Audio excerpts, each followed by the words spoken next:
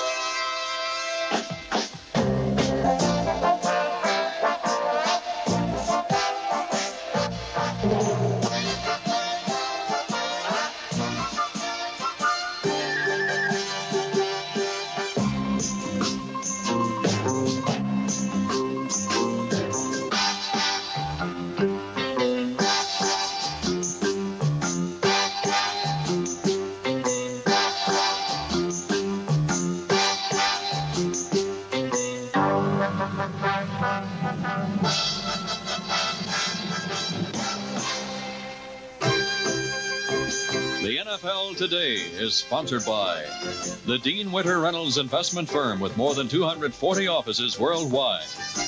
Aladdin Stanley Thermos Bottles, the tough ones. And by AC Delco, quality automotive parts for quality motoring. AC Delco. From the CBS Sports Control in New York, here's Brent Musburger. Good afternoon, everybody, and for those of you watching in Honolulu, where it is now 6:30, a very good morning. Jimmy the Greek on the injured reserve list. As Pete Rose pointed out, he suffered injuries in a motorbike accident. Would you believe it? But I spoke to the Greek this morning. He is feeling much better at home in Durham, North Carolina, but he mailed in his picks, and we're going to have more on that later. First of all, last night in college football, let's get you up to date.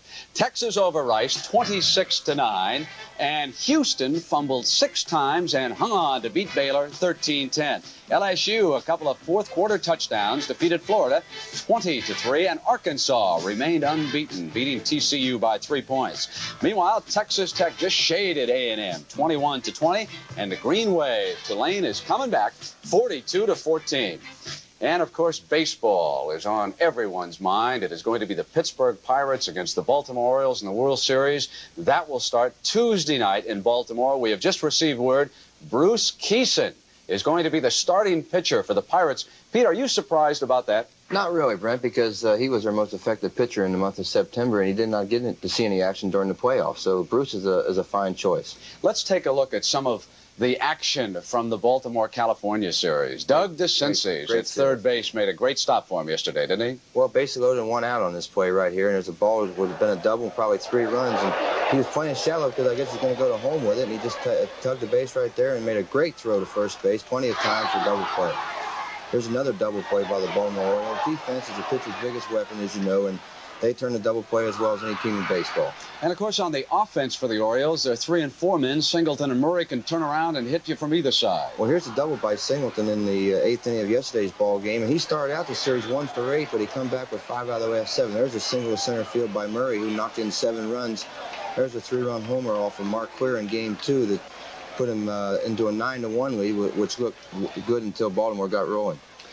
Now, following Bruce Keeson on the mound for the Pittsburgh Pirates, they're going to start Bert Blyleven. We're going to show you some tape of Blyleven in action against Cincinnati. What are his weapons? Well, he's got the best curveball in the National League, and he's a lot like Steve Rogers. He's got a sinking fastball, hard fastball, and a good curveball. Really a hard curveball. It just drops off the table. It's probably the best curveball in baseball. This is a fastball here to Foster. He just blew him right away. You get George Foster on that pitch, you got something. Now, here's that curveball. That's the curveball to end the game right there. No one can hit that. I couldn't even hit that one. Here's the big guy. Parker, the base hit off of Doug Bear to left field to go ahead and run. Marino, who can run like the wind, just scored easy right there. There's a 3-run homer off of Tom Hume in Game 1. The score was 2-2 at that time. That put the Pirates ahead 5-2. That was the final score. This is the only old guy better than you are, Mr. Rose. Willie Stargell. There's a double down the right field line with 2 men on. 2 more RBIs for Willie Stargell, who was the MVP in the playoff series. I am really surprised that Tanner is not going to open up with Candelaria against Parker and Stargell, Pete. Well, I think they'll save Candy for What am I thinking of? I mean, Flanagan, he hasn't named his pitcher at Baltimore. I think it'll be Flanagan. You think they will go with Flanagan? Flanagan? Because, I really like the Pirates, but I think the Orioles have a great shot because of Flanagan and McGregor. Left-hand pitchers give the Pirates a lot of trouble, and those are 2 of the best in all baseball. Plus, they have Tippy Martinez, who's a left-hander in the bullpen. Okay, there was one controversial play I want to ask you about. Collins in right field for Cincinnati. He made a great catch, but Frank Poole is the umpire, and he called it the way he saw it, and it was a wrong call, as we'll see on the replay here. But what can you do about it? It's his call. The ball's in right center, and most outfielders won't get up and run in there if they don't think they caught the ball. It was just a missed call, but I'm sure that the replays will show that the umpires are right most of the time. See, he caught it behind him, and you can see a lot of white on the ball right here. See, he thought he trapped it right there. That's why he called him safe. And he can't ask for help from the first base umpire because he's going to right center. It's his call. Now, if you don't do well as a handicapper today, when we get down to that Greek segment, Peter, I'll tell you, we're going to hire Mr. Candelaria. Did you see him during the National League playoffs? Did you see the cap he was wearing? He picked the Baltimore Orioles, right. That's him. He's crazy. That's why he's a good pitcher. He's a crazy guy. Well, again, it is going to be Bruce Keeson for Pittsburgh in the opener, and so far we have not heard from Earl Weaver, whether it will be the left-hander Flanagan, that's who Rose thinks he'll open up with, or the right-hander Jim Palmer. If it is not, of course, Palmer will go in Game 2. And the NFL today will continue on CBS in just a moment.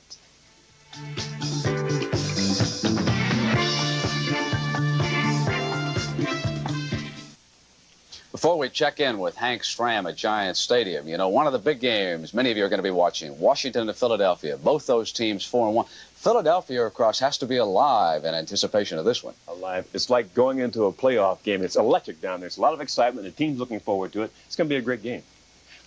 Okay, Coach Stram, you're out there in the Meadowlands right now to cover the Tampa Bay game with the New York Giants. The Bucs are 5-0. How good are they? Well, I think they're a very good football team, Irv. I think they've earned the right to be regarded as a good football team the way they played this early in the season. I saw them in preseason, did all of their preseason games. It was very impressed, especially with their defense, and they're improving tremendously in offense. Coach, thanks a lot. Have a good day. All right, thank you, Irv. Irv and Pete and Jane, take a look at the sport coat that Lindsey Nelson is wearing today. Lindsey, that's got to be the leftovers from all your other coats, right? All put together by a very good tailor. Now, the Green Bay Packers in Atlanta. Green Bay for real, Lindsey? Are they back? Well, they hope they're back. They played their best game on Monday night, and, of course, the Falcons are trying to snap out of a 3-game losing streak. The question is, can Green Bay stay up there, or will they be flat after the great performance on Monday night? All right, Lindsey, thank you very much. Enjoy the afternoon in Atlanta. And, Irv, what do we got up in Buffalo? Tim Ryan standing by with the Buffalo Bills and Chicago Bears are going to battle. And, Tim, of course, the big story in Chicago all year long has been their quarterback position. What's your status today? Well, Joe Ferguson, of course, is the leading quarterback in the entire National Football League, the top-rated quarterback. He's just been doing an outstanding job. He's got 10 touchdown passes to his credit already. The Chicago Bears, on the other hand, Irv, have got quarterback problems. Vince Evans came down with a staph infection in his lower back. Bob Avellini will be the starter today. It may have been that way anyway, following the Bears' third straight defeat last week. Avellini might have gotten the call to start today, but that question became moot when Evans went down with a rather serious staph infection in his back, and he's going to be gone for a while. So Avellini gets a chance to regain his starting spot today. The Bears, in a must-win situation, they're trying to get to 500. The surprising Bills are chasing the Miami Dolphins. Thanks very much, Ted.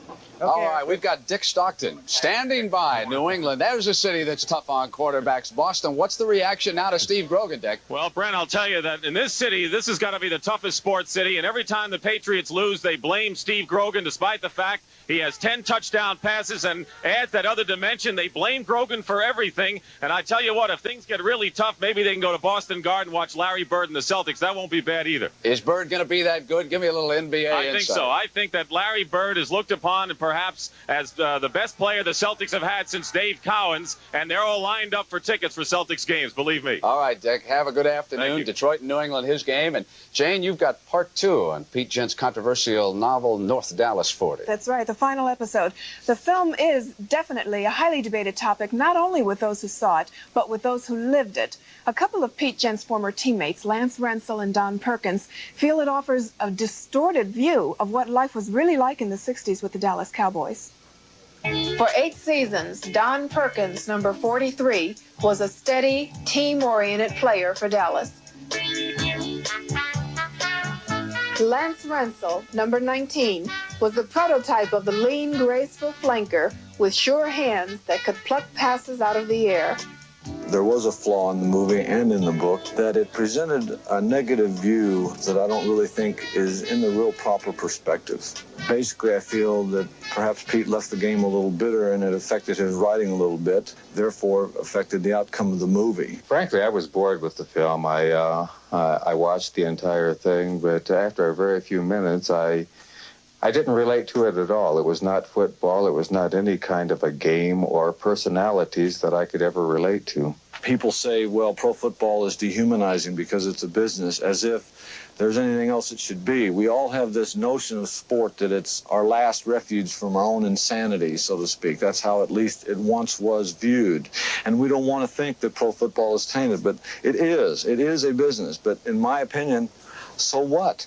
I mean, that's the way it should be run, and I think by and large it's a very well-run business, and the pro athlete today has a pretty good life. I think for the most part, what I really feel is that it lacked a lot of the humanistic kinds of feelings that the players and coaches, in my opinion, had or have, and I think in the movie they came off as certain kinds of bizarre animals, totally void of feeling, and I had trouble relating to that, especially Landry, and I have no reason to defend Tom one way or the other, but Tom is a very fair guy. He's a very warm guy, and in the movie he comes across as stone, totally without feeling, and I just couldn't see it.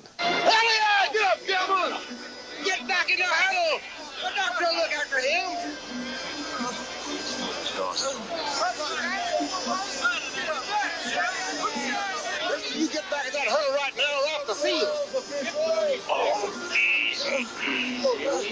When I look back upon my years with the Cowboys, I have very fond memories and value very highly my relationships with Clint Murkison, Tex Ram, and Tom Landry.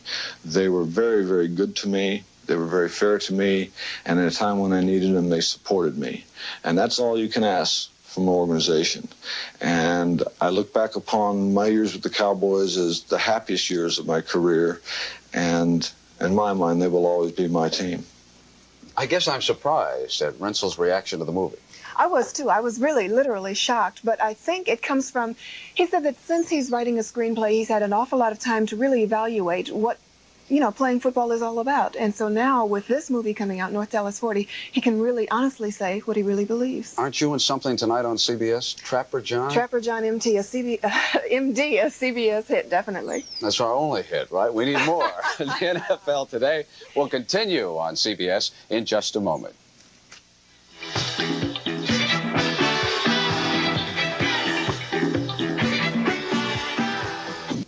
Irv, I suppose last week the Eagles finally believed they'd turned the corner. I think maybe they have, Brent. You know, when the Eagles beat the defending Super Bowl champion Pittsburgh Steelers last Sunday, they just may have symbolically turned the corner of a 4-year reconstruction program under Coach Dick Vermeil. It now finally seems that you can no longer say, same old Eagles. Philadelphia is no longer a city associated with losing professional football. The Eagles, along with the Dallas Cowboys and today's opponent, the Washington Redskins, sport 4-1 records, best in the NFC East. Philadelphia's key to success thus far has been their defense, an attack that ranks among the leaders in quarterback sacks and fewest points allowed. Last Sunday, they thoroughly controlled Terry Bradshaw and his defending world champion Pittsburgh Steelers to register a 17-14 upset. Eagle defenders collected 4 turnovers, 2 in game-saving fashion, and 1 interception by linebacker John Bunting, number 95, set up the winning touchdown. Certainly, this victory was more than just another mark in the win column. We want to play over our heads every week. We have a very spunky team, a very enthusiastic team. And when we play with the type of consistency and intensity and high concentration level that we played with this past week, we can play with the best. The Eagles can play with the best because of head coach Dick Vermeil. Always driving towards perfection, Vermeil's guidance has turned a once floundering program completely around. Their trademark has become near air-free football and precise execution. It is not unusual to see flawless play fakes lure unsuspecting defenders away from passer Ron Jaworski so he can hit talented wide receiver Harold Carmichael. Once, it was said hard work was the only reason the Eagles ever won because there was little talent. But those days are over. You don't win in this league unless you have some good football players. And we have players that weren't supposed to be as good as they are, but they're good football players. The Carl Harrisons, the Frank Lemasters, the John Bunnings, the Stan Walters, all our players, the Sizemores, the Krefleys, and the Jaworskis, and, of course, the Wilbert Montgomerys and the Carmichael. These guys are good football players, and football players win games. Coaches don't. And in the National Football League, you win one, you lose one. It's in the past on Monday, and all of a sudden it's a new week. You have no time to really enjoy it. You have to get ready to play again on Sunday, and if you don't win the following Sunday, you're not a good football team anymore. And it's all dependent on a performance each Sunday. You like the Eagles today, Irv? I do, but I tell you, the Redskins and the Eagles match up very well. Lamar Parrish in the left corner and Joe Lavender on the right corner, or the other way around, right corner and left corner, could give the Eagle passing game a lot of trouble. You hedge more than the Greek. You know, one thing about the Washington Redskins, I stand second to no one in my respect for a man named George Allen. I still think he should be coaching someplace in the NFL. But Jack Pardee has done an incredible job turning that team around as quickly as he has. Now, for the last couple of years, it's been the Yankees and Dodgers in the World Series. This year's teams, Pittsburgh and Baltimore, provide a contrast in both their style of play and the cities that they're from. Jack Whitaker was here a little bit earlier to examine those differences. It's hard to realize that the NFL season moves into its 6th week today. In other times, the 6th game was the start of the second half of the season. But that was back in the times when the Pope could not visit the White House and there was no prevent defense. So much has happened this past week that there's an air of turbulence in the sports scene. And before we get swamped in football and, God save the mark, professional basketball, which begins this week, a word about baseball. The playoffs have produced the 2 best teams, and the World Series should be one of the more brilliant ones in recent years. Pittsburgh and Baltimore are quite different from the past 2 years of Los Angeles and New York. Those were 2 of the largest cities in this country, Tinseltown and the Big Apple, loaded with glamour and highly publicized ball players.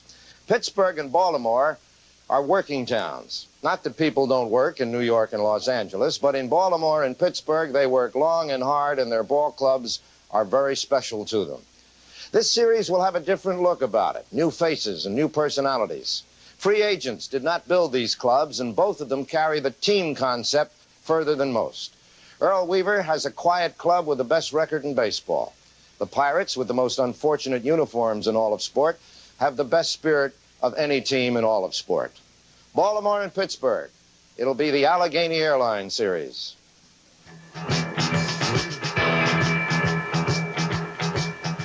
Jimmy the Greek is sponsored by Muriel Coronellas and Air Tips. Join the Muriel Admiration Society. But instead of Jimmy the Greek, we're going to have to go with Peter the Irishman today because Mama and the Greek decided to take up motorcycle riding this week. And would you believe what happened to him? Well, look at how he was going there, folks. Huh? Is that Evel Knievel or what? Been right in there. Well, unfortunately, folks, after he learned how to start it, he forgot to ask how to stop it, and he suffered some injuries. He's coming along fine. We'll have him next week. All right, up to you now, Rose. Chicago in Buffalo. Can the Bills stop Walter Payton? If they can, they'll have a good shot. All right, now remember, all these check marks belong to the Greek. And, Peter, you agree with the Greek on that game, right? I'm gonna pick Chicago on that one. You're going to go against the Greek? I don't think you can stop You're going with Chicago. All right, here we go. Now, Detroit and New England. New England lost Monday night, and Grogan to Francis. This is the best bet of the day right here. New Right England. here? They're Okay. going to blow them out. All right, Green Bay and Atlanta now. The talented Packers look good Monday night. Atlanta's never lost 4 in a row under Lehman Bennett, and they're going to be tough at home. They're always tough at home. Agree with the Greek right there. Okay, now we got Washington, Philadelphia, the big one in Philly. I'm a Philadelphia fan now. I picked the Eagles over the Washington You think the Redskins. Eagles are going to win, huh? They got to contain Theismann, though. Keep him in the pocket. All right, that's tough to do. He can move. Now we got Tampa Bay against the Giants. How about those Buccaneers? They're for real, and they're going to win today. They're going to win easy over the It's Giants? the first time they've ever been favored on the road in the history of the franchise. Where'd you get all that stuff? You're pretty good. I follow football pretty good.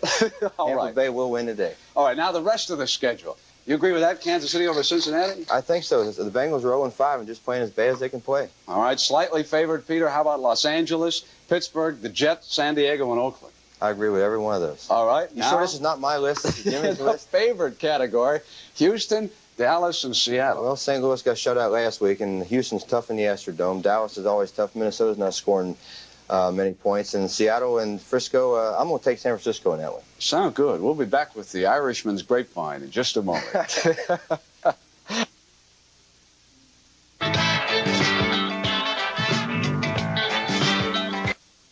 All right, time now for the Irishman's Grapevine. Who's going to manage the Philadelphia Phillies next year? I think Dallas Green will be the manager because he won 19 out of the last 30 when he come down out of the front office to manage the last month of the season. I think if he wants the managerial job, I think he can get it. But there's some talk that he wants to stay in the front office. So if Dallas wants the job, I think it's his. The Greek has been touting you. Would you like to manage? About 1983. 83, right? When you retire, write it down. All right. There was one big upset in college football that I want to show you yesterday. The Big Ten, you know, has come back with the forward pass. One of the teams coming around did not resort to the pass yesterday. The Golden Gophers, punting right here to Purdue, fumbled by the Boilers. Tom Murphy of Minnesota recovers in the end zone. 17-7, Minnesota over Purdue.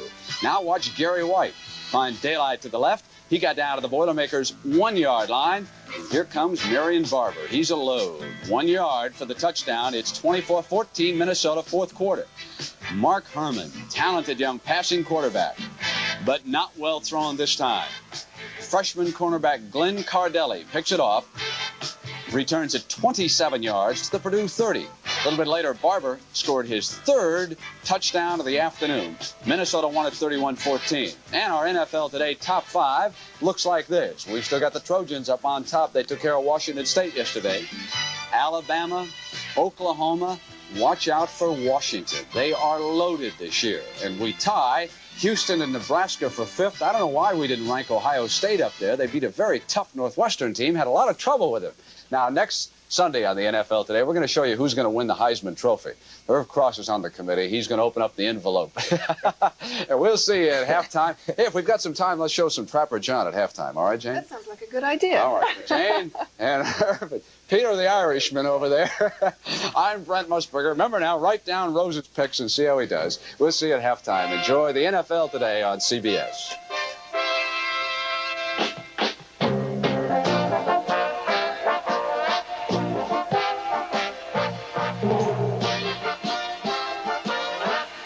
Stay tuned as the NFL Today continues after this word from your local station.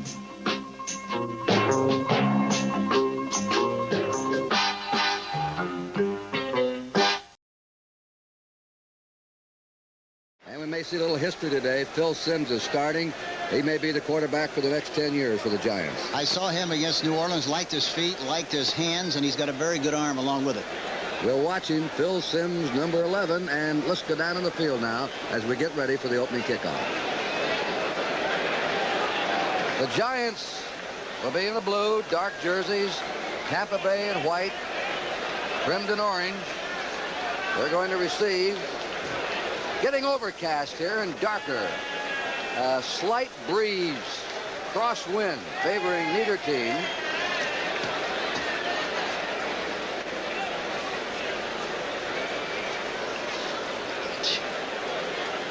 Joe Danello will be kicking off for the Giants.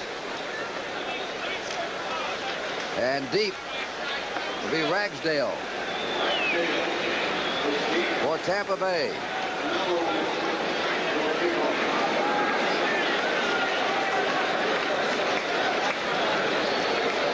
George Ragsdale. That's the man they want to have the ball. Let's see what Danello does.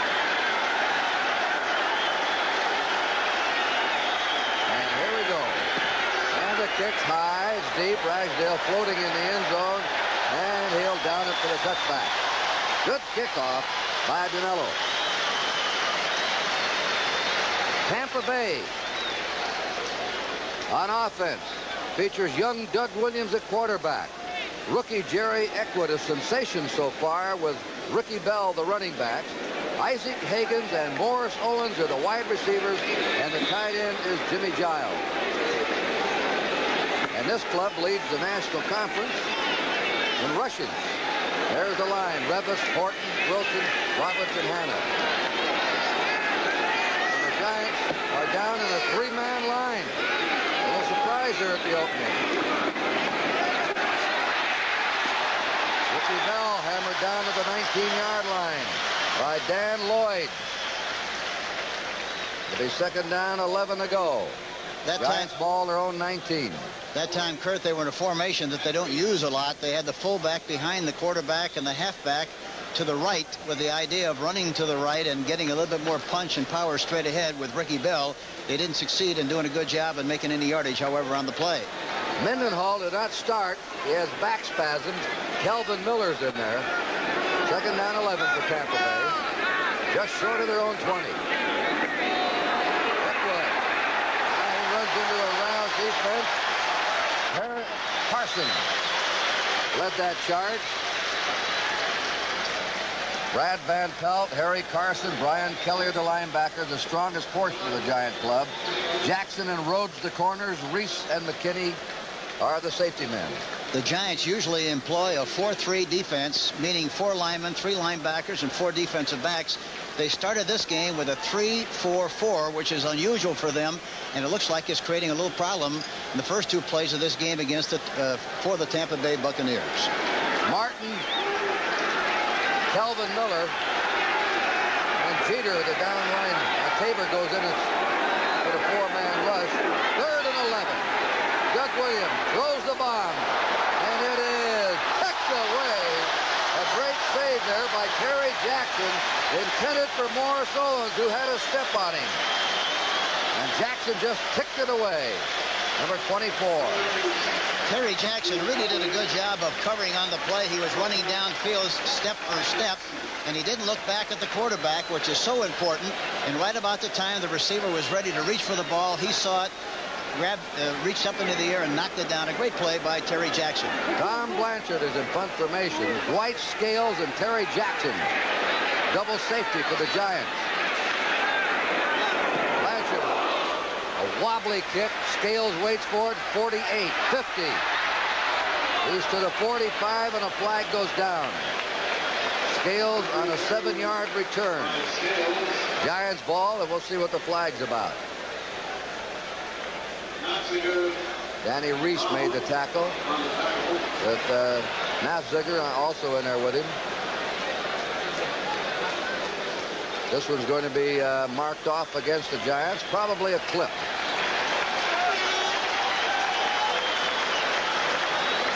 Goes back to the Giants 36. Personal foul, clipping, number 22 on the run back. First down. That's called on Ray Rhodes, a clip. Giants ball their own 36-yard line. Aaron Brown has replaced Dewey Selman as a starter inside linebacker on defense. And here's the rookie, Phil Simms from Morehead State. You'll remember this game, his first start in the National Football League. Play action pass. Out it goes. It's complete to the 40. And out of bounds is Ken Johnson. Rolled out by Leroy Selman. And they really got to Sims on that first play. Kurt, that was a play-action pass from the I formation. A good fake, good setup by Sims, the young rookie quarterback from Morehead State. Throws the ball into the right flat to Ken Johnson, who makes a nice reception. And the Giants are moving on the very first play. Now penalty coming up. This may be a hit out of bounds. Number 57 defense, unnecessary roughness, first down. That's called on the left outside linebacker, David Lewis. Unnecessary roughness after the receiver Johnson went out of bounds. So the Giants have the ball now on the Tampa Bay 41-yard line. First down. Running backs are Billy Taylor and Ken Johnson. Inside the 40. And to the 36-yard line is Ken Johnson.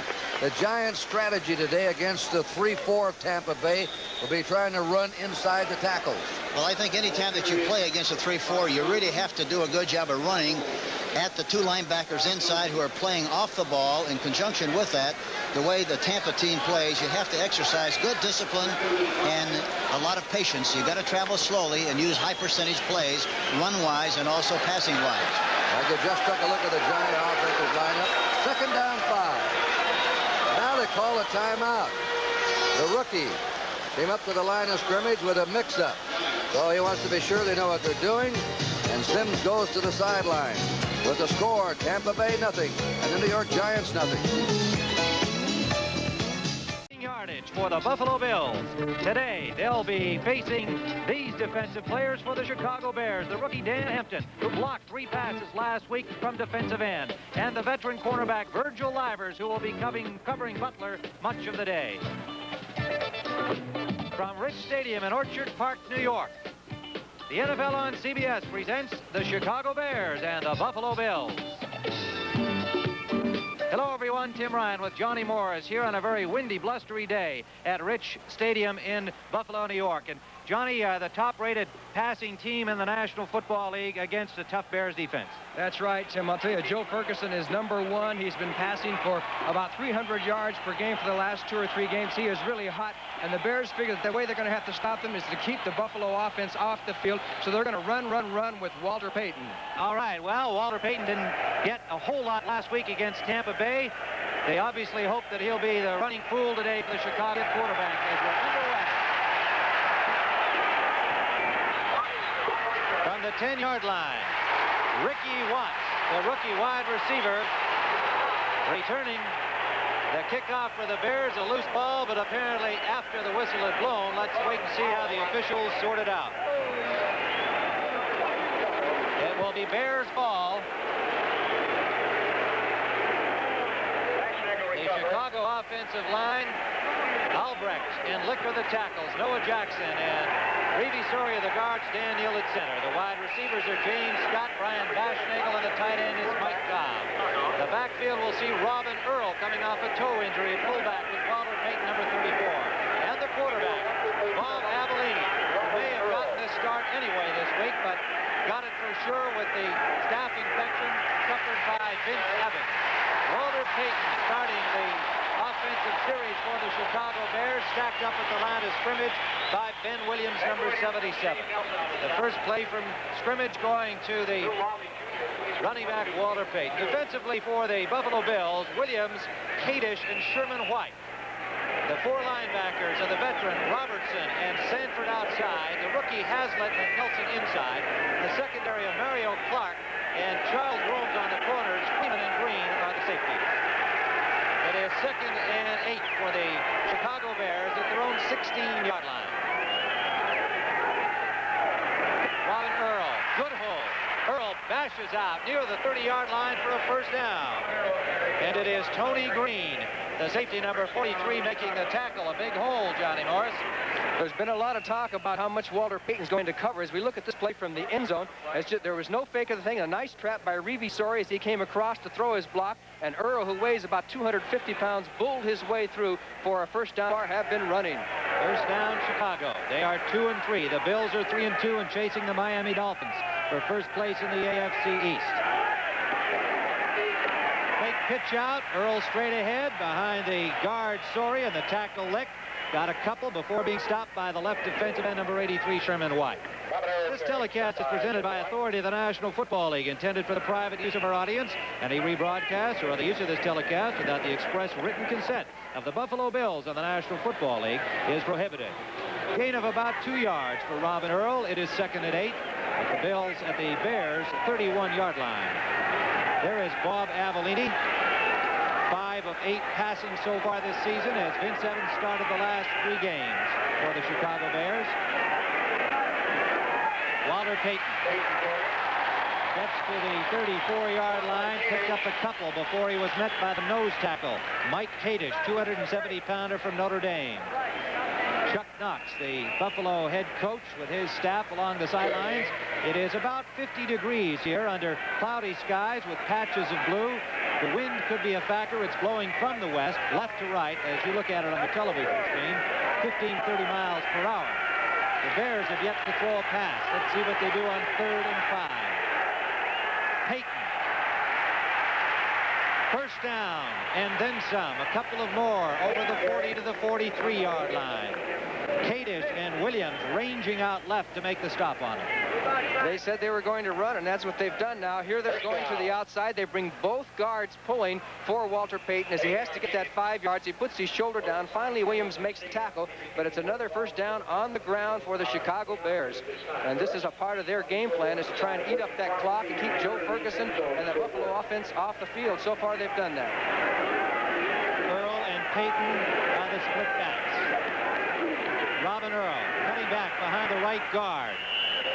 Gain of about 5 as they continue to churn it out. The linebacker, number 58, Isaiah Robertson, former Los Angeles Rams linebacker, made the stop. It will be 2nd and about 4. And you mentioned the win from 15 to 30. I think it's probably closer to 30, Tim, and it is against the Bears right now, so that could be another reason that they may stay on the ground. Well, whatever's working, and so far the running game is. Neil Armstrong said after last week's game against Tampa Bay, we didn't run the ball enough. We will against Buffalo. And Walter Payton will get his share. And it is Earl again going straight ahead. Picked up a couple. He's going to be short of the first down by about a yard or a little less. Ben Williams, the 4-year man playing at defensive end for Mississippi, along with Steve Freeman, the strong safety, making the stop on that play. It is 3rd and let's say a half a yard. As Greg Latta comes in with a play for Bob Avellini. I noticed Robin Earl getting a lot of work today. They've had a lot of fullback problems, as Chicago Bear fans know. Earl has had a bad toe, but it looks like he's 100% now. 3rd and 1. The Bears still without Roland Harper, and of course John Skibinski gone for the season. Earl is stopped short of the first down. A flag is down. I believe Walter Payton may have moved too soon. The other back went in motion forward, and it's going to be a penalty against Chicago. However, if they did not make it, then there will be an interesting decision for Buffalo. They did not make it. It will bring up 4th down if they decline the penalty. And illegal motion was the call, John, and we'll find out from our it is indeed Walter Payton. Payton does not get too many penalties called against him. He makes very few mistakes. Bears asked for a measurement, but they are well short. See, the situation for Buffalo is if they refuse the penalty, the Bears are on the 49-yard line. They would have a 4th and about 1, and that would give the Bears an opportunity to maybe try it if they wanted to. Whereas if they take the penalty, it puts them back into a 3rd down situation. The Bears would obviously, well, I wouldn't say they would throw the ball, but they would have a different situation. Well, I'm sure that Vince Evans is looking at this game on television. We'd like to say hello. Illegal motion, number 34. 3rd down. Payton was the guilty party. The Bills take the penalty, and so it remains 3rd down. Interesting decision, and I think you set it up awfully well, John. It was not automatic that they would decline the penalty for sure, but I tend to second guess them on that one. I think they should have. The Bears with an opportunity on 3rd to keep their drive going. Slot formation left. Avellini's first pass attempt. Incomplete. Intended for number 84, Brian Bashnagel. On the coverage was number 29, Mario Clark. I believe Mario Clark might have gotten a hand on that ball to deflect it slightly because it appeared to go right off the face mask of Brian Baschnagel. Of course, the Bears are now in a punting situation. Getting up slowly for the Bills, their fine defensive end Sherman White, number 83, is being assisted off the field. The Bears will now punt. The deep man is Keith Moody, number 46, standing at the Buffalo 15-yard line. Bob Parsons, the punter, number 86, standing at the Bears 32.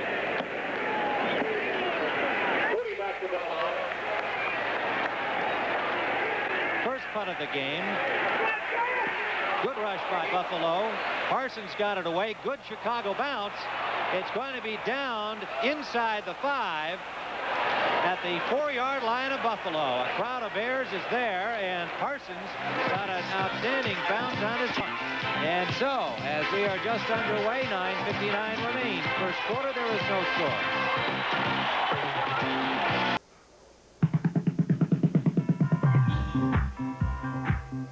Atlanta Fulton County Stadium in Atlanta, Georgia.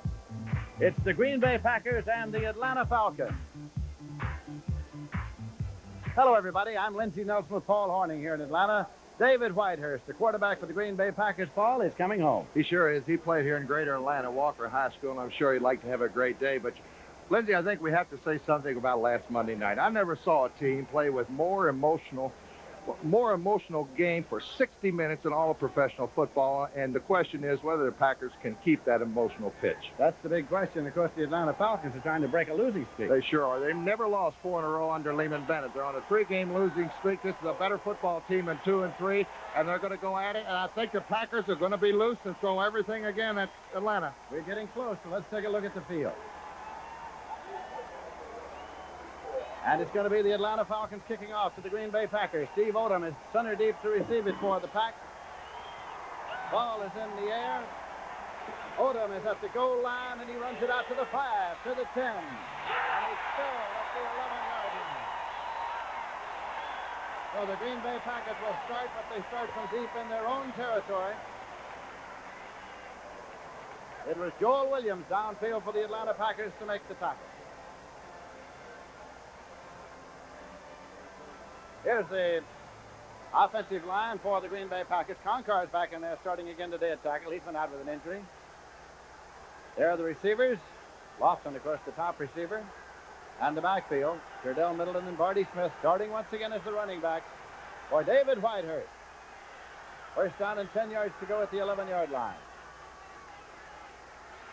Whitehurst will pass on first down. Well, he won't. He's going to scramble out.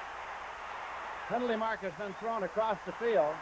He went back to pass, but found everybody covered and was run out of bounds for a loss of about 3 by Frank Reed, but there is a marker across the field. Number 89, Andre Thompson, Lindsey, was cut down about the 30-yard line. That is exactly where the flag is.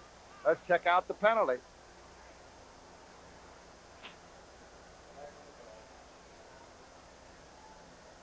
Officials are getting it checked out now.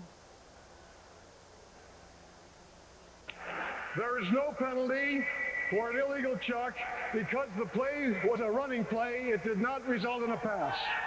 There it is. He was chucked down the field, Lindsey, about the 30-yard line. If Whitehurst would have thrown the pass, it would have been a penalty against Atlanta. But he ran the football around the left side, no penalty. Lost about 1.5 yards on the play. There's the defensive front 4 for the Atlanta Falcons. There are the linebackers. And the deep back.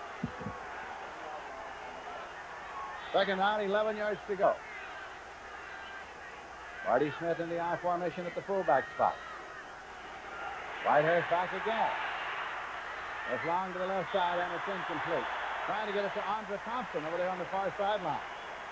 And the Packers come out throwing right away. They're back deep in their own territory. It's a pickup of last Monday night.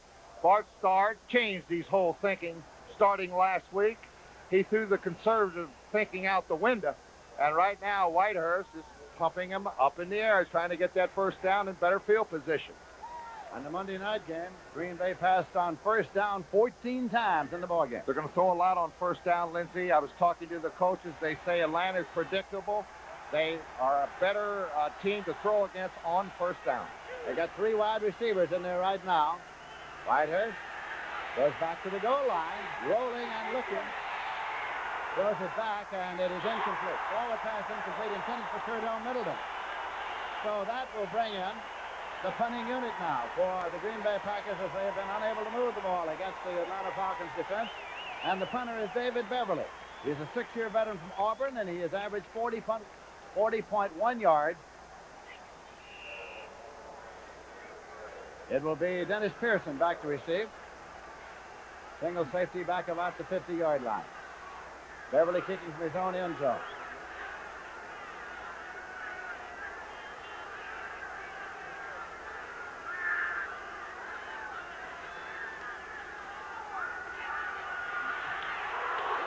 Rooms it out. Roughing the kicker. Taking it to 49. The flag is down back in the end zone. Another flag. And it's at the 45-yard line that he is stopped. Davey Simmons downfield to make the stop, but there is a penalty marker to be checked out. Punt was 41 yards. Now the officials get together. Gordon McCarter is the referee. Beverly went down, and the flag was immediately thrown. What any question about it? He hit him. They're really protecting the kickers, of course. Tom Moriarty, number 45, was there. Let's check it out. We have personal foul. Running into the kicker. We have a personal foul. A flip on the return. You'll see Beverly back about 3 or 4 yards deep. Here he comes, gets the kick away, almost there, and it hit him on the left foot, and a good actor. Tom Moriarty, number 45. Here's a different angle for it. Here's 45, Tom Moriarty coming in, almost got the kick, and he didn't hit him too much, but Beverly with a good acting job. All punters do it. They're coached to do it. You want to see the second penalty? There's the clip. Good camera work. There's the clip on a Packer about midfield. That's Frank Reed on the clip. So, with the bookkeeping having been taken care of, it is first down for the Green Bay Packers, who retain possession of the ball. And it's out at the 15-yard line. There is no score. We're early in the first quarter. And a little conversation from Moriarty, guilty of running into the kicker as opposed to roughing the kicker. A lesser penalty. Cordell Middleton. But the Atlanta defense pulls him down for a loss of about a yard. Middleton has gained 229 this year, an average of 3.8 per carry. Greg Grazina made the tackle. He makes a lot of them. The linebackers are the key to that Atlanta defense, Lindsey. Pennywell in the middle, Kuykendall and Brazina on the outside. 3 very quick, agile linebackers. 2nd and 10, lost about a foot on that last play. It's at the 15-yard line. David Whitehurst, a 3-year veteran who attended Furman.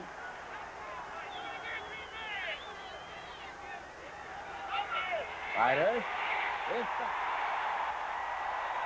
It was Dewey McClain who got to him first. Dewey McClain got to him first along with Wilson Formuina. Well, this shouldn't surprise the Packers. They blitz all the time. This is what the Atlanta defense, nobody picks him up. Looks like Leotis Harris, the right guard, should have come out to the right side and picked him up. A sack. So it is now 3rd down and 20 yards to go. This is the way the Packers played Monday night. Atlanta's picking up where they left off, it looks as if. 3rd and 20. Lofton's in a wide right, Andre Thompson's in the slot right. Quick pitch to Cordell Middleton. Look at that pursuit. The 9-yard line by Rick Fire. Robert Pennywell there. Punting unit comes in again for the Green Bay Packers, as again the Atlanta Falcons defense has held. Not much you can do about that, Lindsey. This defense of Atlanta came to play this afternoon. Great pursuit. There's Pearson back on the punt return. He leads the NFL in punt returns. David Beverly is going to kick from his end zone. Moriarty is lined up left of your screen again. He almost got that punt last time.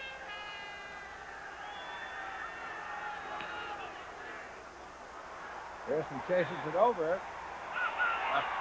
There will be no run back, and it is marked at the 39-yard line. Good field position. Not a good kick. 29-yard punt. 1st and 10 for Atlanta, and they have the ball at the Green Bay 39 with no score here in the first quarter in Atlanta, Georgia.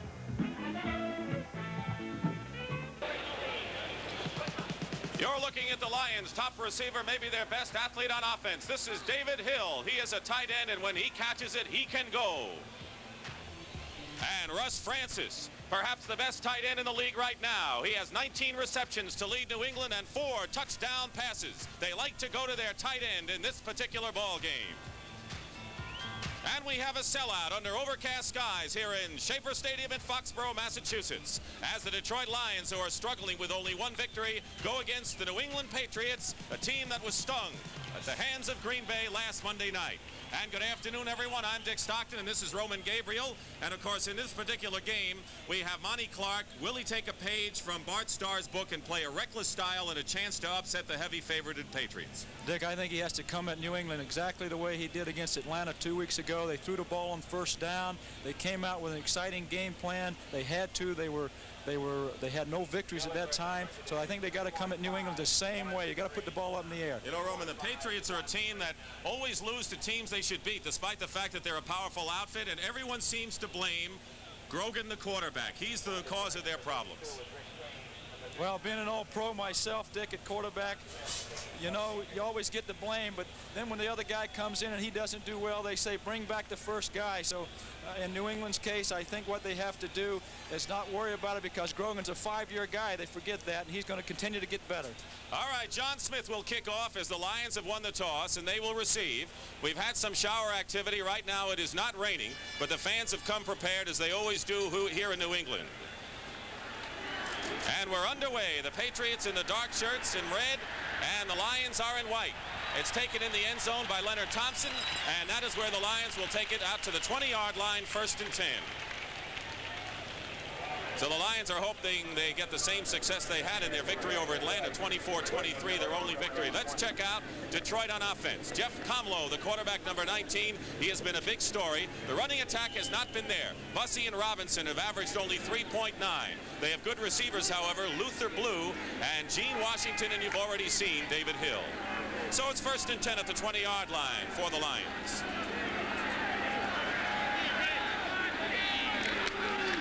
And Dexter Bussey moves forward for a couple of yards. The offensive line for the Detroit Lions. It is a young offensive line. Monty Clark has completely made it over. Baldishweiler, Elias, and Terry are second-year performers. Bollinger back after knee surgery as a third-year man, but the player to watch is their number 1 draft pick from Penn State, Keith Dorney, number 70. He's been their best offensive lineman. Gain of 4, 2nd and 6 at the 24-yard line. Leonard Thompson, or now Luther Blue, goes in motion. Thompson out to the right. And here's Bussey going outside. And Bussey gets to the 30-yard line, and that's all. Tackle made by Doug Bedoin, number 27, who is starting at strong safety today, and Bill Matthews, number 53, playing in place of the injured Steve Nelson. The Patriots defense, they like to use a 3-4, which the Lions haven't seen that much of, but sometimes they'll go to 4-3. Mel Lunsford, awfully tough against the run. Ray Hamilton has been a fixture at nose tackle. They use 4 linebackers. Steve Nelson has a concussion, so Bill Matthews is playing at left inside linebacker. 3rd and 5 now, a gain of 1 on that play. Ball at the 25. 2 wide receivers out to the right. And Dexter Bussey goes up the middle, has a first down to the 31-yard line. So the Lions keeping the ball on the ground. The tackle was made by Mike Haynes, number 40. Dick, this is the kind of thing that Detroit's going to have to do more often. They're going to have to keep New England off balance. They're going to have to throw when not expected and run when not expected. That was a passing situation. They run with the ball, they get the first down. Bedoin starting at strong safety. Claiborne, Haynes, and Fox, all number 1 draft choices for the Patriots, who have drafted well. So it's 1st and 10 at the 31-yard line for the Lions. Out of the eye, the wide receivers now out to the left, and in motion comes Luther Blue, number 89. And the pitch, Dexter Bussey again with Robinson blocking, and he gets maybe a yard on the play before Ray Hamilton, the nose tackle, makes the stop along with Richard Bishop. So it'll be 2nd and 9 now. That's a difficult play, Dick, to run against the New England 34 defense, because those linebackers are so quick and they pursue so well. what the Patriots like to do on passing situations. They'll bring in Ray Kostick, number 55, for passing downs, and Sam Hunt, number 50, who's awfully strong against the run, leaves the game. It is 2nd and 8 at the 33-yard line. Rick Kane, number 32, is in the backfield now. And Kane has the ball.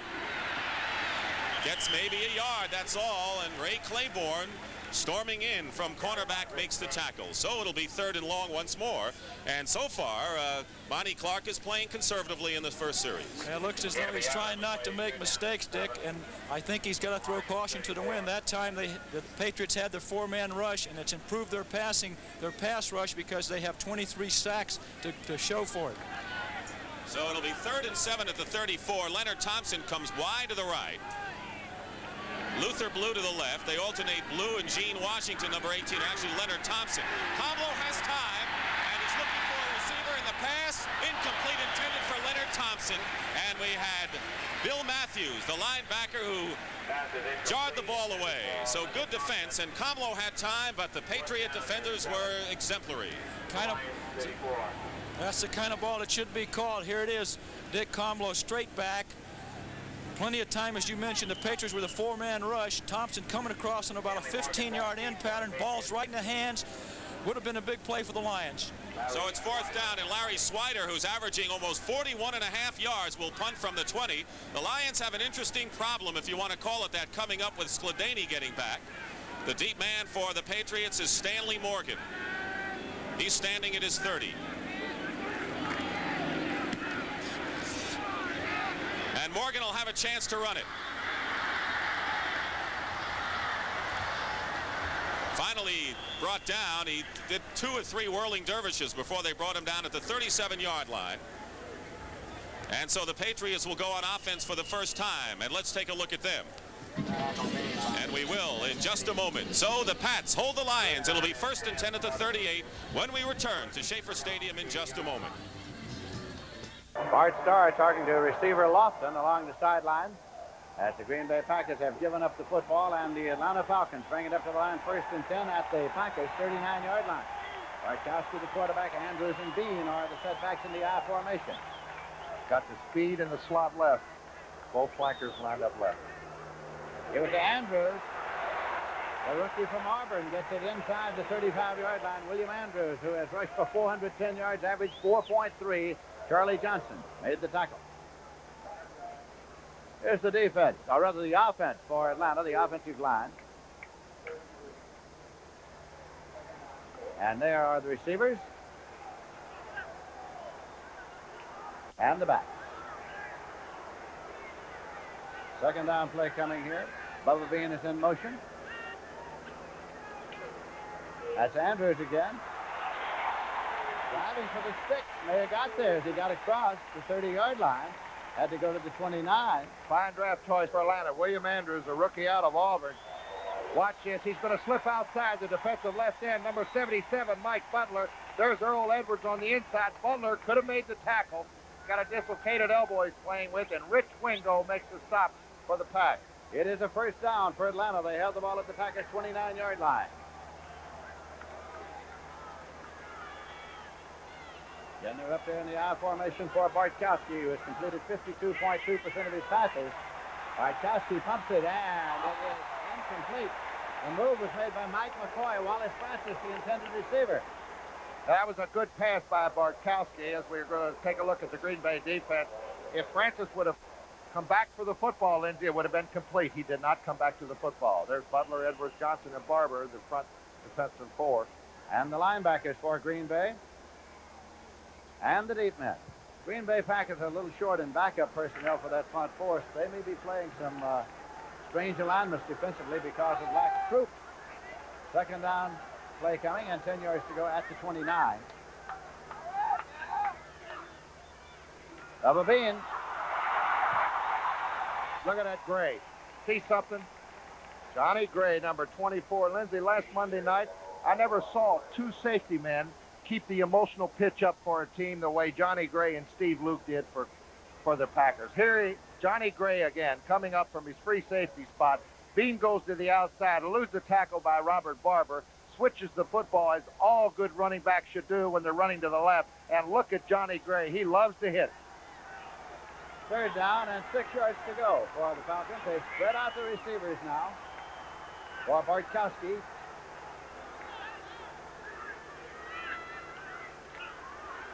Steve Bartkowski swings it out, and it's taken by Andrews.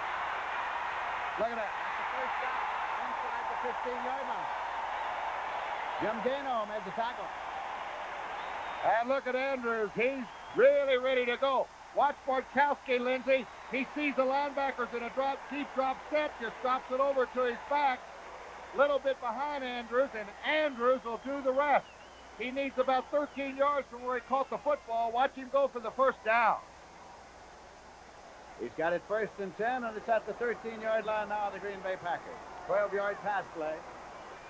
Even up the running backs on the slot right. Motion to the left side. Andrews to the left side, just inside the 10-yard line. 2nd and 7 at the 10. Robert Barber made the tackle. Robert Barber is starting at right end defensively in place of Ezra Johnson. This telecast is presented by authority of the National Football League. It's intended for the private use of our audience. Any rebroadcast or other use of this telecast without the express written consent of the Atlanta Falcons and the National Football League is prohibited.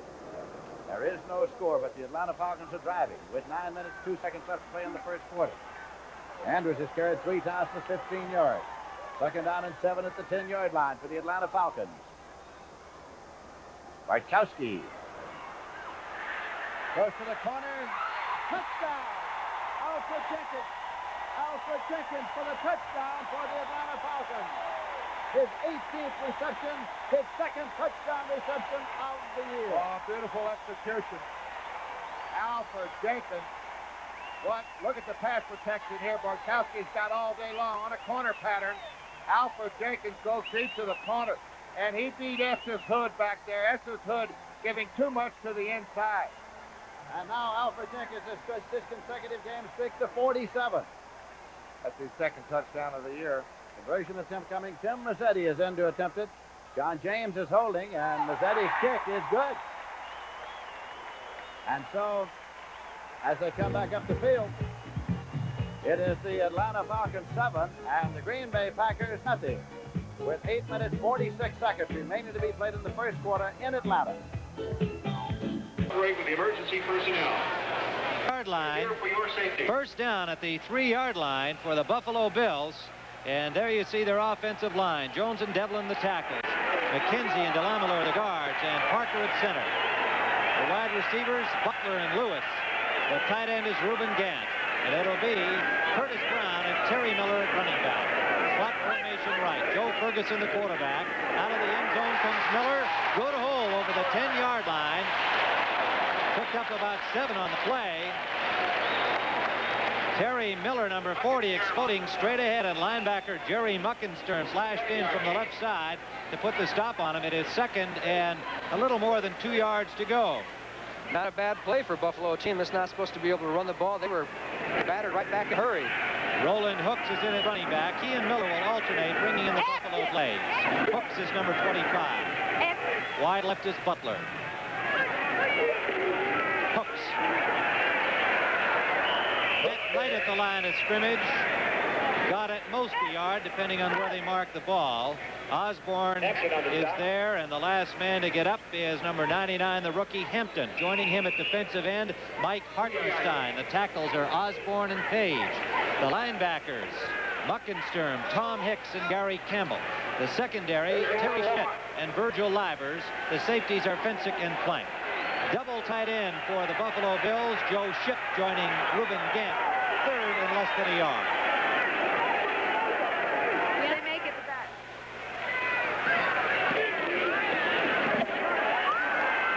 Roland Hooks did not appear to get it.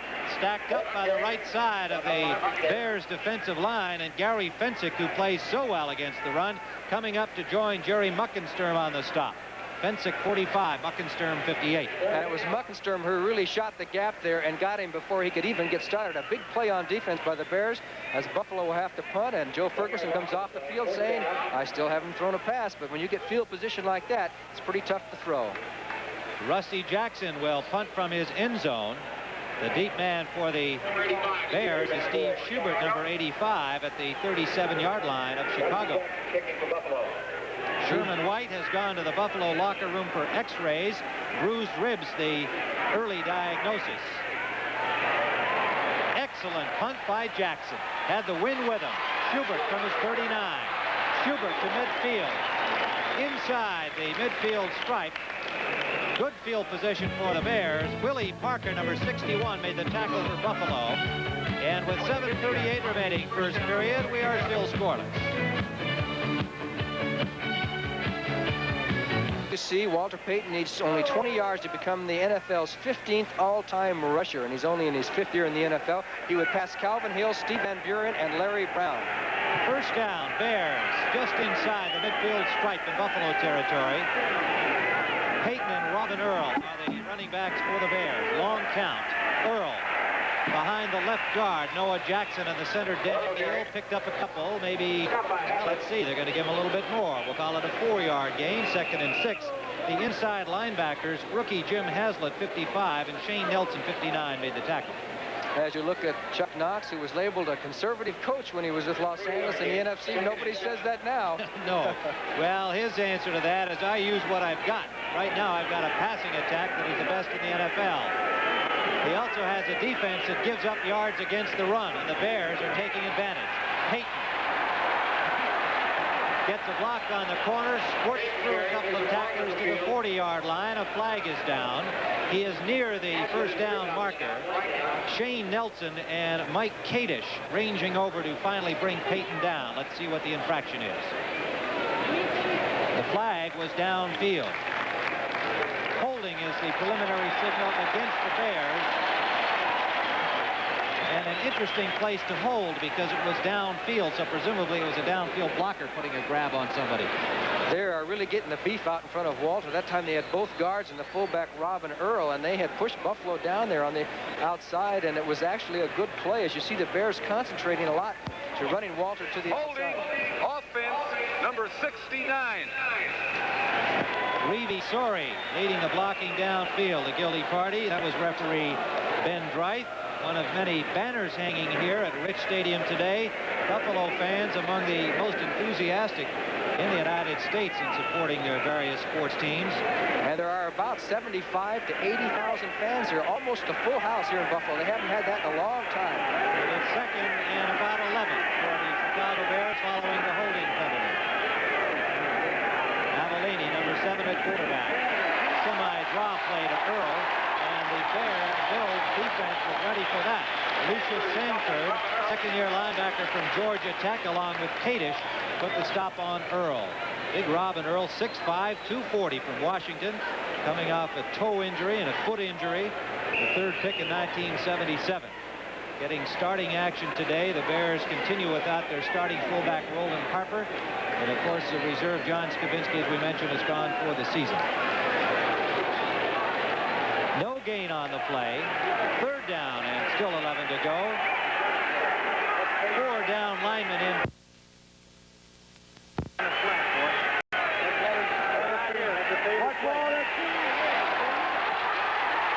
Avellini getting away from the rush at least momentarily. Tackled out of bounds by D. Hardison, number 74, as the Bills got the pursuit on Avellini, and he got back for a loss of about 4 on the play. As you see the crisscross by the defensive lineman forcing Avellini out of the pocket. He's not the world's greatest running quarterback, but there was nobody open, and he got the most out of it that he could, but the Bears are into a punting situation. You saw Scott Hutchinson, number 90, leading the charge. He is in for the injured Sherman White. We'll have a further report on White as soon as it's available. Parsons will punt. Moody is deep for Buffalo. He takes it at his own 25.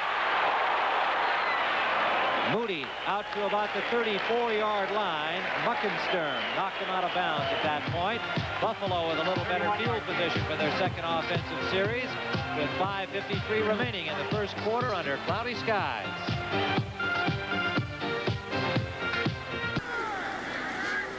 First and 10 Patriots at the 38. Steve Grogan, third in the AFC, 10 touchdown passes, but he has the second lowest completion percentage in the conference. First and 10.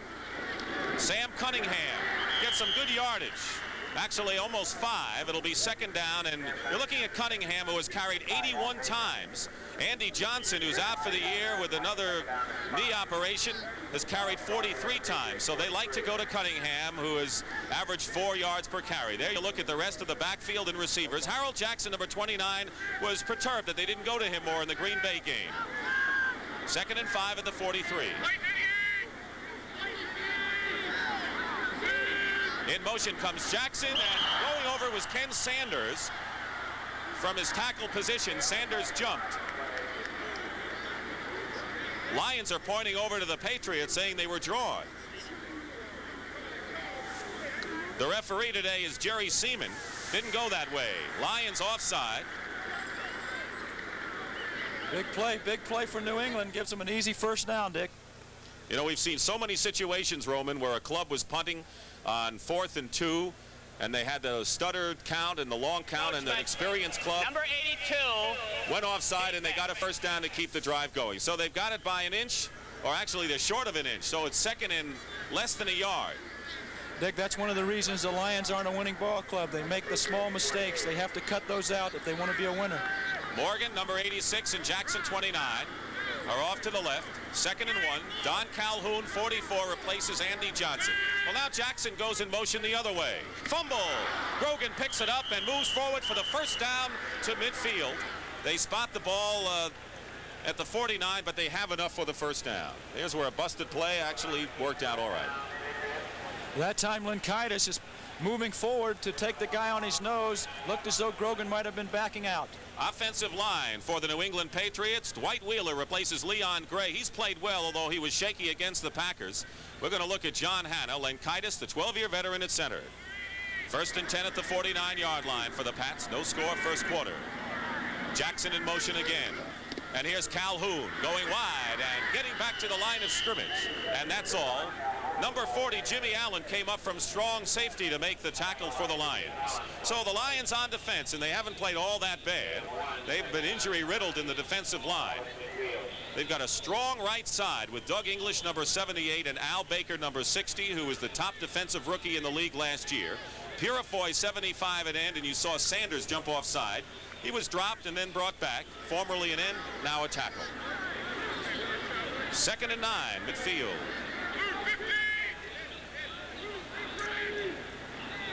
Jackson's been in motion so far. Here is Cunningham. He's hemmed in, but he can break through, and a whole host of Lions will bring him down. So it'll be third and a passing down for Grogan. This telecast is presented by authority of the National Football League, and it is intended for the private use of our audience. Any rebroadcast or other use of this telecast without the express written consent of the New England Patriots and the National Football League is prohibited. Dick, you're defensing the Patriots. Who do you try to cover? Francis with 19, Morgan with 11. Maybe you go back and try to go to Jackson now. Well, we looked at those linebackers, and they have been kind of inconsistent for Detroit. Luther Blue has been burned. Maybe Francis, the tight end, can get loose. Third and 7 now with 8:45 to go. 5 defensive backs in for Detroit. Ken Ellis, number 48, is in there. No flag down. Grogan is going to throw, and he's tackled from behind. It is a loose ball and a fumble, and the Lions apparently, no. They ruled that he was intending to throw, and so it will not go as a fumble. It'll be an incompleted pass and fourth down, and look at the pressures storming in from the right side of the Lion defense. Let's take a look at this shot here from the end zone. Grogan straight back. That time they're doubling Francis, and they're doubling Morgan, leaving Harold Jackson one-on-one. What a shot Grogan takes here. People might holler, but that's difficult for anybody to take, Dick. Bubba Baker, who had 23 sacks in a silver rush that dumped the quarterback 55 times, came in there. Eddie Hare, who's in trouble here in New England, punts, and they're going to let that go into the end zone for a touchback. We'll tell you more about the Eddie Hare story.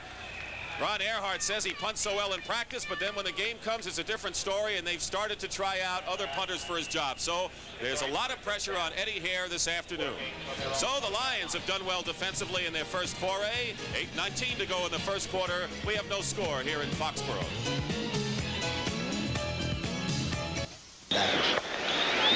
Those 3 defensive linemen in Tampa Bay were all #1 picks. Great linebackers. Lewis, Aaron Brown, Wood, Johnson. Big secondary. Not very fast, but big and hard hitter. White, Washington, Cotton, and Brown. Second down 5. Giants ball, Tampa Bay 36. Billy Taylor was hit by Leroy Selman, and number 63, fans, you're looking at maybe the best defensive end in professional football. I don't think there's any question about the fact that he is and earned the right to be one of the very finest defensive ends in the National Football League. This telecast presented by authority of the National Football League, intended for the private use of our audience. Any rebroadcast or other use of this telecast without the express written consent of the Giants and the National Football League is prohibited. 3rd and 5 for the Giants on the Tampa Bay 36. Prince Valiant, they call Phil Simms. Look at him. He looks like about 18 years old. He's got a rush on him. Throws the ball to Billy Taylor. Taylor's clawing his way, trying to get that first down. Cecil Johnson hopped on him, the right outside linebacker. And the officials are calling time. Let's see if we get a measurement. They've got a very intelligent plan for the game. They're going to throw to the backs, let the linebackers get good depth. The defensive backs get good depth. They try to throw in front of the linebackers. Chambers almost knocked the ball on that time, but the ball was caught by Johnson, and he's very close to making the first down, but a very high percentage play that was employed by the New York Giants. They have it by inches. Giants' second first down. They're on the Tampa Bay 31-yard line. We have no score, 11:36 remaining in the first period. You know, Kurt, the Tampa team plays a very loose zone defense. They give you stuff inside and short, but it's very difficult to do anything big against this Tampa defense the way they play. Johnny Perkins spread to the right, Ernest Gray to the left. First down, Giants. And hitting straight ahead is Ken Johnson. That's the strategy, knifing inside the tackles. Bill Kohler, the nose tackle, Montana State graduate, #1 pick for the Bengals. They let him go. He's now with Tampa Bay, and they like him there. He's very quick in the middle of that 3-man line. Yes, and the great thing about him was, really, he was the #1 draft choice for the Cincinnati Bengals, and they were able to get him, and he's doing a good job as a starter for the Tampa team. Cincinnati's had a lot of #1 picks that have left the club. Second down 8. And now Phil Simms is calling another timeout. Now, we'll talk about this when we come back. Giants have already used 2 timeouts early in the game. No score.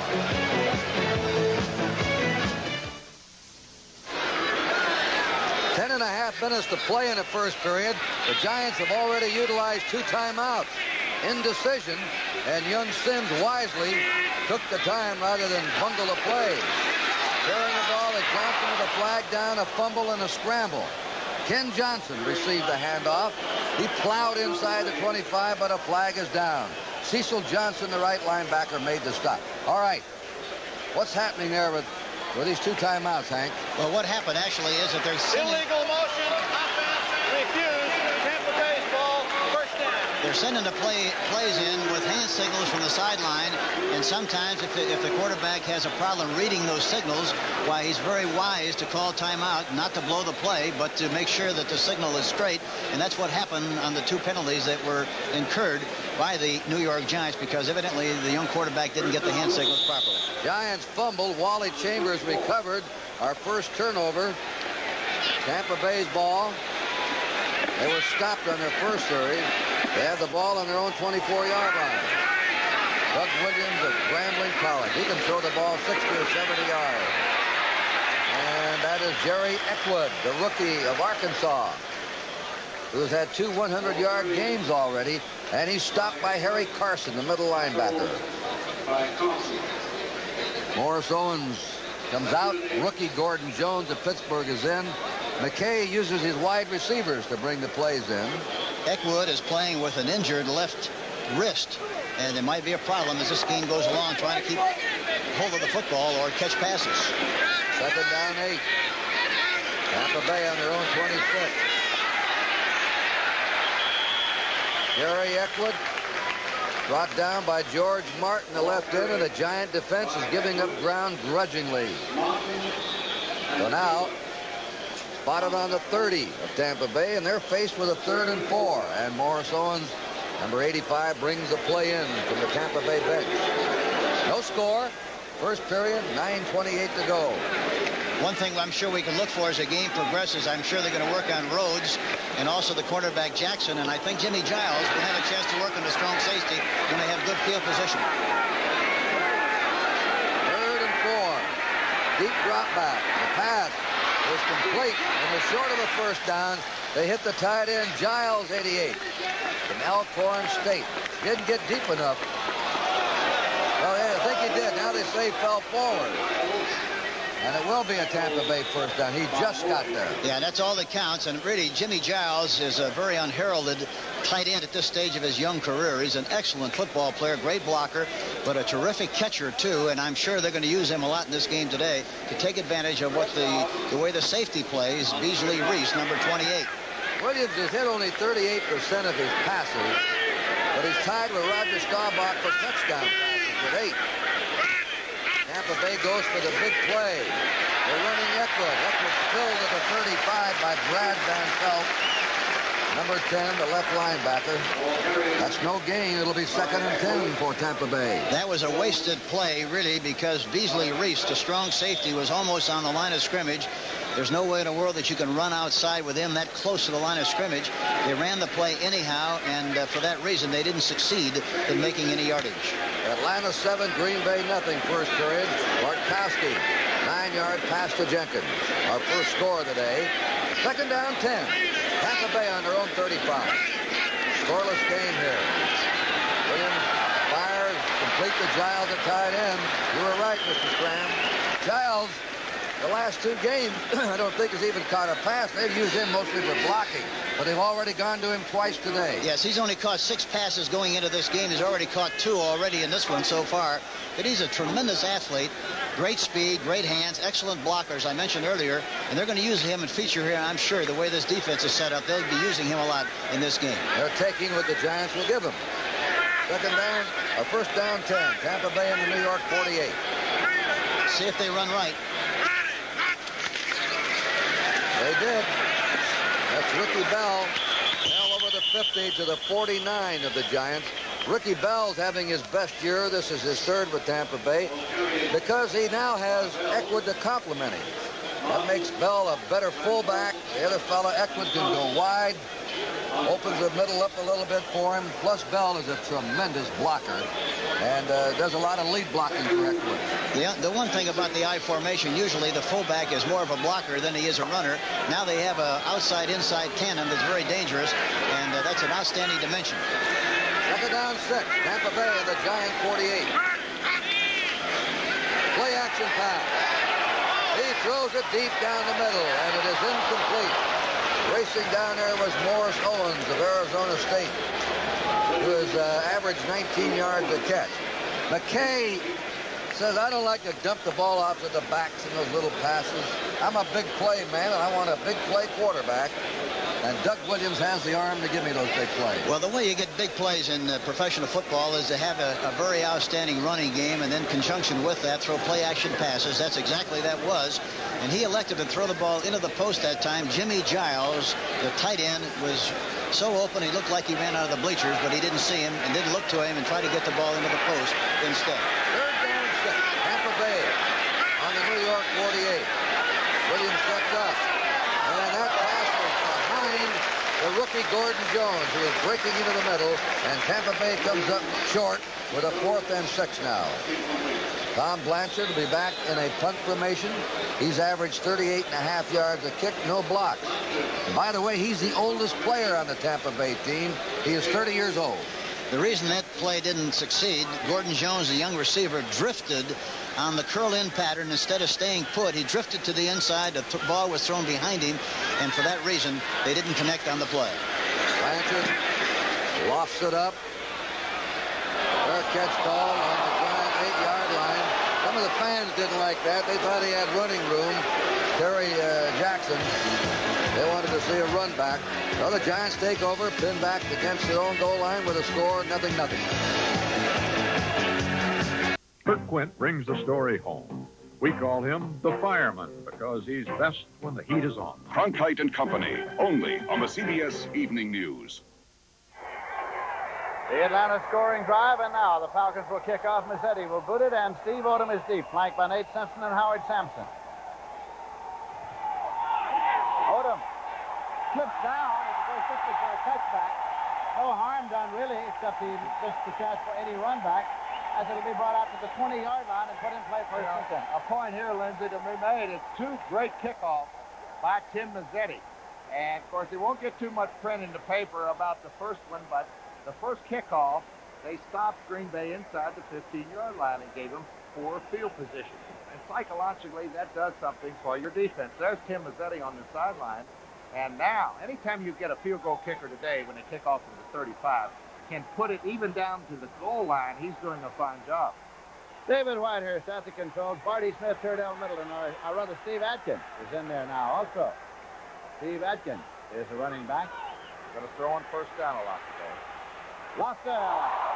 Lofton took it, was upended by Ray Easterling out there at the 21-yard line. 31-yard line. This kid is really the only touchdown threat that the Packers have. Lofton, one of the great receivers in this league. And we use the grade a lot in the National Football League, but this kid is. Look at this catch. Number 32 is Ray Easterling. Lofton now has a 22-game streak going, consecutive games in which he has caught a pass. First down and 10 yards to go. Green Bay at the Green Bay 31-yard line. That's every game he's played with Green Bay. Barty Smith. He got it out there at the 35 for 4. That'll make it second down and 6 yards to go. Game time temperature here in Atlanta, 70 degrees. Clear, the wind northwest 10 to 15 miles per hour.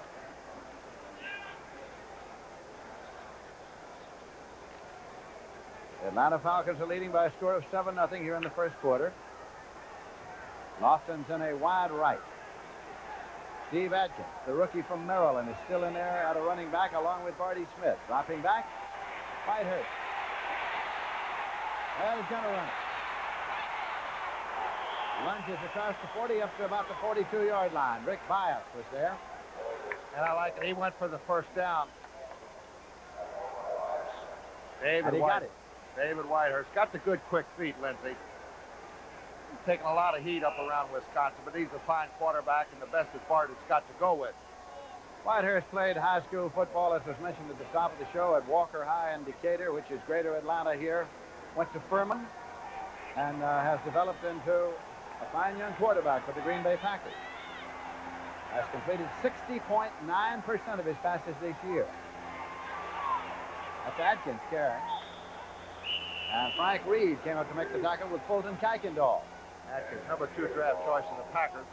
The number 1 they would have loved to have, especially for this game, Eddie Lee Ivory from Georgia Tech, a hometown product. And I tell you, Eddie Lee Ivory's going to be a great back. I think he's back in Green Bay starting his rehabilitation. He has been this last week visiting relatives in Thompson, Georgia, and he's gone back to Green Bay, and I'm sure that Eddie Lee Ivory is looking in at this telecast this afternoon.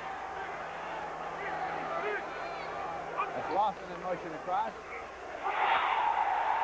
Coming to Steve Atkins, and Frank Reed came in to make the tackle. Frank Reed coming in from strong safety position. They'll blitz everybody. They just read the defense well.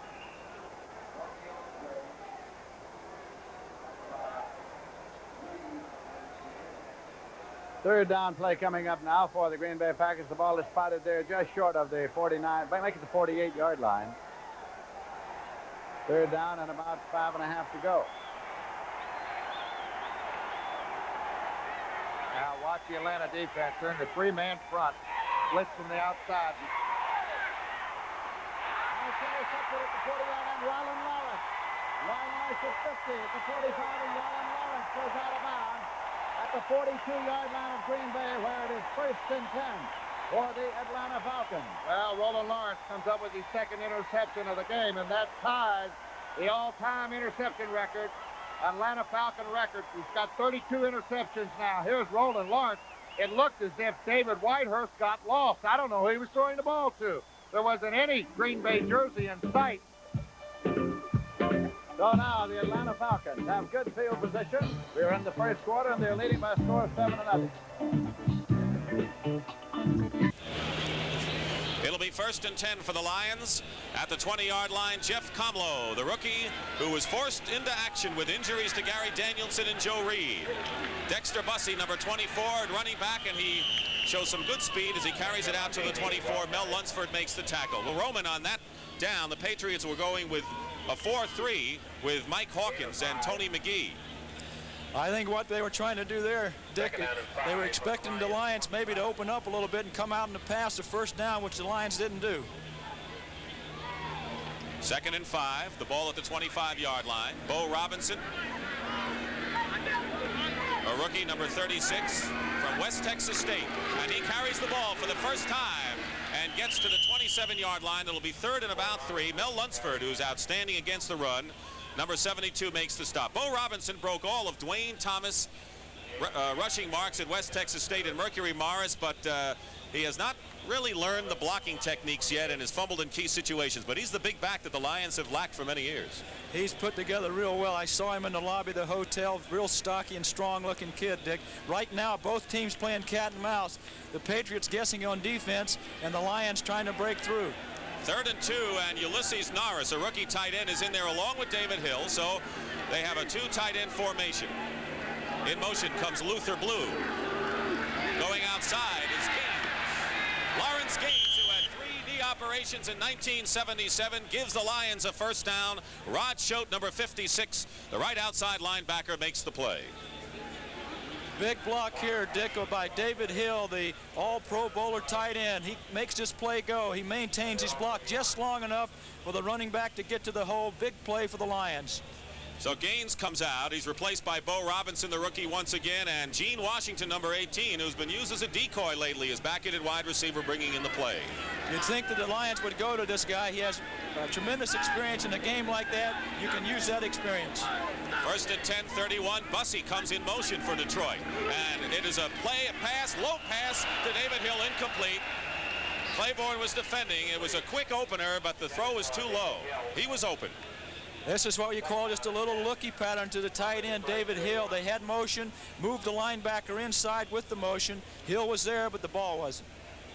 That's what Hill has done this year with 2 touchdown passes. Leonard Thompson, number 39, replaces Gene Washington with the play. Lions are a passing club. They've not been able to run, and a lot of people think it's not so much the problem with the backs, but the relative inexperience of the offensive line. They haven't opened up the holes. The offensive line, though, on the pass stick has only allowed 7 sacks, so they must be doing some kind of job. They're doing a great job on that area. Bussey in motion. They fake blitz, and Bo Robinson is hemmed in, and Ray Kostick trips him up behind the line of scrimmage. They might have gotten back, but good pursuit by Kostick and Tony McGee rushing on the blitz, and the Pats changed up their signals against the Lions there. They sure did, and the Lions trying to play cat and mouse again with the Patriots defense, not going to pass on a passing down, trying to sneak a run in. It didn't work. So it'll be 3rd and 10 at the 31, and that's exactly what the Patriots want to see. Now in this situation, Dick, you almost look for the Lions to go to their backs because the only things they've been doing is throwing the little dink passes. Bussey 24, Robinson 36 are the setbacks. Comlow going back. Trouble. And he's trying to get away, and Comlow is tripped up. Rod Schote with good pursuit trips up Comlow, and if he hadn't, he might have had a first down. Lions are going to have trouble throwing against New England. That time they kept both backs in. Here it is, Dick. Both backs stay in. Means they only have 3 receivers downfield, 3 guys coming, 8 people covering downfield against 3. Difficult to get a ball off. Comlow does the best thing he can in this situation. Get down. So Larry Swider is in to punt for the 2nd time at the 22. Stanley Morgan is deep at the 30. There is Morgan. Swider is punting very well. Skladany's going to come off, and the Lions are expected to trade perhaps Swider, and the Patriots could use a good punter. So who knows? And the guy's got a 41-yard average. High kick. Not far, but enough for the Lions to get down in coverage, and a fair catch called for by Morgan at the 30. And Leonard Thompson was nose-to-nose with him. A 34-yard punt and no return, so that's as good as a 40-yard punt with a 15-yard return anytime. So the clubs have parried back and forth. We have no score. 4:35 remaining in the first quarter between the Lions and the Patriots. First down, Buffalo at their own 33-yard line, following a 31-yard punt and a 12-yard return by Moody. Miller and Brown are the running backs. Play action. Deep. Intended for Butler. Good coverage by Schmidt. It is incomplete. Terry Schmidt, number 44, with Butler all the way down the sideline. It is second down.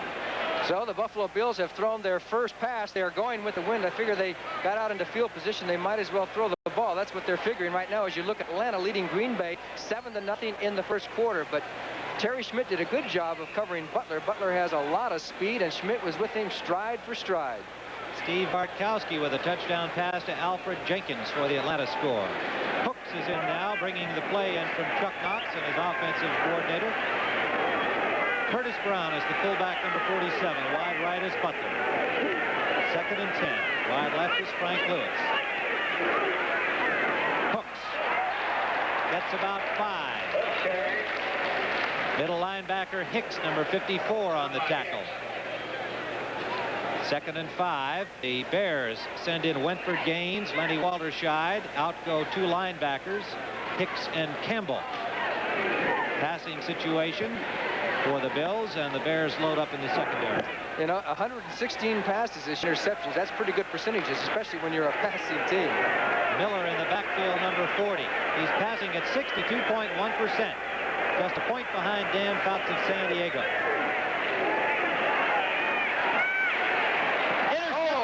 Dropped by Lenny Walterscheid. Had it and could not hold on. Intended for Miller. And Lenny Walterscheid had 6 points had he held on to the ball. It is fourth down, Buffalo. Yes, he had him covered like a blanket. He's the extra back in there, and he had nothing but green grass, or I should say green artificial surface in front of him, and he would have gone in for the touchdown. But Buffalo has to punt. A big break for Buffalo because the ball was right in his hands. Schubert awaiting the punt at the Bears' 11-yard line. Rusty Jackson for Buffalo standing at his own 24.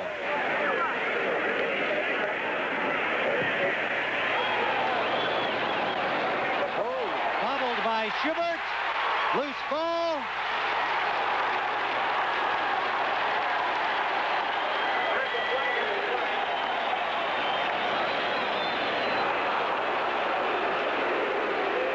Still waiting to see. There is also a flag down on the play. It is in the possession of a Bear player, and that's how it's going to stand. It looked like Gary Campbell came up with the ball, number 59, or Muckensturm 58. One or the other recovered the loose ball, fumbled by Schubert. And let's see what the infraction is. It is signaled against the Bills. Muckensturm did indeed recover the ball for Chicago. The wind definitely affected that ball on its downward flight. We could see it here and caused Schubert extreme difficulty. I think Schubert thought that maybe Walterscheid was going to catch it because it was a short punt, and he tried to field it low and on the move forward, which is the one thing that's difficult to do when you're a punt returner. The best thing is to get to the position and be ready for it rather than catch it on the move. Ben Dright, the referee, illegal formation lining up for that punt formation by the Bills. The Bears accept the penalty, and that'll back Rusty Jackson up inside his 20 to the 19. For this punt, he is number 4. That wind has really picked up, Tim. If he gets it up in the air, it could go 70 yards. Well, the last one, he didn't hit real well, and the ball kind of took a severe drop as it came down with the wind behind it.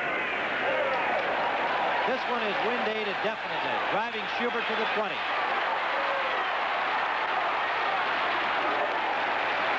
Gets to the 25-yard line.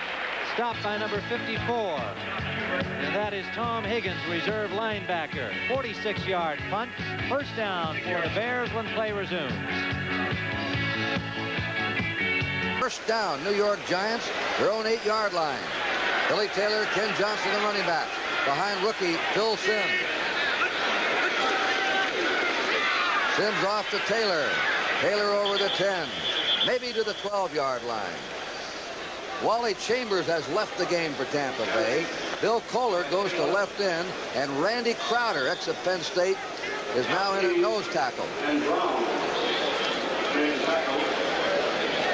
It is second down, 6 to go. Giants ball their own 12. Scoreless game, 5:45 to play in the first period. Ray and Perkins are the wide receivers.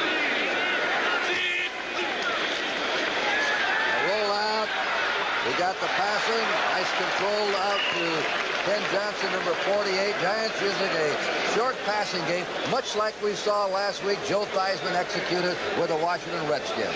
Yes, but he at that time he rolled out to his right. He was very careful. He flooded the zone, which means you put 3 receivers on the same side with 2 defensive people covering. He hit Johnson in the right flat. Johnson looked like he might have gotten a little bit more up the sideline, but ran out of bounds after he made the reception. It's third down. Phil Simms, 3 for 3. Third down, 3 to go. Giants from their 15. They have a slot left for the first time. In motion is Billy Taylor. Ken Johnson, they hit him and knocked him down. There was an excellent charge by David Lewis, number 57. The left outside linebacker, who McKay says is the best in his position. They sent Taylor in motion, trying to disjoint the force, but didn't do a good job in moving people. David Lewis, 57, really did a great job of coming up and making the play on the ball carrier that time, and lost yardage on the play. All right, the punter will be Dave Jennings, second in the National Conference.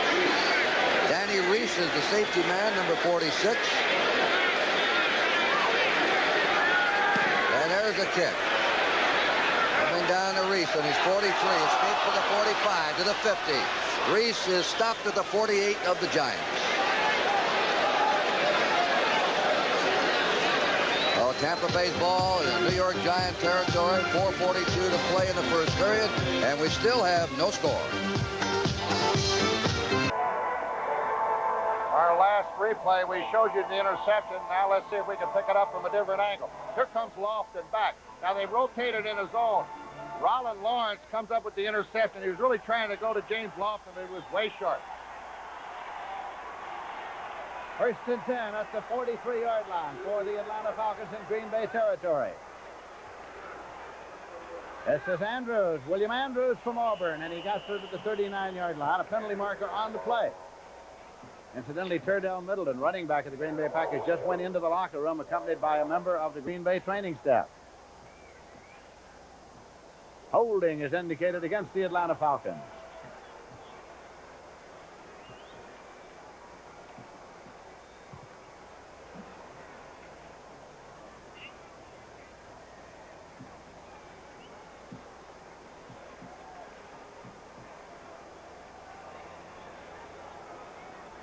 Middleton, we understand, has a bruise on his shoulder and will be back. Rod McCarty. Holding, number 70, offense, repeat first down. Dave Scott. Dave Scott's the offensive left guard. Big guy, 6'4", 285. Number 70 in there. He had a little bit better angle than you do at home.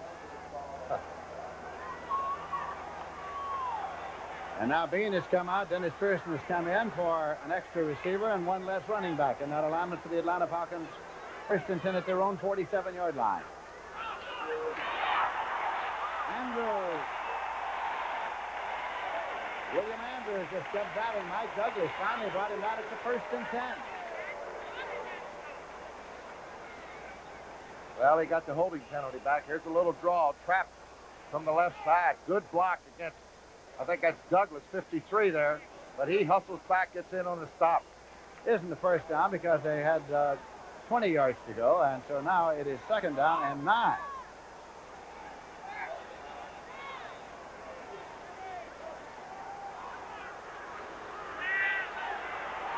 Markowski, and it is complete. Taken by Wallace Francis, and that's the first down. It is at the 25-yard line, and Estes Hood made the tackle. Well, they're starting to work on Estes Hood over in the left corner. And Hood has a tendency to play deep. And the only way a cornerback can really play deep, you get a good rush out of your defensive front four. And, of course, the Packers have been hurt. A lot of injuries. It's a 20-yard pickup.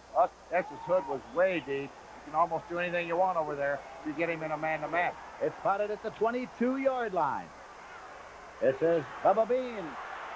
Texas A&M, and Bubba Bean can't keep his balance. He goes down at about the 6-yard line. Johnny Gray was there. Oh, what a block, Lindsey. Right guard, the rookie from USC, All-American Pat Howe, number 64, picking. Watch it. There goes Bryant. He hooks Barber on the inside. Pat Howe just takes Steve Luke to the outside.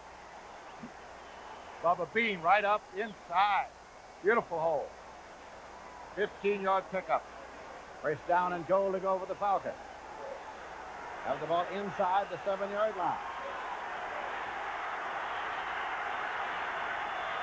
That's Bubba Bean in motion to the right outside. Andrews with the ball. Drives inside the 5. Earl Edwards in to make the tackle. Picked up recently by the Green Bay Packers. He played his college ball at Wichita. Lindsey, you think there's something to that Monday night jinx? It seems like every time a team plays Sky High on Monday night, they come back the next Sunday and they're flat. Well, I think it might be explained more rationally. I think probably it's a case of emotion getting so high that it's difficult to get up twice in a week.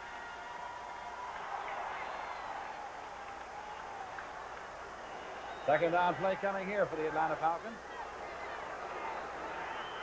Kwiatkowski's little pass out to Bubba Bean, but this time it is Mike Douglas there. Fine defensive play by Douglas. He's the best pass rusher from a blitz situation. Douglas, second-year linebacker from San Diego State. They use a little play action here, trying to get it to Bubba Bean, working one-on-one with the linebacker. And Mike Douglas will have no part of letting him in. Third and goal at the 5-yard line. Bubba Bean comes out. Pearson comes back in. I didn't particularly like that call. They only had 2 yards to go. They had 3 downs to get it in. Now it forces them third down to throw it. Kwiatkowski. Incomplete. Incomplete. In and out of the hands of Wallace Francis. Well, who wanted the football, Mike McCoy or Wallace Francis? Incomplete. Here we got it again. They got a slot left on the outside. You see Wallace Francis going from the slot. There's Mike McCoy has a piece of the ball. Now Francis, a little too hot to handle for both of them. Tim Mazzetti is in to attempt the field goal now. And this will be a 23-yard attempt. Well within his deadly range. He is 6 for 11 overall. And Mazzetti's kick is good. And so as they come back up the field now, it is the Atlanta Falcons 10 and the Green Bay Packers nothing. And we have 2 minutes, 20 seconds remaining to be played in the first quarter of this game on a sunny day in Atlanta. How is this for an NBA opener on CBS Friday, 11:30 Eastern Time? The Los Angeles Lakers. Magic Johnson, fresh from Michigan State. Boy, can he do it. Bill Walton back now with the San Diego Clippers. You won't see a better matchup than that. Friday, 11:30 Eastern. The NBA returns to CBS. First and 10 at the 30-yard line for the Patriots. No score. Harold Jackson comes in motion again. Calhoun going wide. Out of bounds, picked up a couple of yards. Sam Adams, number 61, was blocking on the play. A lot of people look to the left side, but Adams and Shelby Jordan quietly have done quite a job on the other side for New England. There's Calhoun, who's going to have to carry the load now with Andy Johnson out with knee surgery. Calhoun averaging 4 yards a carry. They say he's too big to be a halfback, too small to be a fullback, and he gets the tough yards. Dick, a very good runner, had 64 yards last week, but Andy Johnson, who had the knee surgery, had 9 catches or receptions, so he gave the Patriots another dimension. Second and 6 at the 34. Walt Williams is watching Jackson, and there is Sam Cunningham barreling up the middle. Cunningham has led the club in rushing 4 years in a row. Let's look at a great matchup here with Hanna of the Patriots. All right, here's Hanna, who's been a perennial All-Pro. He's firing out on the linebacker. The Lions are in an over-under defense. He's on Ed O'Neill. O'Neill plays him off well, but here's Hanna staying right with it. That's why he's an all-pro. The Patriots are going, as they do very often, on short yardage with a 3 tight end situation with Francis, Don Hasselbeck, number 80, and Pete Brock, number 58. 3rd and 1 at the 39-yard line. Under 4 minutes to play, first quarter, no score. And Brock is in motion. Cunningham. Dick, fine play by Cunningham. The Lions stunted right into that. Ed O'Neill was there, but Cunningham cut it back. Another first down. James Hunter to stop it. How do you stop this guy when he gets a hold, Roman? It is. He's too big with too many big people in front of him. Right over the big guy, Hanna. There was Ed O'Neill blitzing to the right side, but Cunningham with his quickness adjusted to it and went right back over the middle for the yardage. 43-yard line for the Patriots. They're in their own territory. Morgan, 86 to the bottom of your picture, and Harold Jackson to the top. Play action pass, penalty marker down, going deep for Stanley Morgan is Grogan. He has it, and Stanley Morgan is in for the touchdown, but we'll wait to see what the penalty is. A bomb from Grogan, 57 yards to Stanley Morgan, but let's wait and see. Dick, that time the Lions with man coverage, not only was Morgan open, but Jackson was open underneath. They had let him go. Maybe against the Patriots. It may be a legal procedure against New England, and it is. So the 57-yard strike is nullified, and the Patriots, victim of a tough break right here, and the crowd lets the officials know their displeasure, and that's something the crowd is good at. You know, you can always tell who the penalty's on. Charlie Weaver, 59, was jumping up and down, I think, before the guy made the call. So you can always tell who that penalty's against. That's too bad. Big play there by Grogan. Well, let's pick it up now and see who is the guilty party. Illegal formation, number 74, offense. Shelby Jordan, the right tackle. This may be one place where you don't want to announce the guy's name in a situation like that. So instead of a touchdown and 6 points, it's 1st and 15 now. The Pats back at their 38-yard line. Exactly 3 minutes to go in the first quarter. I think it's too bad now. People won't think about the touchdown pass that Grogan just threw because it was nullified on a penalty. So if he makes a mistake later down the line, the good thing was already forgotten. Ray Jarvis, number 87, a former Lion, is in the game now and carrying his Cunningham to the 45-yard line. It's going to be difficult for the Lions to stay in that unbalanced line because when they do that, that puts the big guy Hanna on a linebacker. Two safeties, Jimmy Allen and James Hunter, forced the play there. So it'll be 2nd and 8. How would you like to be a 220-pound linebacker in front of a 270-pound guard? I like it up here. Thank you, Roman. Two wide receivers out to the left for the Patriots. Jarvis and Jackson. Calhoun will be short by about 4 or 5 yards. The tackle made by Jimmy Allen, number 40. He is, as we said, the most consistent defensive player in the backfield for the Lions. He's a former Pittsburgh Steeler, 6-year man, 2nd year with Detroit. So now it's 3rd and 4, and I guess the Patriots can do just about anything with their alignment. They can because they're so well balanced, and they will run on this situation as well as pass. The Lions are bringing in their 2 sub backs and taking out the 2 linebackers, O'Neill and Weaver. So the Lions are thinking pass here. Don't forget, Grogan is a threat to run if he can see a possibility. 3rd and 4. Calhoun, first down and more. Brought down with a penalty marker thrown at the 37-yard line. Don Calhoun, but let's wait and see this call as he bursts through off tackle, and it may be another one against the Patriots. We'll see, following a 15-yard gain by Don Calhoun. That time right up the middle, right over Linkaitis and Hanna, who are doing a heck of a job on that offensive line. It is against New England, so 2 big gainers. One, of course, a possible touchdown called back, so mistakes have hurt New England thus far. You know what, though, Dick? The price that a good ball club has to pay sometimes is to be able to come back from that kind of thing. So New England did it the first time. Let's see if they do it again. Illegal formation, number 74.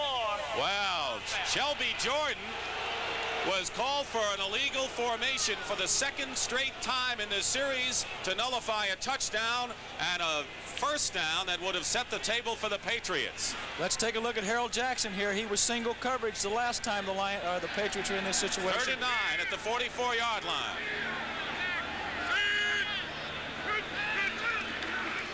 And a keeper, Bubba Baker, and a few of his friends hem him in. It'll be 4th down and about 8. And Eddie Hare will come in, and the boos reverberate from Schaefer Stadium as Grogan, who is 3rd, as we said in the conference, comes off the field, and mistakes killed New England there. They're going to have to go to Harold Jackson in those 3rd and long situations. He had single coverage again. That time the Lions rolled to the weak side to take away Morgan, which also makes it difficult to go to the tight end. Eddie Hare will punt, and Leonard Thompson is back.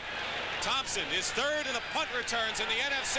He's going to run it out of the end zone to the 10-yard line. And Thompson gets to the 20, and that was some tough and risky running by a guy who has averaged 13 yards a punt return. The tackle was made by the New England Patriots, Don Westbrook.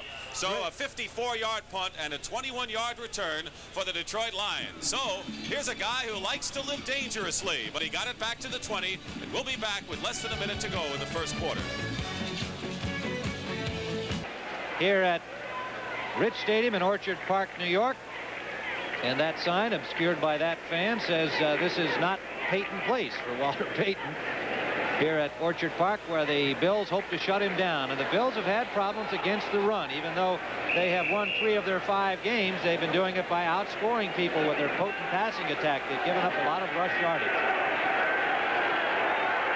Philadelphia leads Washington 7-0 in the first period of their game. Here comes Payton. Shakes off a tackler, but does not get much. Good filling job by the linebacker Haslett, the rookie number 55 from Indiana University in Pennsylvania. The 4th pick in 1979, and the man that is trying to help Buffalo fans forget the fact that they lost Tom Cousineau to the Canadian Football League. So far, Haslett's been doing a pretty good job of that, too. In fact, the Buffalo defense has done very well so far in stopping Payton. He has some yards, but he hasn't broken that one. And he's had trouble against the 3-4 defense throughout his career. Or I should say the Bears have. Robin Earl, number 39, Payton, number 34, and this is Earl trying the right side. Kadish, the first man to bulldog him down. He gained about 4 yards, and it'll bring up a 3rd and about 3 to go for the Chicago Bears. I noticed Neil Armstrong, as they send the plays in, he's listening very intently to his advice from Ken Meyer and the people upstairs. Neil Armstrong made it plain that he was a little upset with the way the plays were called last week, and he's going to keep closer touch on what goes into the ballgame. 3rd down, they shift to the eye. Pitch out Payton. First down, and almost made the turn. Good defensive play on the corner by Mario Clark, or he had the sideline to trundle down to a Chicago touchdown. Didn't look like there was any room through there, and all of a sudden Walter Payton spurted through a little opening and got a first down for Chicago. And the Bears are really achieving what they set out to do, especially here in the first quarter. They have controlled the ball fairly well. The quarter is almost over with Buffalo having the wind at their back, so they can't take advantage of that wind on offense. So I would say the Bears so far, even though they haven't scored anything, they've kept Buffalo off. Good point, Johnny. First down at their own 45. Again, they shift to the eye. Wide left is Bashnickel. Wide right is Scott, but the give is to Payton. Only a couple. The Buffalo defensive line closing in on him. Hutchinson playing for the injured Sherman White. The linebackers, Sanford in on it. Kadish there. And let's take a look at that Buffalo defense, and you're going to see not only 1 but about 5 Bills in on the tackle. And of course the nature of the 3-4 defense is to fill those gaps and fill all the lanes so that Walter Payton cannot cut back on you, and that's so far is what Buffalo's trying to do. Shane Nelson was the first man to hit him. He came into the game leading the Bills in tackles with 54. Payton has rushed for 32 yards and 7 carries. Robin Earl breaks off a tackle, batters his way for a first down. Robin Earl was stopped twice, or at least they made contact with him twice. He got first down yardage before Clark and Green finally stopped him inside the 45. Let's watch big Robin Earl as he makes contact. And here Shane Nelson gets into the tackle. He just spins out of it, keeps his legs going, and gets the first down. Good, hard running. Boy, who was it he ran over there at the end? Mario Clark. Was that Mario Clark? That's a mismatch in weight.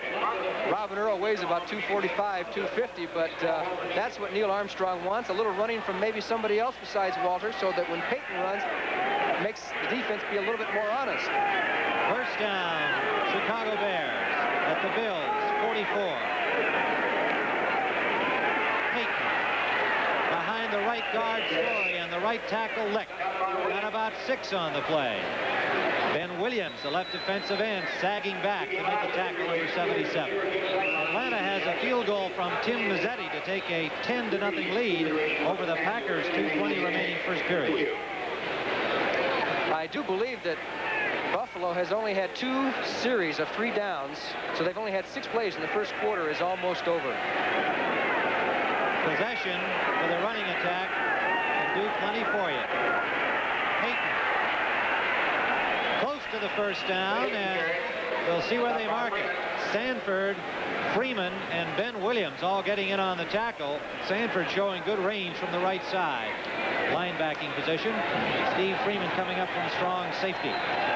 Freeman, a reserve in past years here in Buffalo, getting a starting spot this season. A 50-year man for Mississippi State, number 22. The play comes in with Greg Latta, number 88, the tight end for Chicago.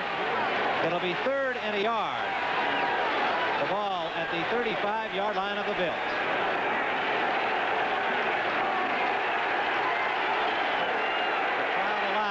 Rich Stadium. They've had plenty to cheer about with this high-scoring Buffalo team, but not so far today. Peyton has the first down. Good ankle tackle by number 59, Shane Nelson, the 3rd-year linebacker from Baylor. But it's a first down for the Chicago Bears at the 31-yard line. They went off tackle to the slant play where you take a chance somebody could knife through, but he got a good block from Reeve Sorey and from Robin Earl, who kicked number 22, Steve Freeman, out to the outside, allowing Peyton to get the first down. The gun sounds the end of the period. At the end of the first quarter, the score, the Chicago Bears nothing, the Buffalo Bills nothing. Doug Williams brings them up. By the way, he's been sacked only once this year. Outstanding protection. The youngster is a starting quarterback, has won 9 and lost 4 for Tampa Bay. Had a broken jaw last year. Ricky Bell. Bell is banged down at the 47 of the Giants by Harry Carson, the middle linebacker. A 1-yard gain. Tampa Bay 2nd and 9.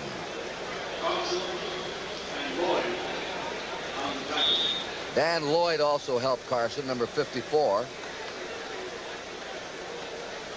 Tampa Bay, for the first time this year, did not start the same 22 men.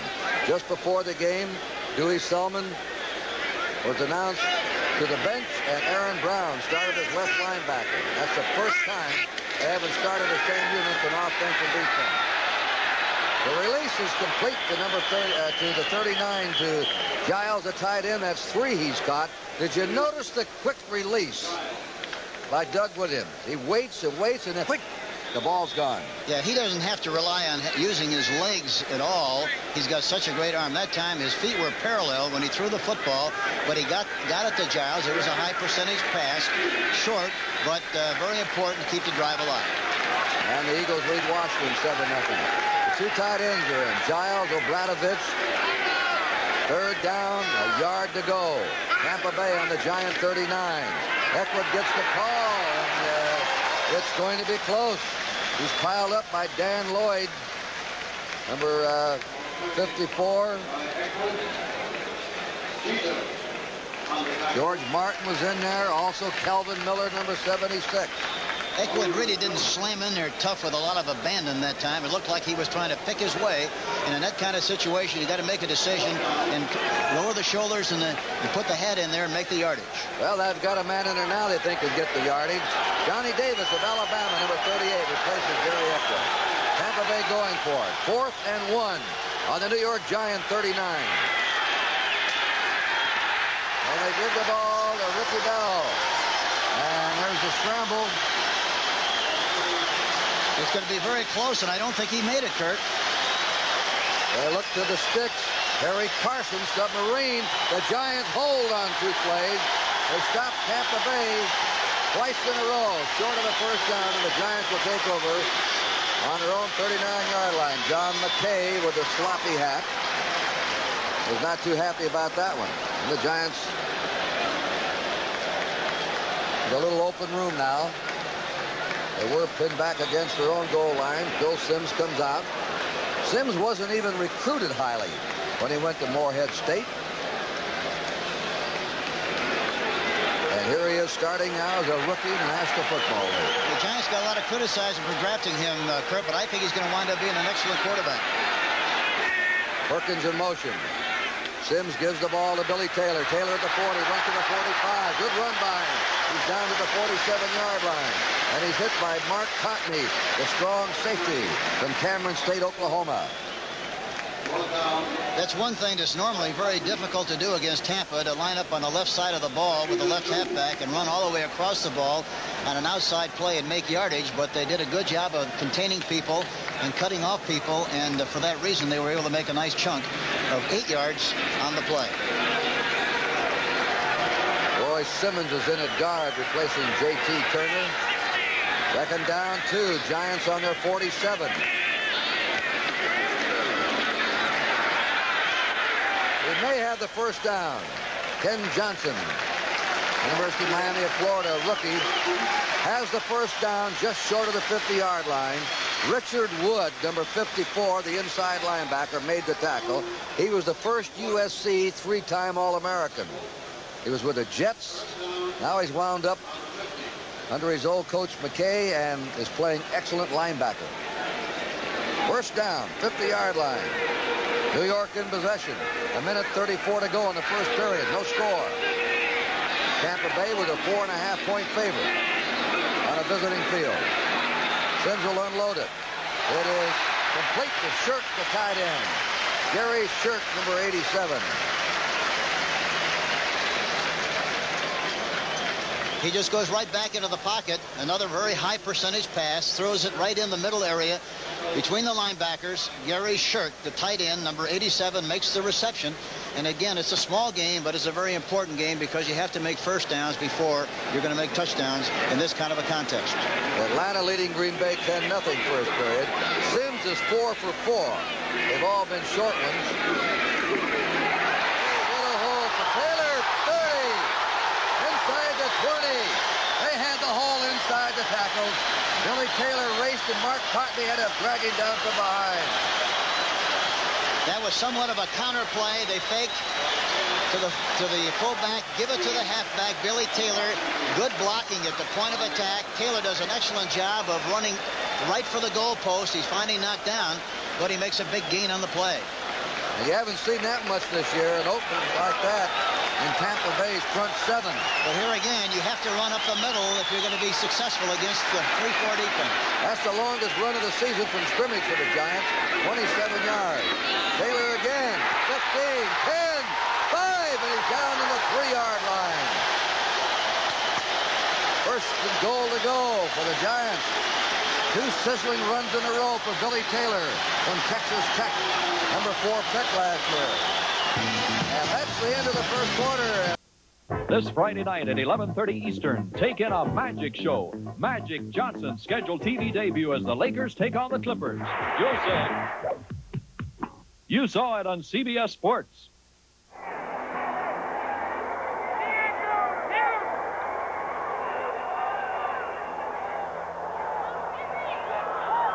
Tim Mazzetti is kicking off, and Odom is deep. He is in the end zone, and he runs it up to the goal line 5. Steve Odom to the 10, to the 15, to the 20, and he goes out of bounds across the 20-yard line. Ray Easterling ran him out. A touchdown drive, 42 yards in 7 plays. It consumed 2 minutes, 56 seconds, and the Atlanta Falcons scored their second touchdown of the day. Now the Green Bay Packers once again. Or rather, field goal, I beg your pardon. It was the second score was a field goal for the Atlanta Falcons, of course. Penalty marker here on the run back, and it's going to be against the Atlanta Falcons, and puts the ball up to the 29-yard line. Here's the referee. Face mask. Number 32, the kicking team during the return, 5-yard penalty, first down. Ray Easterly. 1st and 10 at the 29 for the Green Bay Packers. And Philadelphia, both of these teams 4-1, playing super on the year. Philadelphia with their early first quarter lead. Lofton's in the wide right for David Whitehurst. Adkins and Barty Smith are the setbacks. Adkins. But it's Frank Reed, the strong safety, in to make the tackle. At the 31-yard line, a gain of 2, makes it 2nd and 8. Well, he had the right guard, Leotis Harris, out in front of him, Lindsey, and Leotis Harris didn't hit anybody. Pulled around too deep. Atkins cutting up inside. 2nd down play coming for the Green Bay Packers. The clock is running at 1 minute 43 seconds. Remaining to be played in the first quarter.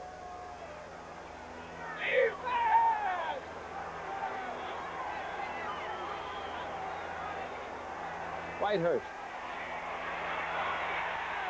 Whitehurst is sacked at the 29 by Jeff Yates, 8-year veteran from Boston College. Well, they only had 3 receivers out. All of them were covered, and Whitehurst got his 14th sack of the year. Most fans think that's the quarterback's fault. They get sacked.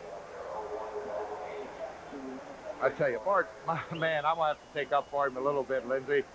You know, he's lost 6 players during the year, and all of them are #1 draft choice. Ezra Johnson's out. Butler's been out a couple of games. He's playing with a dislocated shoulder. Concar's missed action. John Anderson hasn't seen any action. And Eddie Lee Avery's out. Now Barnes Orlowskis is out. You lose some players like that, and it's tough. 3rd down and 10 yards to go, and Whitehurst decides he'll keep it. And he got it up as far as the first down yardage.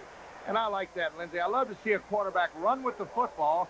I think the injury problem that quarterbacks get, they're not going to get injured as much as they try to run the football and get the first down. When you see them go into the fetal position, slide down, and then those defensive backs take a shot at you, that's where, when you're running the football, you're going to get hurt. Cordell Middleton, number 34, back along the sideline behind Bart Starr there. So he has been to the locker room, has received treatment, and is back and apparently ready. 1st and 10 at the 40-yard line for the Green Bay Packers. Quick pitch to Atkins.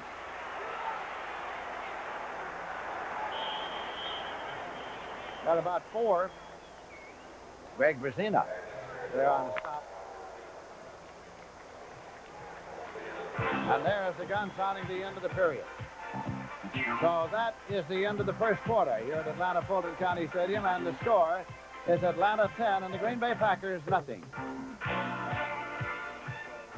Morris at Rich Stadium in Orchard Park, New York, just outside of Buffalo. A near capacity crowd on hand. The Bills cheerleaders doing a few tricks over there. Pretty good defensive alignment, huh? Yes, it was. Well, it might be more effective than the Bills defensively so far against the Chicago running attack. Payton on first down gets a block from Dennis Lick. Pulled out of bounds by Mario Clark. A gain of about 5, maybe more. Let's see, we're to about 7 or 8 yards. And yes, Dennis Lick, the right tackle, was pulling on the fake inside and a pitch out. There's number 70. Dennis Lick, he's a tackle, and look at him move as he goes downfield. He kicks Mario Clark out. Another good gain for the Chicago Bears. In fact, a first down. A little longer than it appeared, looking at him make the turn on the near sideline. It is first down at the 19 as the Bears threaten. Earl and Payton in the I formation. Earl the lead back. Payton behind Robin Earl. Hutchinson on the tackle, number 90. Pickup of 4 yards to the 15-yard line of the Bills. Last week, Payton was held to 46 yards by the Tampa Bay defense. He had 44 yards in the first quarter alone here. And notice they're running him more and more in the I formation. That gives Payton a chance to have a field of vision so that he can cut him to get to the line of scrimmage, but that's an advantage for him. He's able to see the blocks and pick his way. He's so quick. Payton with 61 yards rushing, Johnny, on 2nd and 6. Here goes Avellini on a quarterback reverse. Pulled out of bounds, got about 3 yards before the linebacker Sanford caught him. The Bills reacted rather well.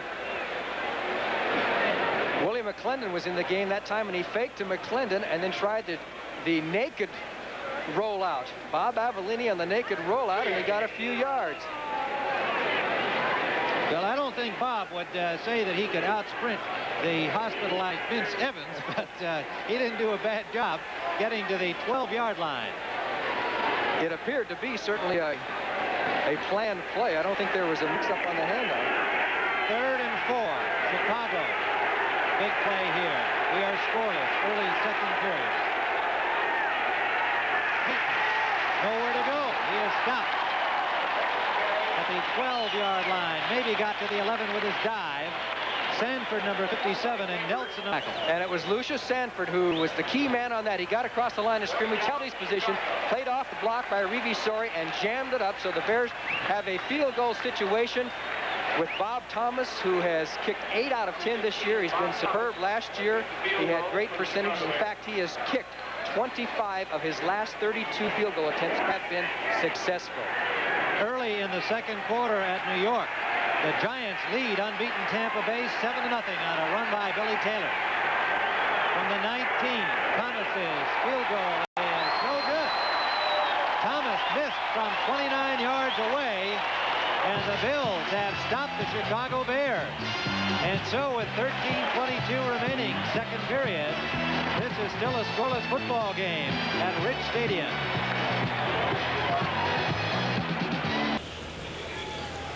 Jerry West, the former coach of the Lakers, says Magic Johnson's the best rookie he's seen in many, many years, and you can see him next week in the NBA on CBS returning.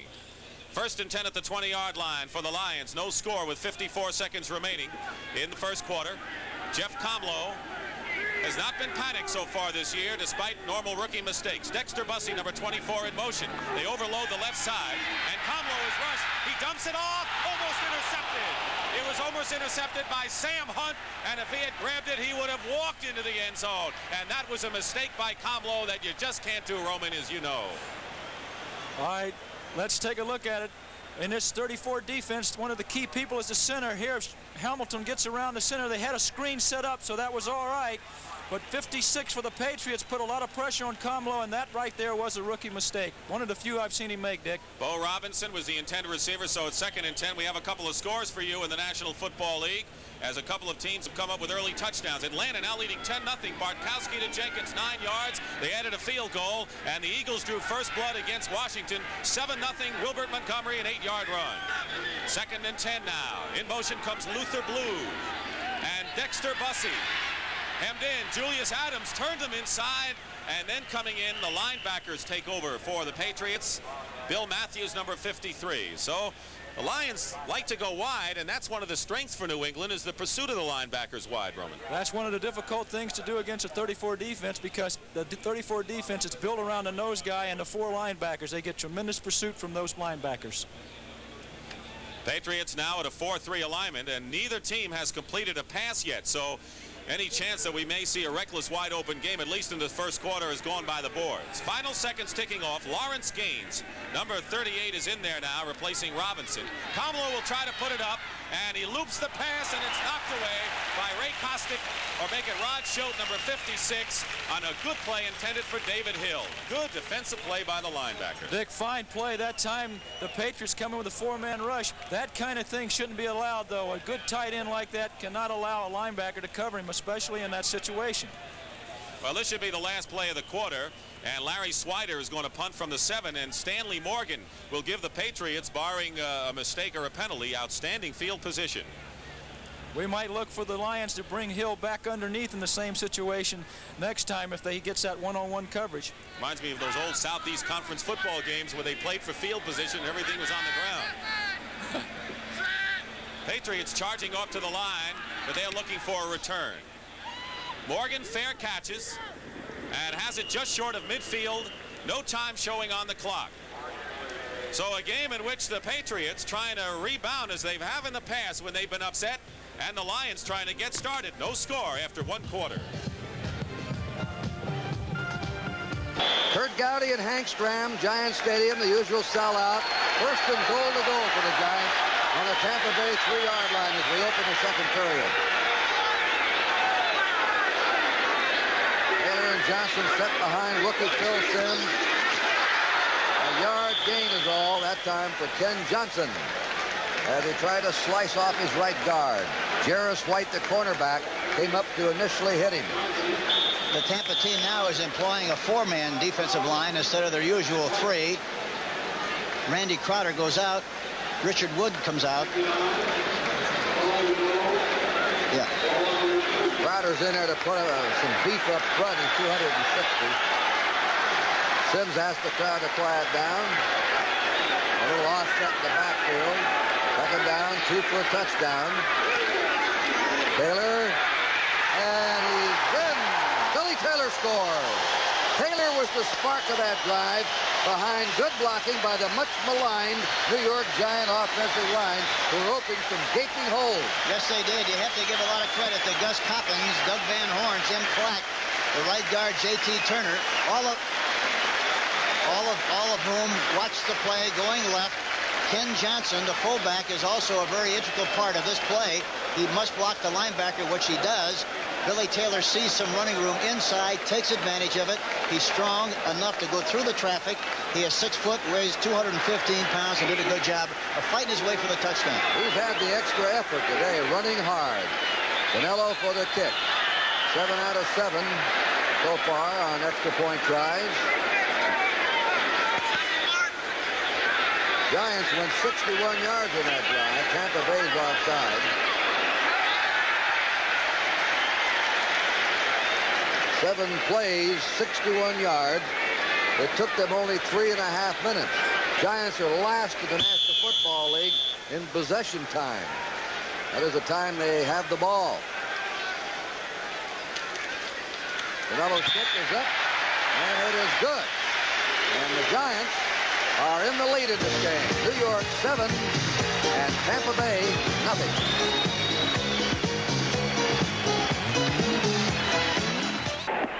First down for the Bills. The Bears have had the ball most of this football game so far, but they have no points to show for it. 13:22 remaining in the first half. First down, Bills. Curtis Brown. Picked up a couple of yards before he was pulled down by Gary Campbell, the right side linebacker, number 59. 2nd and 8. Joe Ferguson, if he wants to throw to Jerry Butler or somebody like that, he now will have to throw into a very stiff wind, almost 30 miles an hour. Jerry Butler with 24 catches, over 400 yards of receiving yardage. He has been a sensation, the rookie from Clemson. He's swift to the eye. Hooks is the tailback. Hooks runs right into big Dan Hampton, who shook off a block and made the tackle at the point of attack. Tom Hicks was there to help him, number 54, and there may indeed be a loss on the play. Let's see where they spot it. No, it'll just be no gain. 3rd down, Buffalo. Terry Miller comes in to play. Philadelphia has gone in front of Washington 14-0 in the second period. Jaworski to Wilbert Montgomery. That is the second touchdown for that fine running back, Wilbert Montgomery. Wide left comes Butler, number 80. Wide right is 82, the veteran Frank Lewis. Brown and Miller, the setbacks. Ferguson has time. For Miller, incomplete. A good hit by Gary Fensick, number 45, as the ball arrived. It was intended for Butler, not Miller. Make it 80, not 40. And good coverage by Fensick. It'll be 4th down, Buffalo. Did you notice the coverage downfield? Actually, Ferguson was looking for other receivers. That was his secondary receiver, and he finally got the ball off. The Fensick hit as it got there, so Buffalo's vaunted pass offense so far has been nil. Rusty Jackson standing at his own 7-yard line. He'll hit it from about the 14. A short, wobbly punt. Fair catch, Baschnagel inside the 50. And the Bears in good field position again at the Buffalo 49. And so we have 11:45 to go here in the first half. This is a scoreless football game, but the Bears in possession again.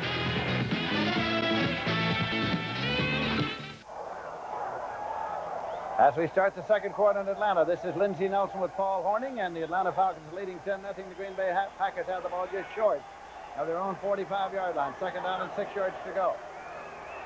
Falcons going in a little flex defense there. Whitehurst still has it. Throws it back, and it's Marty Smith. 50, 45. And he gets to the 40 for a 1st and 10 in Atlanta territory. Rollin Lawrence brought him down. I tell you, he saw Rollin Lawrence on the outside, the big guy, 33, and he just put his shoulder down. A good thing Lawrence didn't get in front. Watch the move here of David Whitehurst.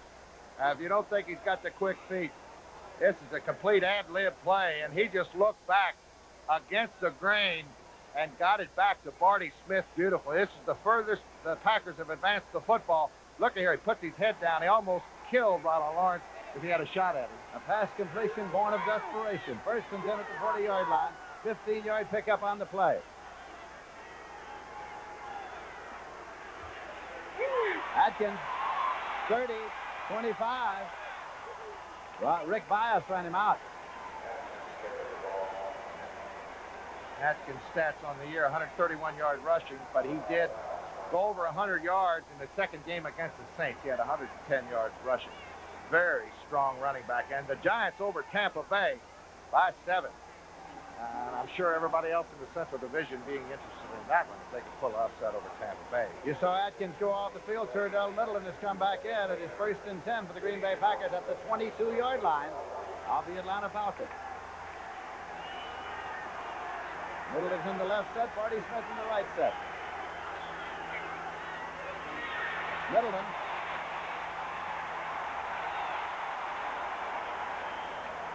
Finally made a small gain. Mike Lewis brought him down. No score, second quarter, Buffalo, Chicago.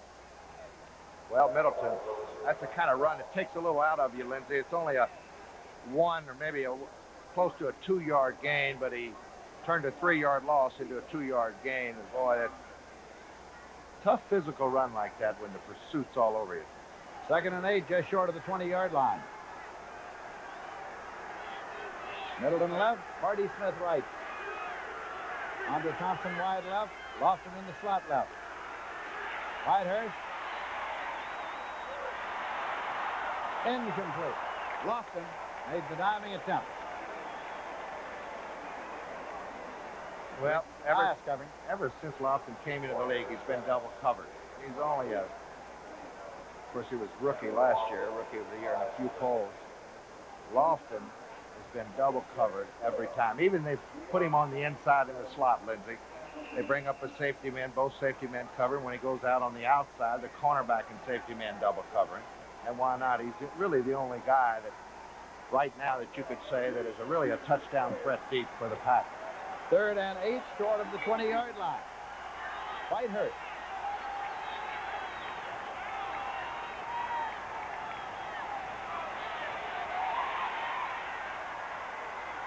That's incomplete. Intended for Andre Thompson. And they didn't blitz. So it is 4th and 8, short of the 20-yard line. Chester Markle hadn't seen too much action, which indicative of not moving the football offensively in the first 5 games, Lindsey. What is it, 2 out of 3 on the year? 2 out of 3 on the year. This will be a 39-yard attempt. David Beverly is holding for him.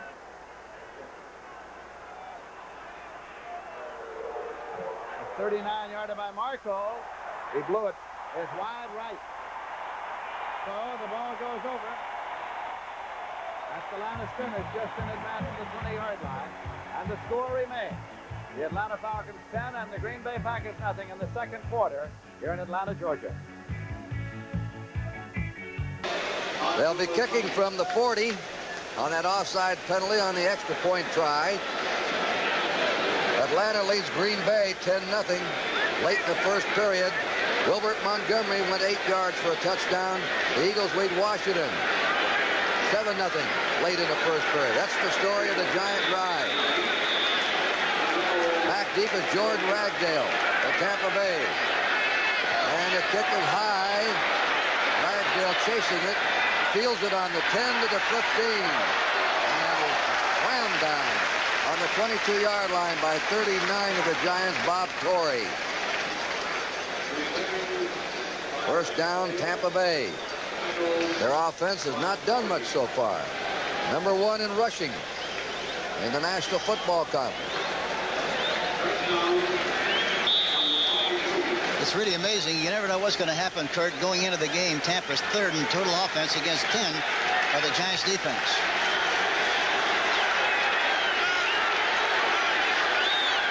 Doug Williams, Grambling College. To the tailback, Eckwood. Eckwood was stopped at the 25 of Tampa Bay by Harry Carson, who's been a terror so far in this game, playing middle linebacker. Interesting to see that the Tampa team that time lined up with 2 tight ends, and they're going to try to stuff it at him by controlling the off linebacker by using 2 tight ends at the same time. They haven't been able to move him out. We have flags down.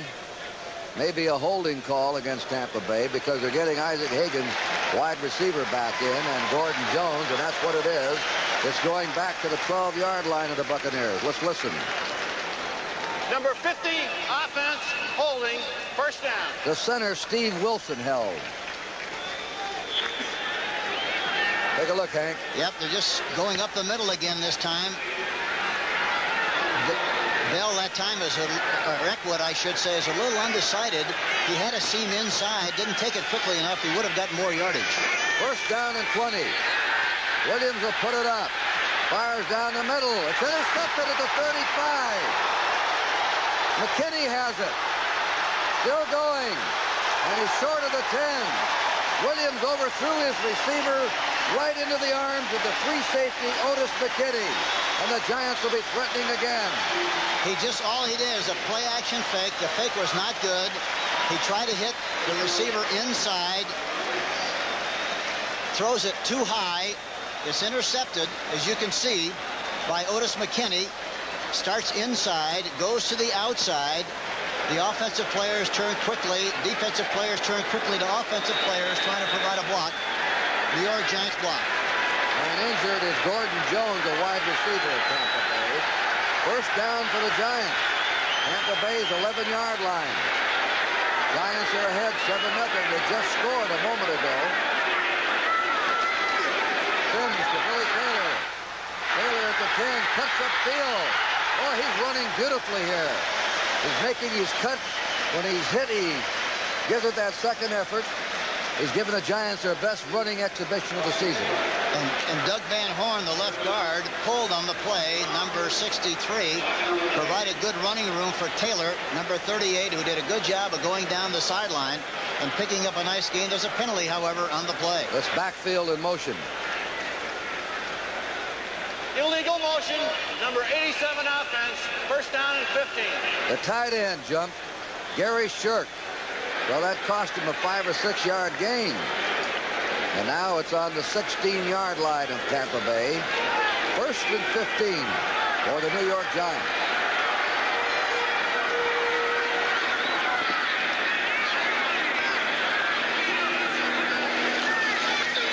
Taylor, 10-5, almost took it in. Billy Taylor, what a first half he's having. Cedric Brown, he's really getting off the ball, Henry. Just a little high diddle-diddle right up the middle again. It's a trap. Van Horn does a good job of trapping, pulling from his left to the right. Trapped the defensive left end, Wally Chambers. Good running room, and he really got up ahead of steam and headed for that goal line. A beautiful-looking play. He's already had 65 yards in the first half, Billy Taylor, and we're only a couple of minutes into the second quarter. Second down. A yard to go for a first down. 2 for a touchdown. Taylor. He stopped short of the goal line. Aaron Brown and Richard Wood ganged up on him, but they may have a first down. They do. First and goal to go for New York on the Tampa Bay half-yard line. They really have a sledgehammer backfield with Johnson at 6'2", 220, and Billy Taylor is 6 foot even, 215. They really stick it at you. Good, strong possession kind of runners. First and goal to go, the Giants, Tampa Bay's half-yard line. 7-0, Giants in the lead.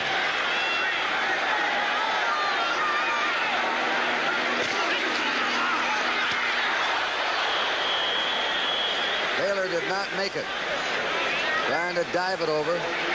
Mark Cotney got up there to stop his momentum. Also, Wally Chambers is back in, number 60. Now it's second down, a half yard to go for a Giant touchdown. See if they give it to Johnson this time, the big fullback, number 48. Each team has had one turnover. They've had no sacks. Second down, goal to go.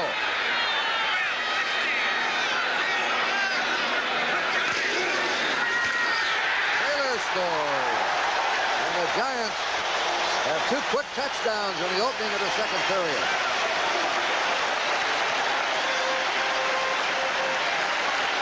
They run to the right behind Johnson, and Taylor just leaps over the top. Jarris White came in there from the outside, almost made the containment, but he had too much momentum and took him right into the end zone for the touchdown. Touchdown came with 11:45 to play in the first half. Randy Dean will spot the ball for Joe Danello. And the kick is good. Oh, the fired-up Giants. Strike twice early in the second period. It's now the Giants 14 and Tampa Bay nothing. First down for the Chicago Bears at the 49 of Buffalo. Peyton, what a play by Hazlitt. Number 55, shredding a block, shedding it, and indeed shredding it. And throwing Peyton for a 1-yard loss.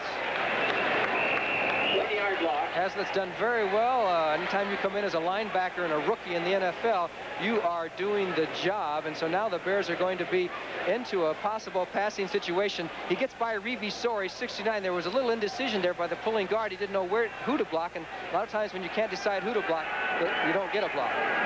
Second and 11. In midfield. Avellini, number 7, the quarterback. Peyton, nowhere to go. Mike Kadish, number 71, as the linebackers filled. Kadish made the tackle. Gain of maybe 2 yards. It'll be 3rd and 9. Tampa Bay in front, rather behind in the game against the Giants at the Meadowlands in New Jersey. New England is in front of Detroit. 7-0 on a touchdown by Sam Cunningham. 11:33 remaining second period of that game. Peyton has 63 yards rushing. Earl has 42. If they run this time, you know the game plan is run, run, run, run. 3rd and 9. 5 defensive backs in for the Bills. Sideline for Earl, made a good catch, but he's short of the first down. Robin Earl falling backwards near the sideline with the coverage by Nixon and Isaiah Robertson, the linebacker. Nixon, the 5th defensive back. And they stopped them short of the first down yardage by a couple of yards. 4th and 2 at the Buffalo 40-yard line. The punting unit comes in for Chicago. The Giants have now gone in front of Tampa Bay 14-0. Bill Taylor with another short touchdown run in the second period at the Meadowlands.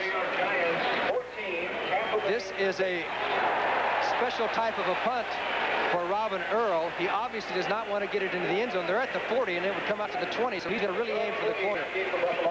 Parsons angling, cannot keep it out, and it will be a touchback and a Buffalo first down at their own 20-yard line. If we look at Bob Parsons, and that completion to Earl, by the way, was the first pass completion today. The air was supposed to be filled with football. Monty Clark with the headsets on. He's just been talking to his offensive line, which he has rebuilt. And I think in Detroit, they're kind of patient. They know that he's got some work to do. The talent isn't totally there yet. And he did so well in San Francisco. 1st and 10 at the 47-yard line. Sam Cunningham will get maybe a yard, and that's all. Cunningham, before that play, had 23 yards and 5 carries, so he needs about 50 more for 5,000 in his career. Doug English, number 78, made the tackle.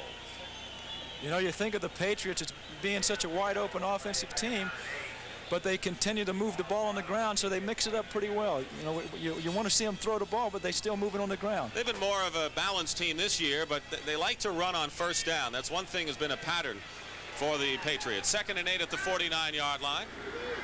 Cunningham and Calhoun, the setbacks. In motion comes Harold Jackson, watched by Walt Williams. A Lion move. It looked like Cleveland Elam, and the pass is complete to Cunningham. Open field for the moment. Close to a first down, and he may have it. Cleveland Elam 72 jump, but we'll have to see whether he was forced to. And it may be against New England. It looked like it, Dick. No, Harold Jackson's pointing downfield, so you were right. I think the first time it looks as though the Lions were offsides or in motion. John Brooks, number 53, rookie linebacker, makes the tackle. The Lions have 3 rookies in their linebacking core. That time they doubled up on Jackson. Let's watch Seaman here. Offside, number 72, defense, decline. So Cleveland Elam goes offside. It'll be a first down for the Patriots now on the Lions 42. Elam, of course, suffered a broken hand. He was acquired from the 49ers. Played some last week against Minnesota, but not much. Dick, that time they doubled Jackson and tried to take away Francis with the linebacker, which left Cunningham wide open. Grogan made a great choice there. They haven't gone deep with the exception of that Stanley Morgan play, which was called back. Jackson again in motion, now followed by Luther Blue. Second back through, penalty marker down. Calhoun gets to the 40-yard line, picks up a couple of yards, but we have another penalty. Lions moving again. Grogan must be mixing his count up. That generally throws the defensive lineman off. They're not able to just get in a trench and go on 1 or 2, so he must be mixing it up pretty good. And we might have seen Cleveland Elam again go over. So a good defensive play by the Lions goes for naught here. Offside, number 72. It is Cleveland Elam is offside, so it'll be 1st and 5 now at the 37. So mistakes have put pressure here on the Lions defense. This is a great situation for a play-action pass. 1st and 5. You got nothing to lose. You might look for Grogan to go to Jackson here. 1st and 5 at the 37. It is play action, and Grogan is trapped. He dumps it off to Cunningham. Good catch, and he gets Cunningham to the 23-yard line. Another first down. So there's where the mobility of a Steve Grogan pays off, and when the crowd blames him, they should also credit him for getting out of danger. Cunningham has a first down on a 14-yard pickup. Let's take a look at this ground level shot. Grogan making the fake to the running back, setting up, looking downfield for Jackson, is rushed out of the pocket, but with the size and strength he has, boy, what a play. There's Cunningham, who makes a little extra yardage. Well, Francis out front, that's why he's an all-pro. Out front leading Cunningham for that extra Charlie yardage. Weaver, number 59, Jim Allen, 40, combined to make the stop. 1st and 10 for the Patriots on the Lions. 23, they're moving early in the quarter. Cunningham held up just short of the 20-yard line, picked up maybe 2 yards, and that's all. Boy, the Lions put a lot of pressure on their secondary. They got those guys covering single up most all day so long, and with all that speed the Patriots have, it's only a matter of time. Well, the Lions have done pretty well defensively this year, considering, and I guess when Danielson went out, that took a lot of air out of the sails of that ball club, not only as far as the quarterback doing the job, but the team leader. He was an outgoing team leader. 2nd and 8 at the 21-yard line. Grogan may be thinking pass, but no, it's Calhoun with good blocking ahead of him. But once again, the Lions come in and force the play. Jimmy Allen, he has made 2 or 3 or 4 good plays coming in. He had help from Hunter and Doug English, number 78. So it'll be 3rd down. Here's an interesting score. The New York Giants are leading the Tampa Bay Buccaneers 7-0 in the 2nd quarter. There is Ron Earhart, the head coach of the Patriots. Chuck Fairbanks, of course, helped build this club, did quite a good job. That is not Ron Earhart. Dick, we got a flag on the field. That's Hank Bulla, who's just about an assistant head coach as you'll find. He's the defensive coordinator here. The penalty, as the rain begins to fall here in Foxborough, is against the Patriots. The Lions stiffen up.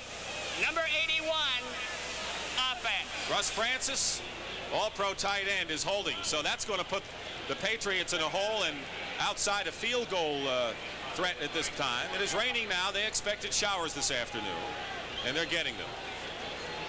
2nd and 18.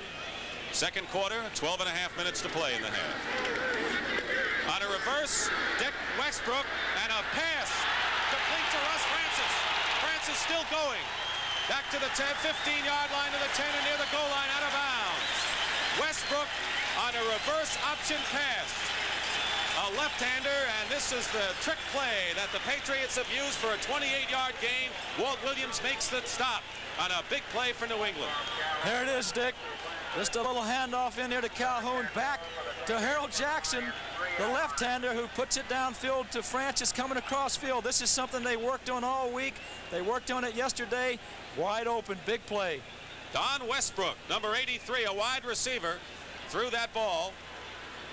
I don't think he'll try out for quarterback, but in plays like this, he was pretty effective. 1st and goal now at the 3. Grogan is 2 for 4 for 23 yards. He's kept it on the ground. Don Calhoun gets almost to the goal line. Bill Gay, number 79, one of the Lions, making the tackle. So it'll be 2nd and goal, and the Patriots on the brink of going in. And Don Calhoun is going to have to be a key performer for the Patriots from here on in if they're going to do well and get in the playoffs, which they should do, and then go beyond. This is tough territory now. 1 yard to go. It gets tough down here to run it across. They put in those big guys, crunch them down. You either got to go outside on a sweep or get the ball back. 3 tight ends in there now. It's 2nd and 1. Pete Brock, 58 in motion, and Cunningham, 2nd effort, touchdown. Sam Van Cunningham, that's how he got the name. Scores his 2nd touchdown rushing of the season, and the Patriots take the lead here at Foxborough. Ed O'Neill hit him first, jarred him, but the 2nd effort by the big guy was enough. When the going gets tough, where do you go? You go over your all-pro, John Hanna. He wasn't there the first time. Boy, O'Neill and Hunter set him back, but he wasn't to be denied. And the Patriots lead 6-0. John Smith, who has been perfect on 16 tries, will try for the point after touchdown. Matt Cavanaugh will hold penalty marker. One thing we want to point out here, Roman, is that those times in the past several years when the Patriots have been upset by teams that they should have beaten and should have beaten soundly, they have come back the next week and won. And penalty will be assessed on the succeeding off. Penalty against Charlie Weaver, the linebacker, and one of the rules that they put in recent years is that it's not going to affect this situation, but following on the kickoff, the Lions will be assessed 5 yards. It is raining harder now here in Foxborough. It's nice to come home to a packed stadium too, Dick, especially after a loss. Smith's extra point is good, so he has been perfect, 17 out of 17. So the touchdown drive, 7 plays, 53 yards, capped by a good 2nd effort play by Sam Cunningham, and the Patriots lead 7-0 with 11:33 to go in the half. Here, Buffalo is 1st and 10 at their own 20. Miller and Brown, the running backs. Curtis Brown. Campbell has him. Got a yard, maybe 2. Patriots now lead the Lions 14-0, coming off their upset loss against Green Bay last Monday night.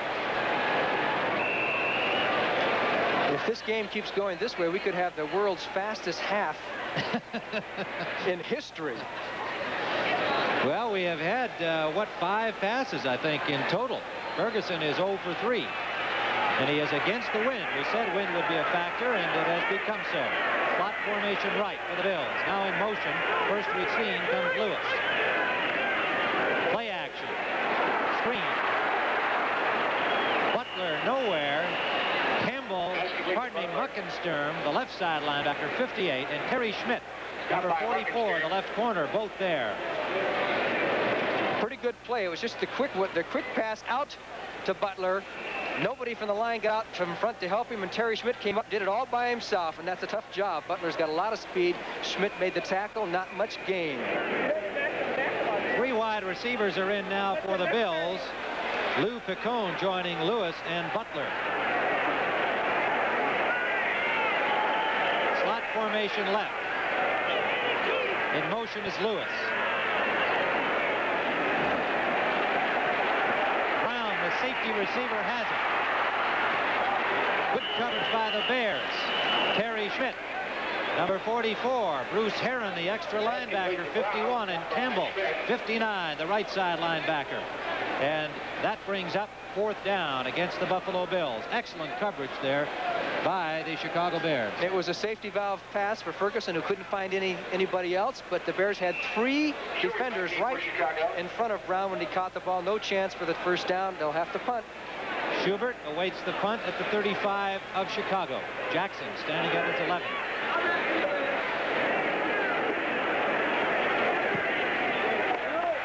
Pretty good punt against the wind. Fair catch signal. Schubert at the Bears' 40-yard line. And again, Chicago gets good field position to start from.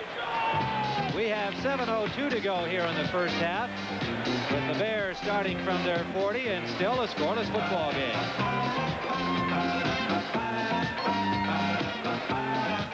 First and 10 for the Atlanta Falcons. Bubba Bean and William Andrews, but that is the quarterback, Markowski. And it's incomplete, trying to get it out there to Wallace Francis. Incidentally, defensive end Jeff Morrow in the opening game of the season in New Orleans sustained a toe injury. He was on the injured reserve, came back today, started, has re-injured it, and may not be back. Look at Bartkowski. That would have been a completed pass had not Charles Johnson, the rookie out of Maryland, put the pass rush on. Philadelphia, 8-yard run by Wilbert Montgomery and a Ron Jaworski pass to Montgomery. 2 scores there for the Eagles. 2nd and 10 with Atlanta's ball at the 20-yard line. Falcons are leading 10-0.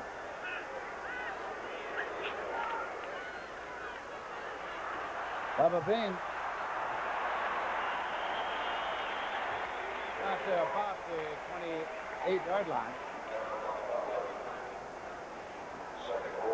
Mike Butler was there on the target.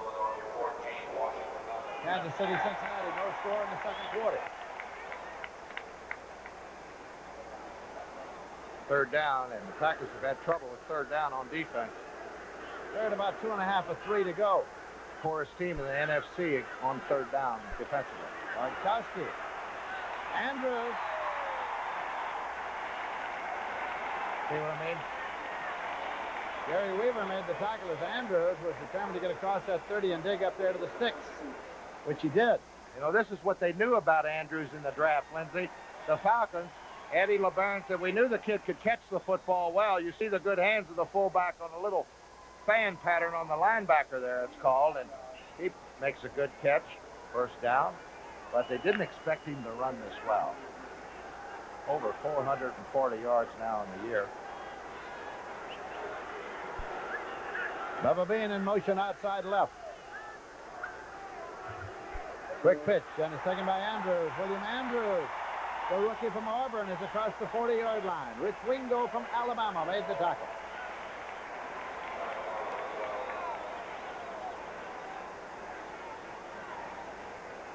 It'll be 2nd down. About 2 to go. That's the toughest play fundamentally for a fullback to run is the little quick pitch with your guard or tackle out in front of you. Not too many fullbacks really run it and execute it properly, Lindsey, and this kid gets outside pretty quick. Sam Cunningham got over from 1 yard out in New England, 7-0. 2nd down play coming. Dennis Bubba Bean. And a little second effort got him up there very close to the sticks. Gary Weaver was there for the Green Bay Packers. Now they leave the ball right there because they got to determine whether or not he got the 1st down. McCarty takes a look across.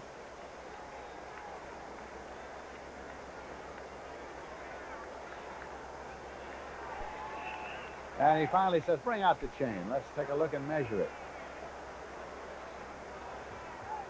Any part of the ball is in advance of the stick, it is a 1st down. Otherwise, not.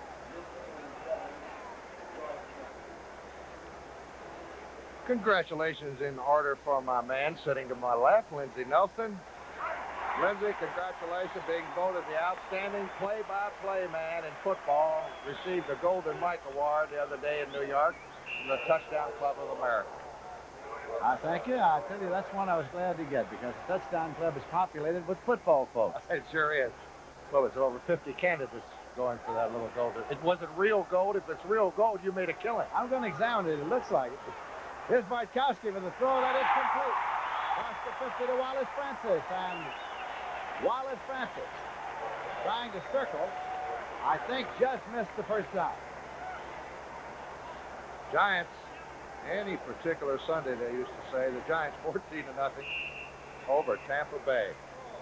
Billy Taylor scored 2 touchdowns for the Giants. Here it is again. Packers trying to blitz with Mike Douglas is picked up. That means man-to-man. Mike McCoy is out there all alone on the flank. He had the first down, Lindsey, came back, and now it's going to be second and short.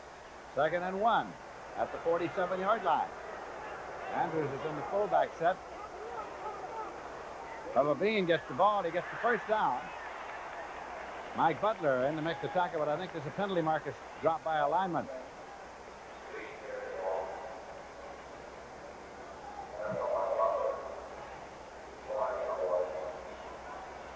Offsides against the Green Bay Packers. There's Jim Mitchell.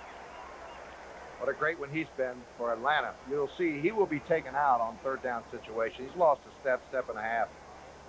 A great 11-year veteran from Prairie View, and they use him mostly as a blocker. He's only caught 2 passes on the year, which is very unusual for Mitchell. He used to be one of the best tight ends in the business. Offside, number 77 defense, first down. Mike Butler, they accept the penalty, makes it 1st and 10 at the 42.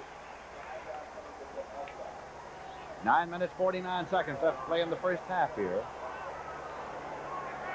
Butler, a 3-year man from Kansas. This is Bubba Bean from Texas A&M. Got to the 37-yard line before Rich Wingo from the Crimson Tide made the tackle. New England, Don Calhoun scored from 2 yards out. Sam Cunningham got over from 1 yard. It's 14-0 over the line. 2nd and 6. The Atlanta Falcons at the Green Bay 38-yard line. The Falcons are leading 10-0. Packers got a rookie in there, Charles Johnson from Maryland. Guy picked up on waivers, Earl Edwards. And this time, Bartkowski is sacked by the Pack defense, led by Mike Douglas, the linebacker. Back at the 48-yard line for a loss of 10. 2nd down, and the Pack starting to blitz. Successful last week. Green Bay has never been known as a blitzing team, but they're going to have to do it. There's 73, getting free from the inside. That's Earl Edwards, just picked up 2 weeks ago. He starts the sack. You see Douglas, 53, will get credit for it. 3rd down and 16 yards to go for Atlanta at the Green Bay 48-yard line. Yeah, they got Jim Mitchell out of there, 3 receivers. Dennis Pearson in the wide right. Francis in the slot right. There is a delay, I believe. Delay of game. It's a 5-yard penalty.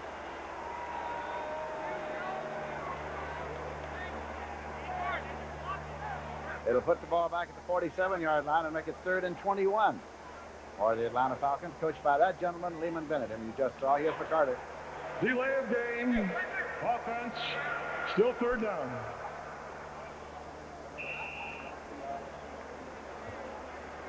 Well, those microphones sure make it easier for the fans at home. It sure makes it easier for us. Huh? It certainly does. Well, Bartkowski was hit just as he started the arm forward. It's an incomplete pass. Now, there's a blitz again. Wingo. Look at Wingo. Put his arms around Weaver. It'll bring the punting unit on now for the Atlanta Falcons, and it'll drop Steve Odom back for the Green Bay Packers. 8 minutes, 31 seconds remain to be played in the first half. John James back to punt. 8-year veteran from the University of Florida has averaged 41.5. Oh, he's a fine punter, Lindsey. Usually hangs the ball up. They're good. 4 seconds. Kicks it high. Led the league a couple of years ago. Better hurry. James puts it up. Look at that. Odom calls for a fair catch and lets it go, and it's going to bounce back into the end zone at the 7-yard line. How about that for a bounce? That's when you turn the end over on the punt. As John James getting congratulated on the sideline. Lindsay, a beautiful 46-yard punt.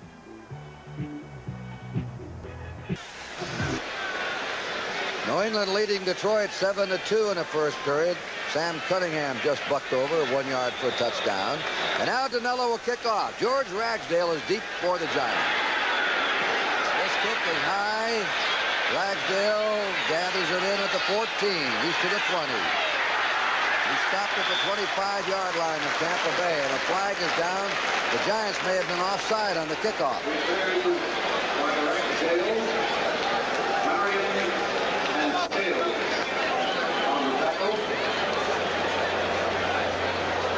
Offside against the Giants on the kickoff. I'm sure they'll make them kick it again. I would. They always want that Number ball 39, in extra time, right? offside, Yes, exactly right. team. But the big thing is you want to have field position, and you should be able to get better field position if you get an extra 5 yards right from the very beginning. Bob Torrey was a Giant player offside. Danilo's not kicking it. Well, he did the first kickoff, but he's not kicking deep, but he's hoisting that ball. He's getting it way up there, allowing the Giants to cover. And by the way, they have been the poorest team covering kickoffs in the National Football League. They've allowed nearly 25 yards of kick return. They're doing better today. Yes, they are, and they're playing with a lot of enthusiasm. The intensity level is very high. It's very obvious that they're very up for this football game. Ragsdale on about his 18-yard line. Tampa Bay has not had very good field position. They have not threatened in the game yet. This is a scribbler bouncing around 44-yard line of Tampa Bay. Tony Davis came up with it, and they gained about 15 yards by making the Giants kick it again.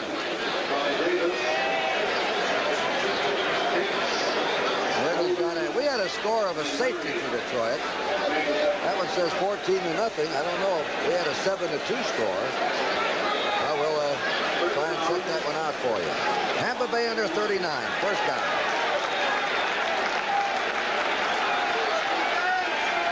Giants are in a 3-down line situation. They opened the game surprisingly with that. Eckwood is hit at the 39 for no gain by Beasley Reese. No gain. Reese, the strong safety, made the hit on him. Eckwood has gained 452 yards coming into this one, averaging 4.2. He was injured quite a bit at the University of Arkansas. He was a blocking back, really, for Cowens there last year. I saw them both in the Fiesta Bowl game out in Tempe. Second down, 10. Doug Williams gets it away. Incomplete. They're trying to set up a screen to Eckwood. Didn't work. George Martin put the pass rush on Doug Williams. Martin right on him. Martin led the Giants in sacks last year. Gary Jeter is the leader with 3.5 this season. 3rd and 10 for Tampa Bay. Their offense has been stalled the entire game. Yes, and they're going to have to be careful. And one thing good about the coach calling the plays, he's not going to take any undue chances. He's going to be patient and do what he thinks he can do and not cough up the ball here and make a bad mistake. At least I'm sure that's what they'll try to do. 3rd and 10 for Tampa Bay. They're trailing 14-0. Williams out of the pocket. Guns the ball. Incomplete to Ricky Bell. And nearly deflected into the hands of Beasley Reese. And Culp is covering on the play. Again, the Giant defense has stopped Tampa Bay. And they'll have to punt it away.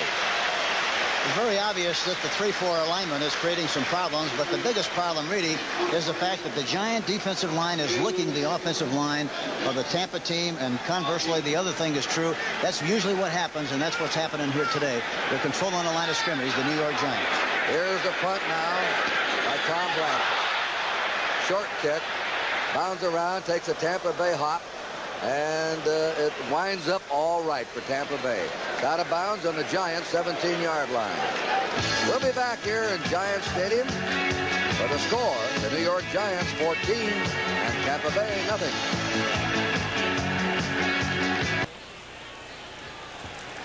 So it is raining hard here in Foxborough, Massachusetts, and getting colder here as the winter months start to move in. 7-0 the Patriots lead. But by the way, that big pass by Westbrook was his first pass completion as a pro. Smith kicking off. It is a short kick. Picked up by Leonard Thompson, and he goes nowhere. He fumbles the ball. The Patriots have it, and the New England Patriots are at the goal line.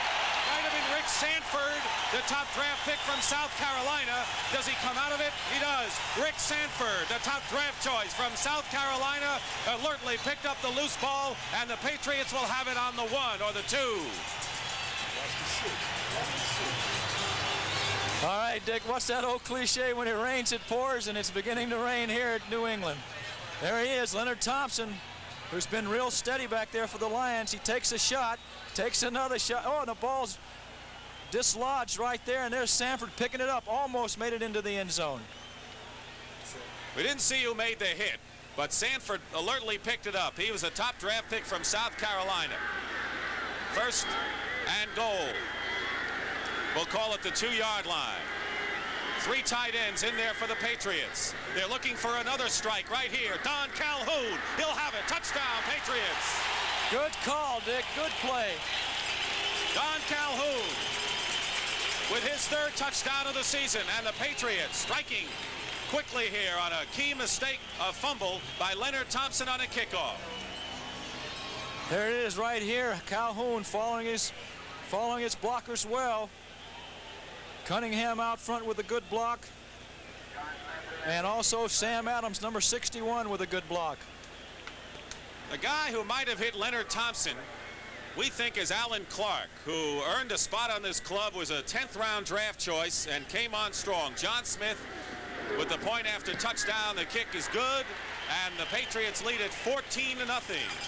So if there's any consolation for the fans getting wet, the Pats have 2 touchdowns in the bank. They've taken advantage of a big mistake. New England in front here.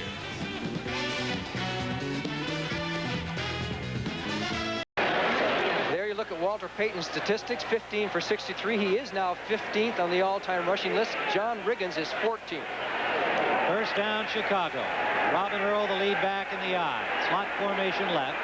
Bashmagel in motion behind the ball. For James Scott, incomplete. Avellini got it up a little high. A flag is down. A lot of action on that play with the flow coming to the right, and then a whirl around by Avellini going back to James Scott. It did not work. And you can see the rain has begun to fall in Buffalo, but at least it's not snow. But everybody's bringing out the umbrellas. And I think it's going to get a little wet, and it's starting to get a little cold. Wouldn't you agree, Tim? I would agree, and we are also going to get a little wet. John, our broadcast location at Rich Stadium is outside. On the offense, number 65. Noah Jackson ineligibly downfield on that play, and a 10-yard penalty will make it 1st and 20 from the Bears' 30-yard line. It is windy. It is starting to rain, and the weather conditions are having an effect on this game. Walter Payton gets back 5 of the penalty yards to the 35-yard line of Chicago. Scott Hutchinson, the second-year defensive end from Florida, number 90, made the tackle. He had 2 sacks against the Colts late in the game last week. 3rd-round pick in 1978. This is Walter Payton's first professional football game in the East, except once out of 63 games. He's only played on the East Coast one time. That was against the New York Giants in 1977. So the Bears don't get this far east very often. That was in the ice and mud, horrible day. In an important game between the Bears and the Giants. Avellini swings it out for Payton. He's got 1 block, but he's also got traffic. Look at him get through there. Williams had him cut off, and Payton, with a burst of speed, managed to gain about 3 yards. But that's all, as the Bills covered well. Robertson made the tackle. 3rd down. Let's take a look at the Buffalo rush as the Bears let the defenders get through, come out for the screen, and a couple of the linemen got out there in time. But as you see, number 77, Ben Williams, is the one who made Walter cut back, and then there was a host of Buffalo Bills. Good running by Walter, but too many Buffalo Bills on the pursuit. Third down, 13 to go. Well, the Bills defensively have bent a little bit, but they haven't broken. It is still scoreless. A missed 29-yard field goal, the only scoring attempt by either team.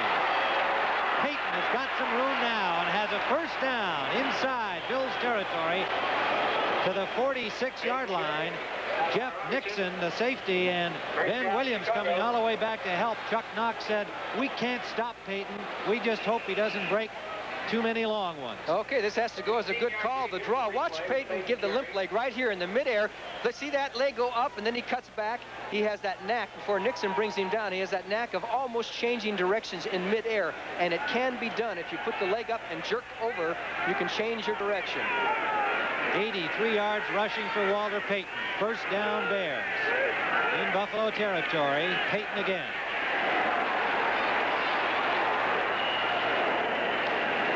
3, maybe 4 yards before he's first out by Shane Nelson, number 59. And what a block by Robin Earl. The fullback is being called upon to lead on many of these plays, and he really cut down the right side of that Buffalo defensive line. Atlanta now leads Green Bay 12-0 in the second period. A safety, David Whitehurst, tackled in the Green Bay end zone. Second down, almost 5 to go. We'll call it 2nd and 5. The ball is at the 42-yard line.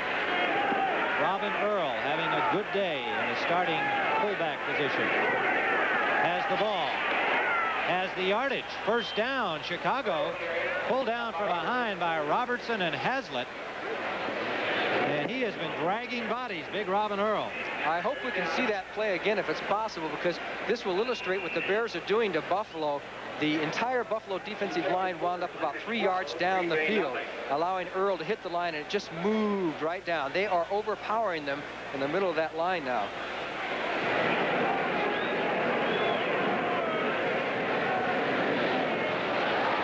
.48 yards rushing for Robin Earl.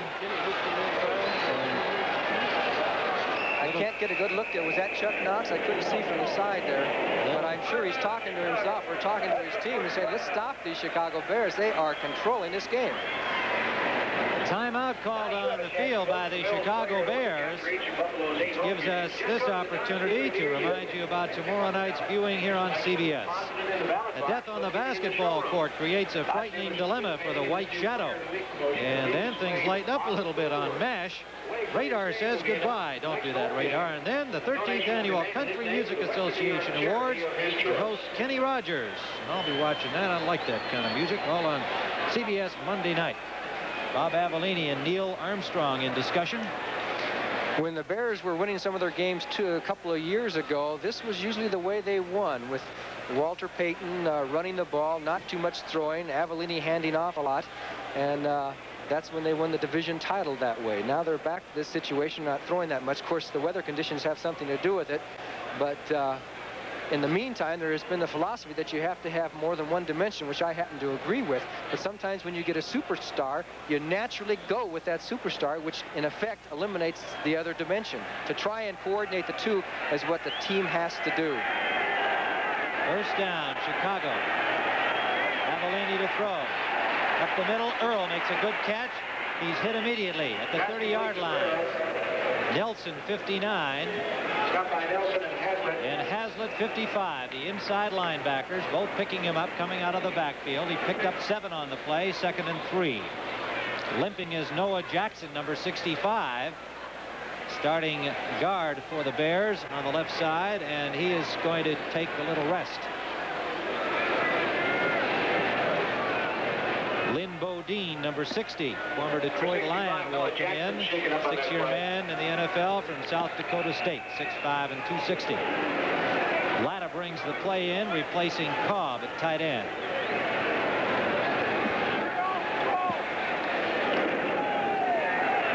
Washington has scored against the Eagles. Philadelphia leads at 14-7 now. Time winding down in the first half. 2nd and 3. Bashnagel in motion. Earl straight ahead. Batters his way for another first down. Robin Earl inside the 25 to the 23-yard line. Earl is having himself a fine day. He had a good hole there, Johnny Morris. It certainly was. With all the pressure on Payton, it's making some room as he comes back on a little bit of a handoff. You could see the good block by Revisori, Dan Neal. And they're just moving those Buffalo Bills back now. Hutchinson made the tackle. The Bears driving as they have been most of this first half, but they have nothing on the board. Payton running hard out the left side, gets to the 15-yard line. Lucius Sanford, right side linebacker, made the stop. And there you see Robin Earl just getting up. He was way down there leading the blocking for Payton. And it is 2nd down and about 2. Here comes the sun. That gets some applause from the crowd. Indeed, I'll give it a little myself. That shows how hard up this Buffalo audience is right now so far in this game. They're applauding the sun because their team hasn't done too much yet. Payton needs 3 more yards to have 100 in this first half.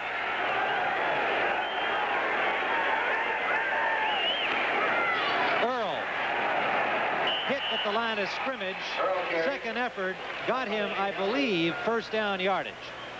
He was pushed back, but his forward progress would indicate first down. There is Shane Nelson, the leading tackler on the Buffalo team, having another good afternoon. He leads the team in tackles so far. Shane Nelson had 54 going in. As you see, Robin Earl driving for the first down. Still no score in the game, but the Bears are driving. 2 minutes to go. Phil Simms is the oldest of 3 rookie starting quarterbacks now in the NFL. He's 9 months older than Jeff Comlo of the Lions and more than a year older than Steve Fuller of the Kansas City Chiefs. There he is, rookie Phil Simms. He has his team on top. That's about a yard or 2 gain. Bill Kohler, the nose tackle, jammed up Ken Johnson at the giant 19-yard line. 2nd down 8 for New York. That's the way you have to play the 3-4. That time Kohler was being blocked one-on-one by Jim Clack. He licked his man one-on-one. For that reason, the linebackers were also free, and they were able to stack the play and stuff it after just about a yard-and-a-half gain. Tampa Bay gets in their nickel defense, puts in a fifth secondary back. Jordan takes out a linebacker, Johnson. 5 secondary backs in there for Tampa Bay now. 2nd down 8 for the Giants from their 19. Taylor spills it out to the 24. Bill Kohler, 2nd tackle in a row for him. Flags are down. That's holding against the Giants.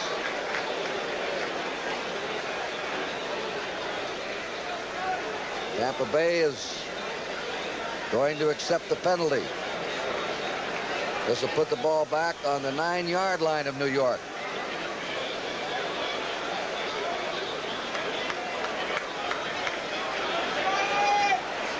Number 56, offense, holding, 2nd down.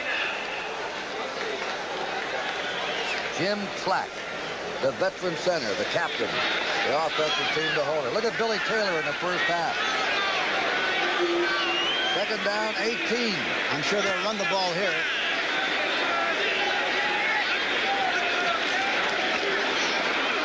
They do. And up to the 14 is Ken Johnson. Wally Chambers met him, the left end. Wally Chambers is quite a story. Traded over by the Bears. He had a knee surgery. Knee ached in 77, 78. Now he's recovered. They moved him from inside to the outside. And he says we're not wearing diapers anymore, but dress slacks down there at Tampa Bay. On the 14-yard line. 3rd down, 13.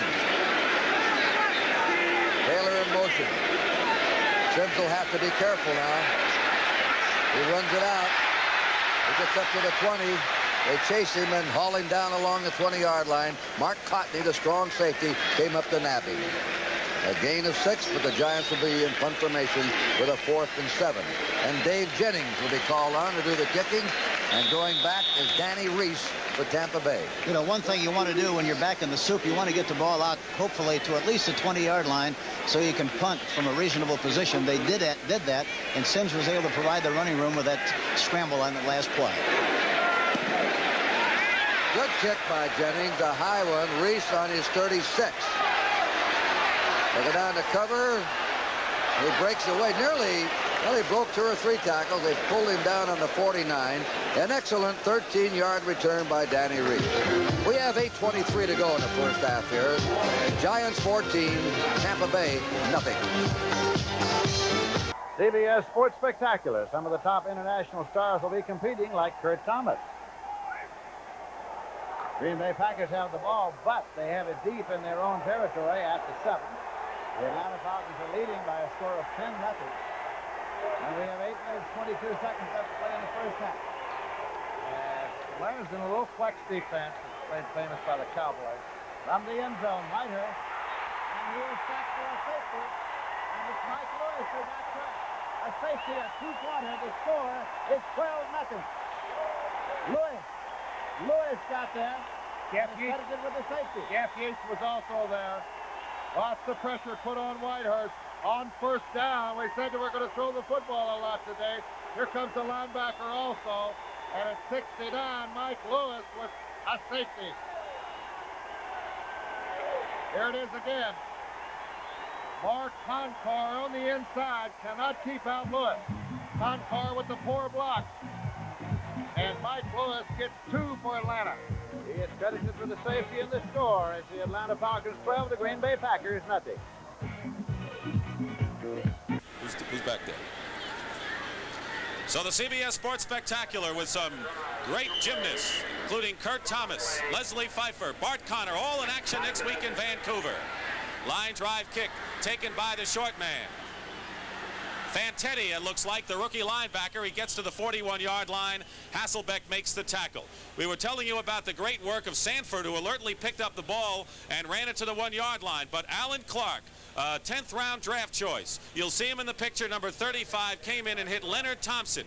He earned a spot with some great running against Atlanta in preseason. He has been outstanding on special teams. And there is 35 going for the ball. He knocked it away. He's from northern Arizona, and Sanford did the rest. So the Lions have it 1st and 10 at the 42-yard line. Teaming rain, play action pass. Comlo in the air, and it's completed.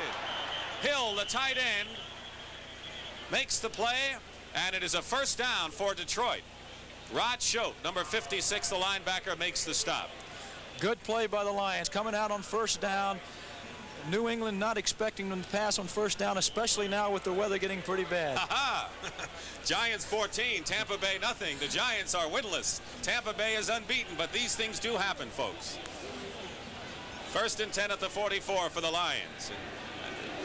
This weather tough to put the ball up. That's right. It gets tougher because if it's not raining real hard, the surface holds the water and the ball can get wet. Dexter Bussey comes in motion. Comlo under pressure dumps it off to Hill, who came back on a screen, and Hill runs out of bounds at the 40, but they get about 4 yards on the play before Mike Haynes, number 40, forced him out. 2nd and 6. Evidently it pays to complain. Last week against Minnesota, Hill didn't catch a ball and he complained all week. This week they're going to him on almost every play. Well, Harold Jackson complained for the Patriots that he didn't get anything, but a lot of times mainly it's what the defenses do, and it may not be wise to force it. And they double a certain receiver in a ball game, and he doesn't get the ball thrown to him. Lawrence Gaines, number 38, and Rick Kane, 32. As you look at the Pats' defense, are now the setbacks for the white-shirted Lions. 2nd and 6 at the 40. 10 minutes, 12 seconds remaining in the first half.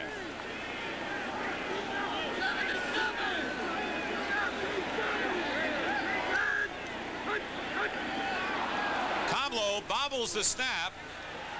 Long pass. He's going for Gene Washington. A lot of bumping down there, but no flags are thrown. But the penalty down at the line of scrimmage will determine everything here. Dick, this is a fine play by the Lions offense.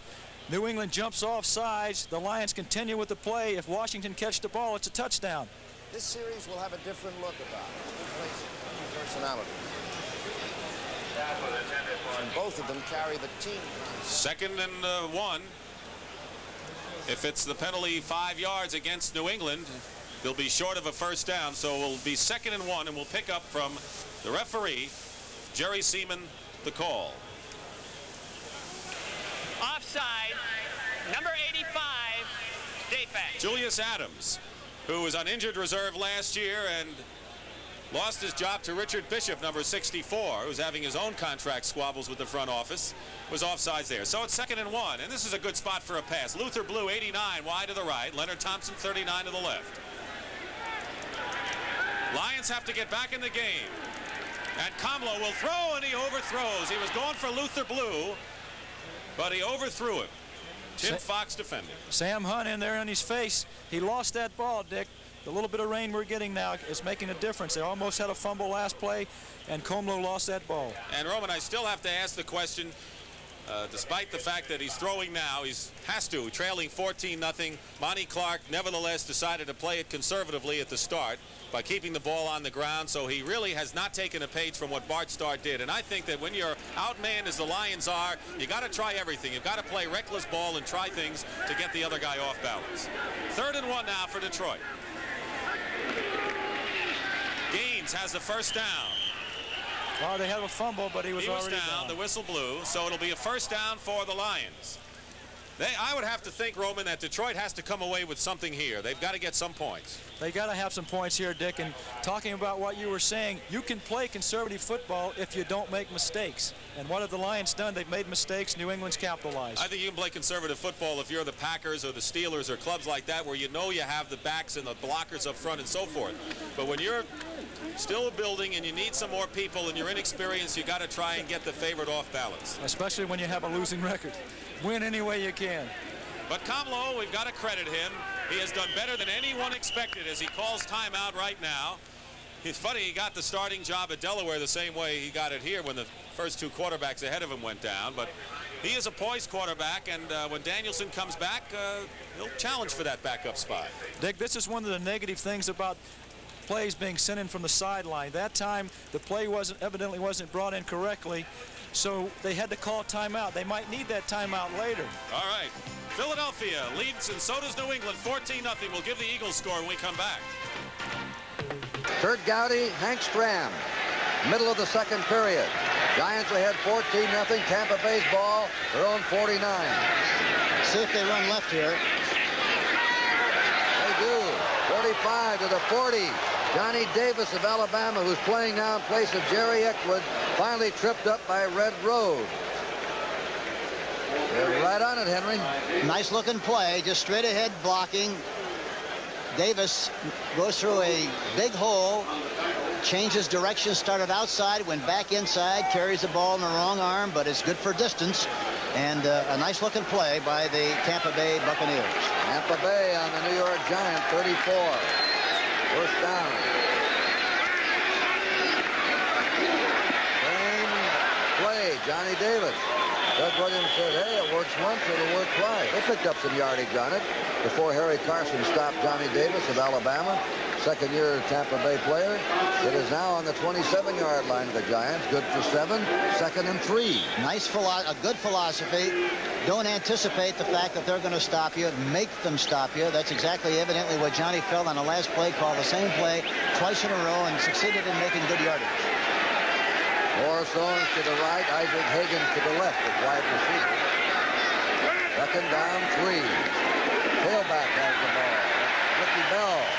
And Bell was met at the 25-yard line by Harry Carson, who has had the most tackles of any member of either defensive team. Calvin Miller aided him. 3rd down. A long yard to go. Shook. Coming in now. There's Larry Mucker. Higgins is out. 3rd and a yard. Bell. They stop him.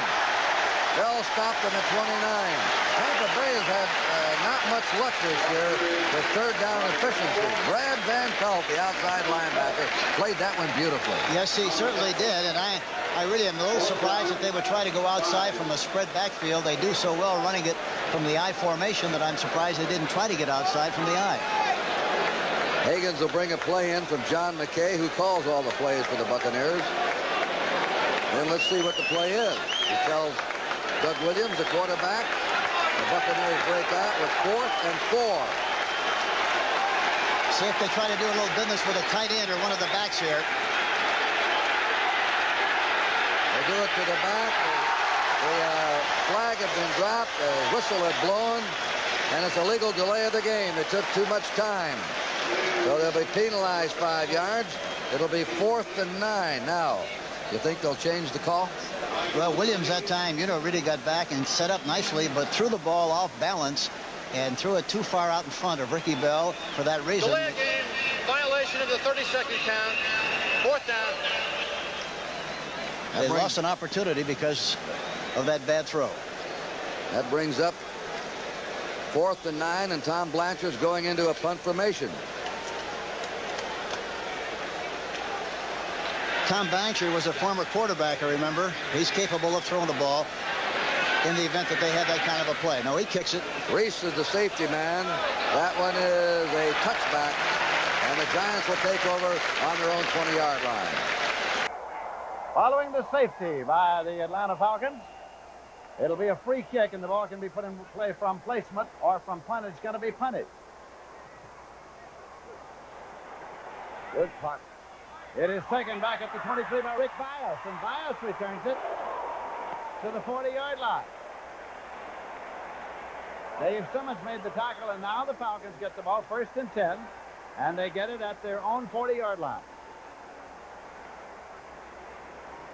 There you see Jim Gano. He threw himself into that wedge and tried to disrupt Bias from the football. There he is. Gano was shaken up a little bit, but he's trotting off. He's okay. Good special team man, Gano. Pearson along the sideline. He's in on returns, and he's frequently used as a wide receiver. Bubba Bean and William Andrews in there now as setbacks for Bartkowski. Bartkowski setting it up, going long, and it's incomplete. Trying to get it to Wallace Francis, the 7-year veteran from Arkansas A&M. Mike McCoy on the corner covering defensively, 2nd and 10 for the Atlanta Falcons. Bartkowski was off to a quick start. He was leading the National Football League in the statistical ratings. But last week's game against Washington probably had the poorest day of his career, 6 for 26. Dropped him way back. But today he's 6 out of 11 for 54 yards and 1 TD. Bartkowski has completed only 35% of his passes in the past 2 games. 6 for 26 against Washington's tough defense last week. Area stats for today. It's 2nd down and 10 yards to go. Packers in a 3-man front, 4 linebackers faking the blitz. Well, a little confrontation, but Andrews has the ball. He and Bartkowski sort of met each other head on, but Andrews got the ball, and Steve Luke finally made the tackle. It's in advance of the 45-yard line. Andrews says, give me the football and get out of the way.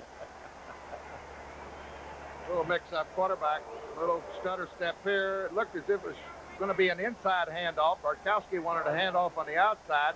Doesn't matter for Andrews. Going to pick up 6 anyway. 3rd down and 4 yards to go for the Falcons. Pearson's in a wide right. Andrews the lone setback. Bartkowski. Pearson. Made the catch for 1st and 10 at the 38-yard line. Johnny Gray on the tackle. No way to stop that, Lindsey. Quick post, and it was a perfect pass. Actually, not a perfect pass, but it was fired quickly right in between the linebacker, the cornerback, and the safety man. And Pearson just went down to his knee, made the catch for 17 yards. So the Falcons leading by a score of 12-0 are driving again into Green Bay territory here. I believe in Steve, it says. Steve Bartkowski. Bubba Bean in motion to the outside left. Quick pitch, taken by William Andrews. Drives across the 35 before Charles Johnson brings him down. Well, once he makes a cut, he's a north-south runner. He is that with a lot of power. You know, most of those, you see a lot of backs, especially on a pitch out or a sweep. When they go out there, they just pity-pat. You know, they take their time and try to wait for their blocking to materialize. Lindsey, this kid, even for a rookie, got great instincts. 6 feet tall, 200-pounder. He's 2nd and 6 at the 34-yard line for Atlanta. Bubba Bean. That's about the 32. Gary Weaver on stop.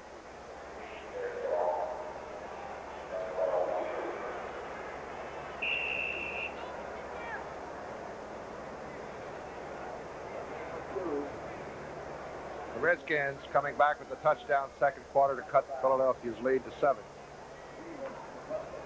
3rd down and 4 yards to go at the 32-yard line. Andrews is carried 8 times for 45. Bean is carried 6 times for 34. Andrews, but this time Charles Johnson, 99, has him firmly in his grasp.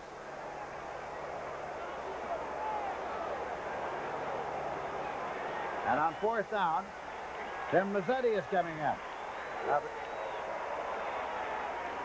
Take a look right at the middle line there. End zone shot. Here it comes to Andrews. Off the left side, 99 is Charles Johnson. He slipped off the block of Dave Scott. Made the good play from defensive tackle.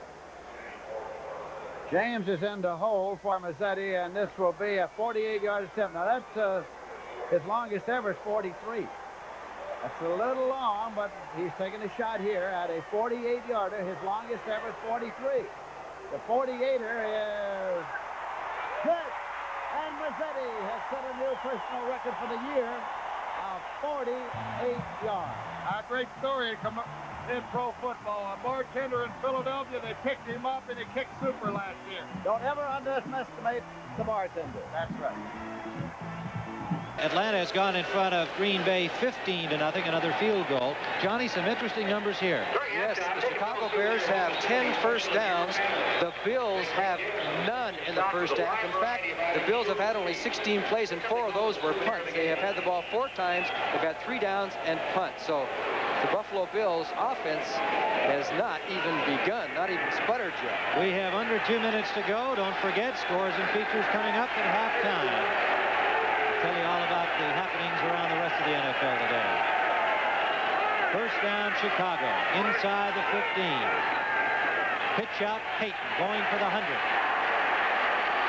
Will not get it on that play. Good tackle, Lucius Sanford, number 57. The second-year man from Georgia Tech. He got a yard, maybe 2. Well, let's see where they mark it. When he gets to that sideline, Peyton always seems to squirm out an extra one, as he did here. He got to the 10-yard line, and so it turns into a 3-yard gain, and that should put him right at the 100-yard mark, unofficially, 20 carries for 100 yards. Well, I gave Sanford more credit than I should have. I thought he had stopped him about a yard short of that. It was still a good defensive play. 2nd and 7. Earl, straight ahead. Hazlitt, loose ball. Buffalo has recovered. Robin Earl, hit by Hazlitt, coughed it up. And the Bears, who continue to have the ball most of the game, are still scoreless. And it turned out to be number 55, Hazlitt against Earl. There was nobody else there. They made head-on contact, and the ball was ripped loose as he fell down, and the Bears' drive has been stalled at the 4-yard line. Buffalo has the ball with 1 minute and 9 seconds to go. Good play by Jim Hazlitt. Steve Freeman, number 22, recovered the loose ball. Peyton reached the 100-yard mark, but the Bears came up scoreless. First down, Bills. They shift to the eye. That brings a defensive shift by the Bears. Terry Miller. Hard running over the 5 to the 7-yard line. Hicks, number 54.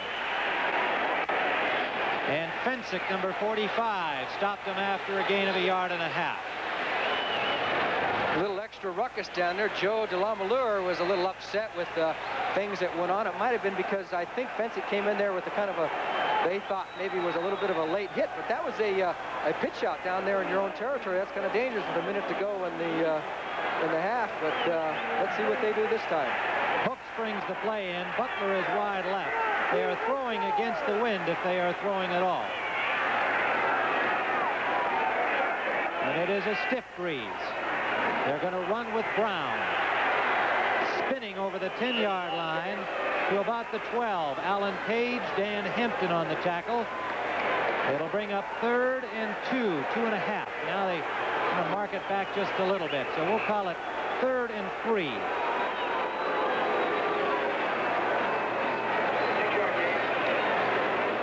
Seconds on the clock. Timeout is called.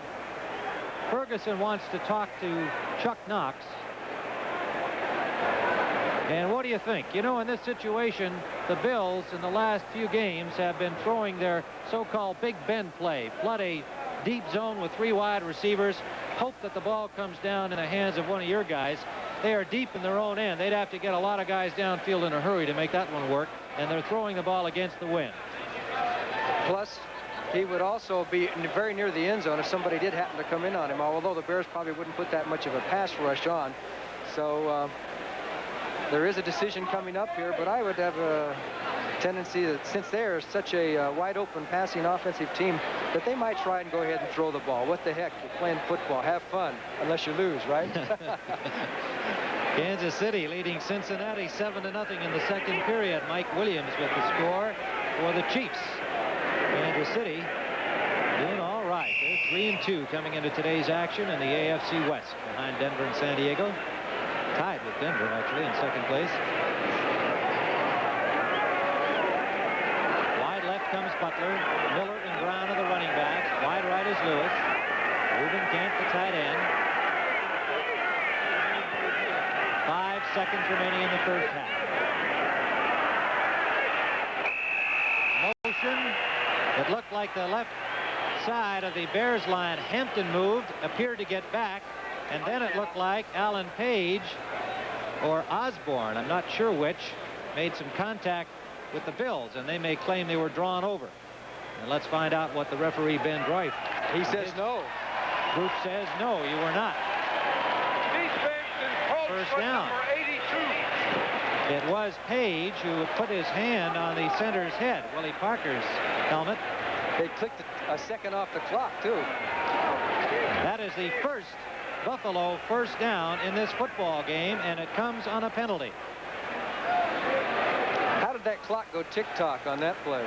I don't know. It should not have. They are out to the 16-yard line now. If you're assuming you're only going to get one play in, it doesn't really matter, but no. Who knows?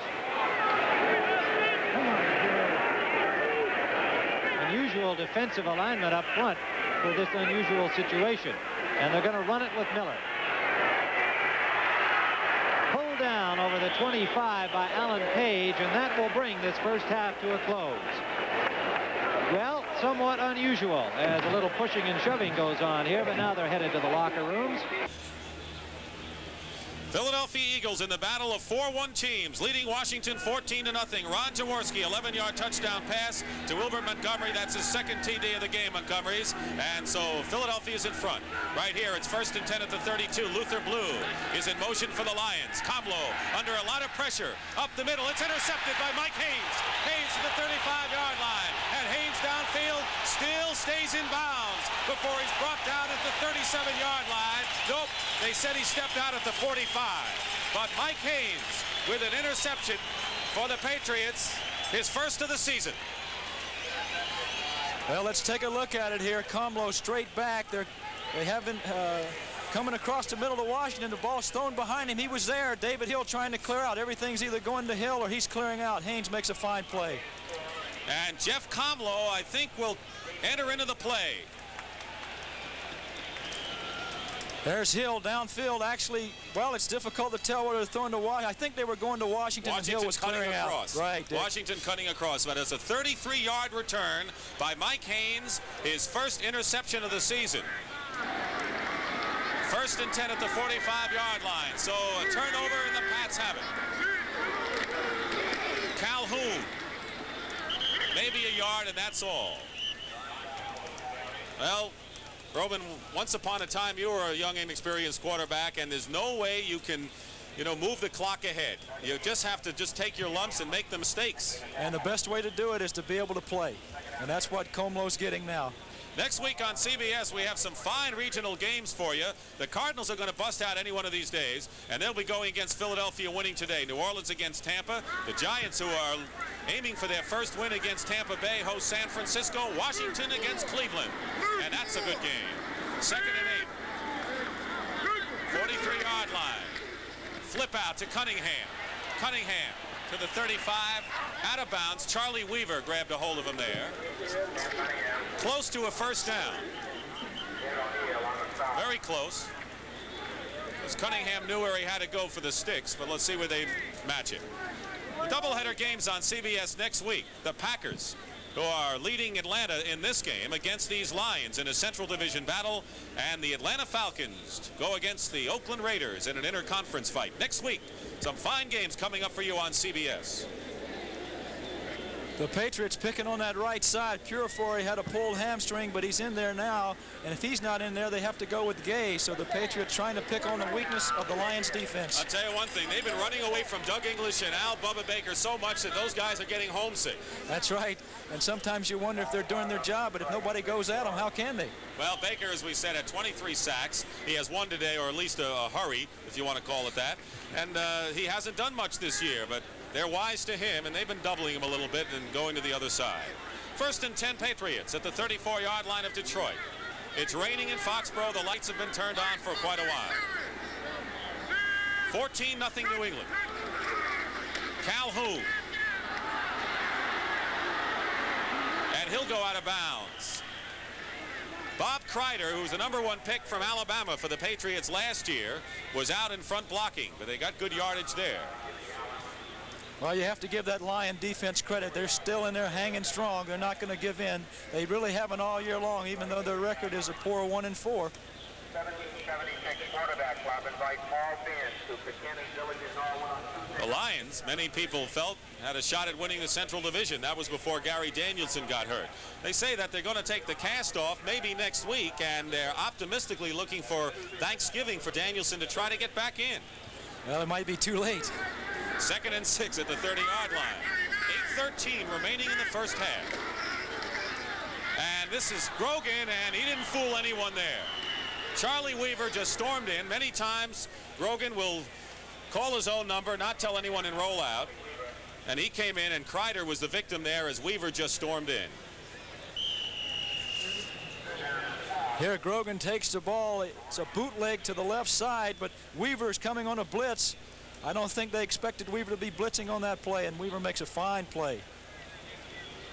So it'll be 3rd and long yardage as Ken Ellis and Doug Jones come in. 6 defensive backs, and Washington is on the board. The Eagles lead 14-7 in the 2nd quarter. Dick Stockton and Roman Gabriel here in Foxborough. 3rd and 12 at the 36-yard line. Harold Jackson, maybe.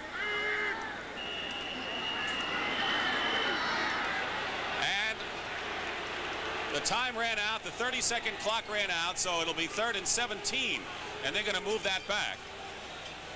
We have a later score. The Atlanta Falcons have picked up 2 more points on a safety as Whitehurst was tackled by Mike Lewis in the end zone. So the Atlanta Falcons lead Green Bay 12-0.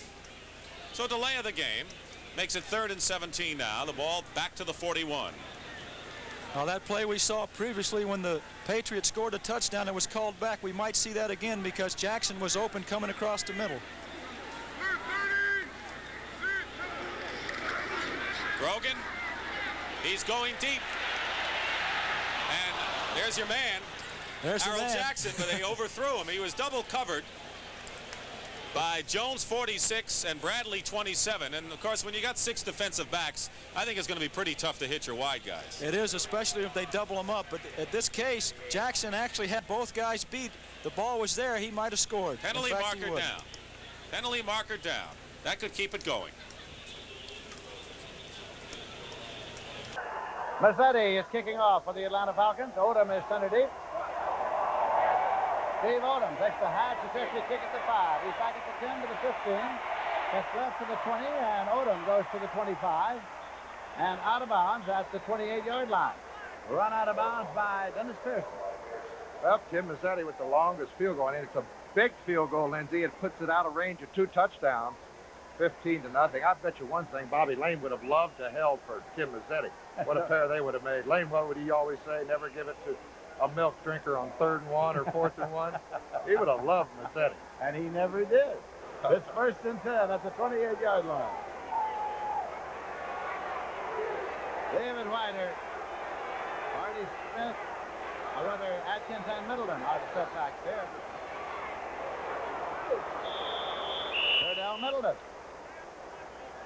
Turdell Middleton across the 35 to the 36. Fulton Kuykendall came to make the tackle. A lot of smiles on the sidelines when you're 15 ahead. It's happy time for the Atlanta Falcons. Paul Rising, who does the centering on the placements and punts. There's Timothy. 2nd and 3.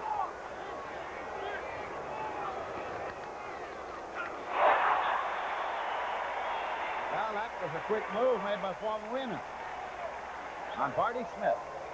Wilson Famuina from San Jose State beat the right guard. No gain on the play. 3rd and 3 at the 36-yard line, and we are getting closer to the 2-minute warning. We are down now to 3:24 remaining to be played in the first half. 15-0, the Atlanta Falcons leading. Look at that flex of that defense. Blitz. Marty Smith, 6'4", 235, and he's stacked up. No gain on the play, and the punting, and it comes on. Again, Wilson Famuina. That is Bart Starr, the head coach of the Green Bay Packers. 3rd and short. Just like a running draw play a little bit. Need a play to hit the hole a little bit quicker on 3rd and 2 or 3. I don't think they fooled anybody. David Beverly's back to punt. Dennis Pearson is deep to receive it for the Atlanta Falcons. Clock is running at 2:40.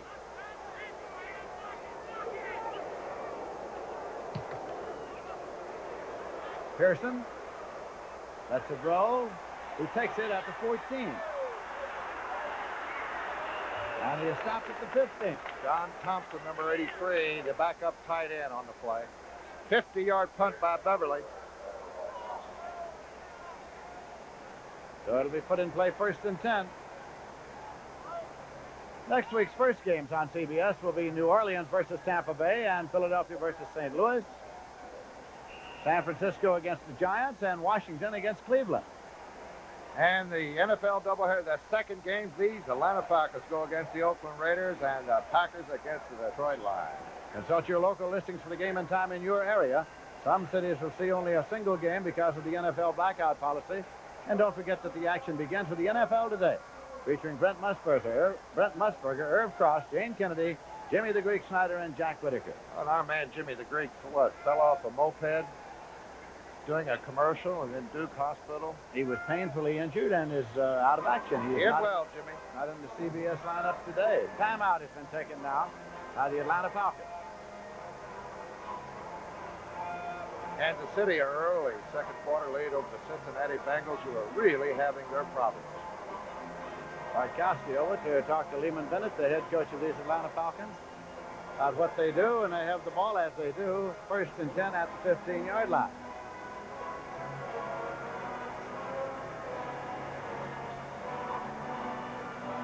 Let me ask you, where did Lindsey showed up with the coat today that's the all-time champion, and there's a story that goes behind this coat. Let everybody take a look at this. Well, I tell you, in San Francisco, a radio station asked all the people to send in swatches of cloth that they had around the house. Just put it in an envelope, they said, and send it in. They asked a tailor if he could put it together. They did, and he did, and this is the result. 1st and 10 now at the 15-yard line. Be a complete flake to sew that together. Bartkowski. Penalty marker is thrown. Alfred Jackson was the intended receiver. On who, though? That's the question. Estes Hood was there. On whom is the question? On whom, that's right.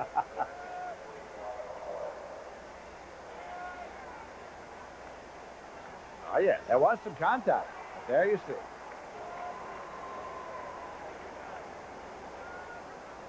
Well, could have been an interception also, Lindsay. I think there wasn't a bump. Estes Hood had a good beat on the football. McCarter is consulting the Green Bay Packers now. Offensive interference call.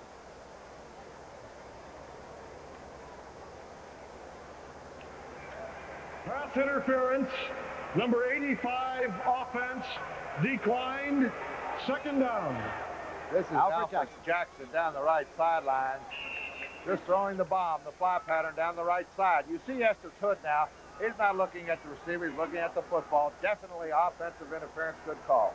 They declined the penalty. 2nd and 10 at the 15. Lynn Kane is in that backfield now along with Andrews.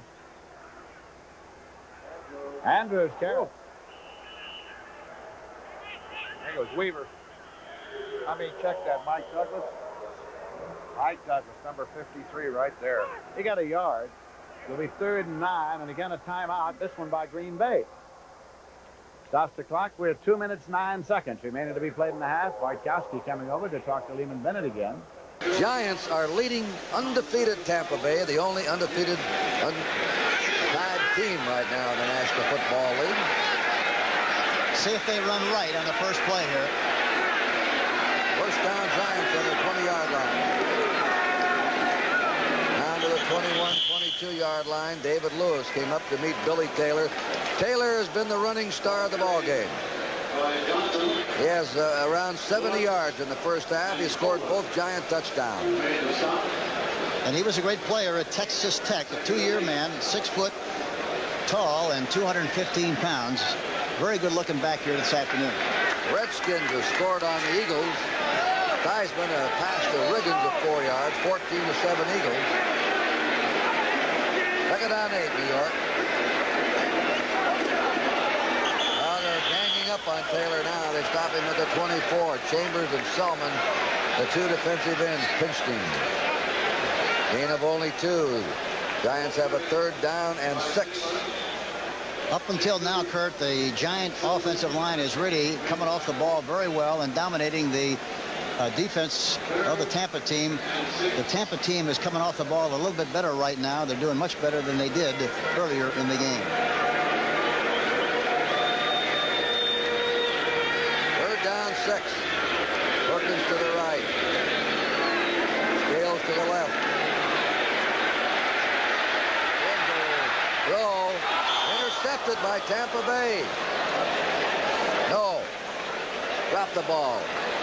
White had his back to me. I didn't see the ball pop down. Jarris White, the left cornerback. 4th down.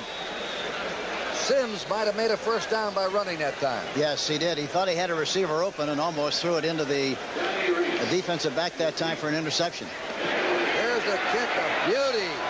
That's driving Danny Reese back to his 20. Out to the 25. And is down on his 27-yard line.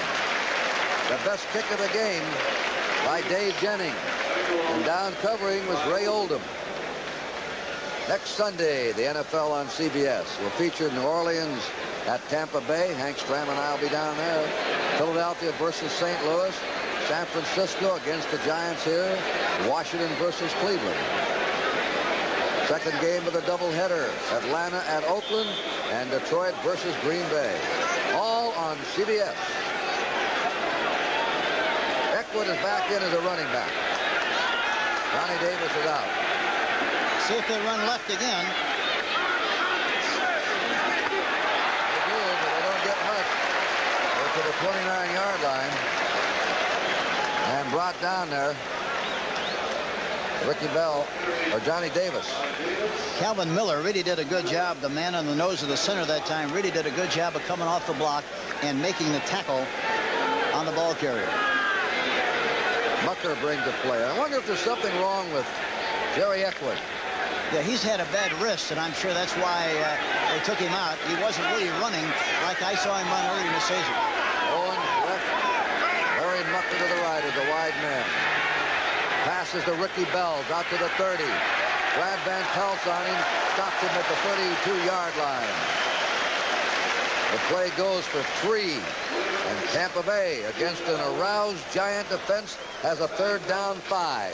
3 minutes to play in the first half. The Giants are leading 14-0. The surprising Kansas City Chiefs are ahead of Cincinnati 7-0. Mike Williams on a 1-yard touchdown run. Cincinnati's yet to win. Their bid's very surprising, but Cincinnati has even been more surprising in that they haven't won a game. They've got a lot of ability. 3rd and 5 for Tampa Bay. They will try and pass for it. Flag is down. It's complete to Giles, the tight end. His 4th reception. But this one could be wiped out.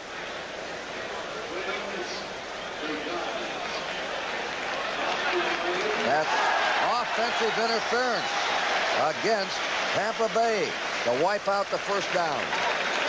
You know, Giles really did a good job of adjusting on the play. He was going inside, saw some room between the linebackers, squatted in that area, made the catch, was open, but there was a penalty on the play. Now we had offensive interference, and we've had a motion penalty. And it'll all be explained here by referee Gene Barth. The umpire is Tom Myers. The head linesman, Jerry Bergman. Let's listen here. Illegal motion, refused. Offensive pass interference, number 88, accepted, 10 yards. We'll move it back. They had a double penalty, and the Giants naturally took the longest one. They only penalized them 5 yards, and they moved it back another 5 to the Tampa Bay 21-yard line.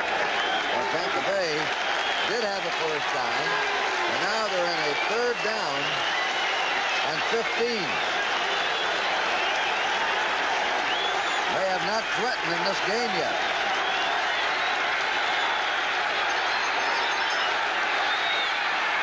Williams looks the field over, throws it deep to Owens, and Owens has the ball. He's out of bounds. He's out of bounds with it. Good throw, and a flag is down. Had a lot of time to throw the ball. The pass protection was excellent, a 3-man rush. Owens ran an in and out pattern deep. Doug threw the ball right on the money.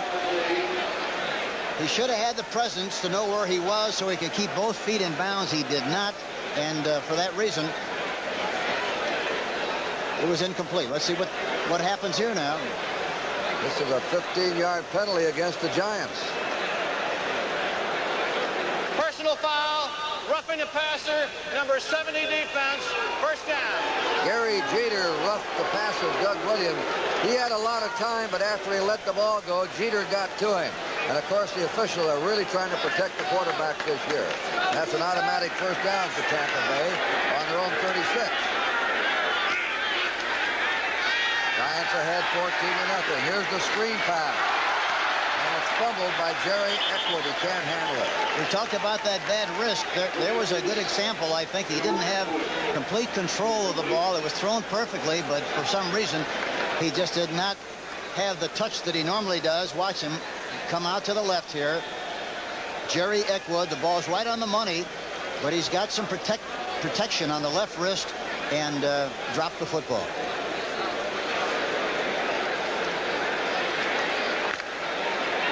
Tampa Bay's deepest penetration in this game has been to the New York Giants 34-yard line, and that was here in the 2nd period.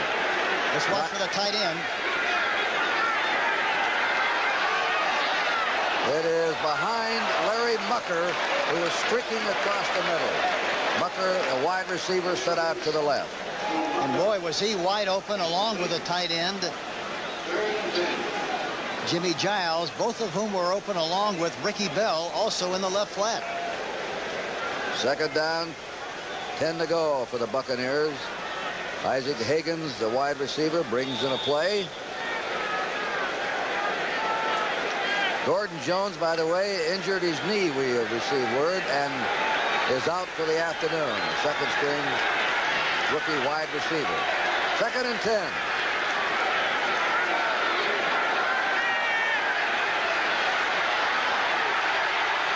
There it is right there to Isaac Higgins. Higgins, 1st down, the Giant 39-yard line. Wide open, deep down the middle. And what time Williams had, Hank? Yes, he did. And watch the way he throws the ball. However, he stayed in there in good shape. anchored in good shape, looked down the middle, jumped a little bit to his left, but threw the ball right at the numbers to Isaac Hayden. First down.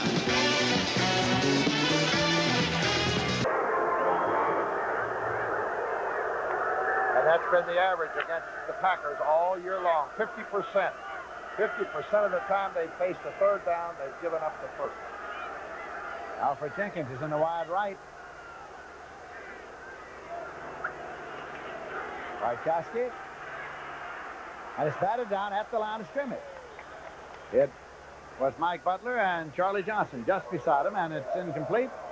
And we'll bring on the punting unit now. It stopped at 2:04. Tried to whip that almost sidearm. Came down to the three-quarter arm delivery there. And it was blocked. I think it was Johnson with him. Was it Johnson or Butler? Mike Butler, number 77. The punt formation, John James is back there. Odom has dropped back to receive the punt. He's standing on his own 46-yard line. Across the midfield marker. Clock starts on the snap as soon as they get him a line.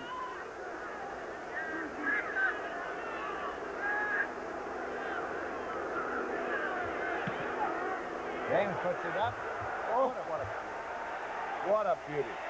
Odom at the 35 to the 40, and he stopped at the 43-yard line. It was Tom Pridemore. Just a 49-yard punt.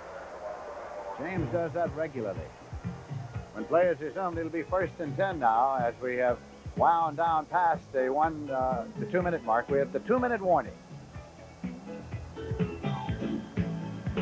Timeouts remaining, full complement for Tampa Bay. The Giants took 2 early in the first period when young quarterback Sims had some confusion. First down now. Buccaneers on the Giant 39. 2 minutes to play in the first half. 14-0, New York. Ricky Bell running loose. And he carries the ball deep in the Giant territory before Ray Rhodes trips him up on the Giants 17. Good blocking at the point of attack by Dave Revis, Greg Horton, and also Steve Wilson, all of whom did a good job of blocking at the point of attack, and Ricky Bell did a good job of running inside from the I formation, started in, went to the outside, a nice seam. Isaac Higgins, 81, is out in front, trying to throw a block, but Ricky Bell really does a good job of stretching that into a large game. First down, Tampa Bay's deepest penetration of the game. Giants 17. Handoff to Bell. Bell bumped into one of his own men, then rolled over the 15 to the 14, where George Martin was there to take him. It'll be second down, 7 to go, and Tampa Bay has called time with 1:11 to go. Remember the NBA on CBS, the opening game of the season, Friday night, 11:30 Eastern Time. The Lakers against the San Diego Clippers. Magic Johnson out of Michigan State. Only 2 years there. After his sophomore year, he led the Spartans to the national title and went to the pros. And Bill Walton returns back to his hometown where he was a high school star. He'll make his debut as a Clipper. 11:30 on CBS. Brent Musburger and the Hot Rod. Hot Rod Hundley will be calling the action for you. Brent, Jane, and Irv will be coming up next. First-year coach Ray Perkins, who caught 10 passes in the first half of his senior year in the Orange Bowl. Yeah, he always remembers that one. Yeah, he remembered that. We talked to him before the game. He knew specifically. You said 10 or 11. He said no, 10. What did they say? I never pay any attention to statistics. No, they're very unimportant, but I caught 10. You know, there have been a lot of things written about Perkins, that he has a steel plate in his head after a brain operation. But he didn't. When he was a freshman at Alabama, he had a brain injury, a blood clot, with 3 holes drilled into his skull, and came out of it perfectly. He was a lucky young man at that time. Second down, 7 for Tampa Bay on the Giant 14-yard line. A little over a minute to play. Williams' pass in the end zone is tipped out of there. Otis McKinney deflected the ball away from Jimmy Giles. He forced that when he went back into the pocket with the express purpose of trying to hit Jimmy Giles, but he was double covered. He looked left and then threw the ball right, but there were too many folks there, and it's a wonder the ball was not intercepted. He tried to force it, which is a mistake that a lot of young quarterbacks will naturally make. We have 1 minute and 5 seconds to play in the first half. 14-0. Giants ahead. Naturally, Tampa Bay would like to grab this score. This could give them a lift when they go into their locker room at halftime. 3rd down 7. We'll pass again. And it is cut for a touchdown. Larry Mucker, number 87, on a dazzling catch. And Tampa Bay's on the board. When you talk about concentration, this is exactly what you refer to. Larry Mucker tips the ball. Good protection all the time in the world. He finally throws the ball. Watch. He jumps up. The ball is deflected, hits his hat, comes back down. He makes the catch. Larry Mucker, excellent concentration on the play. And Otis McKinney was in good position to make the interception, but just missed. Play went for 14 yards. Doug Williams' 9th touchdown pass of the year. Neil O'Donohue will try the corner. The kick is up, and it is good. That should be a lift for Tampa Bay, scoring just before the end of the half after they've been stopped almost completely cold during this first half. Tampa Bay's been behind in 4 of their 5 victories so far this year, and they've won their only overtime game over Baltimore. So coming from behind is nothing new to them. No, and I'm sure they feel mighty good about the fact that they get 7 points on the board before halftime. This game is a long way from being over. This is a well-disciplined, well-oiled football team. And as I mentioned earlier, one of the important things is the fact that John is calling the plays from the sideline, and he's not going to let them make any mistakes that would create a problem and shrink the size of the field for the New York Giants. Scoring drive of 72 yards for Tampa Bay. 9 plays. 3 minutes of possession time. Big run in that play. Drive was Ricky Bell to take him inside the 20, where you're always supposed to score, but you don't always do it.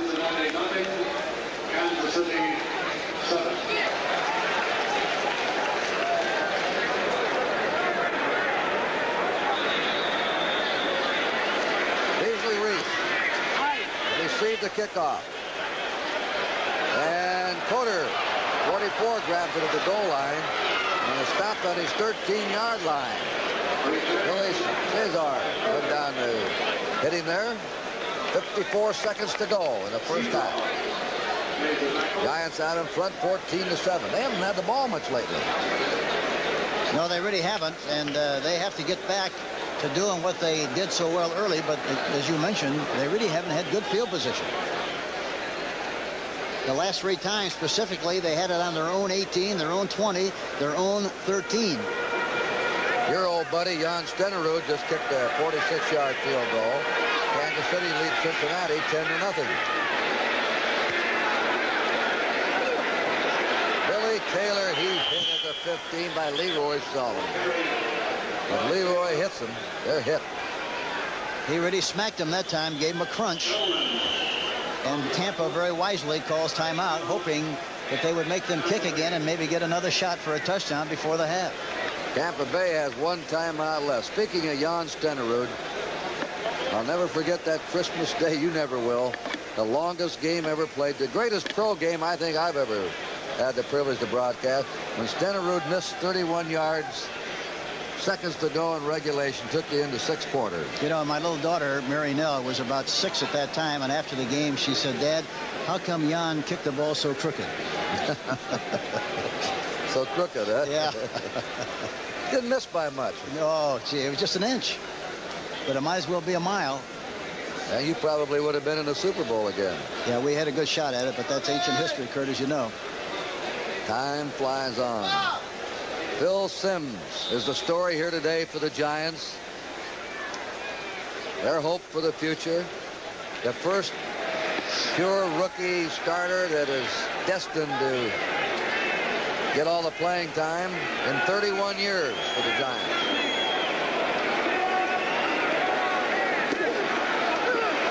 Billy Taylor is the top ball carrier in the game to the 19-yard line. And Aaron Brown, the linebacker, brought him down. Tampa Bay has called their last timeout.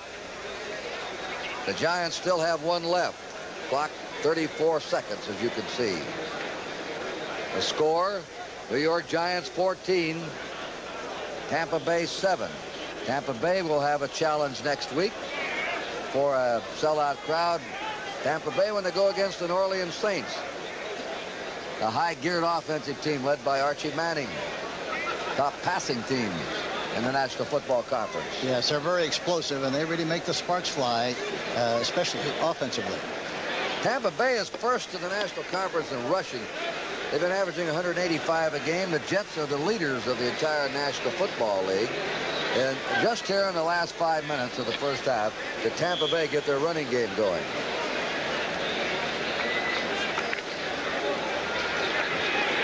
Giants, third down, 5. Tampa Bay's out of timeout. The Giants should waste the 30 seconds here. That's Richard Wood sliding in from his inside position to stop the ball carrier on the Giant 20. Clock ticking away. They'll have to kick it before the half is over, though. No, they'll let it wind down. They'll let it wind down, but I thought it was about 31 seconds. No, they'll let it wind down and no play before the half. They're down to 2-1. They were just inside the 30 seconds when the carrier was stopped. When you looked at it, it was 31. I did the same thing. It was 31, then it went reduced down to 29, and that was the difference. Well, there's your first half score. Giants struck early. 2 touchdowns in the second period. Billy Taylor plunging over, 2 yards out, 14-18 to go in the half. Taylor a half yard over, 11:45. And the score is New York Giants 14 and the Tampa Bay Buccaneers 7.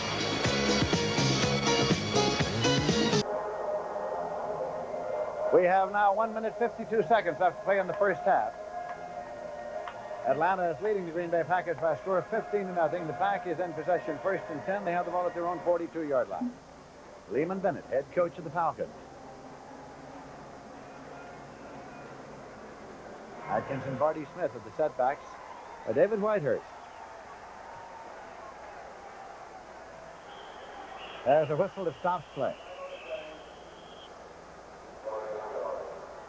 Flag does not stop play, but a whistle does.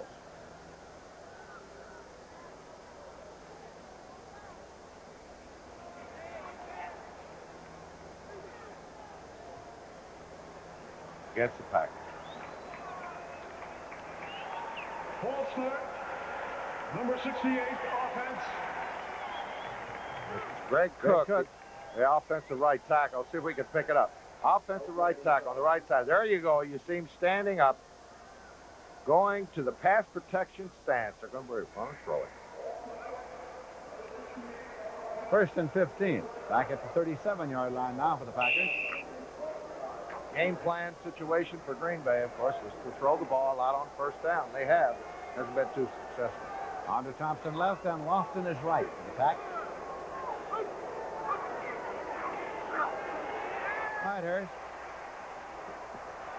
Incomplete. Intended for Andre Thompson. There's a deep turn in, and it's open most of the time in professional football. Andre Thompson coming back for the football the way you should, but kind of looked like he ran away from the ball there. Wasn't a bad pitch. Clock a little off. Clock is stopped on the incompletion with 1:43 showing in set. Whitehurst is 2 for 8, 27 yards and 1 interception in his return to play before the home folks here in Atlanta, Georgia. First 3 or 4 series, they had bad field position, too, Lindsay. Terrible field position. Whitehurst. There's a turn in. Well, Lofton was the man. He should have completed that. Whitehurst will be hot at himself. Lofton wide open. Should have been completed. It was wide open. Lofton on a deep turn in. 3rd and 15.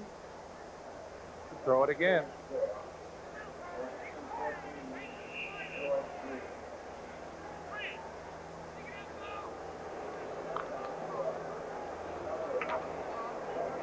Lofton going to a wide right, Andre Thompson to a wide left. Don Smith back in for Jeff Merrill. He hurt his toe again. He's out. Number 1 draft choice, left defensive end. Whitehurst. There it is. Andre Thompson. And it was threaded by Whitehurst. Rick Bias covered, but it's the 1st and 10 at the 44-yard line. Well, we keep saying, so those turn-ins are going to be open. That was a great pitch by Whitehurst. He's going to move them up quickly. He's going to have to take a timeout, or he's signaling his receivers to play, Lindsey. No huddle play here. And it is completed at the 41-yard line to Paul Kaufman, his tight end. Kaufman's first catch of the day. Dewey McClain there defensively. Dewey McClain a little bit hot. Said he was trying to struggle forward. No timeout. They spotted at the 42 for a gain of 2, 2nd and 8. You see Whitehurst barking out the play to his wide receivers. They got a signal. Up the middle, Kaufman again, tight end. It's down to the 11-yard line. Greg Brzezina on the tackle. Now they'll take a timeout. Kaufman's second catch of the day. Caught 6 last Monday night in his best performance. Fine-looking tight end from Kansas State. Here it is again, end zone shot from behind the quarterback. Don Smith gets loose from the left tackle over here, but Whitehurst releases a beautiful pass. You see he threaded it right over the linebacker in front of the safety. Going to pick up 30 yards here, and good second effort, good balance by Kaufman. Finally pulled down by Greg Brzezina. Stopped at the 12-yard line to make it 1st and 10, and the timeout is taken for the Green Bay Packers with 34 seconds left to play in the half. And it's a good 2-minute drill being put on by Bart Starr's Packers here. They can get in for a touchdown here, put some points on that board. That's the main thing. Falcons are leading by a score of 15-0 here in the waning seconds of the first half. Beautiful sunny day in Atlanta, Georgia. Game time temperature was 70 degrees. Stands are packed and jammed. Sellout crowd here this afternoon. Bart Starr with Bill Curry with a headset on. That's Curry and Bratkowski. Bratkowski played at Georgia, and Curry played at Georgia Tech. And he also coached at Georgia Tech with Pepper Rogers. We saw Pepper earlier today. He's up there at West Fox. Zeke's talking to Lou. Tampa Bay Buccaneers have scored. It's the Giants 14 and Tampa Bay 7. 1st and 10 for the Green Bay Packers at the 12-yard line of the Atlanta Falcons. They're saying Lindsey, Luke Carpenter's up in the box. He's giving the plays down to Zeke, and Bart doesn't want to call one. He asked for it. Whitehurst. And it's Adkins. Got about a yard on the completion to the 11-yard line. Fulton Kuykendall was there. He tied him up a little bit. Clock continuing to run. It's running down. It should be an automatic play, but Whitehurst telling him where to go. He's going to stop the clock. Yeah, stop the clock with the incompletion. Overthrowing Andre Thompson. 12 seconds left to play in the game. Already in the first half. 3rd and 9 at the 11-yard line.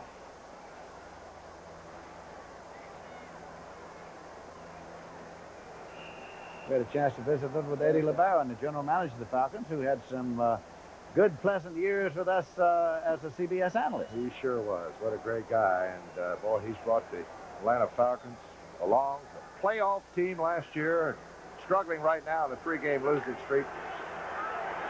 3rd and 9. Green Bay at the Atlanta 11. Clock starts on the snap. 12 seconds in the half. Whitehurst. And it's Barty Smith. And he's in for a touchdown.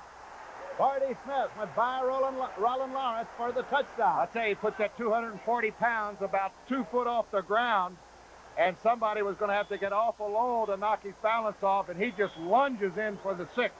Watch this. Good pickup here by Atkins. Picked up the blitz. Now watch Barty Smith right here. He gets inside the 5, puts that left shoulder down, and great balance, gets in for the score, and it's a big one. 4 seconds to play on the half conversion attempt coming. Just DeMarco with David Beverly holding.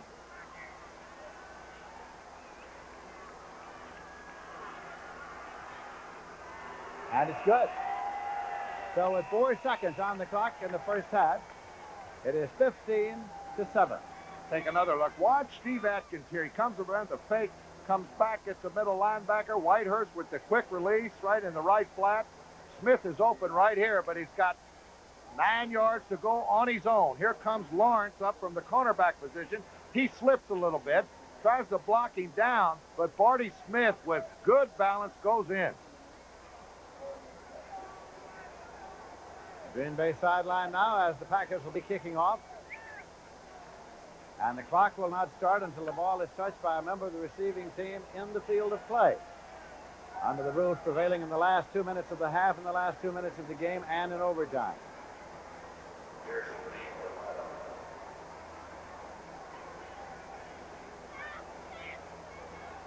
Justin Markall is teeing it at the 35-yard line. Pearson is deep to receive it for the Atlanta Falcons.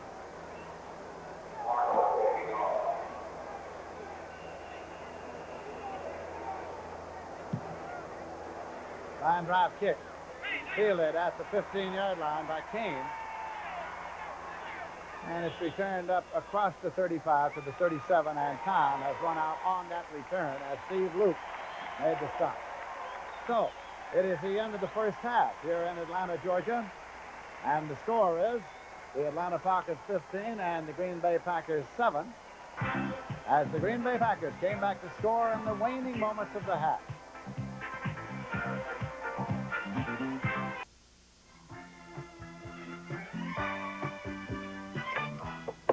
Back live in New York, I'm Brent Musburger. In the first half, Walter Payton carried 20 times for 100 yards, but yet Chicago and Buffalo are scoreless at the half. Elsewhere, New England with a quick turnaround. They scored once, Detroit fumbled the kickoff, Patriots scored again, and the Lions have lost still another quarterback. Jeff Comlow out with an injury. Scott Hunter now playing. Atlanta leading Green Bay at the half, 15-7. Many of you are watching and enjoying that game. And a big one. Both teams 4-1. Philadelphia led it by 14. Then Washington came back, and we'll show you the highlights of that game shortly. Now Tampa Bay and the Giants. This is a dandy in Tampa Bay and New York. All of you are really up for this one. 14-7, Tampa Bay's string on the line. At the half, Kansas City leading Cincinnati 10-0. And just underway, St. Louis and Houston, they are scoreless in the first period. And tonight, on CBS, Trapper John, M.D., will feature our very own Jane Kennedy. Let's look at a scene. They lied to me. They told me the job was safe. They told me there was no chance of a radiation leak. Well, I'm sure they believed what they told you. Oh, that just makes me feel a lot better. I'll remember that when I'm dying of leukemia or giving birth to a malformed child. You're thinking in extremes, Linda. Those problems are usually the result of prolonged or massive exposure. Well, what about having children? Linda, there is a chance, a slim, outside chance, that your problem may cause temporary infertility. Pernell Roberts was the doctor in that scene? Pernell Roberts and Greg Harrison, but they do save me. I don't die, so I'll be back next Sunday on NFL Today. Listen, Pete Rose watches all the new shows. How does that one stack up? I saw it the first time it was on 3 weeks ago, and it's just another CBS hit. All right, Simple we as need that. a few more. Listen, yesterday in New York, there was the horse race of the year, the Jockey Club Gold Cup at Belmont, 1.5 miles. I want to show you the stretch again. It is a dandy. Affirmed on the outside, Coastal on the rail, and Shoemaker trying to drive Spectacular Bid in between. Watch Lafitte Pinkai on the outside. He'll go to the left-hand whip, and Affirmed respond. Affirmed, the 4-year-old, a little bit stronger and a little bit quicker in the stretch than Spectacular Bid and Shoemaker. Now Affirmed will be the horse of the year. He has earned better than $2 million. And there's lovely Patrice Wolfson. She, of course, is the wife of the owner. There's Harry Meyerhoff. They own Spectacular Bid, and Laz Barrera, the trainer of Affirmed. Watch Affirmed, number 3. Takes a misstep after the race. We will be checking on that, and we hope that it is not serious at all. A Spectacular Bid in the middle took that misstep. Affirmed was absolutely fine after the race. Spectacular Bid has already shipped out, so we do not know his condition today, but that was a false step that he took under Bill Shoemaker yesterday. Now, Pete Rose, we've got the World Series starting on Tuesday. Baltimore and Pittsburgh. Who do you like and how many games? Well, 2 great teams. They both belong in the World Series, and I think it's going to go 7 games. And I like Baltimore simply because of the left-hand pitching they got. McGregor, Flanagan, and Martinez in the bullpen. The left-handers give Pittsburgh a lot of problems. 7 games. Going to be a dandy. All right. The NFL Today will continue on CBS after these messages from your local station.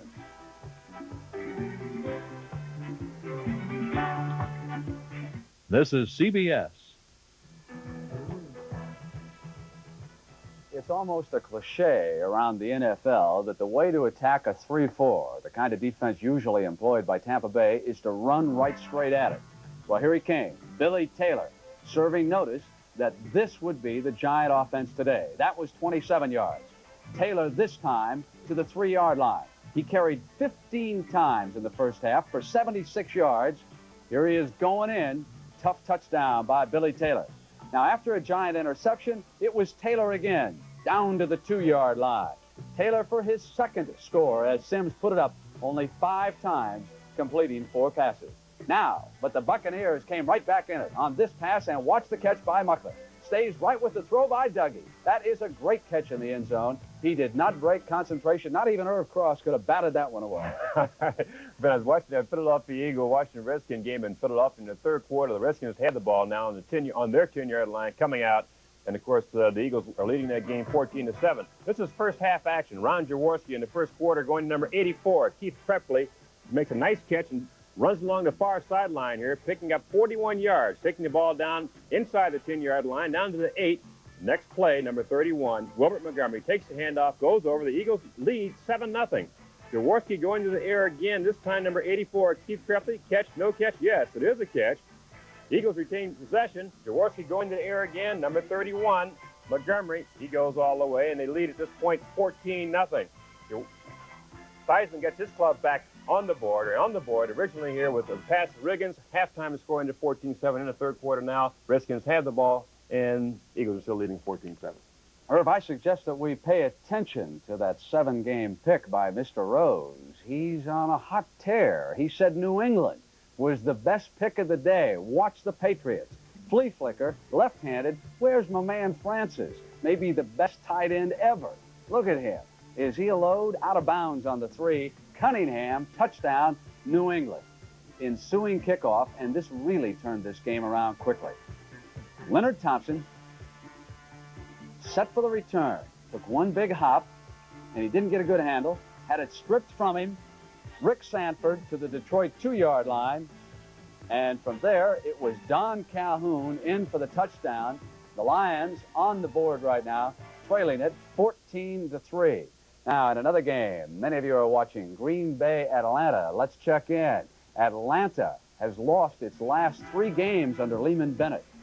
Back they came against the Packers. Bartkowski, Jenkins, touchdown, Falcons. Now, here's Whitehurst. Time running down, looking for Kaufman. That's a 30-yard gain down to the Atlanta 12-yard line. And here came the touchdown pass to Barty Smith. And at the half, that one is 15-7. And let's send you back now to the stadium and the game you're enjoying. We'll see you later. And here at Atlanta, Fulton County Stadium, it's halftime, and the halftime score is Atlanta 15 and the Green Bay Packers 7. Beautiful football afternoon here in Atlanta, Georgia. And we have another half to go. So stick around. We've been entertained here at halftime by the Furman University Marching Band. The NFL on CBS. Today's game is sponsored by Anheuser-Busch Natural Light. For a smooth, clean-tasting light beer, just say natural. Ford Motor Company. If you could see tomorrow the way it looks to us today, you'd say, Ford, that's incredible. And by Black & Decker's Workmate. When you've got a tough job to handle, it's like having an extra pair of hands.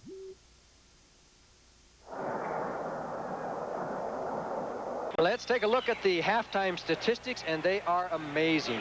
The Bears have a total yardage of 176-40 for the Buffalo Bills. Who would have believed that after the first half, the Bills would have only 4 yards rushing? They have 4 yards passing, I should say. They have 36 yards rushing. 2 first downs for the Bills, 10 for the Bears. Pass attempts, only a total of 8 by both teams. 3 for 4 for Bob Avellini, 1 for 4 for Joe Ferguson. And look at the ball control. That's the key to this game. Over 21 minutes for the Bears to just 8 minutes and 44 seconds for the Buffalo Bills. Complete domination by Chicago, yet the score is 0-0. Unbelievable. The rain is kind of coming in spurts and splashes here. The clouds keep moving around, and we've had kind of little mild downpours. No driving rain yet, but you can see this is the worst we've had, and it's blowing around right now. It's starting to drive. No more spurts and splashes. It is really coming down, Tim. It's about to blow in on us, too, in our location here outside of the press box area. Well, at least we don't have to worry about fumbling the ball, and that's going to be a consideration now. It is swirling, as you mentioned, with the rain.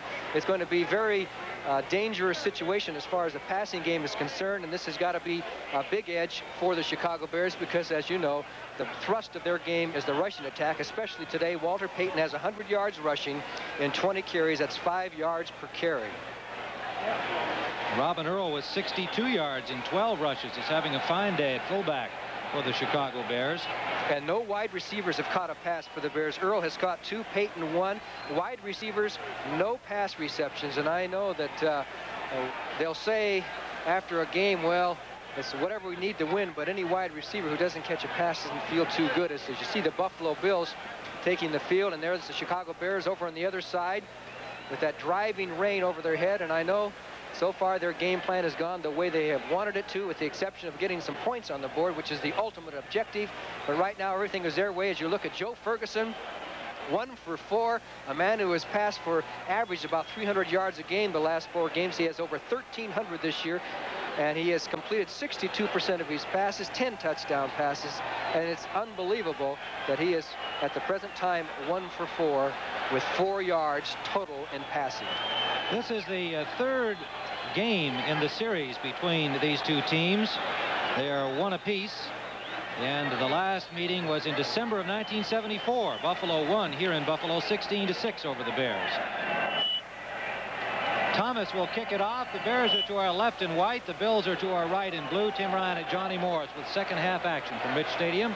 Keith Moody and Miller are the deep backs.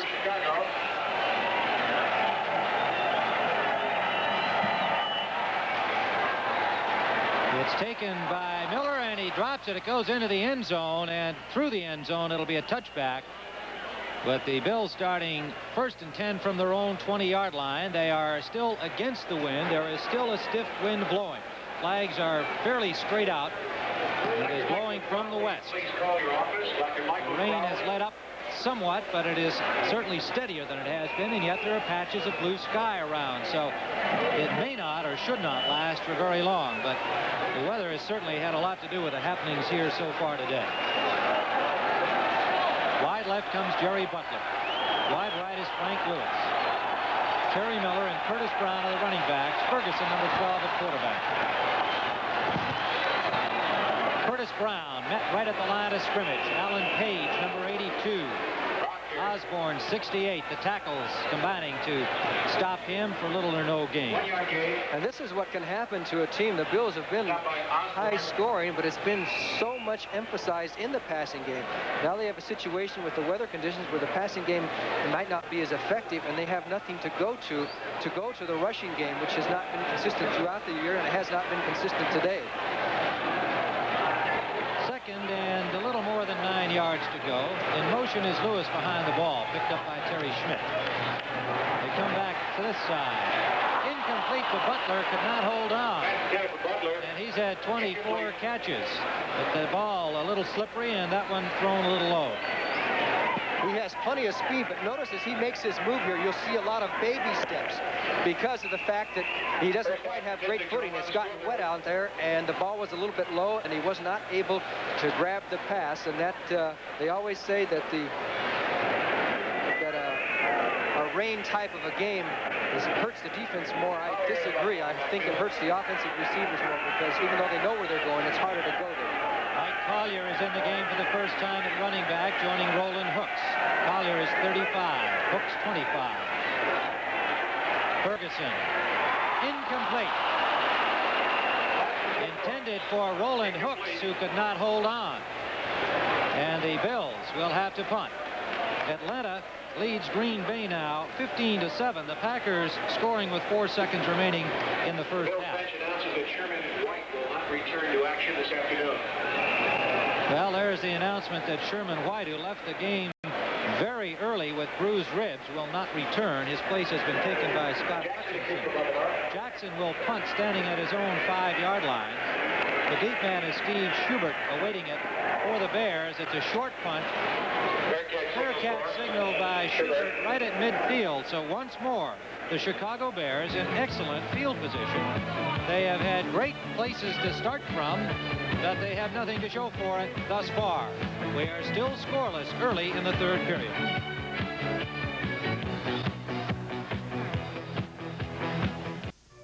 Would you adopt a child who is handicapped? It takes a lot of patience, a lot of guts. I'm Steve Wilson of the Tampa Bay Buccaneers, and I'd like for you to meet some people who are doing something pretty remarkable, finding permanent homes for handicapped children. It's a United Way agency, and they place kids that other adoption agencies just can't find homes for. A lot of parents who have already adopted a child with special needs also volunteer to come in and talk with the parents who are considering adoption. It made me think, what would I do in their place? These kids and their parents, they're really amazing. This is a unique service here in the Tampa Bay area, but it's typical of the way the United Way works. Thanks to them, and thanks to you. It works for all of us. The United Way.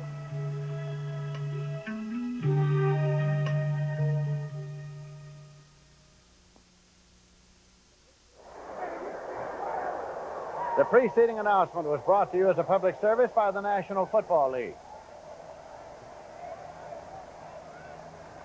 That's Bartkowski warming up. Now let's take a look at some of the first half highlights. Here's the first touchdown, a perfect pass from Bartkowski in the corner of the end zone. Estes Hood, much too much room. Alfred Jenkins for the score. The Packers come right back. First scoring opportunity. Whitehurst a little bit short, trying to go deeper to James Lofton. Rollin Lawrence comes up with the career-tying touchdown. 32. Atlanta Falcon record, 32 interceptions. End zone shot of Chester Marco. Now, these sidewinders, you'll see, a lot of times they hook the ball. This one did not hook. You see it's to the right. Plenty of distance. It did not hook for Chester Marco. Now, Mike Lewis, 69, comes up with could be a big play before this game's over with. On first down, Whitehurst is sacked in the end zone for a safety. And finally, a big play by Barty Smith. Watch him slip out to the right flat. Whitehurst, quick release, and Barty Smith does the rest. Good balance. He gets in at the end of the game, end of the first half for the score. And so the two teams have come back out, and very shortly we'll be going with the second half. And Paul Horning, when the ball game got underway, Green Bay was an early disadvantage because the Falcons, of course, had them in poor field position. And their game plan was to throw on first down. They couldn't complete a pass the first 2 or 3 times they had the ball on first down, which left them hurting. Of course, the Pack did get a touchdown. There's all the difference in the world in going in that locker room 15-zip and 15-7. It usually pulls the team up a little bit.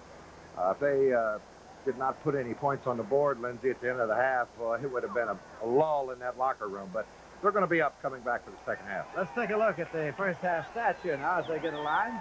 There you see, first downs were all even. Yards rushing, Atlanta 82 to Green Bay 64. Continuing on down the line. Time of possession is interesting, almost even. And the Green Bay Packers will be kicking off here now to the Atlanta Falcons. And it's Chester Marco kicking off. It is taken center deep by Dennis Pearson, and he, I beg your pardon, it's by Lynn Kane, and Lynn Kane gets back up to the 38-yard line. Lynn Kane from Southern Cal returned it. And Atlanta Falcon fans are going to see a lot of him in the future. He's going to get a lot of playing time. A fine running back. Had an outstanding day against the Packers in the second half in the last preseason game. Lynn Kane played behind in the shadow, of course, of Charles White, the great Trojan running back at USC.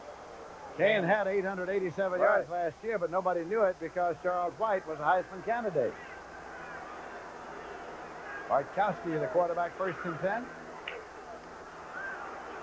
Bubba Bean off the tail of the tandem in the I formation. Gary Weaver, good tackle. Played off the block. Philadelphia scored another one. Wilbur Montgomery scored twice, one on a run, one on a pass from Jaworski, 21-7 over the Redskins. Second down and 9 yards to go for the Atlanta Falcons at their own 39-yard line. Sunny day in Atlanta, Georgia. And as we start the second half here, the score is 15-7. Bartkowski 7 out of 14 first half, 71 yards upstairs again. A little high, incomplete. Trying to get it to Jim Mitchell, his tight end. Steve Luke was trying to get to it, but could not, so it's going to be 3rd and 9 at the 39-yard line. Mitchell may have lost a step or two, but remember back 5 or 6 years ago, Lindsey, he was one of the good deep threats in the league. He could run that corner pattern. He's only caught 2 passes, and there you see him trotting off, and that's what happens to tight ends after 11 or 12 years. When they lose that step, the first thing to go is you'll see a team put those 3 receivers in. Wide receivers on 3rd down and take out the tight end. Which Atlanta has just done. Bartkowski. Blitz. Well, he was hit. And hit hard by Mike Douglas just as he turned it loose. He's the guy that will do the blitzing, and boy, he did a job. The Grits Blitz, they call it in Atlanta. Watch Douglas from the outside. Bubba Bean has the responsibility as the back. Tries to shove him to the outside, but Mike Douglas just gets a hold of Bartkowski and puts him down. Call it the Grits Blitz when Atlanta does it, right. not when Green Bay does it. Back in deep punt formation now. There's John James, and Steve Odom has gone deep to receive it for the Green Bay Packers.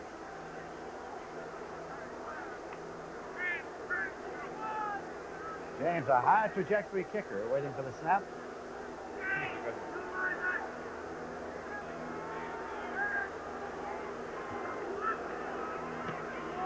It's it off again. A high trajectory kick. Fair catch signal goes up, and it's made at the 15-yard line by Odom.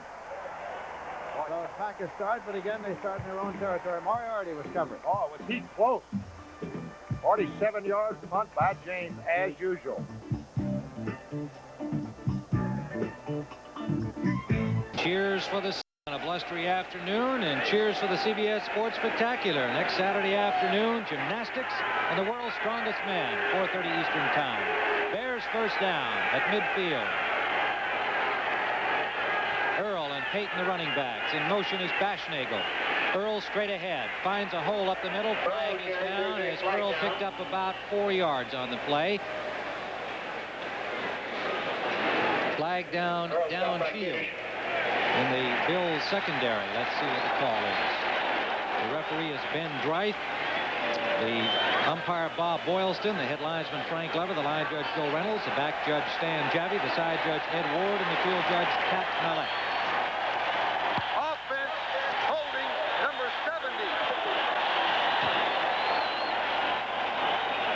70. Dennis Lick was called for the holding penalty.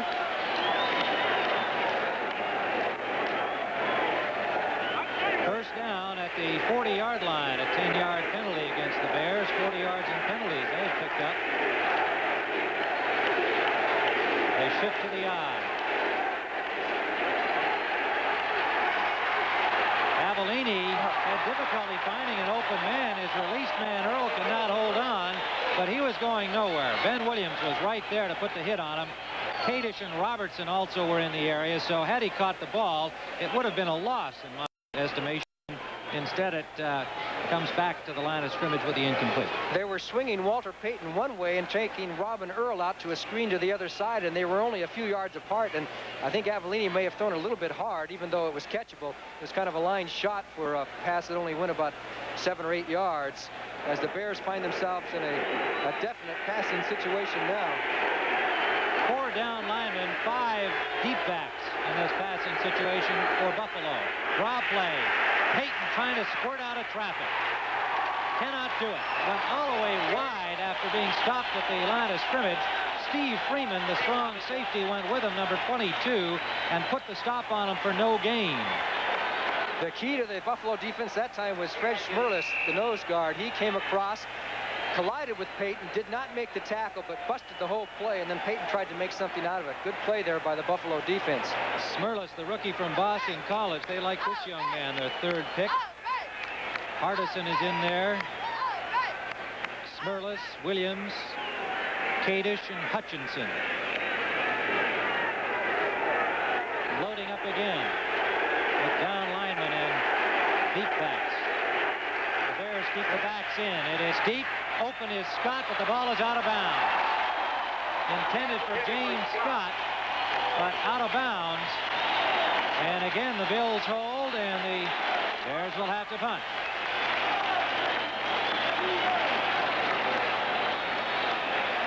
The Buffalo Bills will have a chance to get their best field position in a long time. However, Parsons does have the wind at his back, but they're liable to end up with it on the 25 or 30-yard line if they get any kind of a break. Moody and Picone are the receivers. Parsons off the side of his foot. Chicago bounce. Will be down at the 26-yard line of Buffalo, and the Bills get a pretty good start out of their own zone. They are still against the wind. They look at the Chicago Bears coaching staff with the game still scoreless in the third. Let's have you take a look at the halftime stats. Nothing spectacular there, Henry. No, nothing at all. It just indicates what an even game it really has been in the first half. I think very obviously that the New York Giants came off the bus with a lot more emotion, a lot of intensity, and controlled the line of scrimmage early. And now it's beginning to switch over. I think right before the half, Tampa was able to establish and acquire some momentum, and we'll see if they can maintain it and sustain it in this second half. Tampa Bay in the white. New York in the blue or dark.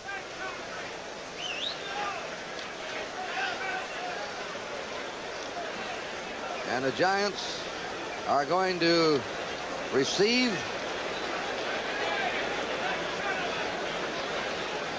Neil O'Donohue of Auburn will be kicking off. Beasley Reese is backpedaling to the goal line there. The slogan in Tampa Bay right now is "Go for O, no defeats." Right now, Tampa Bay will have to come from behind to avoid their first defeat of this campaign. The kick is coming to Reese on the 3. Bounced right back to him to the 15. He's in trouble, and he's back to the 19. He's tackled there by Billy Caesar, number 44. First down, Giants, as we get ready to go now into the second half. They've been very conservative with the passing game, the Giants. Short passes and not many of them. The Giants have thrown the ball only 5 times in the first half, and rookie Phil Simms completed 4. Giants on their 19 with the first down. Henry Moorhead and Billy Taylor are the starting backs. Things will go up in the air on the first play. Out it goes. It's complete to the tight end, Gary Shirt, number 87. And he appears to have the first down before he's brought down by Aaron Brown. It appears they're going to maintain the high risk or the low risk passing that they were trying to establish in the first half and did so successfully. That time they go back into the pocket and just throw the ball to the tight end. Shirku makes a reception, and they move the ball well on the first and 10 situation of the second half. First down, Giants on their own 30-yard line. There's that gaping hole open again, and Billy Taylor romps through it. He's had some holes over that right side. Opened that time by J.T. Turner and Gordon Gravel. The right guard, the left guard, I should say, pulled on the play.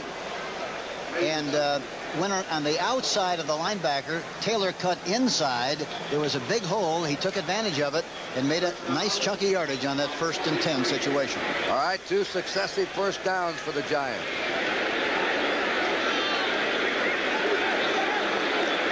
Their ball, their own 43-yard line. They're leading 14-7. They now have 10 first downs to 7 for Tampa Bay. He threw the ball behind Ernest Gray. You just saw the only rookie battery in the National Football League. Sims, a rookie quarterback, and Gray, a rookie wide receiver. And you saw a veteran defensive end that time, Wally Chambers, number 60, get good penetration and force the young quarterback to throw the ball poorly. Second down, 10. Giants on their 43.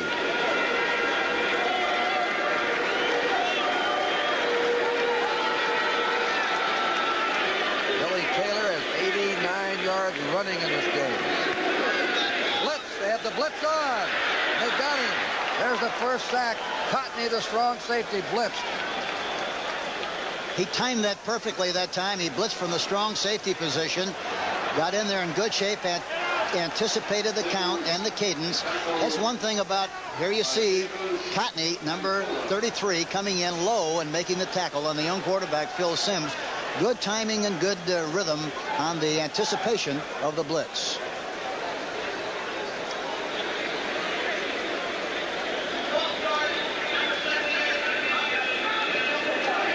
Well, we never got that. Giants penalized for illegal procedure. Second down and 15, and the sack was wiped out. Might have called that one before the snap. There's a drop play to Taylor, 40, 45, 50, and they have the first down. What a day he's having. Running back Billy Taylor, a Giant number 4 pick in 1978. A draw play from the I formation. Goes inside, breaks to the outside, breaks through a tackler, and finally Mark Cotney, number 33, makes the tackle, but another sizable gain by the New York Giants, and specifically Billy Taylor, number 38. He's been the man today, Billy Taylor. First down, Giants, Tampa Bay 47. Simms on first down. And the pass is incomplete. The last two passes by Simms have been poor. And he's mad at himself. He just sort of clapped his hand and hit himself in the chest. He knew he threw the ball badly. Well, it's a typical mistake of a young quarterback. Sometimes they try to get the ball to the receiver so quick that they hurry their feet and hurry the delivery. That time he threw it poorly for that reason. He really wasn't based well and tried to throw the ball with his arm instead of his legs and also his arm. Billy Taylor is a 100-yard game now. Billy Taylor's gained 104 yards. Second down, 10 for the Giants. A blitz again. They blitzed again. That time they had Mark Cotney blitzing from the left side from the strong safety spot. He didn't get to him because Mr. Leroy Selman was already there, number 63. One thing that the young quarterback Simms has to do is change the rhythm of the cadence so that the defense cannot anticipate the rhythm and get across the line of scrimmage like he has on a couple of occasions. He's got to go in short counts, long counts, quick counts, and he'll disturb the rhythm of the defense by doing that. Phil Simms last week came in relief and hit 8 out of 19. That performance earned him the starting role today. They're blitzing again. And they got him. That time Aaron Brown was the blitzer. They're going after him now. They're blitzing on nearly every play, trying to shake him up.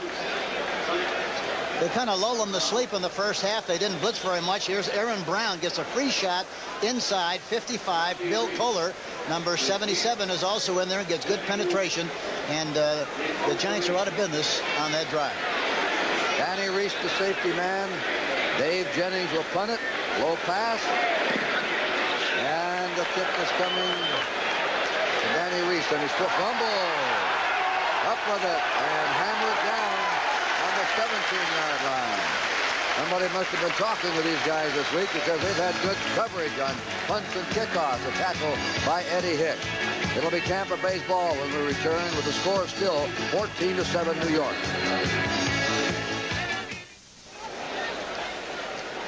Well, not all the world's greatest to be there, but some of the world's best.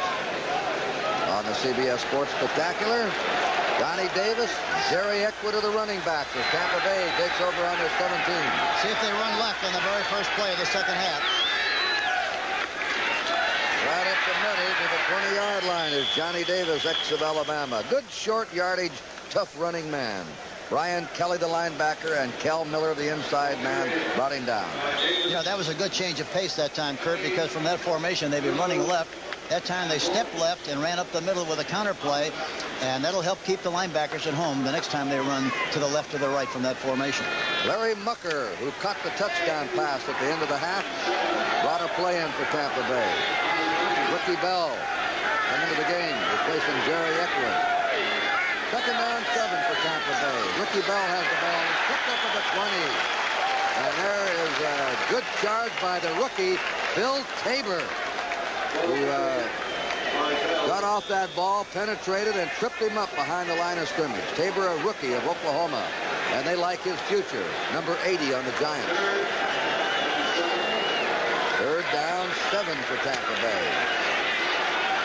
Buccaneers trailing 14-7, undefeated this year. Won 5 in a row. They may be up against it now unless they can get going. Doug Williams looks the field over.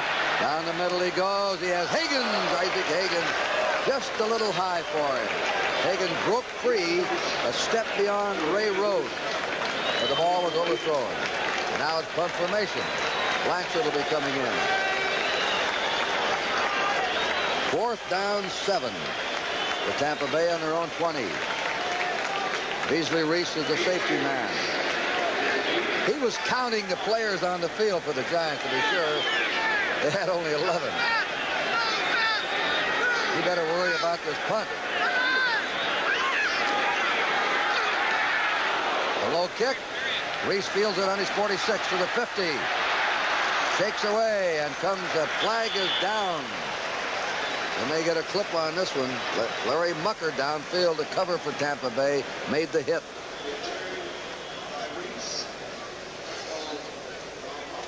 Officials have called timeout. No preliminary sign. Now you have it. Clipping called against the Giants. That'll take them out of Tampa Bay territory. You know, Tom Blanchard, you mentioned the fact that he was counting the players, which is a good observation, Kurt. He does that with the idea that he has the best view of everybody. He wants to make sure that everybody's in there. Personal foul, number 24 on the run back, blocking below the waist.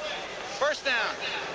That's the new rule that they put in this year, that you cannot block below the waist on punt returns or kickoff returns. Barry Jackson committed the clipping. We have a timeout. For the score, the Giants 14, Tampa Bay 7.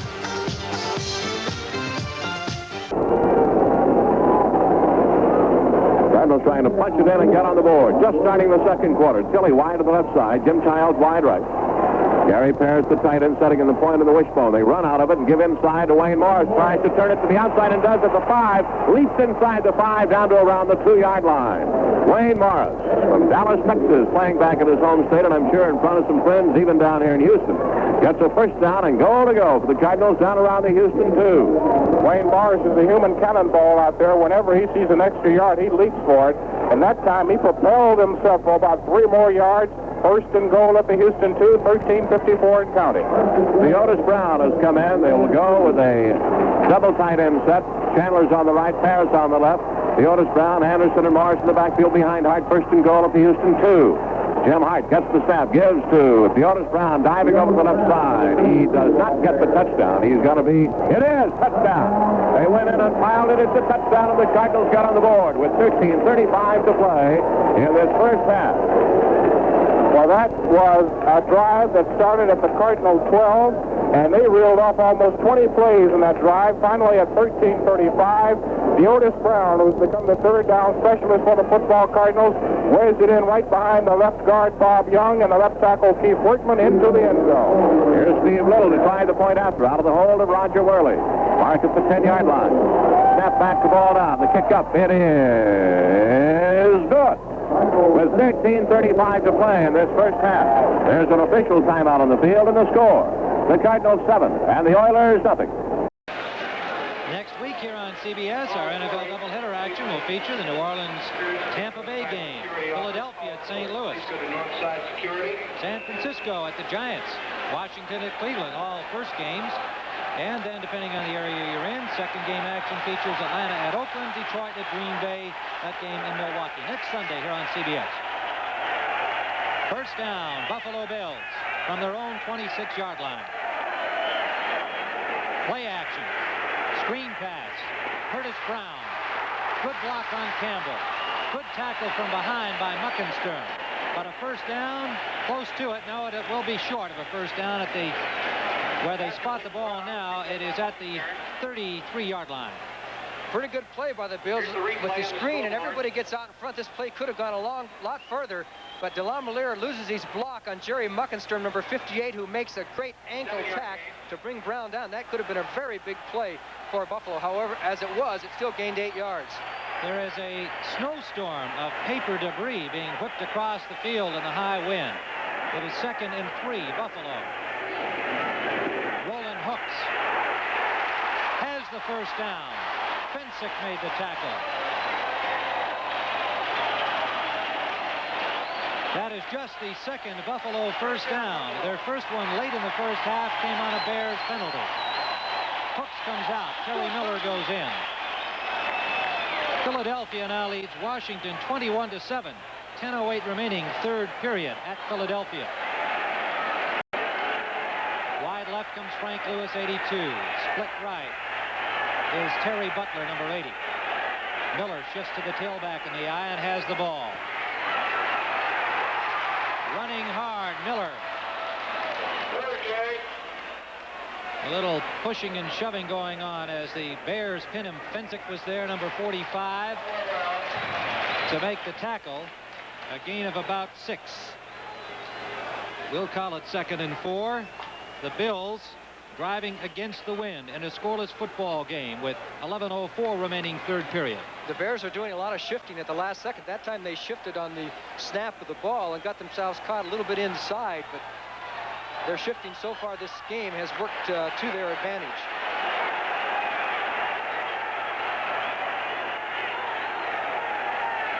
Wide left comes Lewis. Flag down, loose ball. Chicago football, but a flag on the play prior to that fumble. Let's wait and see. I believe the Bears may have been offsides. It looked like the left side of their defensive line was offside. The Bills think so. Might have been Hampton. Referee Ben Dreith will render the decision. The only turnover has gone to Buffalo so far. Robin Earl fumbling at the Buffalo 4-yard line in the second period.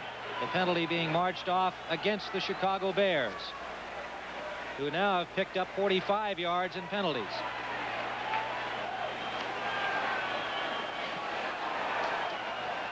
Defense was offside. That's a first down.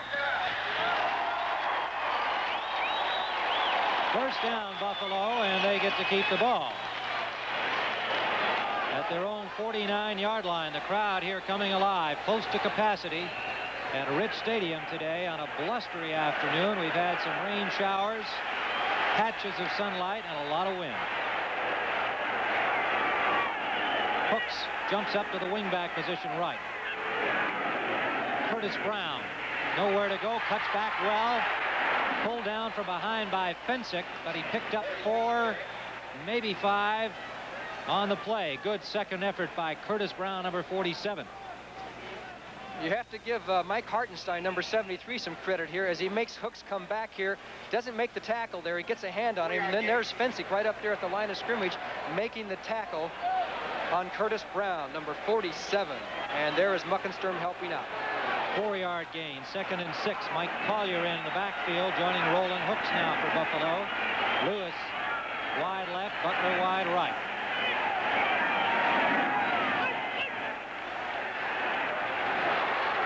Ferguson incomplete. Roland Hooks. And now Ferguson has had 3 passes dropped on him. The elements probably playing a role. As you can see on the skyline there, that is Walter Payton waiting for his chance to get back on the field. But right now, Buffalo is. This is the 29th game that Walter Payton has rushed for over 100 yards. And he's a little bit chilly there, keeping warm. It's gotten cold. But right now, the Buffalo receivers are cold. There are 3 passes I can think of in the last 4 attempts that were catchable, very catchable. They're in Bears territory at the 47 on 3rd down. The first time they've been across the midfield stripe in this football game. The rush is on. Intercepted Lenny Wallerscheid. Wallerscheid drops the ball. It's picked up by the Bears. Hartenstein, number 73, alertly picks up the loose ball. Wallerscheid made the interception, took a tremendous hit at the Buffalo 40. Hartenstein gets the ball. I don't think he saw Walter Scheid, and he was thick and clean, and I think it's Ferguson who makes this tackle, really a driving tackle by the quarterback, Ferguson, who knocked the ball loose, and then the Bears are alert to get it, and that was who? Number 73, Mike Hartenstein for Chicago. It's the Bears' ball.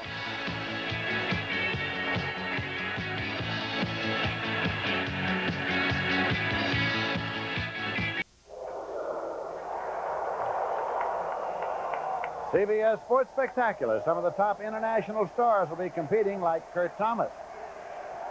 Green Bay Packers have the ball first and 10 at their own 15-yard line. Steve Adkins and Barty Smith are the setbacks. Lofton in motion across. Taken by Barty Smith, and he piled up to about the 17. Fulton Kuykendall made the tackle. It'll be second down and 8 yards to go. Some of the Packer backers from Milwaukee. Yeah, they come from all over. Love the Packers in Wisconsin. Getting a little bit anxious for them to win up there. It's going to take a while, folks. St. Louis, Theodis Brown got in from 2 yards out, upset the making there. Double wide receivers to the left side. Atkins has the ball, finds some running room, turns it on, and gets the first down. Keeps right on plowing. Pride Moore hanging on. You try to ride him down, and you're in for a ride. This guy's strong, and great blocking by the Packers that time. What a hole opened up on the right side. There you see the left guard, 57, Darrell Goforth. A great block on the cornerback, Roland Lawrence. You see 27, Tom Pridemore, trying to ride him down. But Steve Atkins, who had 30 yards in the first half, 36-yard run. First and 10 just outside the 47-yard line of the Atlanta Falcons now. Lofton goes wide to the right side. Andre Thompson to the left side. David Whitehurst quarterbacking the Green Bay Packers. Whitehurst, first down pass. Turn in. And it's Andre Thompson. He is at the 34. Rick Pius made the stop. Oh, was he popped by the middle linebacker. But he did the right thing, and I know Luke Carpenter, who heads the offensive ends for the Packers, they're taught Lindsey to come back for the football on the turn-in. That caused the completion. Andre Thompson ran down, made the turn-in, and actually came back 4 yards, but still picked up 14 big ones for the first down. First and 10, Green Bay at the Atlanta 34-yard line. Atlanta's leading 15-7. Crowd is getting interested here now. Lofton in motion across. Atkins. That's the loss of a yard. Frank Reed made the stop. Now that was the same play, Lindsey, that he picked up 36 yards on, but Darrell Goforth did not get out in time to make the trap block. A little bit slow coming out. Lost a yard. Second and 11 now. Green Bay at the Atlanta 35-yard line. We get a report on Turdell Middleton. He's got that bruised shoulder. Will not see any more action. I tell you, they've had some injuries. And I'm alibiing for Bart, but I tell you, they've been going down like flies.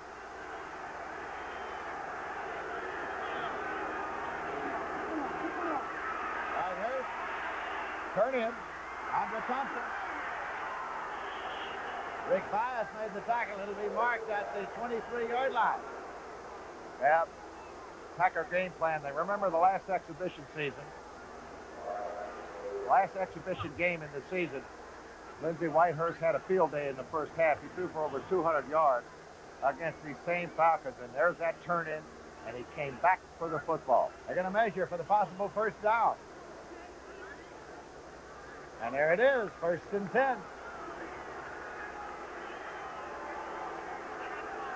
Outside the 23-yard line, first and 10 for the Green Bay Packers in Atlanta territory. On that left wrist. You see that band on the left wrist? He's got all the game plan written on that wrist. The plays are written on his wrist. I don't know if he's just a little bit dumb or anything. I doubt it. Quarterback, but just a good reminder for him what he's got to go with. Barty Smith in motion outside. Quick pitch to Atkins. And the Atlanta defense closes him off. Led by Fulton Kuykendall. And wrapped up by Roland Lawrence. Back to the 27-yard line. Second and 14. Remember when Tom Matty was forced into duty with the Baltimore Colts as a quarterback and had to write the plays on the tape? Well, you could understand that. I don't know if I played quarterback and they made me wear the plays on the wrist. I'd be a little bit hurt, would you?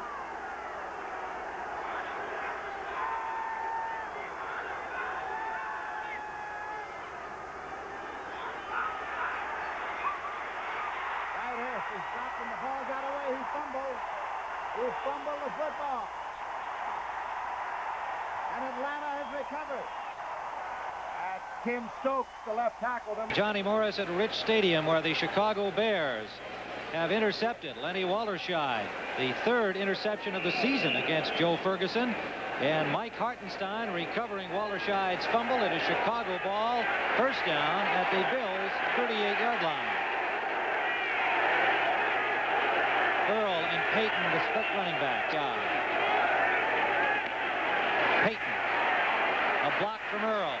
Hard running Walter Payton down near the 25-yard line. He may have the first down yardage. Hazlitt and Tony Green, the safety, number 43, made the tackle. Here it is from ground level, and notice he's shifting back to the I formation. He plays off of Earl's block, finds a little crease and cuts back against the grain of the pursuit, and finally it takes 3 or 4 of those Buffalo Bills, mainly Hazlitt, to make the tackle. With an injury to his right wrist, it appears, or hand. Keating is in. Payton trying the right side, forced wide. Good play on him by Steve Freeman, number 22. He's finished off by Chris Keating, number 52. But as usual, he got something out of it. 3, maybe 4 yards. Yes, the straight arm gave him a couple extra 3 yards. I think Freeman's going to have a fat lip after this game, but she's noticed both guards out in front, and there's Robin Earl throwing his block, but Freeman does a good job, takes it right on the chops there, as Payton was able to get 2 or 3 extra yards out of it. Gain of 3, 2nd and 7.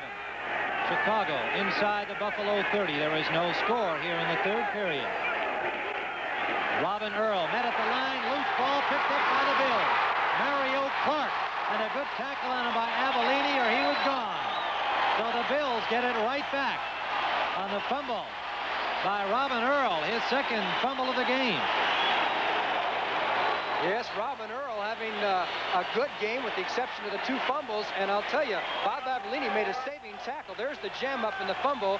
And Mario Clark picks it up. And if it wasn't for number 7, Avellini, making the tackle, it would have been a touchdown. He was not able to get his speed and momentum up. And Avellini made the saving tackle as far as Chicago is concerned. It's 0-0 Buffalo with the ball.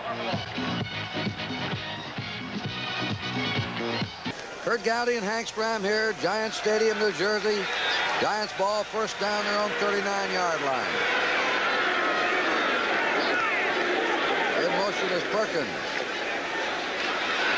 Taylor out to the 40. Down on the 42-yard line. He gets 3. He now has 107 yards rushing. He has the first 100-yard running game for the Giants this year. A sweep with Van Horn pulling left. Taylor going to the right side. Aaron Brown, number 55, gets a good pursuit. He doesn't make the tackle, but he is finally tackled on the outside by the safety man, or the corner, I should say, Jarvis White. The last 100-yard rushing game for the Giants was by Doug Coder last December. Taylor again. They've got him. Leroy Selman fires across that line of scrimmage. Also with him was Bill Kohler to pin Taylor for a loss.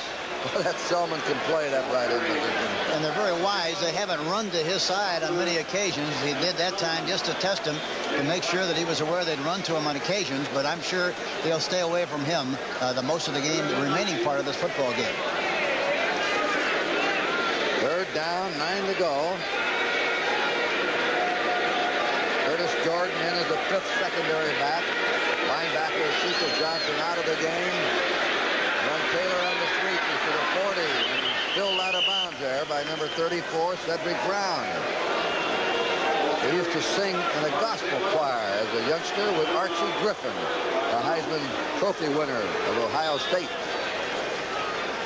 The clock stopped when he went out at 8:32 to go in the third period. It is 4th down And a punt formation. Danny Reese back as a safety man. You know, the Giants had the best field position they've had since the last 5 possessions, but they weren't able to do any good with it. Now they have to punt the ball to Tampa.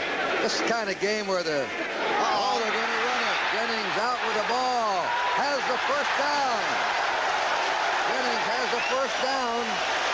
He's passed this year 2 for 2 from punt formation.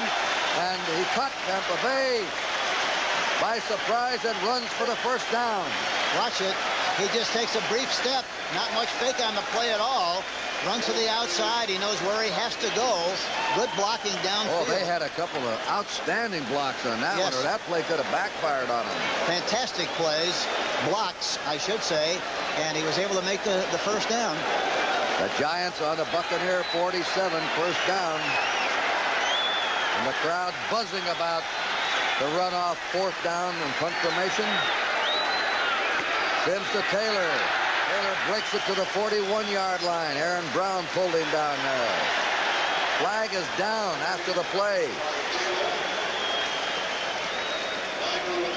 You know, they're really doing a good job of trapping the defensive ends. Big penalty call against Tampa Bay. Personal foul. Probably a late hit. You know, the big plays that the New York Giants have really run in this game has really been traps up the middle with Taylor running and the left guard Van Horn trapping, and that time J.T. Turner trapping on the play. Personal foul, defense, unnecessary roughness, number 40, first down. Mike Washington. Mike Washington, unnecessary roughness. That spots the ball for the Giants now in the Tampa Bay 27.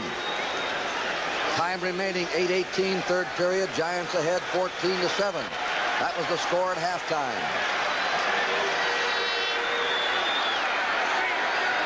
Taylor, Moorhead are the running backs. Sims on first down. Blocked by Leroy Selman.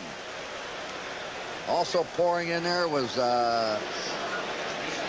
number 56, Cecil Johnson, the outside right linebacker.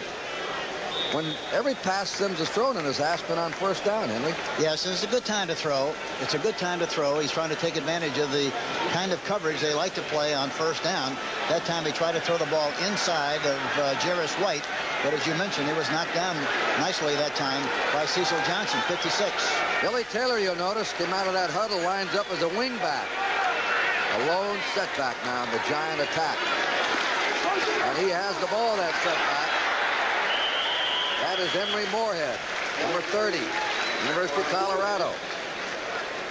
He stopped just short of the 20 by David Lewis, the left outside linebacker. The Eagles are roaring away now. Third period, lead the Redskins 28-7. The Eagles have been beaten only once this year, but so have the Redskins coming into this game. Third down. 4 yards to go for New York. And Tampa Bay's 21.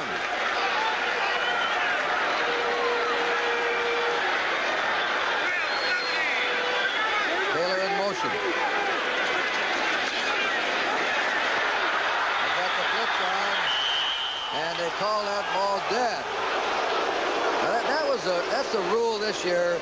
If the quarterback is in the clutch of a defending player and then in control, but watch this. Yeah, he's not in control at all that time. He has a piece of him, but he doesn't have him in his grasp. He slides off.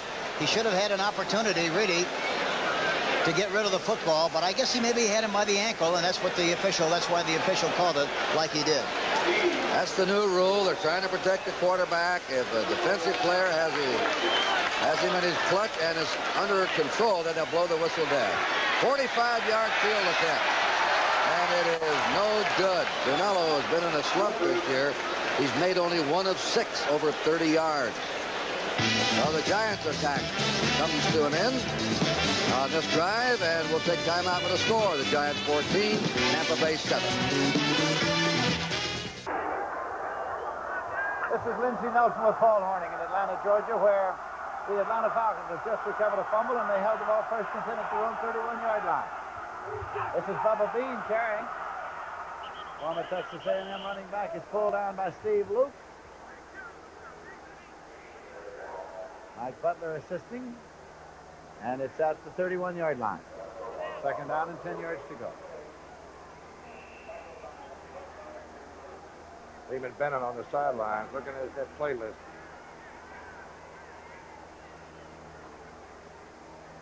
We're in the third quarter with 9:15 remaining to be played. Levine's in a wide right. William Andrews, the long setback.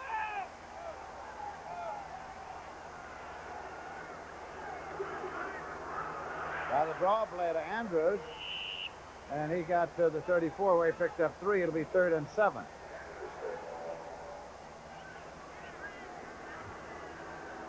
Charles Johnson on the tackle for the Green Bay Packers. Levine comes out now, and they get the 3 wide receivers in. Wallace Francis, Alfred Jackson is in, and of course Jenkins already was in. Now behind Bart Starr, the offense is having a meeting on the sidelines for the Packers. You might be looking a little bit something different defensively. You want to check it out. Markowski takes it to Jackson. Alfred Jackson from Morris Brown. Took it. And it's the 1st and 10. Well, the reason that was complete, Lindsay, was a great pickup on the blitz on Mike Douglas on the left side. Alfred Jackson caught it. Watch Douglas here. Watch William Andrews pick up the blitz right there. That enabled Bartkowski to get to the outside. And on those corners out there, Jackson was wide open. Alfred Jackson from Texas. Alfred Jenkins is from Morris Brown. Now it's Bartkowski, and complete again. Again to Alfred Jackson. Mike McCoy on the tackle. Well, those corners are a little loose. Atlanta taking advantage of it. At the 47-yard line of the Green Bay Packers. Second down and a yard to go.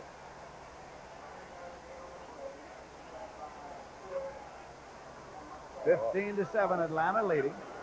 Hurt your Packers on the corners. Bartkowski going to work on those cornerbacks. They're going to play deep. He's going to take advantage of it. Bean and Andrews in the eye. Bean looking for the first down. Earl Edwards made the tackle. I think he got it. 1st and 10.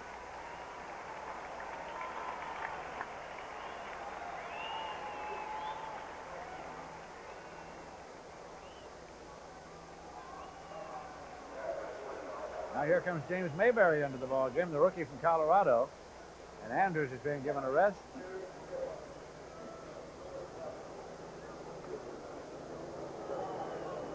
Mayberry, who was the hero of the Falcons' opening day win in Atlanta. I'll run it in New Orleans over the Saints. There it is again. Completion. Wallace Francis.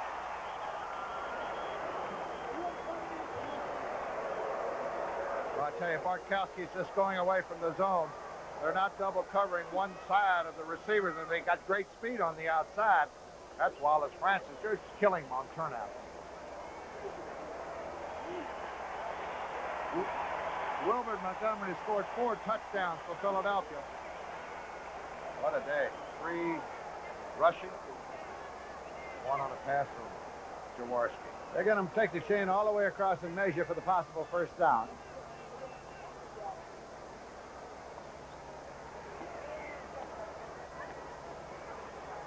Short, and they'll use the chain to spot the ball.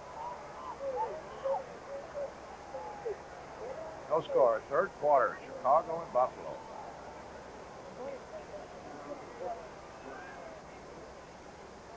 It'll be second down and inches to go. The ball just across the 35-yard line in Green Bay territory. Bartkowski is 10 for 19 for 98 yards in the air. The Falcons are leading 15-7.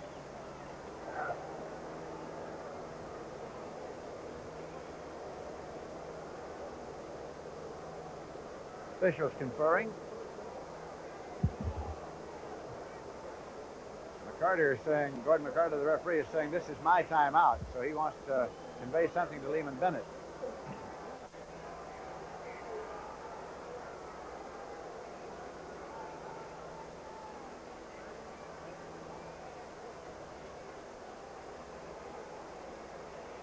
Could be the phone.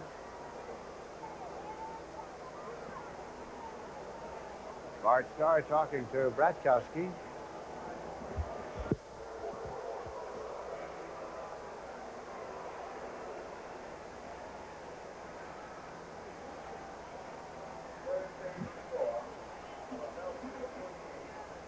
Gordon McCarter, having delivered his message, is going to make a similar journey over to talk to the Green Bay Packers.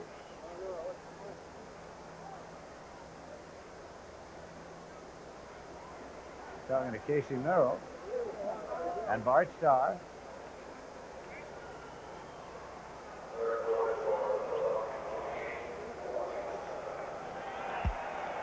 Maybe you'll tell us what it is. The reason for the delay, one set of Green Bay's telephones went out. By agreement, Atlanta must give up theirs until the phone is repaired. That's it. We've got to keep the phone service all equal up. We had that last week. We did. One set of phones go out, they have to cut off the other set. It's second down and inches to go. Years ago, Hallis used to do that on purpose. He cut the other sides off all the time.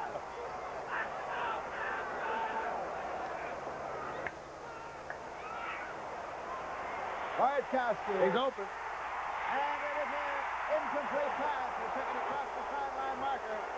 Wallace Francis out of bounds on the catch. Now, they set it up beautifully. What a great sequence. Wallace Francis, Alfred Jenkins been working on the corners on deep square outs, turnouts. This time, there's the pump on the turnout, on the square out pattern, and he gets behind. Let's see, you got to have both feet inbound. He's got it out of bounds. His right foot was out of bounds. Good call. Third down and inches to go. Andrews and Bean are the running backs now as James Mayberry has come off. They're looking for the inches now as they're coming in with a tight wing formation.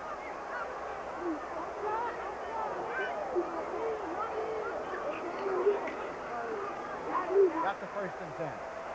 Bubba Bean picked it up. At the 33-yard line.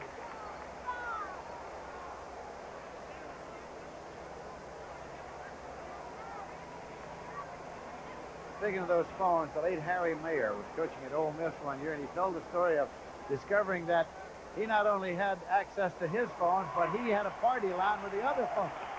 He said it was a marvelous afternoon. Bubba Bean coming off, Bart Starr there. Bubba Bean now is signaling to stay back out there, so he goes back into the huddle.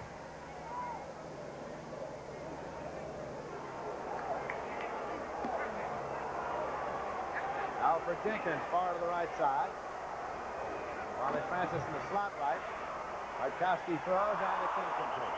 Trying to get it to Alfred Jenkins. 2nd and 10 at the 33.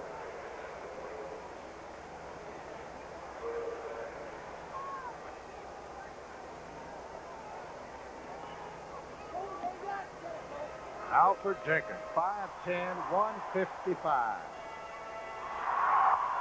We have 6 minutes, 51 seconds left to play in the 3rd quarter.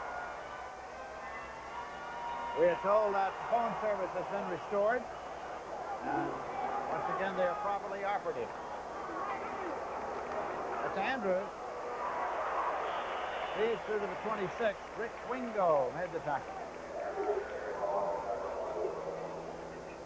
It'll be 3rd and 3.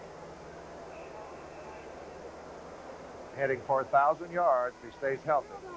Dave Hampton did it here for the Falcons. He's got 58 yards now, 12 carries. Falcons just driving on downfield. Ball is spotted just outside the 26-yard line. Good sustained drive here, Lindsey. He's really eating up a lot of time off that clock. Being in motion outside right. Andrews on the quick step. Now across the 25, popped it to 24 by Johnny Gray.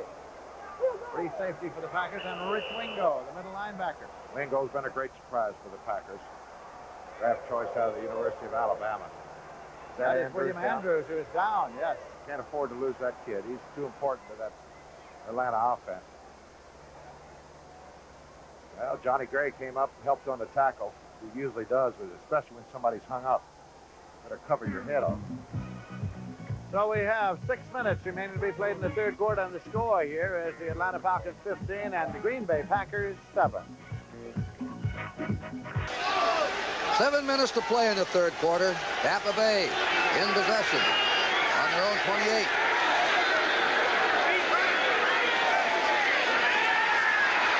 Good fake that time. The pass out to Eckwood, and Eckwood skips out of bounds on a Tampa Bay 39. An excellent fake up the middle. He slipped the ball into Ricky Bell's belly and then brought it back out again. And Eckwood did a good job of making the reception on the sideline, staying in bounds as long as he possibly could, and got as much yardage on the play as possible. It went for 11 yards. That gives the Buccaneers a first down in their 39. Donnie Davis in the backfield. Jerry Eckwood is out. See if they run left here.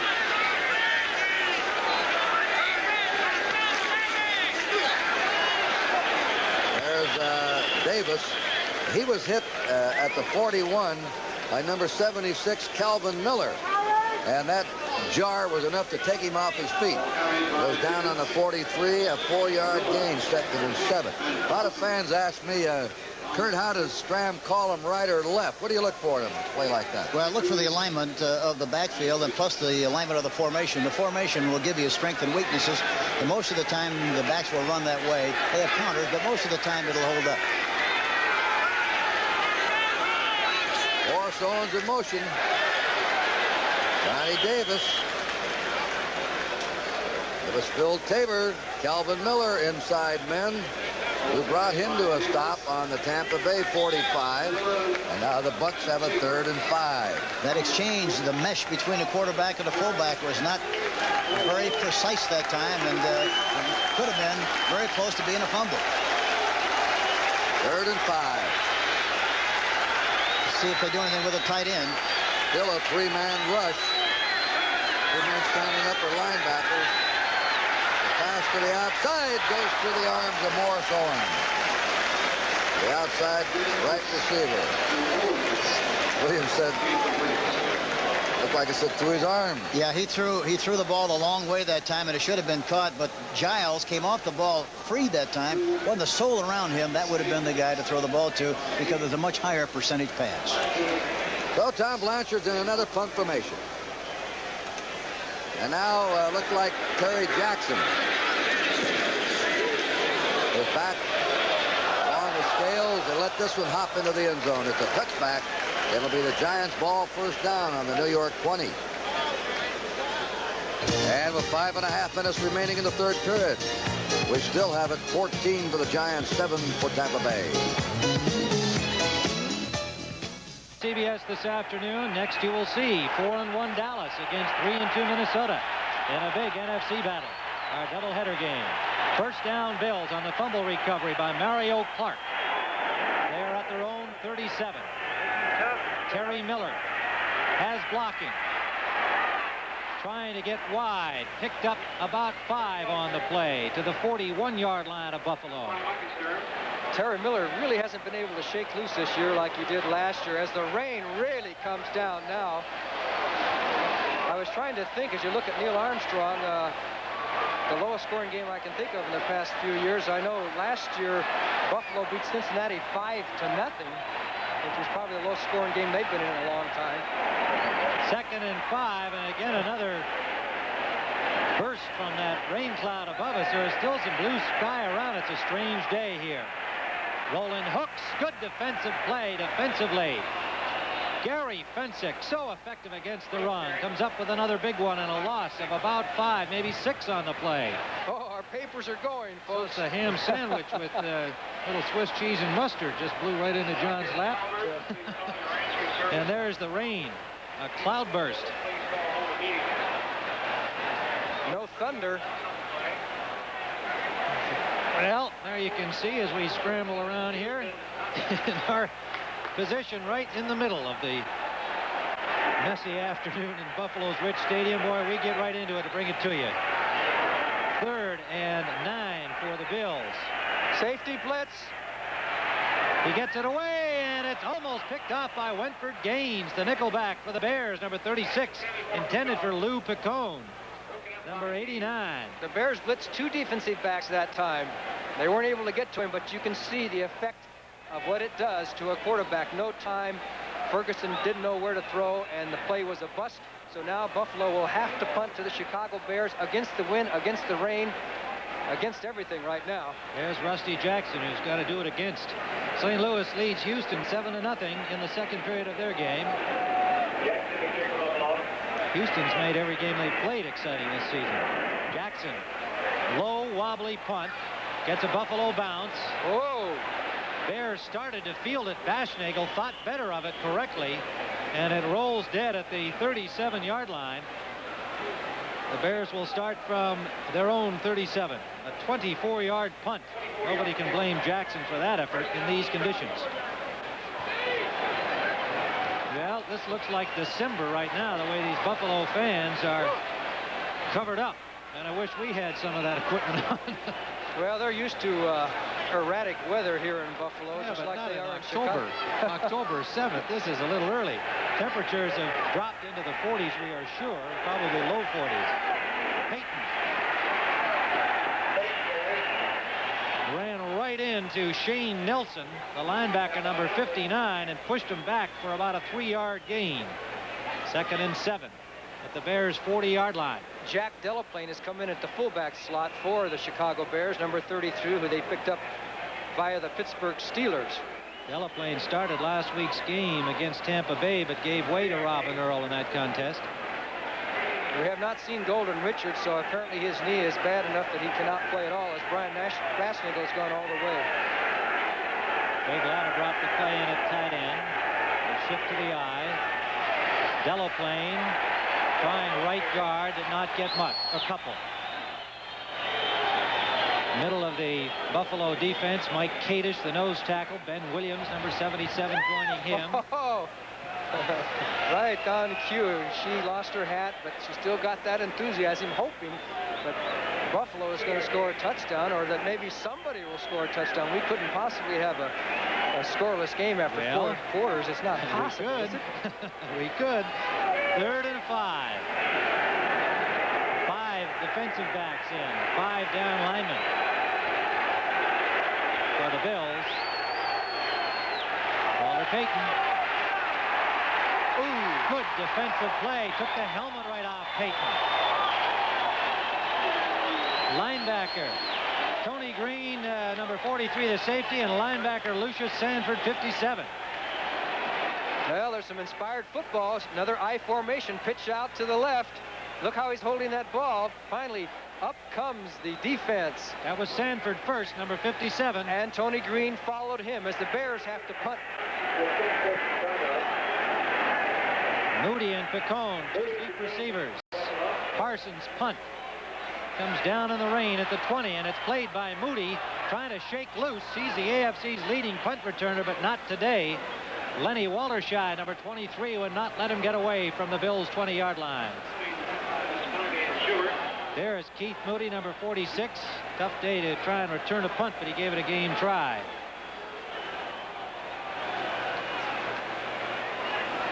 Well, tonight on CBS, 60 Minutes will start the evening programming, followed by Archie Bunker's Place. One Day at a Time, Alice and the Jeffersons. And then you'll see Pernell Roberts starring as the dynamic Trapper John M.D. all on CBS tonight. First down, Buffalo from their own 20.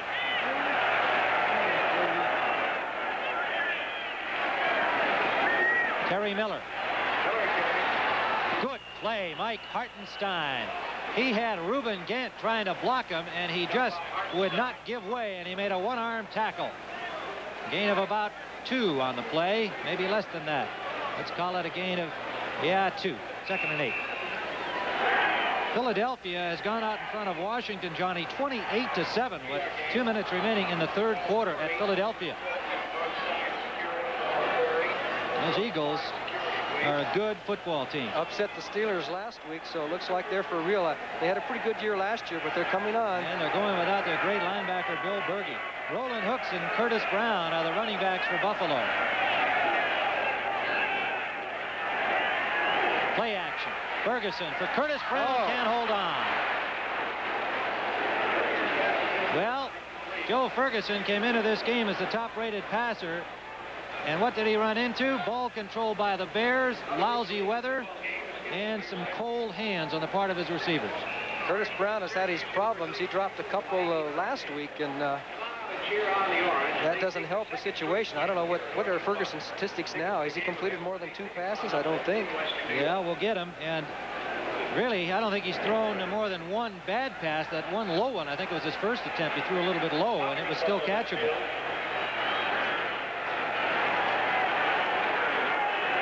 Two for 11 is Ferguson. And he's trying again on third. Forced out of the pocket. Back to the line of scrimmage, no more. Buffalo will have to punt. Muckensturm, number 58, pulled him down. 2 for 11. That's a little less than his 62.1% that he brought into this game. And the rain has left as quickly as it came. It is all gone for a few moments. At least it could be back. There's still lots of gray sky around, but there's still some blue, too. It's been a real funny afternoon in terms of the weather. The Bears should get good field position again. Schubert is awaiting the punt. It's bouncing over the midfield stripe. Walterscheid lets it drop. The Bills cover it at the Bears' 48-yard line. Basketball begins here on CBS. Regular season action Friday, 11:30 p.m. Eastern Time. You'll see the Lakers. Johnson making his first network appearance. San Diego, of course. Be interesting to see what Bill Walton does, the big guy for San Diego. Are they a championship team now, Johnny, do you think? Well, in basketball, it's a lot easier if you can get 1 or 2 key guys to make a championship team. But the big question on Walton will be, of course, if he can remain injury-free. Jack Delaplane continues at fullback, following 2 fumbles by Robin Earl, who had been running real well. Avellini play action for Cobb. Can't hold on. Bill's playing it as a loose ball, but he never had possession. It is incomplete. Mike Cobb almost made a great catch. Notice the play action to Walter, how that held everybody, and that pass was on the dime, actually right up there. I grant you it's wet. Should have been caught. The conditions must be real bad down there because both teams are dropping the passes. Here comes the rain again, Johnny. Yep. I'd say this is a day in which it is no fun to play. It is windy, it's cold. It's been raining on and off. And nobody has been able to score a point. 3:20 remaining, third period. We are still scoreless. Avellini on 2nd and 10. Complete to Walter Payton, hit immediately, a gain of 5. Hazlitt, the linebacker, 55. Put the tackle on Walter Payton. Let's take a look at Walter Payton go out of the backfield, down the field. The linebacker's right there. He just turns around and said, give it to me. And he catches it right in the stomach, which you have to try and do as much as possible on this kind of a day because the hands won't be as sure with the slightly wet ball and the cold weather. They mark it for a gain of 6, 3rd and 4. Wide left goes Baschnagel, starting for Golden Richard, bothered by a knee injury. Wide right is James Scott. Payton behind Dennis Lick. Has the first down. Forced out of bounds by Mario Clark, the cornerback, number 29. First down. Well, they got there so quick that they got some pressure outside. There's Dennis Lick, the old tackles. They don't like to pull that often, but Dennis is getting out there, does the job. They get around the horn and get the first down with the tackle pulling on the pitch. That's about 270 pounds rumbling around that right end as you look at the Chicago Bear bench. First down at the Buffalo Bills 34-yard line. Scott right, Baschnagel left.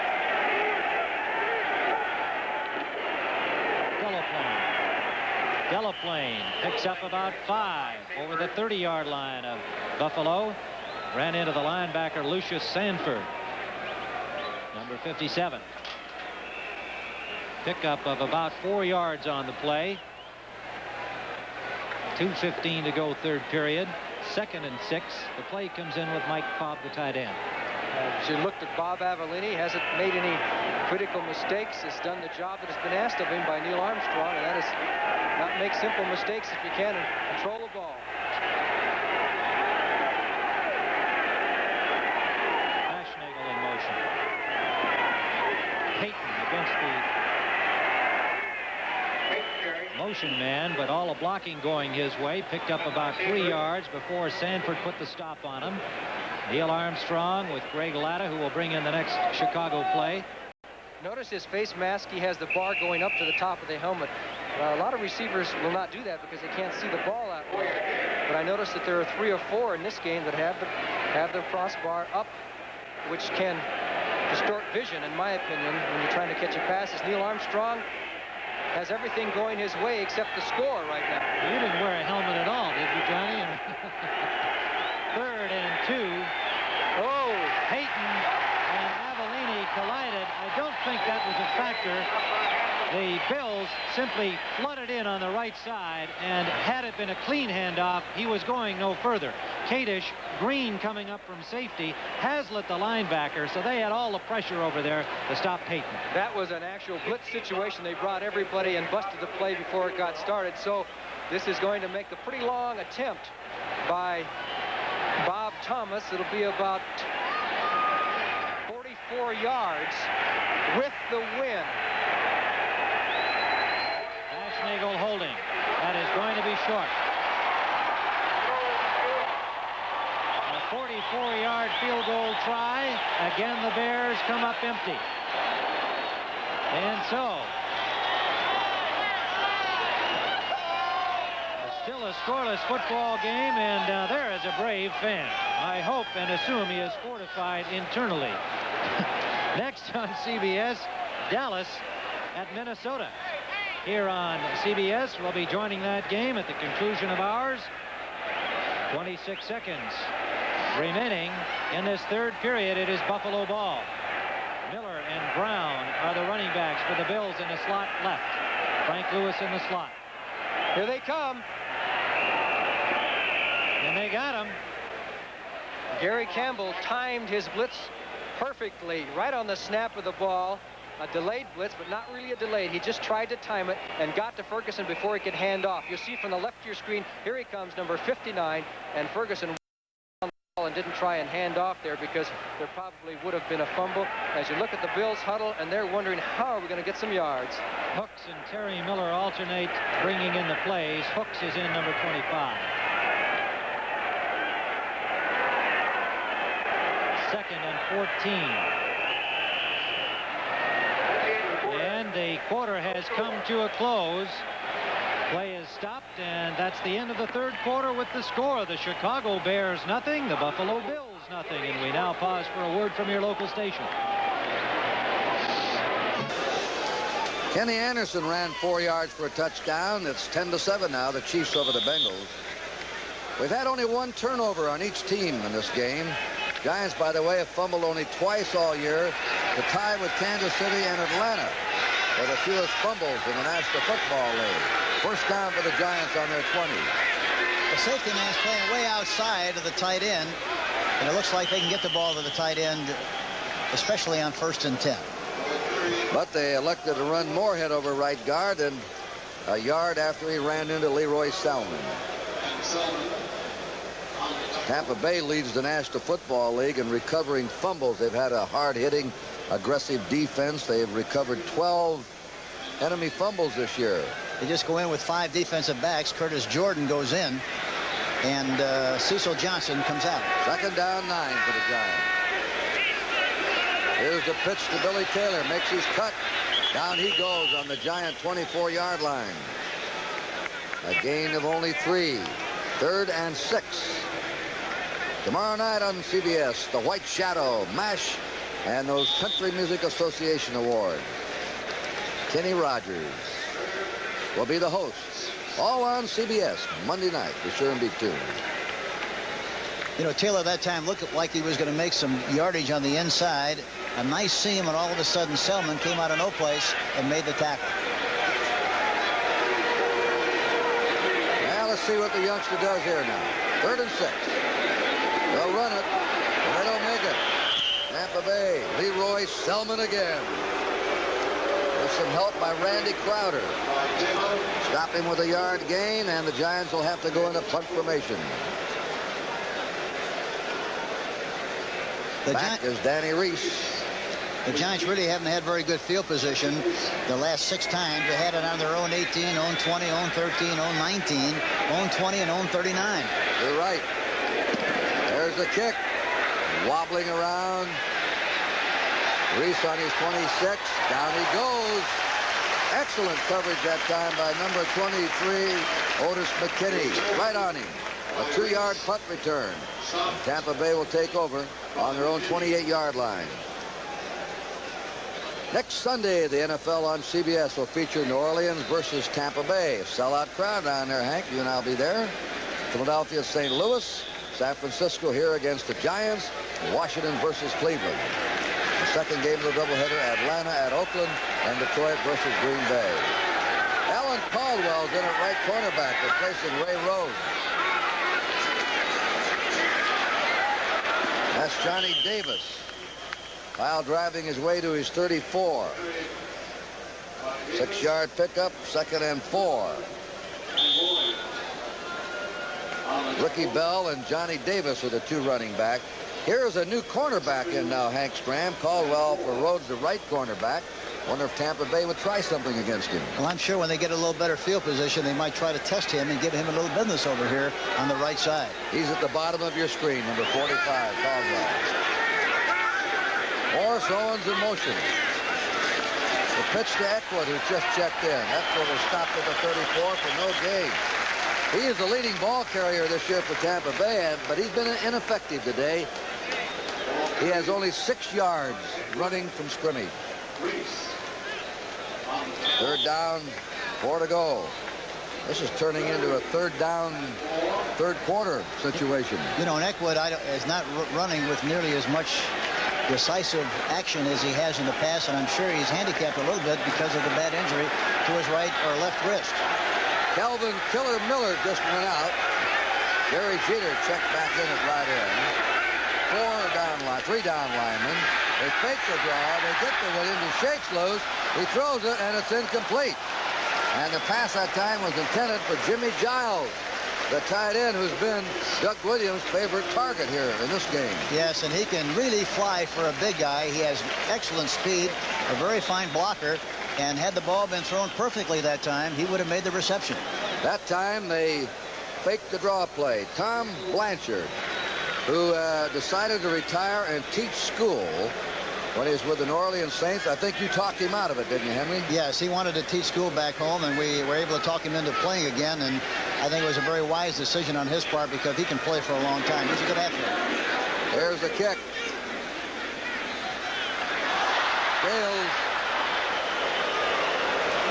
just hung on to it, and the stop there by Larry Mucker, the fleet outside receiver who plays on the punt coverage team. Almost stepped in a mine there, Kurt. 18-7, Atlanta over Green Bay in the 3rd period. Up and down they go. Green Bay loses. The Wolves howl. Green Bay upsets New England. Green Bay comes back. Atlanta unhappy over the loss to Washington last week. Now Atlanta's in the lead. What a toboggan roller coaster ride in the National Football League. Tight end ought to be open if they decide to throw the ball on 1st and 10. Roll out by Stearns. He does throw it. There is a dangerous, dangerous play.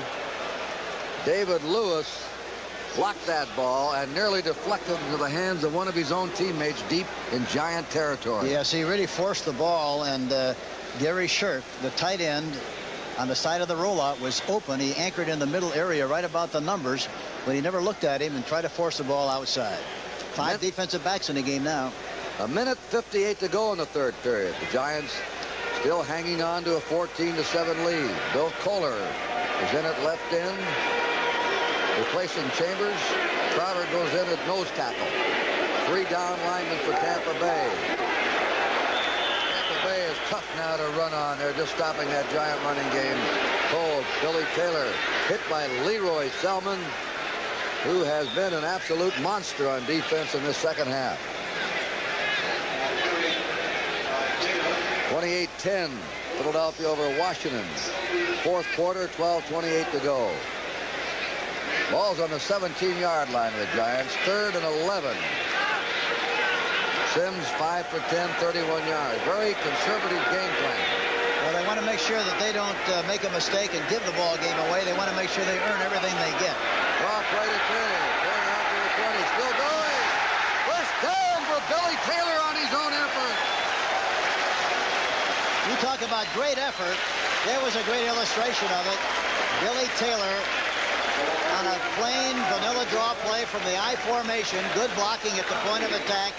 He sees a little running room, runs right over a linebacker. Couldn't tell who it was. I think it was Richard Wood, but he goes on to make the extra yardage and the first down. He now has 134 yards on the ground. He ran out of 3 tackles on that play. First down Giants, their own 33. 37 seconds to go in the third period. Taylor tripped up by David Lewis, who came shooting across the line of scrimmage from his outside position. Lewis, USC player. He was the first player taken on the second round by Tampa Bay in 1977. Giants lost 3 yards. They have a second down and 13. The defense of Tampa really has to impress you because they read, react, respond to what they see so well that a lot of times you think you're going to make some yardage, and all of a sudden they squeeze it shut in a big hurry. That's the end of the third quarter. With the score, the New York Giants 14 and the Tampa Bay Bucks 7. Hey, it looked like he was assisted off with help. Right here he gets popped by Johnny Gray, and there it just twisted underneath him. William Andrews, Rich Wingo was in on the stop. He got twisted. 4th down and 2 yards to go, and this is going to be a 42-yard field goal attempt. Mazzetti with a 42-yard attempt, and it's good. A 42-yarder, and it makes the score now. The Atlanta Falcons 18 and the Green Bay Packers 7 as Tim Mazzetti. They had lost 4 in a row back in 1976 before Bennett's time here. Andrews is getting attention from the training staff. Keep in mind that tonight on CBS you'll see 60 Minutes. Archie Bunker's place, One Day at a Time. Alex, the Jeffersons, and Trapper John M.D. What a lineup, all on CBS TV tonight. Headed up by probably the best show on television, 60 Minutes.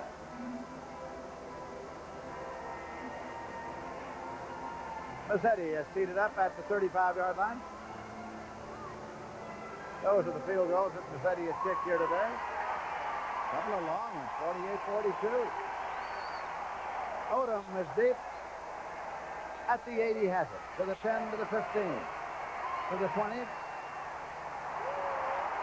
out of bounds. James Mayberry ran him out. Good high kickoff.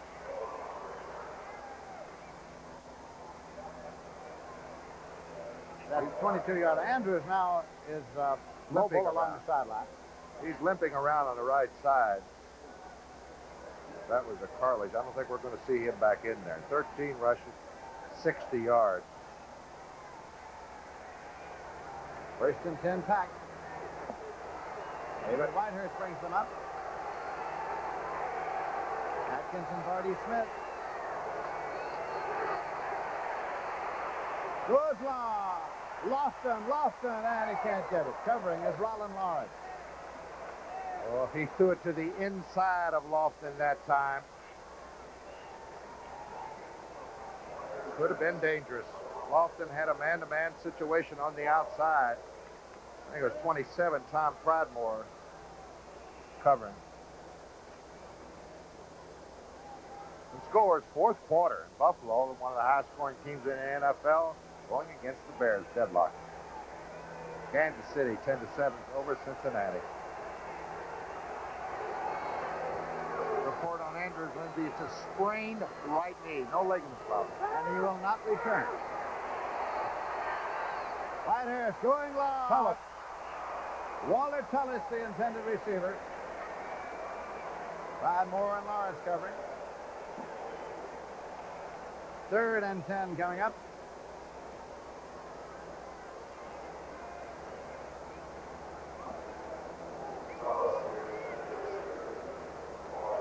New England, 11-point lead over the Lions. New England coming back off a Monday night performance in which they were defeated by these Green Bay Packers. Yeah, 5 interceptions against 5 sacks. That's going to happen. And the Packers have been sacked 5 times today.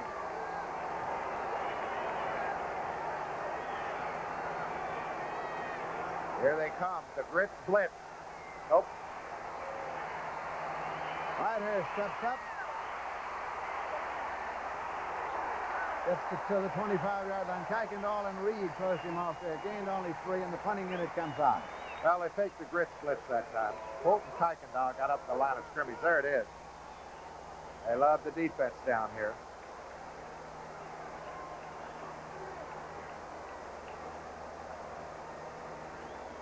Here it is again, Whitehurst. Everybody's covered. That secondary for Atlanta's doing a fine job.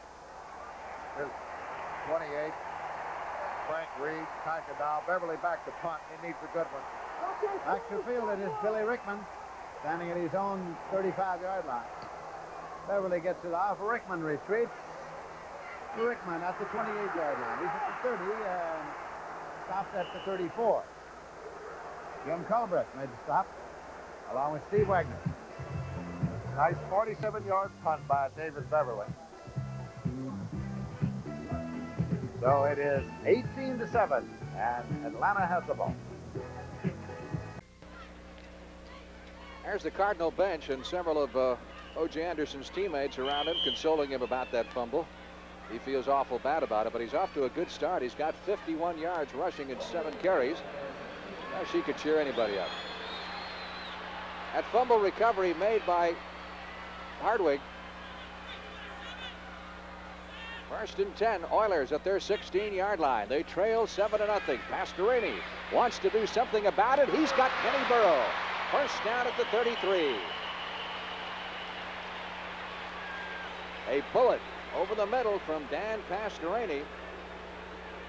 That's when he wants to run the play passes on the first down. They had been running this season that motion play where Tim Wilson comes in motion, and then they usually flip the ball to Campbell. So they put Tim Wilson in motion. I'm sure St. Louis was thinking it was going to be a flip or a run that way. He faked it and threw to Burrow. First and 10, Oilers at their 33-yard line. 4.5 minutes remaining in the first half of play. Campbell fumbled the football and pounced on it immediately. Loss of a yard on the play. That's a little unusual. He might have gotten it a little bit high. What do you think? It looked like it was handed high. It was a delay type play, and we'll see it. And Pastorini did have it up. See, Earl Campbell starts to the right, and it's going to be delayed, and he didn't look like he was really ready for it at that time. Loss of a yard. It'll be second down, 11. Don Phillips down on one knee. Atlanta leading Green Bay in the third period. Our score, St. Louis 7, Houston nothing. Pastorini fakes it to Campbell one way, and it's tipped. Excellent defensive play. Bob Pollard came through with a big rush, number 82. As they tried to fake to Campbell going one way and then set up the screen the other way. That's right. We'll see it again here. It's what we call a double screen. You have a screen on both sides, so you fake the screen out here to Campbell on the left and then tried to throw the screen to the right. You're looking at Burrow out there a moment ago when he caught that pass. That reminds me, he's probably now the last of the double zeros in pro football since they've changed the numbering system. You had Jim Otto, right, for many years? Jim Otto, right.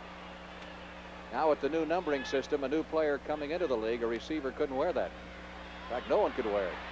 Pastorini again looking for Burrow. It is tipped and intercepted by the St. Louis Cardinals. Worley got the tip for the Cardinals and tipped it to Ken Stone. And Pastorini was hit hard. And they got him that time, too. They hit Pastorini. Fred Silva, the referee, was there, and he threw the flag, and I'm sure it's for roughing the passer. Silva was lucky, or I should say Silva was lucky, but Davis was lucky at that point, Charlie Davis, that Silva had his back to him, because as Silva had his back to him, Davis kicked the flag about 5 yards. That might have cost him a little more. And that would have been another 15 had Fred Silva seen that. That's something. Again, these are the types of things. Number 76. Personal foul, unnecessary roughness to the quarterback's face. First down. A big break for the Houston Oilers who get to keep the football. We can see what happened here. Here's the hit. You see Pastorini throws the ball, and we see Davis's left hand come up to Pastorini's head. Pastorini, we might add, is not wearing the shoulder brace or the flak jacket today. He's been wearing both for most of the season. But he felt better today, and he's felt all year. Campbell. Rockers out in front to the 15, to the 45, to the 40. Campbell at the 30, Worley trying to drag him down, and finally does at the 7-yard line. What a run. That was a move and the run of a great back. He got out. He's really been contained most of the day. They got him out there on a screen pass. We're going to look at that again. I'll tell you, he made a couple of quick darting moves on this run that are some Earl Campbell moves, something very special. He's not a big receiver for the Oilers. They don't throw a lot to him, but did you see that stop and start right there and this little move right there and the burst that he has? Roger Worley made a great tackle to bring Earl Campbell down one-on-one in the open field. First and goal to go for the Houston Oilers at the St. Louis Cardinals 7-yard line. 2 minutes, 45 seconds left to play in the first half. Campbell thus far, rather mild afternoon, but keep in mind the Oilers just haven't had the ball that much. St. Louis has completely dominated possession.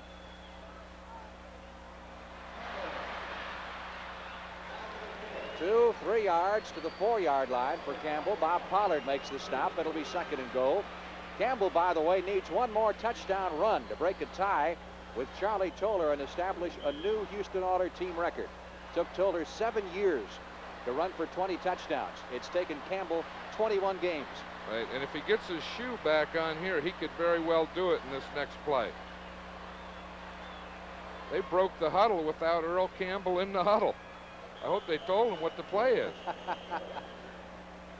Well, the clock will run down to the 2-minute warning, which it has done at this particular point. That reception, by the way, good for 46 yards a moment ago to Earl Campbell, is the longest pass reception that he has had in his brief NFL career. We'll be back in a moment.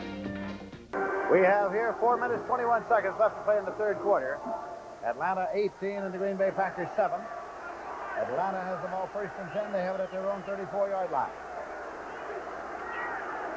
Ortkowski. And it is completed. Taken there by Alfred Jenkins. Johnny Gray made the tackle, and it is at the Green Bay 44-yard line. Bartkowski. Boy, he looked the field over. Good pass protect. He's trying to go to the left side, Lindsey. He comes back to his secondary receiver. Back to the weak side. Good pass. 22-yard pickup. Stopped by Johnny Gray. First down and 10 yards to go for the Falcons, who send Bubba Bean wide to the right side. Well, he put that one on the money. James Mayberry is the running back. Andrews out with a sprained knee and will not be back. Mayberry carries. Mayberry to the 38-yard line as Charles Johnson made the tackle. It'll be second down and 4 yards to go. Well, he hasn't seen too much action, Lindsey, running the football this year. Only 5 times for 20 yards so far in the first 5. Mayberry is a rookie from Colorado. There they go with the double wing, slot left. Mayberry. Got about 1.5 yards.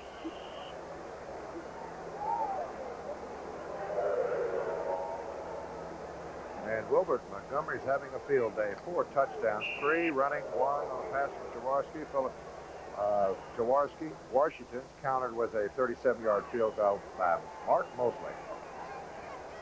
Third about 3.5, and the ball is outside the 36-yard line.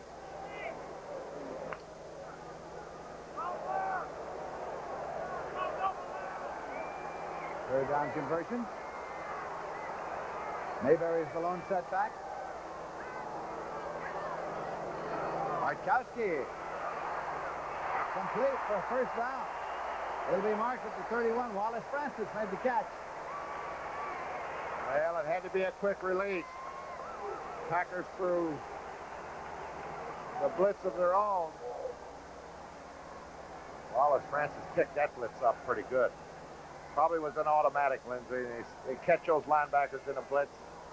and almost an automatic post pattern for your outside receivers and a quick release by the quarterback. First down, 10 yards to go for the Atlanta Falcons. Bartkowski's 12 for 23, 126 yards.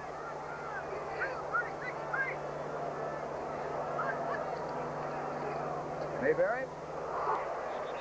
Nothing. Earl Edwards was there first. Second and 10 at the 31.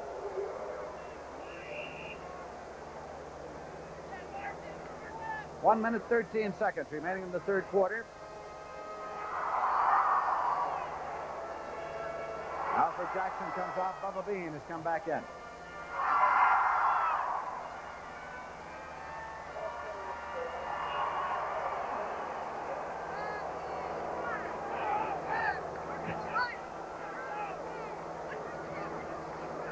Bartkowski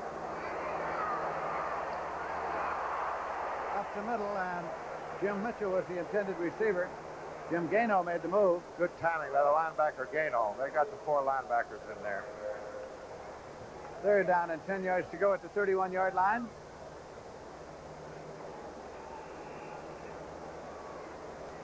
They got Douglas, Weaver, Wingo, and Jim Gano. And completion stopped the clock with 44 seconds left in the quarter.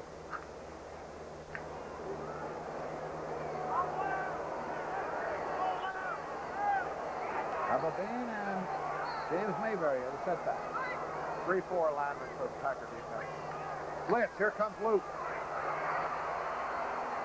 Taking that practice at the 25-yard line. Estes Hood made the stop. Estes is absolutely lucky. He wasn't even throwing for that receiver. He was hit just as he released the football. Going to be roughing the passer here, I think. And we'll have to take another look at this. Ball is spotted at the 24. As soon as we catch the decision here.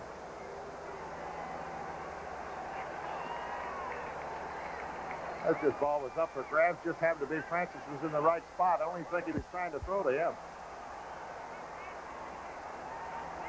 Yep.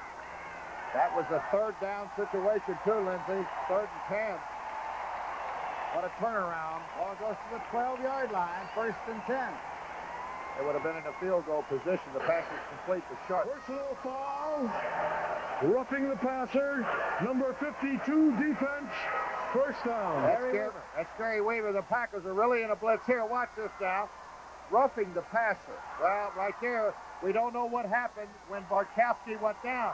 But you can see the ball just went up in the air, end over end, like a dying duck. Great pitch to Bubba Bean. Stopped at the 18-yard line by Earl Edwards.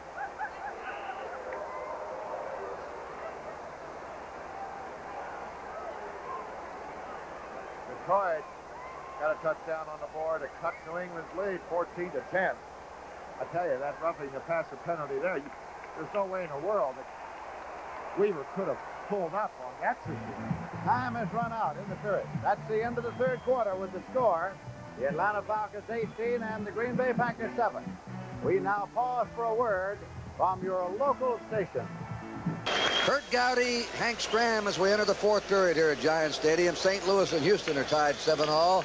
In the second, Earl Campbell.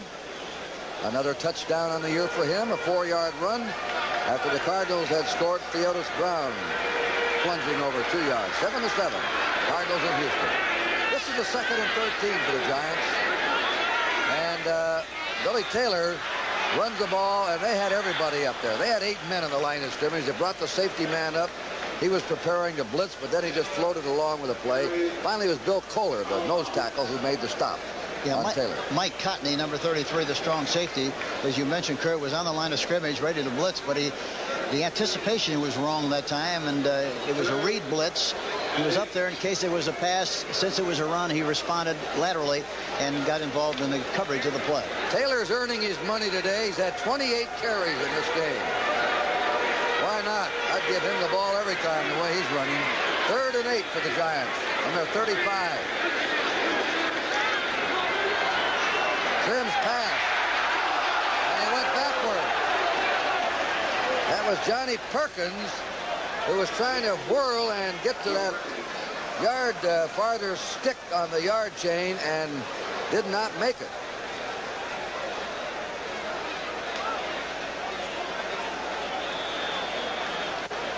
Watch Selman coming from the outside. The left tackle, the offensive left tackle, Coppins, is really doing a good job of blocking Selman on that last play. So it's 4th and 2. Dave Jennings, look at that average today, 48 yards. He's put him up and he's booted him deep. Danny Reese, the safety man. Another good one. They'll let this one hit, and it is just went in. Touchback. Almost hit on the one and then skipped backward. The chip shot with the backspin on it that Hank Stram's famous for. Timeout. And our time in the game now goes 13:28. Giants ahead. Frank Lever with John Madden. We're at the Astrodome in Houston, Texas, where the Cardinals lead the Oilers 7-0 with 2 minutes left to play in the first half, but the Oilers are threatening to tie it here. They have a 2nd and goal to go with the ball on the 4-yard line. They have 3 backs in the backfield, and I think they're going to work their left side. Rob Carpenter has joined the regulars in there. Campbell down to the 1. Campbell is over. So Campbell now establishes a new team record for the Houston Oilers. His 21st touchdown. It was just a power play off to the left side with Wilson, who cheated up a little to get a good lead block. And he leads. Earl Campbell follows him through with great power. Earl Campbell's something special. We see him get the ball here again following Wilson, who makes a pretty good block, and Earl Campbell just powers the ball in. Tony Fritsch will attempt to tie the football game. Out of Nielsen's hold. It is good. 1:57 left to play in the first half. And we'll start from scratch. Cincinnati 10-7. The Bengals scoring on a Ken Anderson run to close the margin. Atlanta leads Green Bay 18-7. 5:39 remaining third quarter. Buffalo second down, and 14 to go from their own 24. Loose ball. Curtis Brown dropped it. It appears the Bears have it. Jerry Muckensturm, and they do. Muckensturm has recovered, and the Bears with a golden opportunity inside the 15-yard line. Boy, the Bears got through there slick and clean as they tried a little reverse, and they just couldn't even get the handoff off. And here comes Muckensturm to make the recovery as he beat out Joe Devlin to recover for the Bears' first down. That was Gary Campbell who made the tackle on Curtis Brown, forcing the fumble. First down, Chicago at the Bills' 14-yard line. We are just underway in the fourth period. Tim Ryan and Johnny Morris, a scoreless football game. Strange in many aspects today. Payton cuts inside, still going, and gets down to the 6-yard line with a burst of speed. Finally, Tony Green stopped him. And this is where you see Walter Payton is so great. Here it is, the pitch. They talk about running one play a lot. They've run it as he follows Delaplane. And then he sees the hole. Delaplane kicks his man out, and then Payton will burst here and gets through Shane Nelson and Isaiah Robertson and gets the extra yardage. That's what he is so good at, getting the extra 2 or 3 yards. He is now up over 140 yards for this game. It has been Walter Payton Day in his first appearance at Buffalo's Rich Stadium. Delaplane and Payton, the running backs. Delaplane over the 5 to the 3-yard line. A stack of Buffalo tacklers stopping him there, trying for the first down, and he will be close. Shane Nelson, number 59, the first man to hit him, got help from Hazlitt and a bunch of other Bills. They're going to measure 142 yards for Walter Payton. He has done it all today for Chicago, and yet there is nothing to show for it on the scoreboard. He is now past John Riggins into 14th on the all-time rushing list, pending what Riggins did today, or is doing today, against the for the Washington Redskins. Very close to a first down, about a foot shy. And I'll bet there might be some second guessing on the Buffalo situation at that play. They didn't hold that Bear defensive line out, give them time to have that running back turn and do the little reverse. A couple of big guys added to the front of the Buffalo Bills. D. Hardison, Fred Smirlis coming in, joining Kadish, Williams, and Hutchinson. Third and about a foot. Avellini likes the quarterback sneak. Double tight for the Bears in the short yardage. Delaplane spinning with a second effort, got the first down yardage. He was hit right at the line of scrimmage, made the good turn and went forward to get it. Pretty good play, no quarterback sneak. He gets it to Delaplane instead of Payton, with Payton leading through. He was hit by the Buffalo defensive line and then did the old spin out like Bill Brown used to for the Minnesota Vikings, and then fell forward there, and it does appear that he got it, but it's close. Well, I've given it to him, and I've been wrong before. Let's have a look. Buffalo, of course, wanted this measurement. Delaplane, 5'10", 205-pounder, and he may have come up. No, he got it. Well, thank you, Jack Delaplane, for at least making the call correct. The Buffalo Bills, who have been able to make the big plays defensively so far against a ball control offense of Chicago, up against it now. First and goal at the 4. Robin Earl is back in. Delaplane is out. For the Bears, number 39 is Robin Earl, joining Payton. A little bigger blocker, I suspect. No, they give it to Earl. He's hit at the 4 and driven back. An inspired Buffalo defensive front really straightened up the big guy. Sanford, the linebacker, Kadish, the nose tackle, and Chris Keating, an extra linebacker, number 52, combining on the big fullback. No gain. When you said straighten up, you meant straighten up. They really stopped him dead cold. So now we have a situation. We'll see what the Bears do. A second down and goal from about the 3.5-yard line. Cobb has come in to make them double tight ended again. Payton diving, does not get to the end zone, however. Landed at about the 2, and his forward progress will be spotted closer to the 1. And that was a very big pile that Walter Payton leaped up over. He has great spring in his feet. People are standing up, and he still managed to get over, and that was an important 2 yards for the Bears. And if he could do it from there, you can imagine if they give it to Payton again, he is going to fly for the sky. Third and goal at the 1.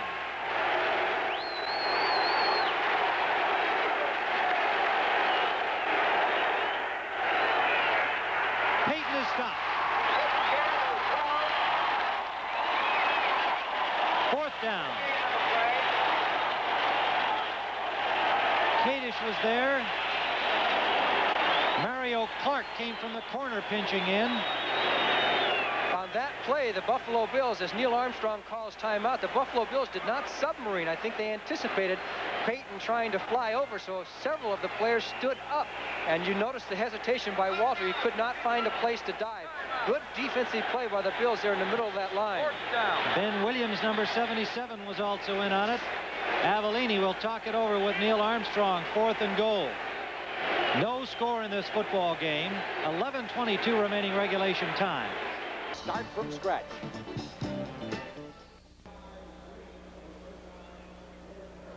Welcome back to the Astrodome. Earl Campbell getting a breather for the Houston Oilers after scoring the 21st touchdown of his brief NFL career. The deep men, Willard Harrell, number 39, Roy Green, number 25, as Tony Fritsch prepares to kick off for the Oilers. Tied at 7 now with 1:57. left to play in the first half. Kick is high and a little bit short. Harrell at the 15-yard line to the 20, and he is upended at the 22. Quite a hit that time by the Houston Oilers. Richard Allender, number 85, and there goes Mojo. Look at him. Boy, he does move, doesn't he? Things get tough, they could put him in. Here's the touchdown again. I think the one thing, the offensive line, Leon Gray and Conway Heyman did a good job of getting some movement on that left side. Leon Gray, of course, is a great tackle that they got in a trade from the New England Patriots, and I think that was a big plus for the Houston Oilers. There's the book on the Houston touchdown drive, and as you can see, one of the Cardinals was shaken up on the kickoff, so we've got a timeout here with 1:53 left to play. Gray coming to the Oilers for a first-round draft choice and a 6th-round pick from the New England Patriots. And he, of course, replaces another very valuable man, Greg Sampson, who was injured earlier this year. There's the hit on Harrell as he really got nailed by Allender. Part of that is the new rule where the return team can't block below the waist. So after you make your initial contact, there's really nothing you can do. You either have to clip, hold, or let the guy go. You're not and none seeing of a lot those of alternatives are That's very right. good. You're not seeing a lot of long returns as a result. It's taking something out of the game, don't you think? Well, it sure has, and it's something that if it prevents injuries, though, it's worth it. And if it doesn't, then again, we just had an injury under the new rule, and if it doesn't, then we ought to at least have the return. 1st and 10. Cardinals ball at their 22-yard line. We mentioned Leon Gray. Is he worth a first and a 6th? I would think so, yes. I would have given a 1st and a 6th for Leon Gray. He's young. Yeah, a lot of people wondering why the Patriots let him go. Of course, he was involved in a bit of a contract hassle up there a year ago, along with John Hanna. Here's Jim Hart trying to get the Cardinals on the scoreboard. Childs with a big leap. So he said Childs is filling in for Mel Gray. Now, Gray coming into this game has a consecutive pass streak going of 80 straight, but if he doesn't play, I don't believe that will figure in that. You got to get into a ball game. It doesn't obviously count. Yes, I think it's 80 straight games that Gray has played in. The record is 105 by Dan Abramowitz, and Carmichael is moving up on that. Carmichael is right at 100. There's Mel Gray at the baseball cap. He has a hamstring problem, off to a very slow start this year with the injuries, and that's another thing that's hurt the Cardinals, as he's been their big play man for a long, long time. 2nd and 10. Cardinals at their 22. Hart has it picked off.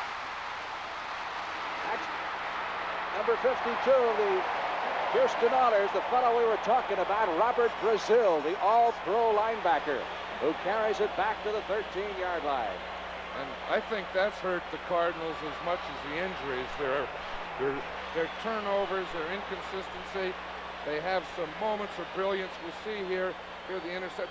Robert Brazil is probably not only one of the top linebackers in the National Football League, but I'm sure he's the top defender in the National Football League in pass defense. He has great range. That he was just in his zone. He worked out there to the sideline, and he's tall and has great range and quickness, and he's a super linebacker.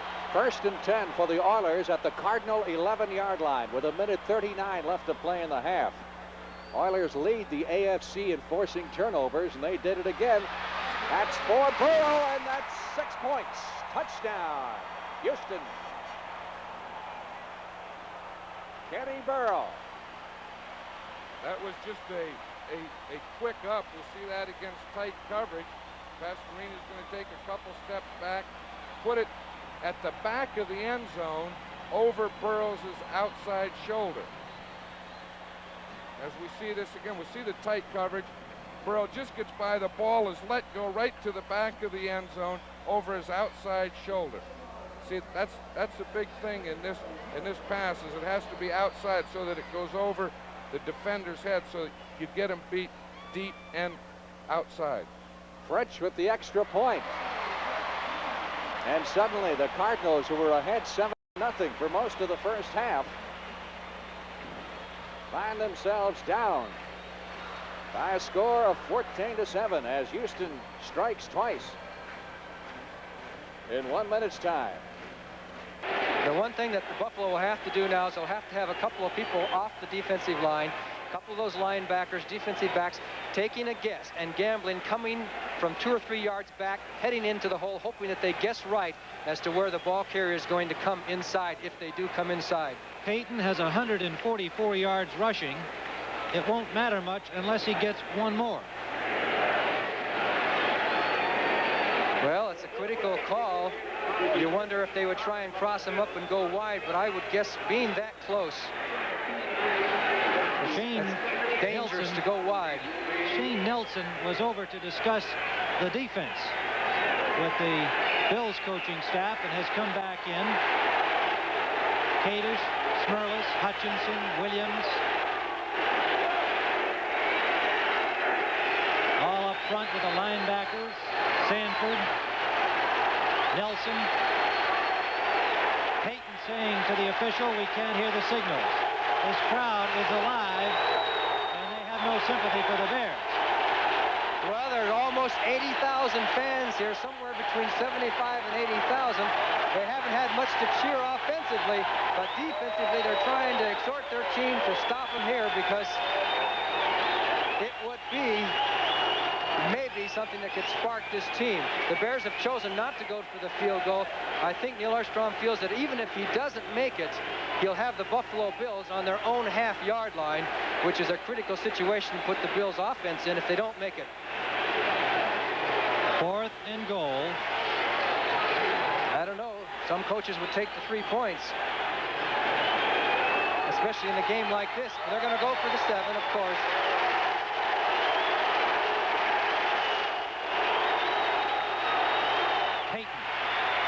Touchdown, Walter Payton.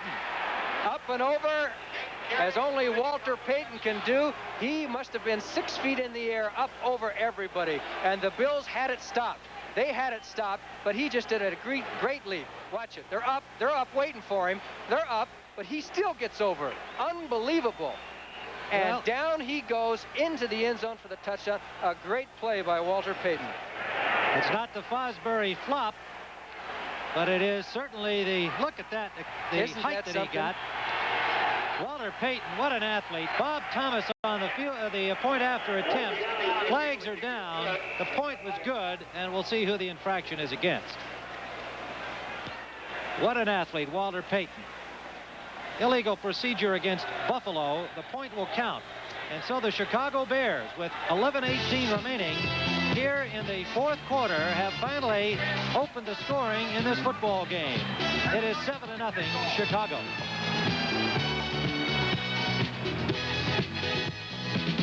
John McKay, 4 national titles at USC, says, I know what coaching is all about. Players are what coaching is all about, right, Hank Stram? Absolutely right. It's amazing how much better you coach with big, strong, fast players. That's right. That sums it all up. You better have some players or you're not much of a coach. First down. Tampa Bay on their 20. Ricky Bell. He's hit. They get to him. That's Reese. Beasley Reese, the strong safety. And also Dan Lloyd, 54. This Lloyd has been excellent today. Yes, he has been. And of course, the defense of the New York Giants has really played an inspired football game here this afternoon. 7-0. The Bears over Buffalo. Walter Payton has just scored on a short game on the 18-yard line of Tampa. Second down try. The Giants with a 3-man line today has been the surprise. They're a 4-3 team usually. The pass incomplete. Larry Mucker right over the middle. It'll be 3rd down and 12. The Giants usually a 4-man line all the way. Open this game with 3 down linemen, 4 linebackers. A surprise defensive maneuver, and it is, I think, confused Tampa Bay. Well, I think it disturbed their planning a little bit, plus the fact that it's tough to throw against 8 people on fast defense when they're only rushing 3 people. If you can't run, boy, you're in trouble. Now they have 4 down linemen on the passing play for a better rush. Williams pass. That's complete. First down. Good catch there by Isaac Higgins of Southern University. The of the year is a flag down and holding against Tampa Bay. They had a first down. It'll be called back. I think they call it on Steve Wilson, the offensive center, number 50.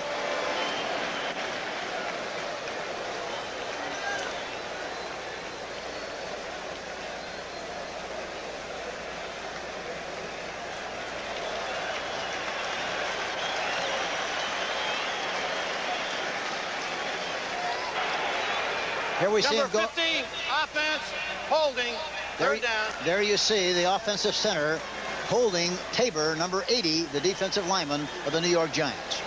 Giants are very high on that young Tabor. They should be. He's a fine-looking prospect. That spots the ball back to the 9-yard line. Makes it third down and 22.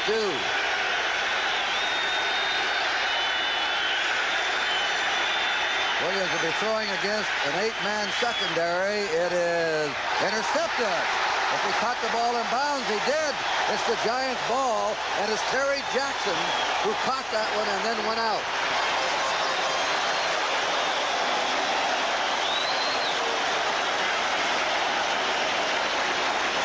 That's a very low percentage pass, Kurt. He's looking left.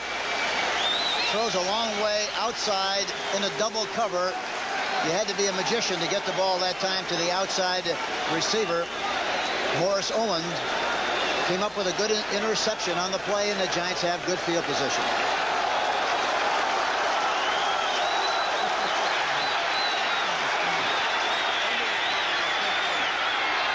First down, Giants on the Tampa Bay 31. Taylor hit. Quick charge by Aaron Brown, number 55 of Ohio State. He's playing in place of the injured Dewey Selman today. And he's been playing with abandon there. Yes, he has. And that time they ran a counter play, faking to the fullback, giving it to Billy Taylor. But as you already mentioned, Aaron Brown really made a great tackle on the play and got good penetration. Second down. 12. Giants. Tampa Bay's 33. Moorhead at the 30. They get to him quickly, and that 3-4 is hard to run wide against 4 linebackers sliding across that field on you. And Cedric Brown that time, the free safety, really came across from the good angle, made a good tackle and a good hit on the play. I'm really surprised that the Giants haven't thrown more play-action passes on first down, Kurt. They haven't done that hardly at all. Houston now leading the Cardinals 14-7. Bill Gaife for the Lions recovered a fumble in the end zone with 6.5 minutes to go. The Lions are leading New England 17-14. Third down 8. Giants are ahead in this game 14-7. Throws it out to the back and too hard and wide to Billy Taylor.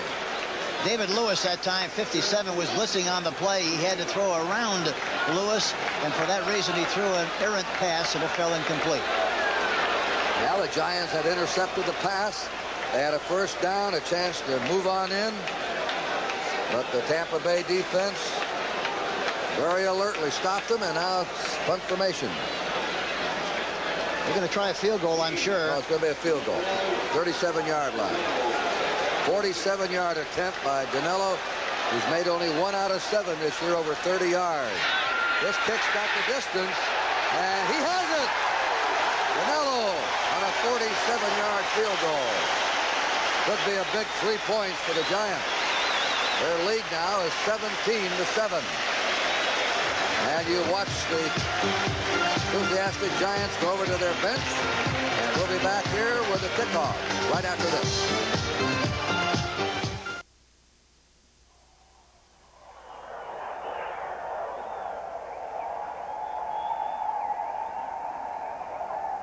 And we're ready to go with the 4th and final quarter here at Atlanta Stadium. I'm Lindsey Nelson with Paul Horning, and the Atlanta Falcons are leading 18-7. They have the ball second and 16 to go at the Green Bay 18-yard line. On a sunny day here in Atlanta, Georgia, crowd of 56,184 is the turnstile count here. Haskell Standback is in that backfield. Chicago is leading Buffalo 7-0 in the 4th.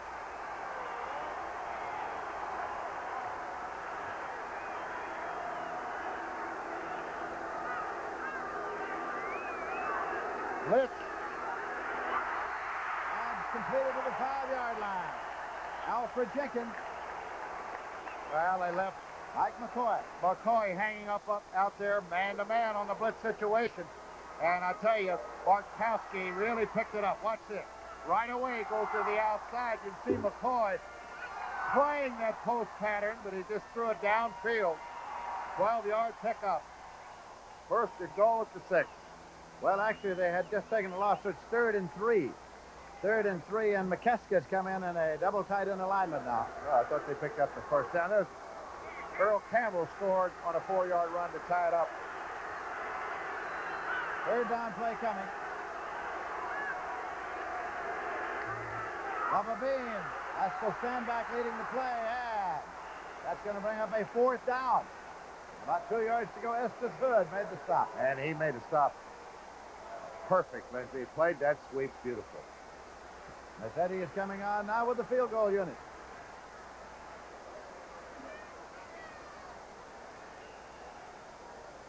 Massetti, who's had a big day in the field goal department. He's kicked 3. And Scott Hunter is playing quarterback for the Detroit Lions. He scored a touchdown. It is now Detroit 17-14. A 23-yard attempt here now with James holding for Massetti. 23-yarder is good. Flag down, though. Penalty marker on the play. Penalty marker. McCarter says hold everything.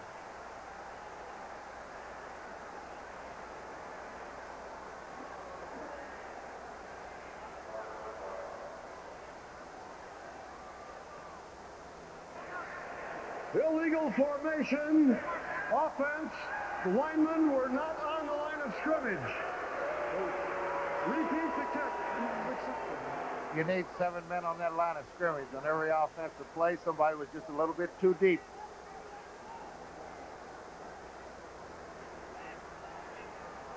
So the conference continues. Penalty is inflicted out to the 10-yard line. It's still 4th down. Well, the kick was good.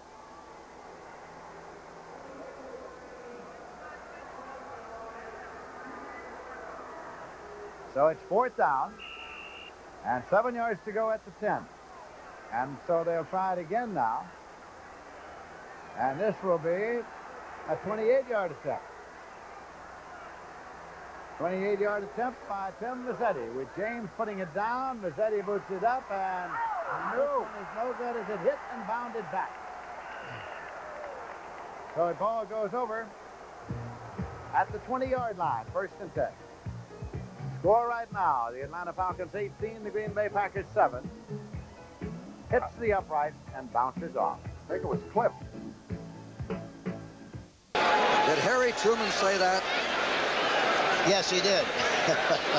He also said you got to keep your feet in the fire. Yeah. He didn't say how long, though. Canelo's kickoff. He booms it deep. Ragsdale will down it. Touchdown. Tampa Bay's ball 1st down on the 20-yard line. You know, Kurt, really, Tampa hasn't had good field position.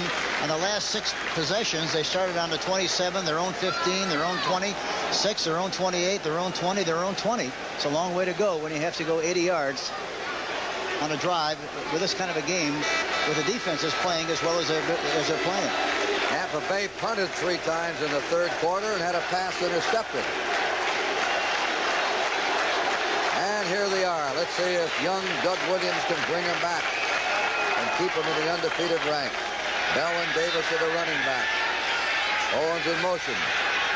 Williams. Boy, he got time. And he fired it right on target.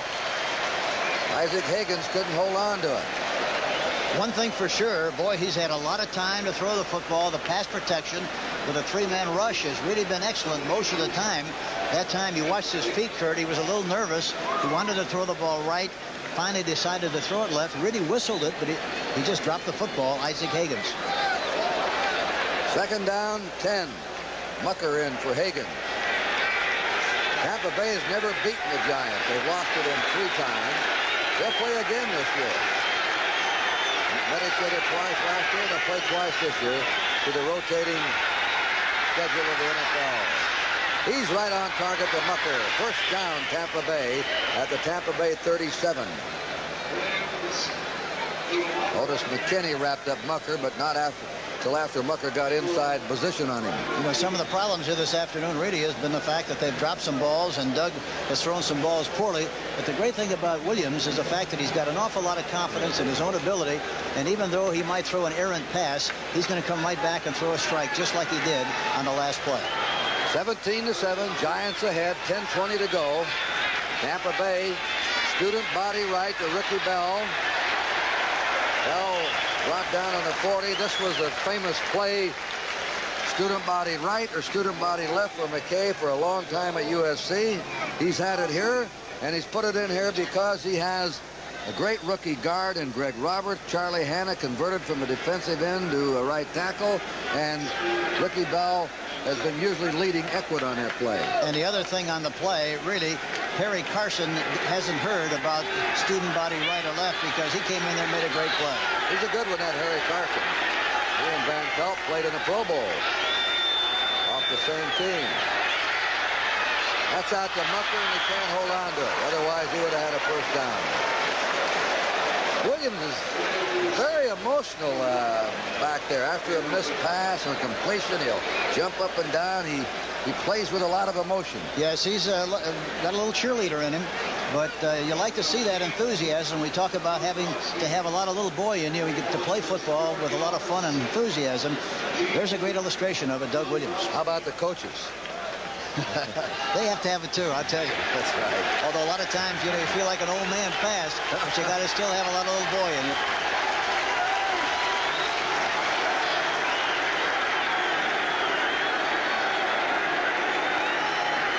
Back they go.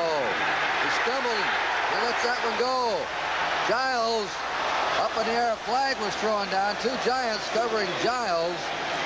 Jimmy Giles pushing on the flag. Giles trying to push off a defender. That's offensive pass interference, I believe, on Tampa Bay. And stumbling was a quarterback, Williams. He was falling backward as he let the ball go. Offensive pass interference, number 88, refused. Watch Williams go back into the pocket. Martin comes through there, number 75, makes him throw the ball, but he's got great wrists. He threw it up for grabs, and Giles was trying to make sure that the defensive backs didn't intercept the ball. That's what happened on the play. They refused the penalty. It's fourth down for Tampa Bay, and they'll have to punt it. Blanchard's kick. Spirals. Jackson on the 20. He's covered. Goes down on the 25, and that's about all he could hope for. Rick Bonas from Nebraska, backup linebacker, went down to nail him. We'll be back with 9:15 remaining in this game, and the Giants ahead 17-7. Here's the deflection here. Mazzetti, I think he just barely clipped it. At 26 or 28, I think it was Eric Tarkelson really getting up high to get a piece of that field goal attempt. In any case, the Green Bay Packers have the ball at their own 21st and 10. 13 minutes, 59 seconds left to play in this game. David Whitehurst. Penalty markers thrown.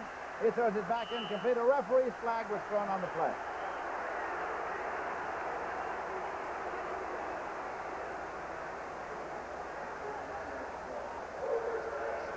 Holding against the Green Bay Packers.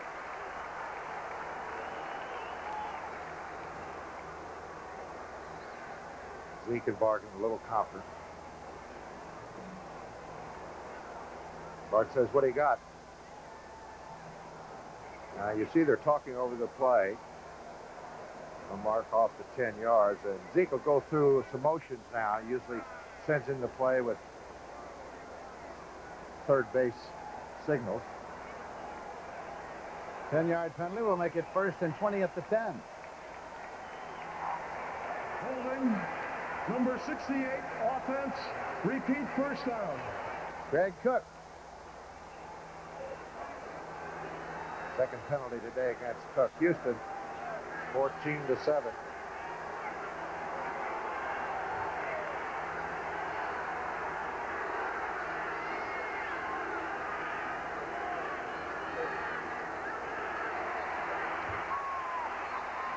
Atkins is carrying, and he is across the 15. Roland Lars. Ready to stop? Well, he used that good, strong straight arm for another extra 3 or 4 yards. Headed out to the 18-yard line. He's strong. 2nd and 12. Here's a ground level shot. Here comes Darrell Goldforth. Good block by Barty Smith. Atkins cuts it inside, wasn't even touched. Now watch that good, strong, straight arm. Woo, you see it again, and it is a strong left arm. 69 yards, 9 carries.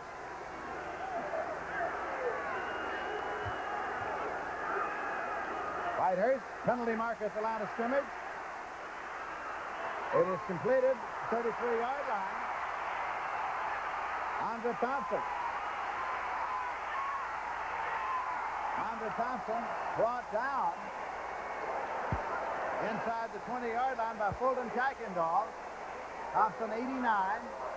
But keep in mind there was a marker at the line of scrimmage offsides against the defense, so it'll be declined and the play will stand. Now, this is going to count.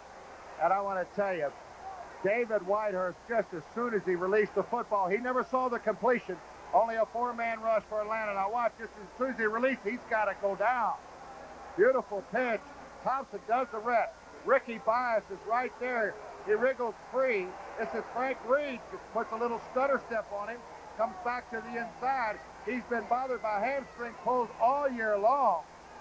Fulton Kuykendall, number 54, finally gets him a 50-yard pickup. Ruling is that he went out at the 32-yard line, so it's 1st and 10 at the 32.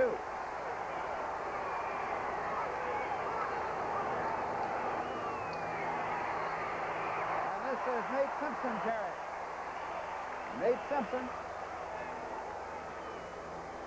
Early Turdell Middleton went out with a shoulder bruise, will not be back. Simpson is going off the field, and Atkins is coming back. Loss of a yard on the play. It's at 2nd down and 11. Green Bay at the Atlanta 33-yard line. Atlanta is leading by a score of 18-7. We're in the 4th quarter. Lofton is in the wide right. David Whitehurst at quarterback. Green Bay throughout.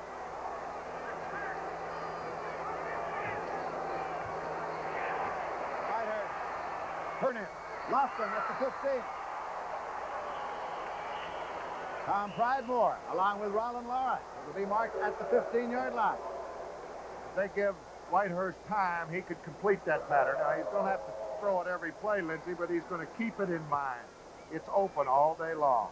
And the Giants going against the only unbeaten team in professional football. The Tampa Bay Buccaneers trail by 10. 1st down and 10 yards to go for the Green Bay Packers at the Atlanta 15-yard line. 11 minutes, 35 seconds left to play in this game. 18-yard pickup for Lofton. Ortopellis to a wide left, and Lofton's in the slot left. Now Lofton goes outside Teller. Simpson and Barty Smith in the setback. Whitehurst. And it is taken at the 12-yard line, out of bounds. Nate Simpson, but the official says out of bounds, incomplete. Well, he lost track, Lindsey, mentally of the out of bounds over there. As Bart looks over that play list again. He was all alone out there, and the pass was just thrown out a little bit too long. Now he goes up in the air. See that right foot? Out of bounds. Had he got the right foot down in bounds, it would have been a completion. It is 2nd and 10 at the 15-yard line. Defense chants the crowd here at Atlanta Stadium. And a packed house. Tullis to the left side, Lofton right for David Whitehurst. Simpson in motion outside left. Here comes the safety blitz. Lofton. Roland Lawrence made the hit. Whitehurst picked it up beautifully, Lindsey. Safety blitz. Roland Lawrence is down. Ball could have been caught. Looks like it was right in his breadbasket. It'll be 3rd and 10 at the 15. Whitehurst now is 11 for 23, 182 yards in the air. Watch, here comes the blitz. Whitehurst reads it perfect right there. He has to get rid of the football right there. Right in the breadbasket. Was just a little bit too quick. I don't think Lofton was quite ready. And Atlanta 18, Green Bay 7 in the fourth quarter. I just found out something I never knew. I knew John McKay was a halfback, played with Dutch Van Broecklyn at Oregon. Hank Stram says he also played with you at Purdue? That's right. We played together at Purdue in 1946, and then John went west with the rest and played with Oregon. Billy Taylor needs 7 more yards to have the best day for a Giant running back since 1970. Doesn't get it that time. Randy Crowder stuck an arm up, tripped him. The Bucs have to force some kind of a fumble, get some kind of a big play to shrink the size of the field so they don't have to go 80 yards like they've been having to go on the last 3 or 4 occasions they've had possession in this game. Taylor now has 136 yards. Ron Johnson against Dallas ran for 140 yards back in 1970. Second down 9. Sims on a draw. And the Giants hang right on the ground. There's Selman in again. It'll be third down. Some of the fans yelling boo. The Eagles 28, Washington 17 in the fourth, because they're not putting the ball up in the air. They're all dying for a win here. They haven't got a win yet. They have a chance now, and yet they want them to throw. Yeah, you can't give the game away. They're doing a good job of maintaining the plan they went into the game with, and they can't deviate from that plan, especially now when they're winning 17-7. Third down 8 for New York on their 27. They run this week. Here comes Taylor. Cut back. Gets to the 29, and that's all. And Richard Wood popped him there. It'll be fourth down. And now, interesting kicking situation coming up. 4th and 5. Will Tampa Bay will they be going in for the block, or are they going to peel back and try and get a long return? I think probably they'll try to get some kind of return. They don't want to give them a chance, perhaps, to rough the kicker and then let them maintain possession of the football. I don't think they want to take that chance. We're down to 7 minutes and 20 seconds remaining. Giants ahead by 10. A low kick could be a good return here. Nope. Had to take it high. Annie Reese being chased. He's down to the 24. For the Giants, we've heard how they've been such a poor team covering kicks. Have done it all right today. That time he chose to go the wrong way. The thing was set up to the right. He ran to the left without any help over there. It didn't make any yardage. Johnny, this is definitely not the Peyton pratfall. Because this is nothing but good. He would have been a great gymnast. He could, I'm sure, take up any sport he wants to. He's such a superb athlete. He got that yard that put points on the board. He's now at 145, and it is 7-0 for the Chicago Bears. Meanwhile, New England leads Detroit 14-10 in the third. St. Louis and Houston are tied at 7-all late in the second period. Philadelphia 28, Washington 10, 12:28 to go in the fourth period there. Curtis Brown is the deep man, number 47, and they have him up at the 7-yard line. Thomas kicking off against the wind. Taken by Brown at his 18 and fumbled, and he just covers it at the 25-yard line. So the Bills will have the wind now with 11:11 to go. Joe Ferguson, the league's leading passer, will try to get it going. 7 plays, 13 yards, using up 3:37 on the clock. The Bears have had the ball most of the game, and finally they have something to show for it. Now the Bills, explosive always, with Ferguson, Butler, Lewis, the league's top pass attack. But the wind behind them, let's see what they can generate. In motion is Frank Lewis. Complete to Jerry Butler, out of bounds at his own 32. Gain of 7. 2nd and 3. You're going to see the ball coming right at you from the ground level as Butler goes down and out. The sure pass, and he wanted to make sure he caught that one. He was going to grab it and bring it in, but they did not get the first down. It'll be 2nd and 2.5 or 3, but sometimes those are the best passes to complete to begin a drive. Gives everybody confidence as Santa has made an early appearance in Buffalo. Hey guys, it's only October 7th. Let's forget all that stuff. Supposed to be a balmy autumn day. Whoa, Curtis Brown, big hole, right side. First down out to the 40-yard line. Hard running by the fullback Brown. Stopped by Doug Plank, number 46. Good hole behind Delamalure and Devlin.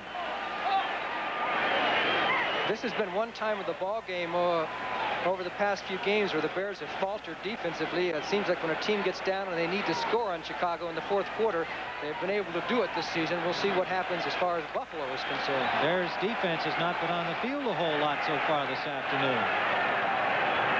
Hampton and Hartenstein, Osborne, and Page, the front four for Chicago. Ferguson has the time. Can't find a man. Running it, he has room, and Hicks with a saving tackle. Really put a knock on Ferguson, but he's up and all right at the 45 of Chicago. He was looking for Reuben Gant, but Gant couldn't get open. There were a lot of linebackers anyways in his way, and the Bears were playing a deep zone as Ferguson could not find anybody. Finally, the pass blocking broke down, but not until after a long while, and Ferguson takes off. Osborne almost gets him, and then Joe says, I've got to go, and he goes on down the field, and Tom Hicks makes the tackle. Had it not been for Hicks, Ferguson would have gone 20 yards further. Let's hear a chorus of blue skies. They are here. The clouds are blowing away, but there is still plenty of wind. It is with Ferguson and company. Curtis Brown cannot go anywhere out the left side. He slipped trying to cut back, but he had nowhere to go. There were at least 5 Bears tacklers over there. Alan Page was the man to pull him down. Loss of about 1.5 yards on the play. Too bad for the Bills because Ken Jones made a real nice tackle over there. I didn't hear that score announced, did you? No, I did not, but I think we've been keeping everybody up to date on all of them. This one is just in now. Detroit leading New England 17-14, and that may be what they've just announced here. 6:36 remaining, third period. The Lions have come back to go ahead. Young Jeff Comlow, their rookie quarterback, doing such a fine job replacing Gary Danielson. Splitbacks are Miller and Brown. Ferguson, complete. Reuben Gant inside the 40. Wentford Gaines, number 36. Lenny Walterscheid, number 23. Making the tackle on the tight end. Gain of 8. A straight four-man rush by the Bears. Ferguson has plenty of time, looks for Gant. Couldn't quite get to the first down marker, but they did down it at his forward progress. Wentford Gaines makes the tackle. Reuben Gant, who was a radio television major in college. Oklahoma State, 6-year man. We should add something that I haven't mentioned earlier. Alan Ellis was activated for the Bears today. Has not seen action, however. But with Vince Evans going on injured reserve with that unfortunate staph infection in his lower back, Ellis was activated today. Curtis Brown is stacked up behind the line of scrimmage. Hartenstein and Hampton pinching in. Osborne was there. They just broke down the Bills' offensive line totally for a loss of 2 on the play, and they bring up 4th down. Big defensive play by the Bears inside their own 40. Timeout is called by the Bills. 8:25 on the clock. Ferguson will talk it over with Chuck Knox. And so let's see what Buffalo comes up with here on 4th down. They're trailing 7-0. British Columbia on the Sports Spectacular, the Pacific Invitational Gymnastics, some of the world's very best gymnasts, including American Kurt Thomas. You'll see it all at 4:30 Eastern next Saturday here on CBS. Unseasonable temperatures and unseasonable weather. Kind of crazy weather here in Buffalo today. The rain has stopped. There's blue sky mixed with clouds. Wind has been the big factor. The Bills have elected to punt on 4th and 4. Rusty Jackson angling for the corner. And it rolls into the end zone. It'll be a touchback with the Bears starting from their own 20. Some of the crowd unhappy with the decision. They obviously were considering going for it on 4th down, Johnny Morris, but Chuck Knox played the percentages. There is lots of time left in this game. 8:14 to go. He's down only 7-0. Yes, and it's a little different story, 4th and 1 than 4th and 4 or something like that. You've got to go a little bit forward. You have to almost pass the ball. Joe Ferguson, 4 for 13 and only 27 yards. And we are quick to point out that the league's top passer is not to blame for those numbers. He has had a number of passes dropped on him, and he is throwing in very unkind conditions, to say the least. Do you think the Bears will run the ball? It's a safe bet.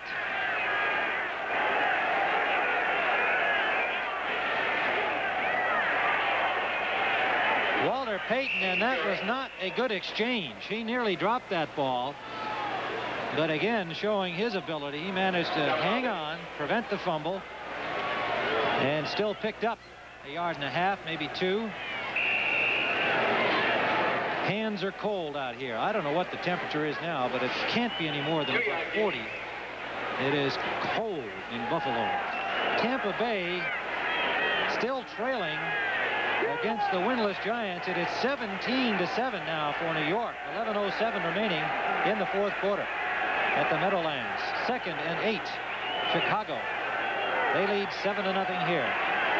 Payton again. Good defensive play by Buffalo. Freeman put the stop on him, but it was Sanford making a good defensive play from the outside linebacker position, number 57. Tonight on CBS, 60 Minutes, Archie Bunker's Place. One day at a time, Alice, the Jeffersons, and Trapper John, M.D. That's the lineup tonight. So after a full afternoon of football, that's the entertainment you'll see here on CBS. I'll bet you out of Walter Payton's carries, at least 20 of them have been pitches to the outside, to the end. They have really run that play. Neil Armstrong meant what he said. He says we're going to cut down our short list and run the plays no matter what. Fewer plays, more times, and he was right. 3rd down, about 9 to go, and Payton again getting penetration from the left side is dropped for a loss. The Bills defensively, Mike Kadish making the tackle, and the linebacker number 59, Nelson, slashing in. Robertson from the left side, number 58, and an inspired Bills defense does the job. Well, we saw the pitch again to the outside. The Bills were waiting for it, and they will, possibly for the first time in this ball game, have very good field position after a punt. Houston Oilers have been life and death almost every game so far this season, and again they're making it exciting. They are ahead 14-7 over St. Louis late in the first half. Bob Parsons will punt, standing at his own 4-yard line. Hits it from the 9. A low punt against the wind. Fielded at the 50 by Moody. Moody away from Schubert. Moody down the sideline. Knocked down, but he got. Well, they're going to call it back. They went out of bounds at the 36-yard line. Still good field position, and this Bills crowd on their feet here at Rich Stadium as they see the opportunity to tie it up.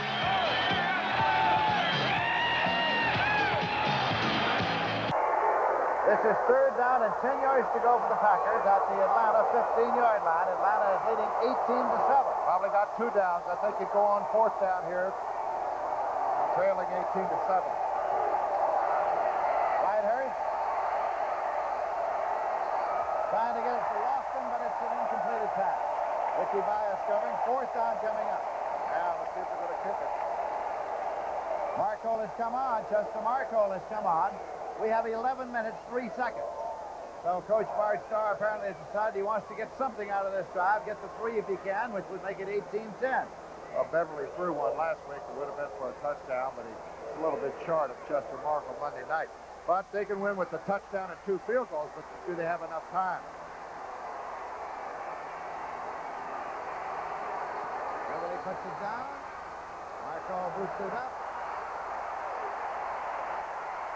Penalty marker is dropped in the end zone. 32-yard attempt, but the marker was dropped in the end zone. Packers procedure, 12 men on defense. Oh, no, 12 men on defense. Critical mistake. Now it gives them something to think about on the sidelines, Lizzie. 4th and 10, he figured to go for it. This kick was missed. They got 12 men. Count them there. 1, 2, 3, 4, 5, 6, 7, 8, 9, 10, 11, 12. That's right. 12 men on the line of scrimmage. Critical mistake for Atlanta. Somebody on those special teams is really going to catch it tomorrow. Now what did he do, Bart? Last week he changed his whole philosophy and gambled every time against New England. Now it's 4th and 5. They're going to kick it again.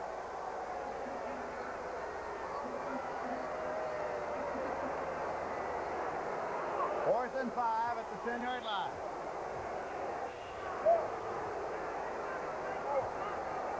Well, those penalties have been very helpful to the Packers. Rossetti kicked one through. Penalty against Atlanta, moved it back, and partially deflect the field goal. Now Markle. It's another shot. 28-yard attempt.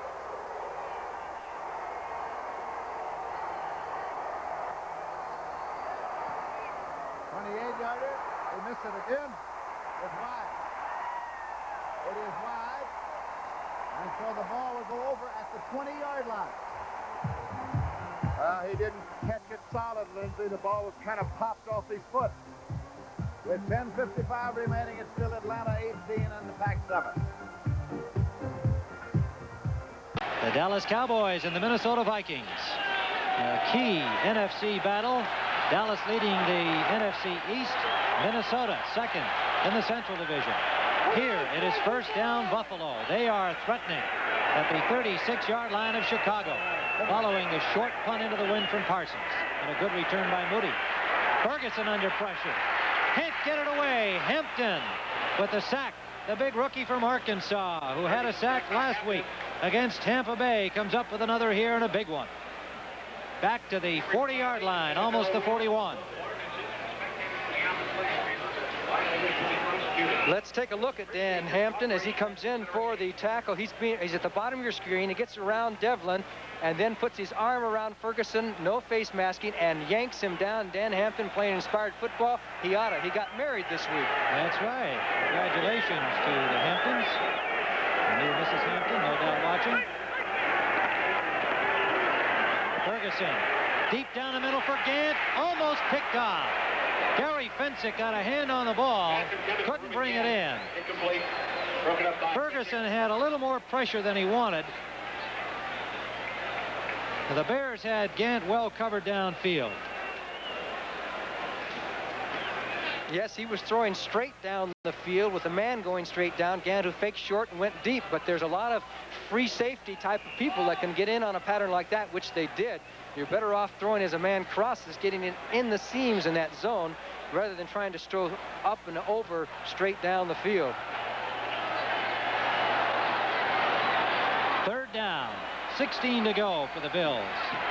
Curtis Brown rolling hooks, the split backs. Lewis wide right, Butler left. Ferguson with time. Incomplete, intended for Lewis. The ball was thrown short. Lewis slipped trying to come back to the ball, thus the incompletion. Fourth down. There's that fourth quarter score with the winless Giants leading the unbeaten Tampa Bay Buccaneers. Who would have thunk it? Philadelphia leading Washington 28-17, 2:36 remaining in regulation time.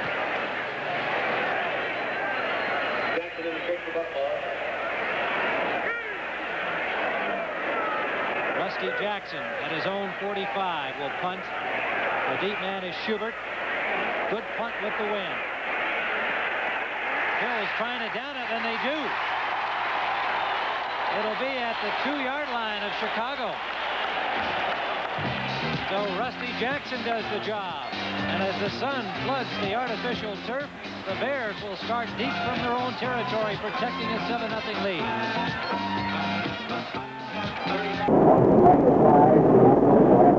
Cardinals have amassed 235 yards in total offense on 14 first downs. The Oilers have only 144 on 8 first downs. But that last 3 or 4 minutes here has been particularly damaging to the Cardinals, who made one mistake after the other, and mistakes have cost them in the last 3 or 4 ball games.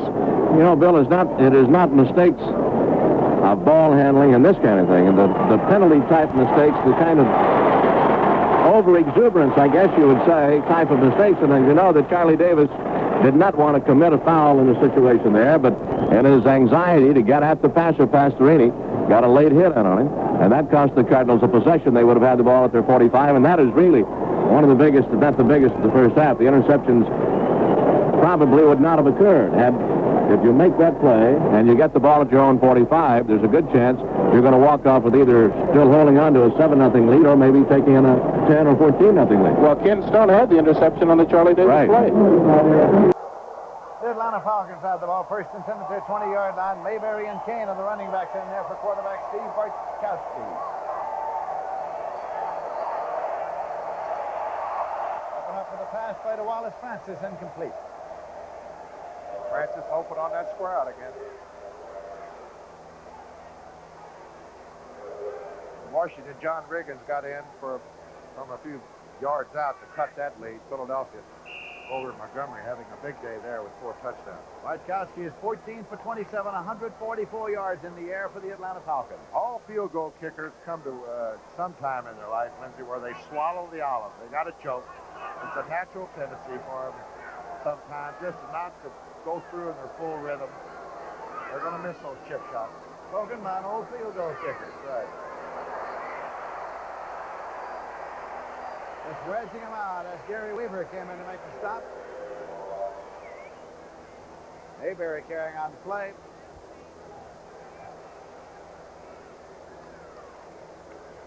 Double tight end, Mitchell and McKeska now. Won't be any more field goal attempts for the Packers today. Third down, about 1.5 yards. I thought Bart go for it, 4th and 5. Considering what he did last week. Really?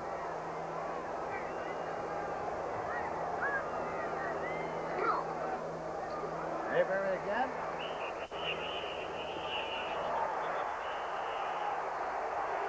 That is Rich Wingo, the rookie from Alabama, along with Casey Merrill. It's going to be marked right up at the 30-yard line. He's going to be very close. I tell you, he's going to be a wild man in the middle before it's over with.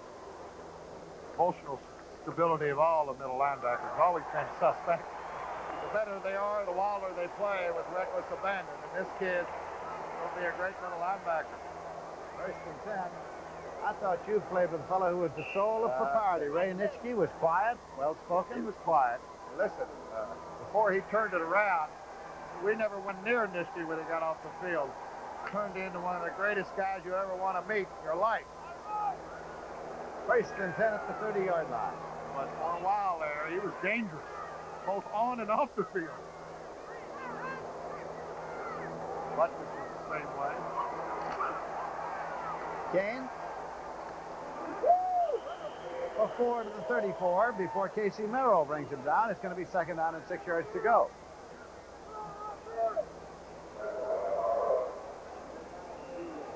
Rich Wingo. My man Nitschke sitting up there in Green Bay with 3 beautiful kids. Great wife. He just loves that Wisconsin. Well, they sort of love him in that part of the country. Sure do. What a great football player. If he and Butkus ever played on the same team, you wouldn't need a 4-3 defense. It'd be criminal to let them play together. Short out, incomplete. Intended for Wallace Francis. There's a penalty marker on the play.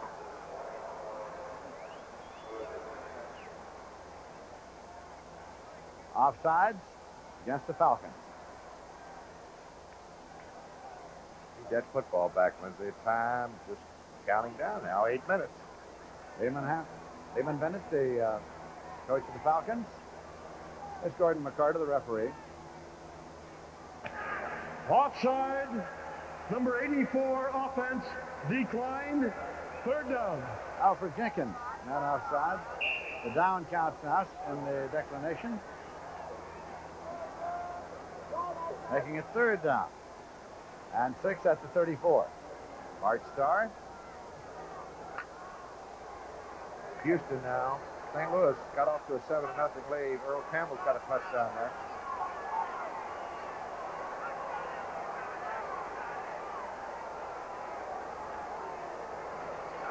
Kowski over the middle. Incomplete. Wallace Francis. Boy, Johnny Gray calls that incompletion. They picked up the blitz again, and boy, Bartkowski's done a super job today against the blitz. Both quarterbacks have, actually. And Johnny Gray gets pushed for the sidelines. You better watch. Johnny Gray's pretty strong for his size. Punting unit is in now for the Atlanta Falcons, and Steve Odom has dropped back.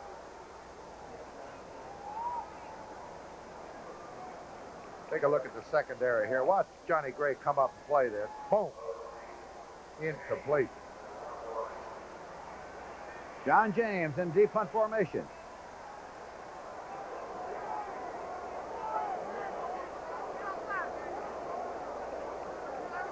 Looks like they might try to block it.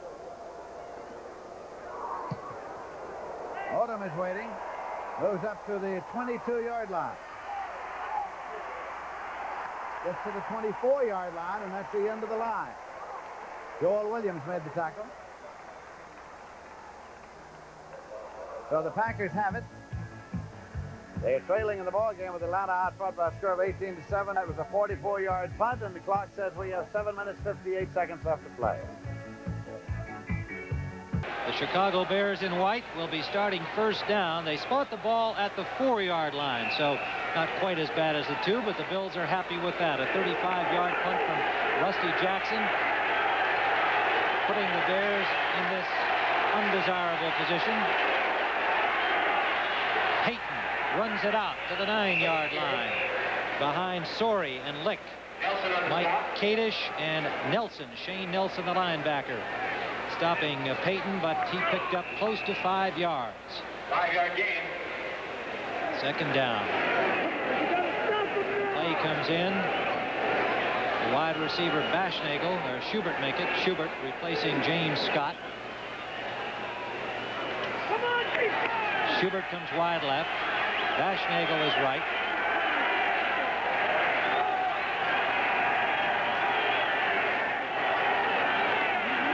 Robin Earl, flag down. Earl is pushed back by the entire front, and the linebackers getting into the play after the front stopped them.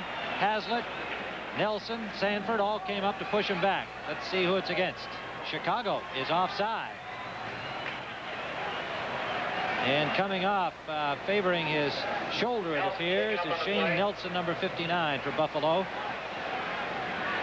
He has been a standout defensively. He came into this game leading the Bills in tackles. He appears to be in quite a bit of pain. That's the worst injury for a linebacker, is the shoulder. The receiver, it's the hamstring or the legs. Everybody has a different area depending on your position, but it's, you get a linebacker has a sore shoulder, you're in trouble. Third-year man from Baylor, free agent, signed in 1977. Become the team leader defensively. He gets the defensive signals from the sidelines. Offense offside, number 64. Ted Albrecht, the left offensive tackle for the Bears, offside. They chose to take the penalty and give the Bears an extra down, so it remains 2nd down and 10. I guess they figured that the Bears were too close, would be too close on the 3rd down situation and had a chance to make the 1st down, so they're going for broke. That one I agree with. 50 yards in penalties against the Bears. Whoa. Payton out of his end zone on the pitch out. Look at him work. Out of bounds, back at the 12-yard line. A little excitement, pitch out to the running back catching it in the end zone, but his number's number 34. I guess maybe that makes a difference. It sure looked like they had him pinned, and Walter managed to get that yard, so they're back in the same situation. A 3rd down and about 3.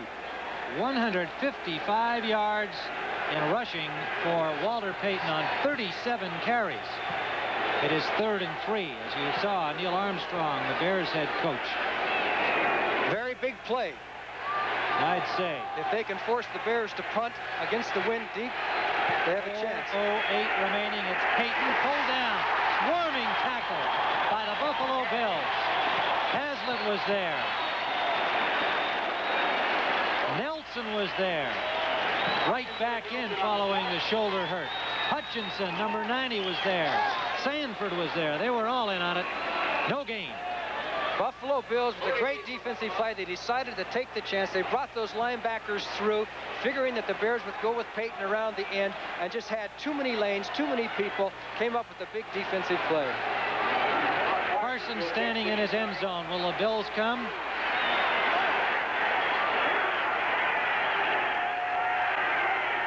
Not seriously. They'll have field position. Moody from midfield. Good coverage by the Bears. Herron chases him back. Moody in a foot race. Gets a block. Cut down at the 45-yard line. Good coverage by the Chicago Bears in an all-important punting situation. He got to the 45. Well, I would say that was about an 80-yard punt return for a net gain of about 4, but he was giving it the try. Flag down against Buffalo. 39-yard punt there. Personal foul preliminary signal against the Bills. On the return. They are spotting it at the 44. It will not stay there. And the Bears get a break with a mistake by Buffalo.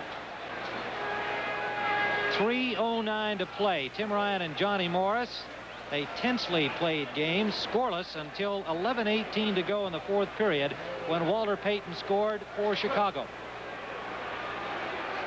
Ben Drost, personal foul, number 26 on the run back. That is Charles Romes, the cornerback, called for the personal foul. Next week here on CBS, doubleheader action. New Orleans at Tampa Bay, Philadelphia at St. Louis. San Francisco at the Giants, Washington at Cleveland. And these doubleheader games, Atlanta, Oakland, Detroit at Green Bay. First down, Bills from their own 41. Miller and Brown, the running backs. Ferguson to throw.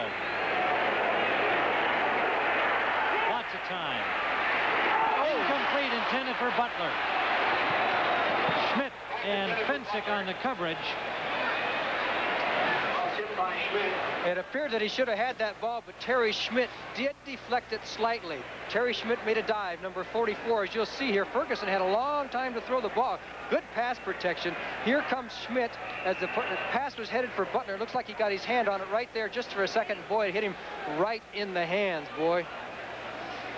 A nice pass under those conditions. Second down at the 41-yard line.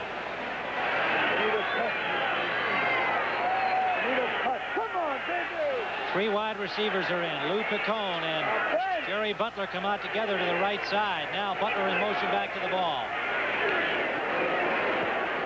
Ferguson for Picone. Complete. Lou Picone. First down at the Chicago 36. Waltersheim made the tackle. And the crowd hollering, Lou, Lou, Lou. They love this guy. Nice pattern by Picone. Went in on the flag, went in on the slant, and came back out to the corner. There was double coverage on him, but he had them both beat. Nice pattern, nice pass, and he made sure of the grab. First down for Buffalo on the Bears' 36.5-yard line. Picone is only 5'9", 175 pounds from that well-known football factory, West Liberty State. Came over in a trade from the Jets in '77. Great specials teams player. Can run the ball from the running back slot. Is also a wide receiver and primarily so. Oh, Ferguson for Lewis behind him. Wrong pattern or bad pass, we won't know until after this game. He did not look in time. Didn't look in time. He was running the pattern down and across the field. Ferguson threw, and the pass was almost there before Lewis even took a look. Second down. Final score, Philadelphia defeated Washington 28-17. The Eagles are 5-1. Washington is 4-2, and Dallas plays next here on CBS. And they will be playing for a share of the lead in the NFC East with the Eagles. Curtis Brown and Terry Miller, the split backs for Buffalo on 2nd and 10. Here comes Hampton. Oh! Incomplete for Frank Lewis, who couldn't hold. That was there. He really had a lot of zip on the ball, perhaps a little too much for Lewis to handle in the chilly temperatures. They say if you touch it, you should catch it. Now you can see Lewis at the top of your screen. The pass was a little behind him, but not much. It was right there, and he had the arms and the body to take it. And must have hit the lower part of his shoulder pads and bounced up. And it's an incomplete pass, and that has really hurt Buffalo today. They have dropped, I can think of 7 or 8 passes in the afternoon, and it's tough to win ball games when you do that. Yes, Ferguson has not been to blame at all for his low passing stats today. Third down. This is the big one, clearly. 2:05 remaining. We approach the 2-minute warning. He's got time. Now he's forced out by Hartenstein. Unloads, incomplete, intended for Butler. Butler was out of bounds, and Butler could just no way get that ball and make a catch in bounds. He was covered by Virgil Livers. Fourth down at the 2-minute warning. The Buffalo Bills, trailing 7-0, are desperate now as we watch that one again.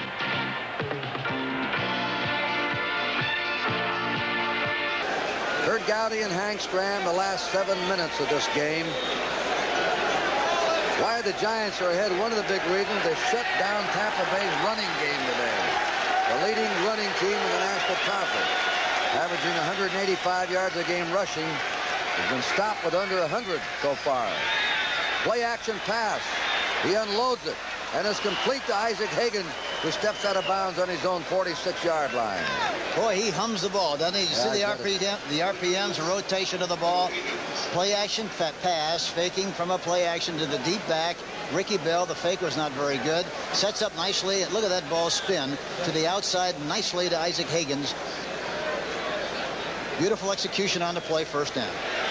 Somebody told me they saw him throw a ball 80 yards in the air. I believe it. I believe it. First down. Tampa Bay under 46. Ricky Bell fights his way through, gets to the 50, and that's it. And the tackle there by number 54.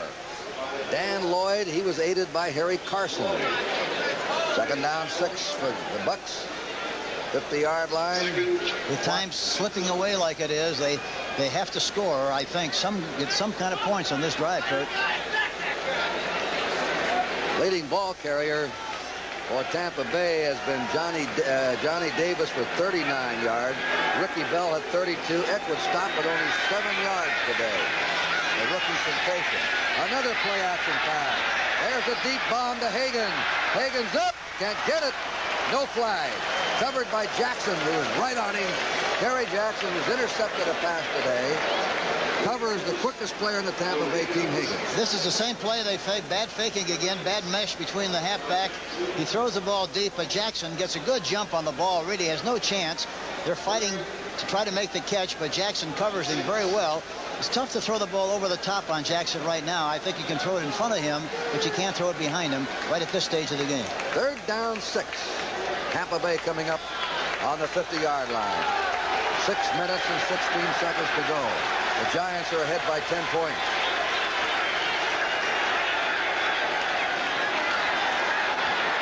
Short pass, first down. Ricky Bell came out of the backfield. And a good call by Tampa Bay. Yes, sir. Very good call by John. Be good for him to come right back now again and throw the ball in front of one of those defensive backs on 1st and 10 here. You got to get something quickly, and that would be the best way to do it. Line of scrimmage. There's the figures on Williams. 10 out of 28. Line of scrimmage. The Giant 40. They're in a slot left. Almost a double ring. Starting to ring a little bit. Another pass coming up. That one is incomplete. That was intended for Morris Owens. And here the quarterback got messed up. He was running inside, and the quarterback Williams threw outside. Yes, but the guy that was open, really, the fake was up the middle of the fullback. Isaac Higgins was breaking wide open away from the fake. He never looked at him whatsoever. He looked to the outside to Morris Owens, threw it way behind him, but it looked like there was some indecision on the play. Second down, 10 to go for Tampa Bay. 5.5 minutes remaining. 17-7. Giants lead. Owens in motion. Giles is wide open. The ball sailed right through his hand. And that time, Williams had a good touch on it. He did not fire the ball as hard as he had been. A nice feathery pass. Yes, he laid it up there nicely. And the nice thing about it was, really, it wasn't a spiral. He kind of threw it into a rim. He could have caught it at each end, either end that time, Kurt, had he had a chance to. 3rd and 10. It's raining here now. Umbrellas go up. Raincoats. 5:26 to play. They cannot squander this opportunity. They have to get points on the board in this drive. A very strong wind now at Tampa Bay's back. The pass to Higgins. He can't hold on there. Isaac Higgins is there. 4th down. 10 to go. Brad Van Pelt was back there trying to help that one. Look at him. A linebacker on a deep drop, Van Pelt. That's the nice thing about that kind of coverage, and they were playing with 5 defensive backs. Isaac Higgins came into this game with 11 receptions. He's really been their most dependable and most steady receiver. He's dropped a couple of balls here today that would have been very important catches to keep drives alive in this contest this afternoon. Van Pelt came to the Giants in the 2nd round. Duffy Daugherty once told me he was the greatest athlete he ever coached. The reason he went by the 1st round was because some of the clubs were fearful he would be a Major League Baseball pitcher, but he chose football instead. And, of course, Kirk Gibson at Michigan State also chose baseball. He's an outfielder, All-American wide receiver last year. 4th and 10. The pass, high, intercepted by the Giants on the 20. Linebacker brings it out, Brian Kelly. Now a gusting wind of about 30 miles an hour. It's raining. The Giants pick it off on 4th down. He might have batted it down and they would have had the ball out a little farther. But he didn't. He grabbed it and took it. He threw that pass without any legs at all that time. Threw it all arm, was looking right, threw across his body like a lot of young quarterbacks will do, but he's got such a strong arm and such great wrist that sometimes they rely too much on that particular natural ability. He did that time and threw the ball very poorly. Giants ball their 32-yard line with a 1st down. They'll try and use the clock and put this one away, hoping for a 1st down or 2. Henry Moorhead stopped by Aaron Brown. Our first final today. The Eagles 28, Washington 17. The Eagles are 5-1. Washington is 4-2. Boy, they're flying high and they're playing extremely well. Look at that rain now. Giant fans don't feel it, though. They're so happy about this, the way this team has played here this afternoon. 2nd down, 9. The Giants 33. Again, they give it to Henry Moorhead. Did you notice how carefully he carried that ball, hugged in, both arms wrapped around it? Yes, he's really got it in the vise, really trying to squeeze it. And a lot of the fans are evacuating the premises, Kurt. A lot of empty seats here right now. 3rd down, 9. They're jammed up in the aisles. They can't get to the undercover. Giants trying to protect the 10-point lead. 4 minutes to play.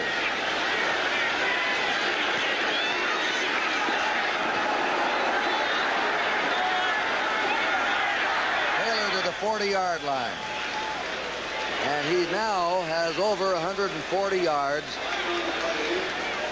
If this is not a penalty, that would be the most for any Giant ball carrier in a single game since Ron Johnson ran for 140 yards against the Cowboys back in 1970. But we have something coming up there. Holding, 63 offense, refused, 4th down. Well, he does have. They refused the penalty. You know, this has really been a very even game, and to illustrate this particular point, usually in every game, each team has 13 possessions. So far in this game, the Giants have 14 possessions, and the Tampa Bay Buccaneers have 13. They'll wind up with 14 here, and there's a great illustration how evenly played and evenly matched these two teams have been today. What a job of punting this man has done. 51-yard average today. They're going after him. He was rushed. He just got it away. Yeah, he got the hop for him. And it is dead on the Tampa Bay 20-yard line. He says, uh-oh, nearly got nicked that time. 3:35 remaining. 17-7, the Giants in the lead.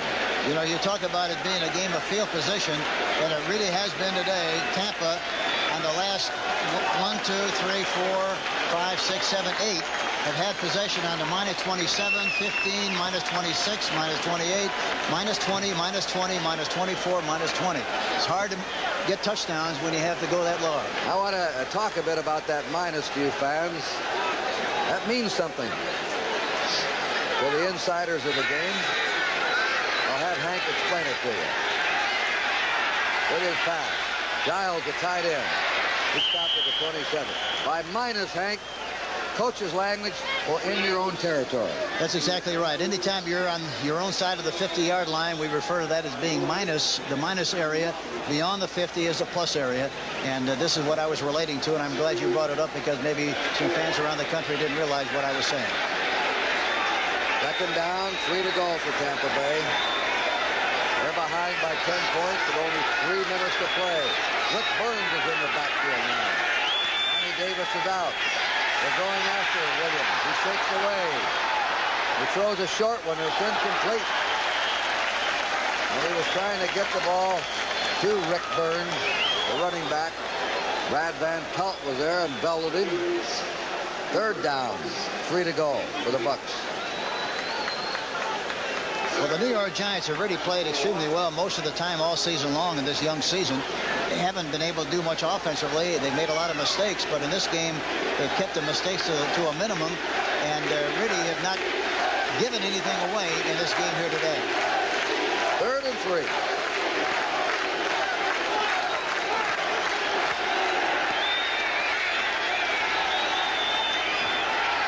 They have a first down. That's Rick Burns of Nebraska, a rookie. He runs it over there. The flag goes down, too. Drop the flag after the play. Personal foul against New York. They'll tack 15 onto that one. Tampa Bay will be in a lot better position. Yes, they will be.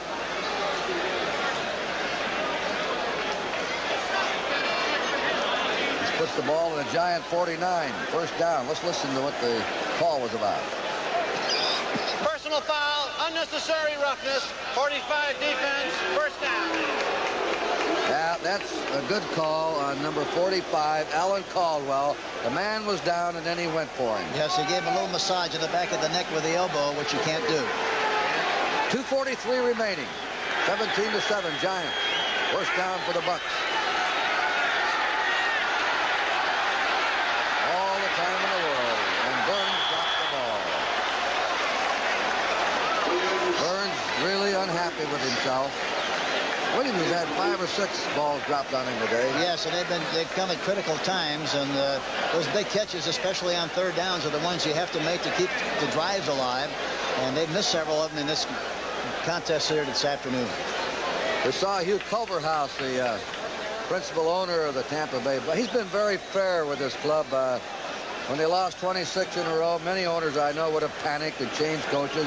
But he kept the program going, never said a word, and it's paid off for him. And anybody that deserves a lot of credit, Hugh Culverhouse really does for the success that this young team is enjoying now.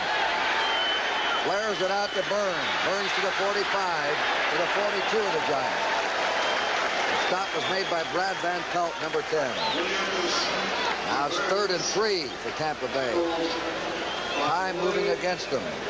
Williams looking up at the clock.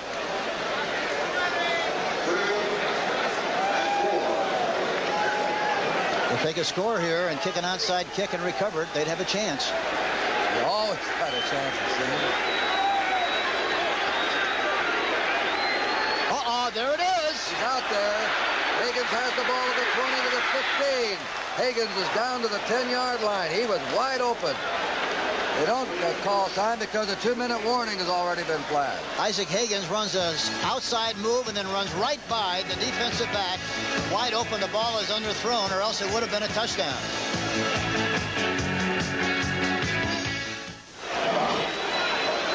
You know, that time, Kurt, it's amazing. Alan Caldwell, the right corner, number 45, took a sniff with the outside fake by Isaac Higgins. Just hung there, and he ran right by him in his own defense, which should never have happened.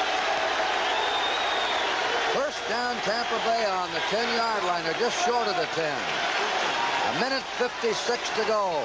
17-7, New York. The pass, there he is, Giles, touchdown. Jimmy Giles scores. And now we'll have a very interesting last 1 minute and 50 seconds of this game. That time they had a slot left, which means both outside receivers were on the left side of the ball. They had Jimmy Giles all by himself on the strong safety, throws the ball on top, one-on-one coverage, makes a beautiful catch, touchdown, Tampa. And that comes with 1 minute, 50 seconds to go. The 10th touchdown pass of the year for Doug Williams. He does not have a very good completion percentage. The touchdowns to completions are high. The kick by O'Donoghue is up, and the kick is good. All right, the kickoff now will be interesting, and you'll be watching it when they come back here to Giant Stadium, and it's a different ballgame right now.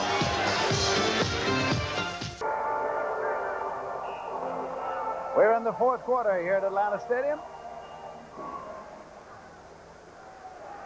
Packers have the ball, 1st and 10 at their 24. And final, the Philadelphia Eagles, 5-1 on the year now. Colbreth and Atkins to the setbacks. Out into the flat. Atkins advances it. Before Fulton, Kuykendall comes up to make the tackle. 1st down for the Green Bay Packers. Started at the 37-yard line.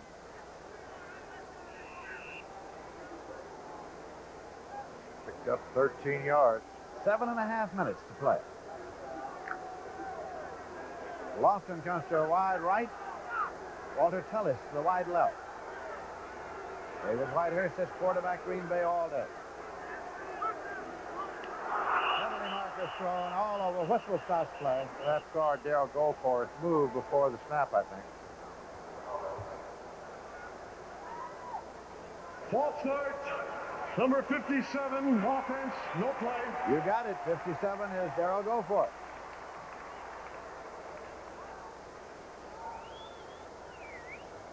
Cost him 5 yards. 1st and 15 at the 32. Whitehurst in the air is... Number 57, still 1st down. Whitehurst in the air is 12 for 25, 195 yards.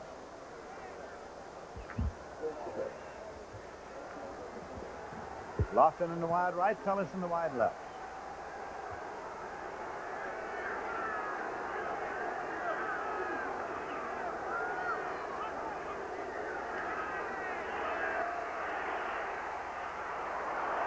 Tullis, incomplete at the 40-yard line. Well, he had Ricky Bias beaten on the outside, Lindsey. Poor pass. Whitehurst would like to have that one back. Not only an easy 1st down, he's got the time, not rushed at all. Looky here. Short. Tullis, if he would have kept his balance, could have came back for the football. Detroit, 17-14 over New England. What an upset that would be. Monday night jinx. 2nd and 15 at the 32.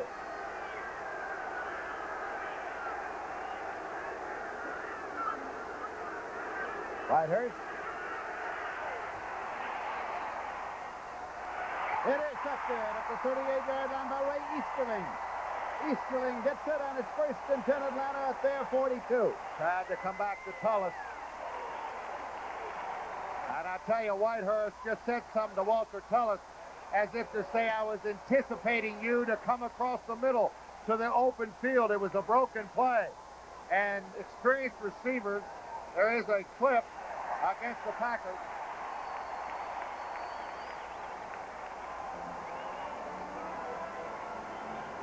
Well, let's take another look. Here's Whitehurst. He'll come up in the pocket. Field is Harris and Wilson Baumwina. He comes up to the inside, and Tullis did not come back for the football. Number 32 is Ray Easterling. Listen to the referee. The foul is unsportsmanlike conduct. Number 80, Green Bay, 1st down. That's James Lofton, unsportsmanlike conduct. Unsportsmanlike conduct, and that puts the ball at the 43-yard line of Green Bay. 1st and 10 for the Atlanta Falcons here at Easterling He just had his first interception of the season. James Mayberry and Lynn King are the setbacks. Mayberry. And the rookie from Colorado is stopped at the 40-yard line. Casey Merrill on the tackle. Penalty marker offside against the Green Bay Packers. Packers have run into a whole raft of penalties here. There's Lawson on the sideline.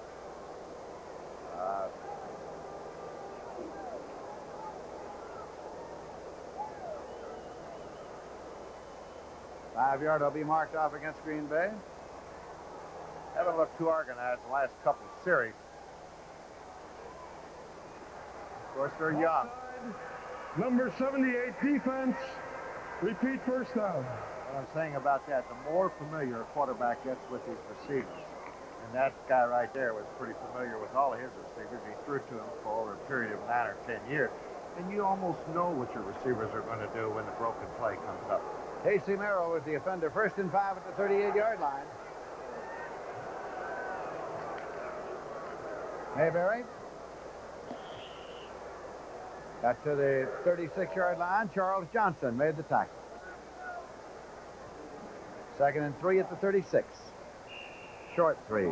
Closer to 2.5.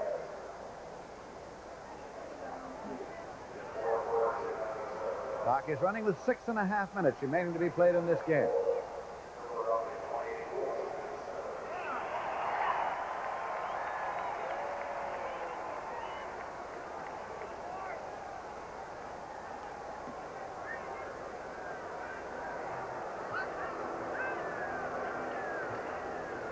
Mayberry.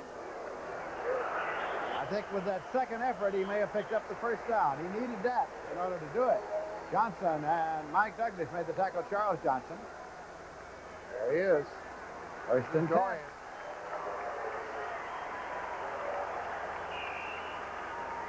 First serious playing time of the year, and he's coming through. 1st and 10 at the 32-yard line of Green Bay. Atlanta is leading 18-7.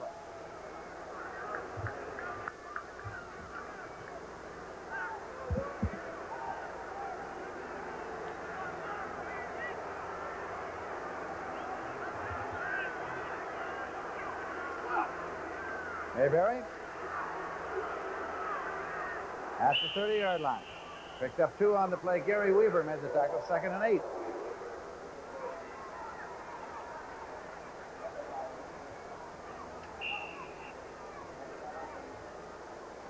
Clock is running with 5 minutes, 6 seconds left to play in this game.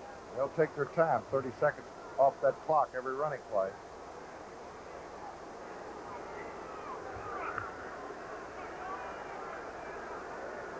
Mayberry and Lynn King are the setbacks for the Atlanta Falcons. Bartkowski has quarterback throughout the game.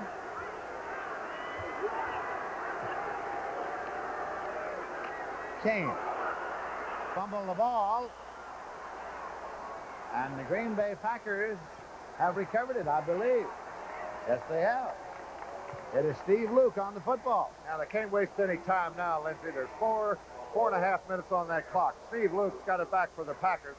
Here's Lynn Kane trying to go up and over. And he's going to lose control of the football. Mike Douglas, I think, strips the football. Steve Luke's got it back. Boy, Douglas all over the field as usual in that Packer defense. And now, clock hasn't started yet. Won't start. 1st and 10 at the 28-yard line for the Green Bay Packers. Atlanta's leading 18-7. Very important to get the plays off in a hurry now. Whitehurst to Lofton. Lofton goes out near the 42-yard line. Buffed out by Roland Lawrence.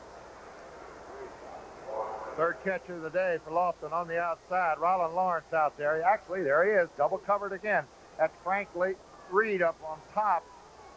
Here's Reed going for the deflection. Good concentration by Lofton that time. 14-yard pickup. Roland Lawrence pushes him out. First down and 10 yards to go. Packers have the ball at their own 42. Clock is running with 4:29. I will run on the snap.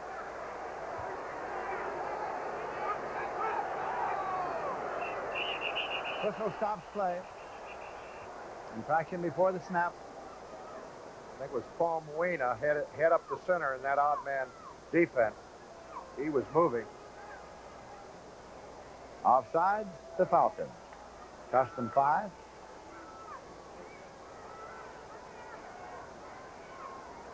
It'll be 1st and 5 at the 47. Atlanta leading 18-7.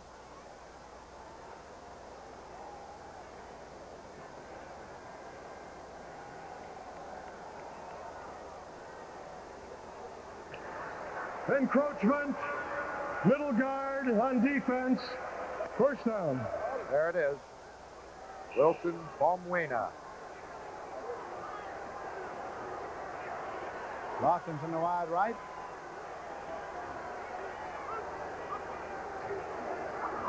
Atkins. Got across the 50-yard line. Quick bias. There's the tackle. Now they got to get in and out of the huddle right here. Now the clock is running, Lindsey. There's a running play inbound. They got to get back in the huddle. And look at them. They're walking back in the huddle. This is very critical for a team, especially when they're behind. You'll see teams do this with 8 or 9 minutes left. I've never understood it. They're taking that full time in that huddle as if they got plenty of time. It's under 4 minutes now. Atkins has carried 10 times for 72 yards. There's the 30-second clock. 2nd down and 2 at the 50-yard line. They get the first down. Atkins carried. And Frank Reed made the tackle. 1st and 10 now at the 45, 44-yard line.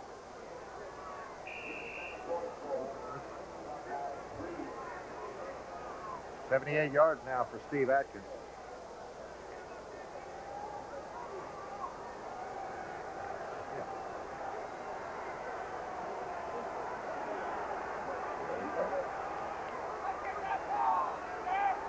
So the 30-second clock and set. Whitehurst for the long pass to Lofton. Lofton can't get it. It's intercepted. Touchback. Roland Lawrence for the touchback. 1st and 10 at the 20-yard line. Or is it incomplete, says the official. Roland Lawrence didn't control it either. So making an incomplete pass. If he had had possession, it would have been a touchback. Lofton had to slow up a little bit. There it is. There goes the bomb. Up. It's deflected. Watch Lawrence. A good move. He had it right there and dropped it. Incompletion. Comes back now. 2nd and 10 at the 44-yard line.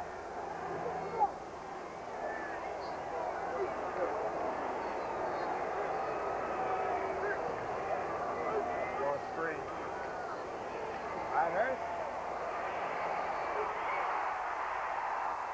He is down before the ball was taken loose. Falmuena. It's going to be Packers football. They retain possession. Falmuena got to Whitehurst, and it's going to be spotted at the 47-yard line of Green Bay. 6 sacks today for that Atlanta defense. 4th quarter, the Giants with a 3-point lead over Tampa Bay. Doug Williams has thrown 2 touchdown passes. He doesn't complete a lot percentage-wise, Doug Williams. But he throws a lot of TD passes. 3rd and 19 at the 47-yard line. Quick whistle this year, understandably so for the quarterback. Robert Kimball's in there now for Green Bay. And there was Don Smith. As Whitehurst started to scramble out, there was Don Smith behind him. 2nd straight sack. A lot of the sacks today for the Atlanta defense have been caused by good coverage in the secondary, because Whitehurst has been sacked 4 or 5 times trying to get out of the pocket, holding on a little bit long, hoping somebody's going to break free. 7 sacks officially for the Atlanta defense. Ball is back at the 40-yard line. 4th and 26 at the 40. 4th down play coming now for the Green Bay Packers with 2 minutes remaining, and there is the 2-minute warning. There's another final. Lindsey Walter Payton scored from 1 yard out in the 4th quarter. With 2 minutes remaining to be played here in Atlanta, it is the Atlanta Falcons 18 and the Green Bay Packers 7. All right, 4th down. The Bills will go. They must. 1:58 on the clock. 3 wide receivers are in. Picone in the slot right. Lone setback is Roland Hooks. Ferguson up the middle, and is it complete? No. Intended for Picone.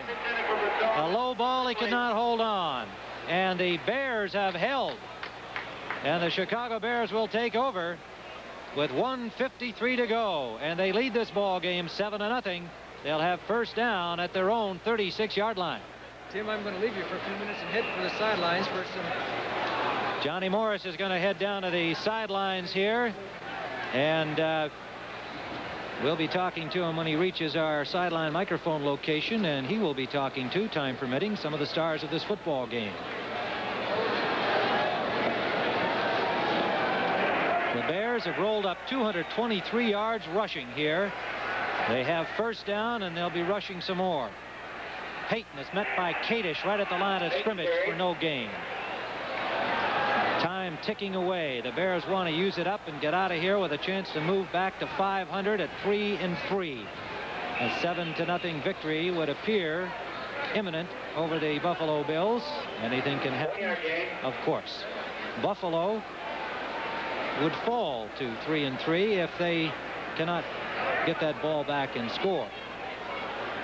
They give them a gain of about a half a yard. Second, a little more than 9. Robin Earl, the lead back in the eye.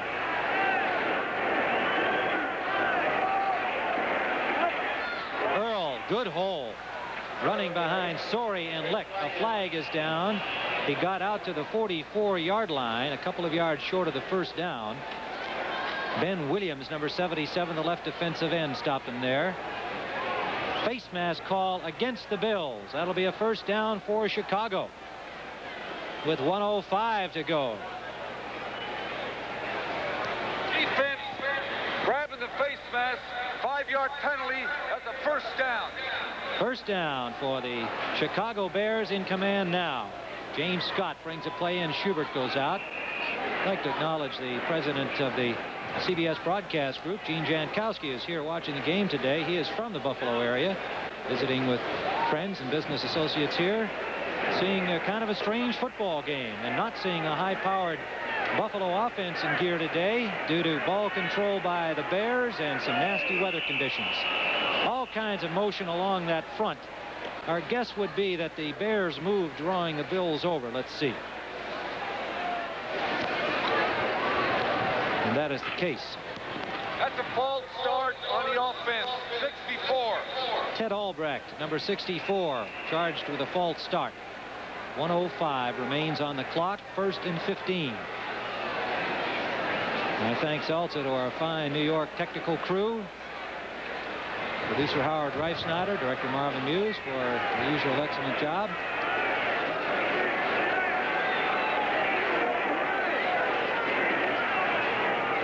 This is McClendon, number 37, getting a rush. Willie McClendon, the rookie from Georgia, number 37. Gets a couple of yards. He's in for Payton. Payton has left with 155 yards rushing, if we're not mistaken. Quite an afternoon, and there is the rest of our fine crew. Some of them, of course, it takes many more. Put on a football telecast. We're all here bright and early this morning, dealing with the weather conditions too. It'll be second down and about 14 to go. 1 minute to go. The timeout on the field. The sun again spreading its glare across this field. It's been a strange day in many ways, and the weather has had much to do with it. Johnny Morris is down at the sideline area. We'll be hearing from him momentarily. You saw the timeout situation. Bears desperate to get the ball back.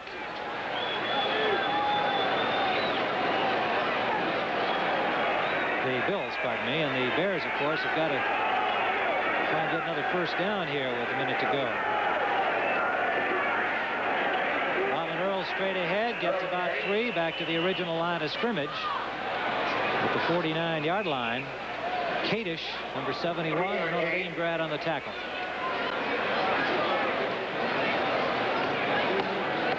Timeout called again by Buffalo. And while the Buffalo Bills have given up a lot of yardage to Walter Payton today, they knew that they would. Chuck Knox was quite open about that. He said, you know, you can't stop him. He's too great. In fact, he described him as the best running back in the National Football League today because he can do it all, not just rush well, carry the ball well, but he catches passes, he blocks, he brings enthusiasm to the offensive unit. He's just truly outstanding, and Knox readily acknowledged that. And I think that the Bills really have done an outstanding job defensively today. They've given up only 7 points, and albeit the Bears fumbled the ball deep. Robin Earl inside the 5. They missed a field goal try, but still, the Bills' defense played awfully well today for a team that has been giving up a lot of rushing yardage. But their offense could not score. And that's why we stand 7-0, 55 seconds to go. Third down, Chicago Bears. Play resumes. Thanks to our spotter, George Crossan, and our statistician, Ray Hemke, for their fine work today. Earl battering his way forward. He's had a good day rushing. Picks up about 5. Despite a couple of fumbles by Robin Earl, he has been a big factor in the Chicago offense all afternoon. Big guy. 6'5", 240, playing in Roland Harper's spot.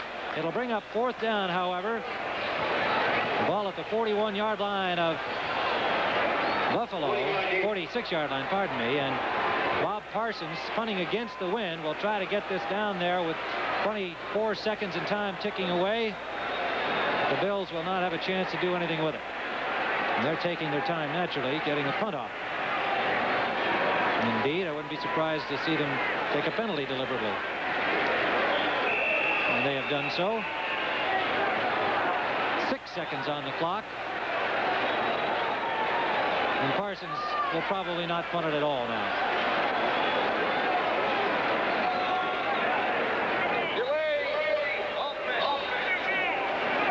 Back to the 49 of Chicago it goes.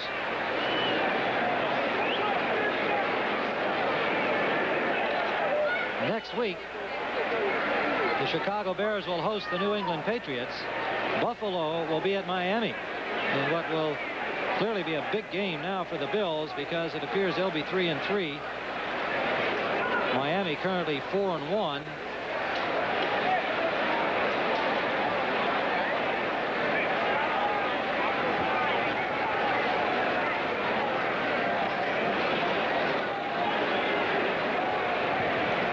And Parsons backs up to his own 32-yard line. Bears in no real hurry to get out of here. They just want to make sure they go away with a 7-0 victory. They have ticked the clock back to 7 seconds. Apparently they let 3 seconds go by they should not have.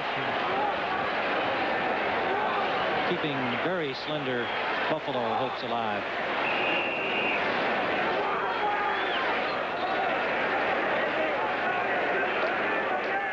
Parsons will have to punt it. They won't start the clock until the ball is snapped. The rolling punt goes deep to the 5-yard line, and that's going to be it. And so the Chicago Bears have hung on to win today against the Buffalo Bills. The only point scored with 11:18 remaining in the football game. Walter Payton scoring from 1 yard out. And the Bears win it 7-0. The NFL on CBS will be back after this word from your local station.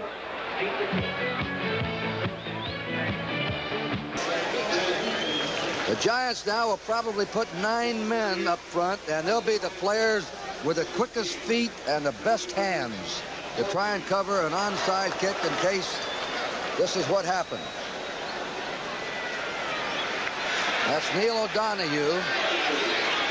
They have 1, 2, 3, 4, 5, 6, 7, 8, 9 men up there, the Giants do. There's the kick, and it is out of bounds. It was touched by a Giant. It went over 10 yards. It's a Giants ball.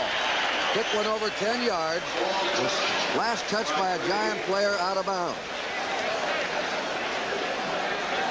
Tampa Bay's arguing about it. The ball was kicked just a little bit too hard, Kurt. Just a little bit too hard. Had it been just a little softer, Jarris White would have had a chance, but it on the synthetic was turf. offside. Penalty refused. New York ball. First down.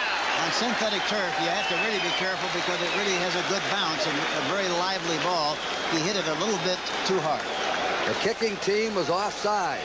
The Giants declined a penalty. They have the ball on the Tampa Bay 47 with only one mission: protect that three-point lead. They've been very conservative here in the second half. They had a 14-7 halftime lead. Coder's down for no gain. This midway in the third quarter, they've almost been stopped cold except for one brief drive. You know, and that kind of a play, Phil Simms can fake handing off to the back and keep it himself. He'd make a lot of yardage because they're chasing very fast. Well, folks, if you look at the set, you'll see yourself on television right there. Look, I'm on. Yeah, sure. Everybody, look, there we are. Well, on fourth down, Whitehurst has got to go at least 27 yards downfield, hoping for at least a completion or an interference call. Clock starts on the snap. 2 minutes left to play. Need 27 yards for the first down. Douglas in motion across. Whitehurst retreat. Sack again. And the ball goes over. The ball goes over at the 27-yard line. Don Smith got to him. Mark Concar's had a tough day against that guy right there. He's had at least 3 sacks. Don Smith, #1 draft choice out of the University of Miami. And Mark Concar coming back. He's been bothered by injuries. He was touted to be the best offensive tackle in the Central Conference, but he's way short of that right now. Look at it. Couldn't handle Smith at all. 8 sacks. So as that was a fourth down play, the ball goes over. It's spotted at the 28-yard line. 1st and 10 for the Atlanta Falcons, who lead in the ball game 18-7. 1 minute 56 seconds left in this game.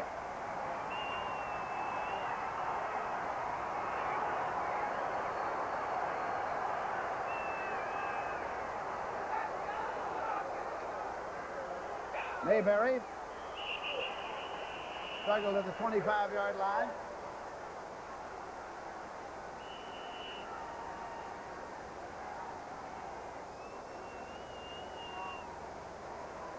Timeout, Green Bay, #1. Green Bay takes its first timeout of 3 allotted. Play is resumed. It'll be second down and 7 yards to go at the 25. The Atlanta Falcons trying to snap a 3-game losing streak, not having had one longer than 3 since 1976. They won their first 2 games this year, got off to a roaring start, and then fell into the streak that saw them lose 3 in a row, and have come back and led throughout this game this afternoon against the Green Bay Packers. Green Bay having defeated the New England Patriots on Monday night by a score of 27-14 in what was probably its best performance of the year. So for the Falcon folks, and that's one of them, it's been a very happy afternoon. Another one of them we got a call at halftime from Alex Hawkins. Alex Hawkins, our colleague for a good long while. You know, he wrote a screenplay and he sold it to the movies. Well, Alex has been in a few movies. I know Burt Reynolds had one going. I'd love to see that. If he sells that to the movies, they make a movie out of it. I want to be a personal director on that thing. Second down, 7 yards to go at the 25-yard line. Then Kane carries. Up to about the 22-yard line. And again, the Green Bay Packers are going to stop the clock.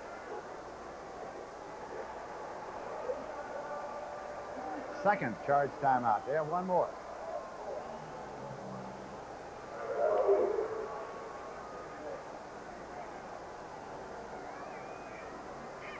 Junie Jones, backup quarterback, along with Steve Bartkowski. A couple of finals are in. Tampa Bay is no longer undefeated. The Giants in an upset by 3 over Tampa Bay. So the Giants have won 1, and the Tampa Bay Buccaneers have lost 1. Not so for the Cincinnati Bengals, though. They stay having their problems. They lost today to the Kansas City Chiefs 10-7. The Bengals really struggling. Bartowski having been over to talk it over. Back into the huddle, and it'll be 3rd down and 4 yards to go at the 22-yard line for the Atlanta Falcons. 1 minute, 34 seconds on the clock.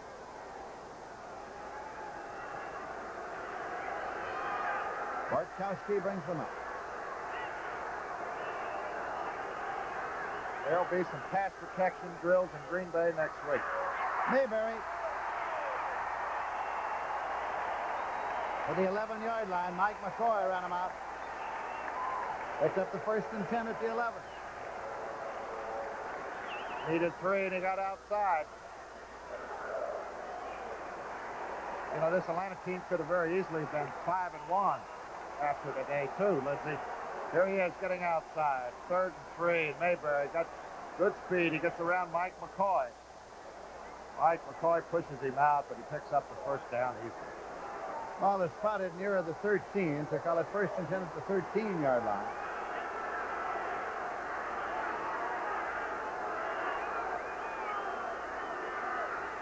Mayberry picked up a couple. And again, they'll stop the clock, and that will be the final timeout. We see the inset time remaining 1:22.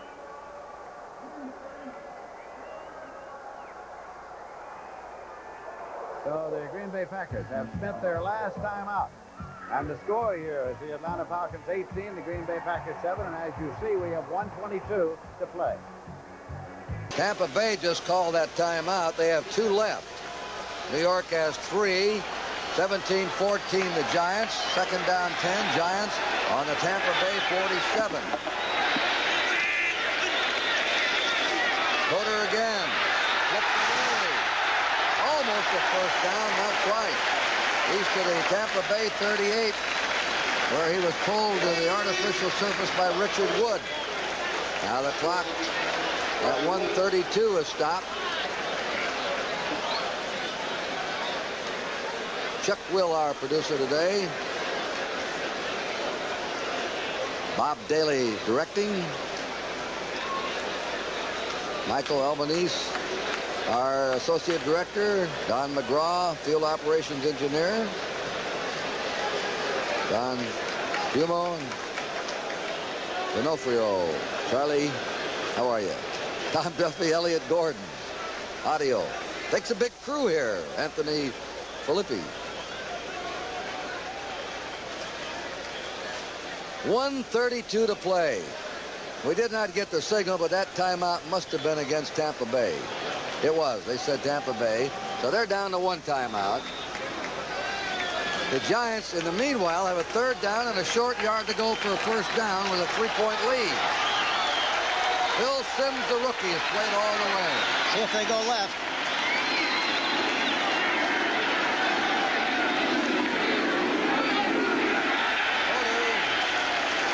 Tampa Bay comes in and is called another timeout. In Orchard Park, New York, the crowd of 80,000 heading home, disappointed at the 7-0 defeat. The Bills suffered at the hands of the Chicago Bears. Walter Payton with 155 yards, the biggest yard of it, a 1-yard dive for the only points of the game. Bob Thomas converting to make it a 7-0 Chicago victory, and they are now 3-3, as are the Buffalo Bills.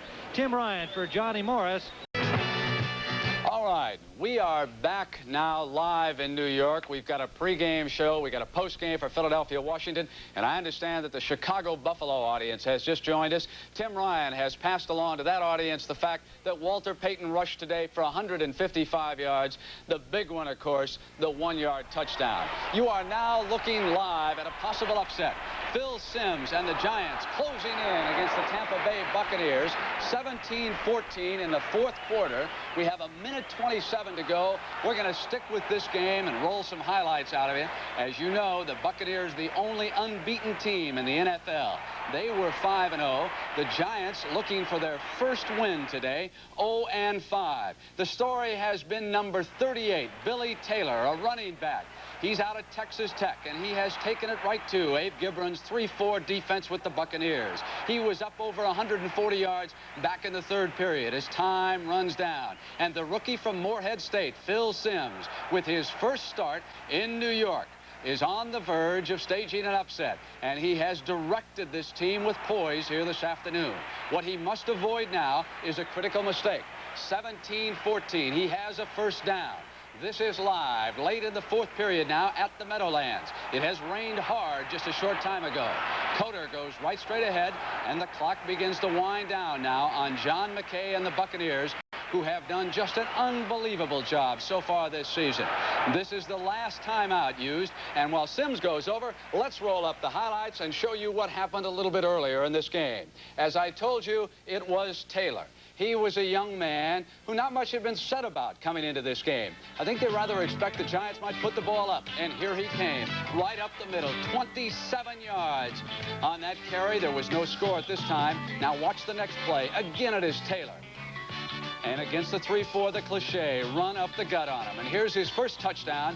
Taylor, great effort on this play, and after the Danilo point, it was 7-0. Then there was a Giant interception, and again it was 38 Billy Taylor, down to the 2-yard line. Taylor then picked up the second touchdown, and it was 14-0.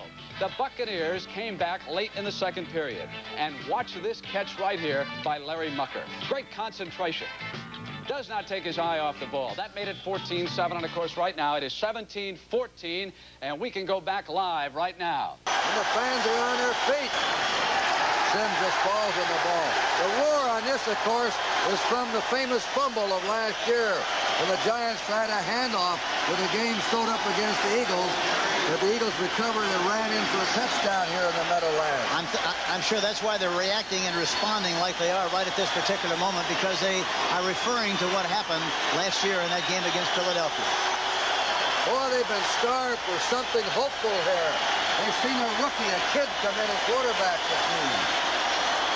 And they watched Billy Taylor gain more yards than any Giant runner since 1967. Every time Simms drops to the ground, he gets a roar. Ernie Coy gained the most yards, 160 and 67. Billy Taylor did it today. And the Giants have knocked Tampa Bay out of the unbeaten rank. Everybody has lost at least one game now in the National Football League. The final score, the New York Giants 17 and the Tampa Bay Bucs 14. Another final just across the desk. Kansas City 10, Cincinnati 7. And I would think now that the Cincinnati coaching staff is in serious trouble. Irv, you've got some highlights from a Philadelphia-Washington game that was wild. And how about that Wilbert Montgomery for the Eagles today? Had a big day. Carried the ball 22 times, gained 127 yards, and scored 4 touchdowns. 3 running, 1 through the air as a pass receiver. And Ron Jaworski in the second quarter goes to his tight end, Keith Prepley, who makes a key play here just before one of Wilbert Montgomery's scoring plays. Play fake. Montgomery comes out of the backfield. He latches onto it, goes in for a score, and the Eagles have a 14-0 lead in the first quarter. Theismann gets his club on the board just before halftime with a pass to Riggins, 14-7 Philadelphia. Jaworski going up again, this time to number 17, Harold Carmichael. That's 102 catches, catches down 102 consecutive games to keep his catching streak alive. Montgomery goes over on a running play. The Eagles now have a 21-7 lead. Ron Jaworski, when he has a good thing going, stays with it. Wilbert Montgomery again. Touchdown, Philadelphia 28-7 over Washington. Mark Mosley with that field goal breaks down an all-time scoring record for the Washington Redskins. Joe Theismann hands off to John Riggins. Not enough. The Eagles wind up winning it 28-17. The Eagles are now 5-1, and the Washington Redskins 4-2. Meanwhile, Irv, the Chicago Bears now have moved back to within 2 games of the Tampa Bay Buccaneers. Their record on the year, even at 500 with that 7-0 upset. Here is the key defensive play right here. And Muckenstern will recover the fumble in Buffalo. Walter Payton again with 155 yards.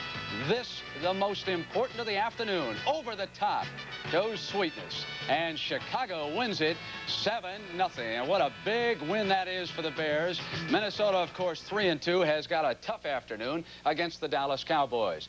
We now have another score on Green Bay and Atlanta. Shall we check in on that game? That one is still going on. Atlanta is trying to snap that 3-game losing streak. Here it is. Bartkowski, Jenkins, touchdown for Atlanta. Whitehurst rallying the Packers. Wants his young tight end, Kaufman, up over the middle.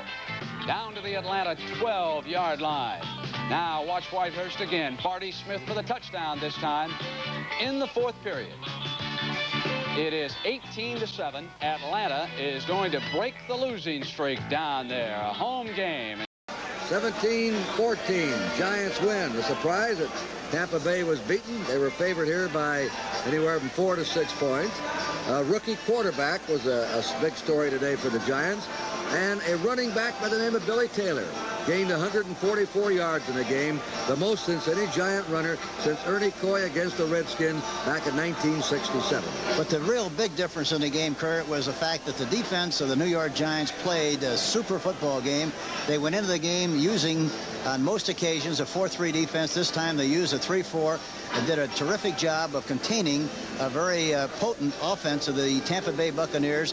The Tampa team had the ball on 14 possessions, and of the 14 times they had to travel in the area of 80 yards 11 of the 14 times, and that tells the story of this game. You'll recall the first time that Tampa Bay lined up in scrimmage, I looked out there and I saw those 3 down linemen with the 2 men standing up. It was really a 5-man front. I was very surprised because the Giants are noted as a 4-down lineman team. Well, you know, the amazing thing about it was really that I talked to the coaches, the Tampa coaches, and they were a little concerned because they thought perhaps they might see a 3-4 here this afternoon. They mentioned that to me. Bill Nelson specifically did, and they see it so much in practice with their own team that I thought maybe it wouldn't be nearly as much of a problem as it seemed to be here this afternoon. All right, Hank, we'll be down in Tampa Bay next Sunday to see if they can bounce back against New Orleans.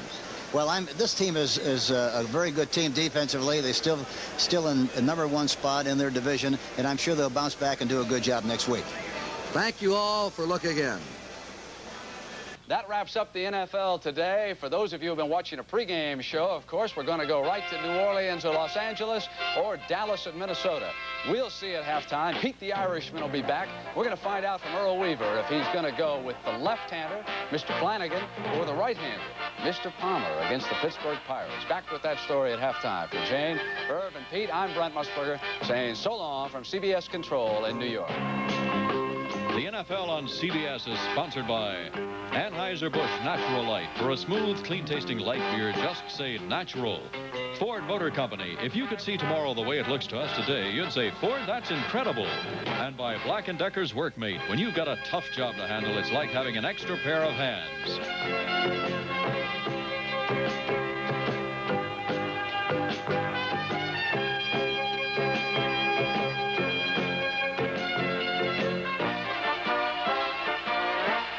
Stay tuned as the NFL...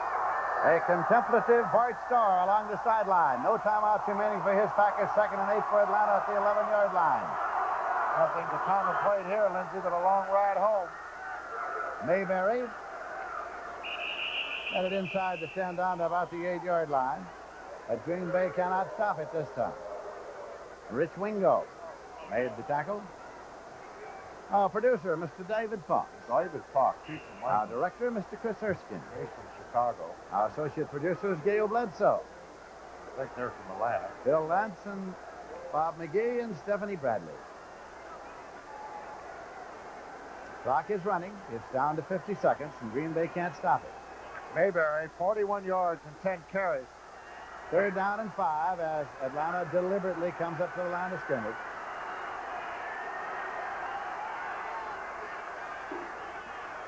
Leave it on the ground to Mayberry. And he is in for a touchdown. Touchdown, Atlanta Falcons. Mayberry took it in. Second touchdown of the year. His first touchdown came in the sudden death overtime in New Orleans. But it wasn't from a run. This one, he goes inside. Johnny Gray missed him around the shoulder, and he goes in standing up. Another angle. Out of the fullback slot, William Andrews, a fine rookie. And this is another rookie, James Mayberry. So there is a conversion attempt coming for the Atlanta Falcons. So they get enough people out there to run it. And Lehman Bennett's not trying to run up the score here. He's kept the football on the ground. He's trying to run out the clock, but they just executed. It is now 24-7.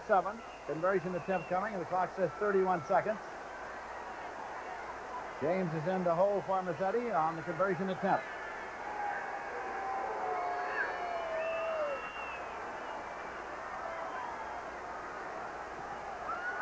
And it's good.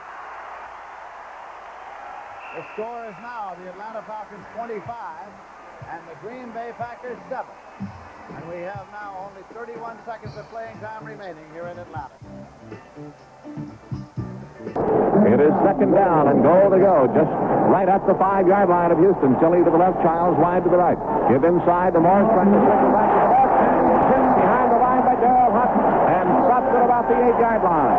Darrell Hunt diving in to drop him, the rookie out of Oklahoma, 6'3" and 220. And so now they lose about 2 yards on the play, and it brings up third down and goal to go at the 7-yard line of Houston. Okay, we've done some guessing about play calling down here. You said inside the 10, why don't you just give it to the backs for 3 plays in a row? Well, this proves that it's not all that easy, and I would expect the Cardinals to come with a pass here, which I think is a good idea. They go slot right with Tilly in the slot and Childs wide. Back split. Third down, Childs coming in motion back to the left side. The fake to the right side, looking hard, going for the end zone. He throws over the head of Childs. He's covered. No chance. No chance. The coverage put on by Mike Reinfeldt. And so the Cardinals have to settle for the field goal try. 20 of 31 for Hart, 211 yards, and he's been intercepted 3 times. One of those on a tip ball. Well, give the Houston defense some credit. They did a heck of a job on the Cardinals as Steve Little tees it up at the 15. The mark is at the 14-yard line. 25-yard try for Steve Little. Snap back ball down. The kick is up, and it is good. 6 minutes and 5 seconds to play in this third quarter, and the Cardinals get 3. There's an official timeout on the field to score now. The Oilers 14, the Cardinals 10. Clock will start again on the snap. Bart Starr. Dave Bratkowski. Bratkowski played his college football at Georgia, and I went there to do a game once, and I asked everybody how to pronounce it. They said Bratkowski. Bratkowski. Later, when he came into the NFL, I said, how do you pronounce your name? He said, Bratkowski. I said, why do they call you Bratkowski at Georgia? He said, well, Coach Butts did that, and nobody would ever correct him. He was a beauty. I loved him. Ollie Butts. Green Bay leaves it on the ground. Atkins carrying, and Fulton Kuykendall makes the tackle. They drive him back. Forward progress will be marked up there just across the 15-yard line. Gain of about a foot. That will have been the last play of the game. It's down to 3 seconds, 2 seconds, 1 second.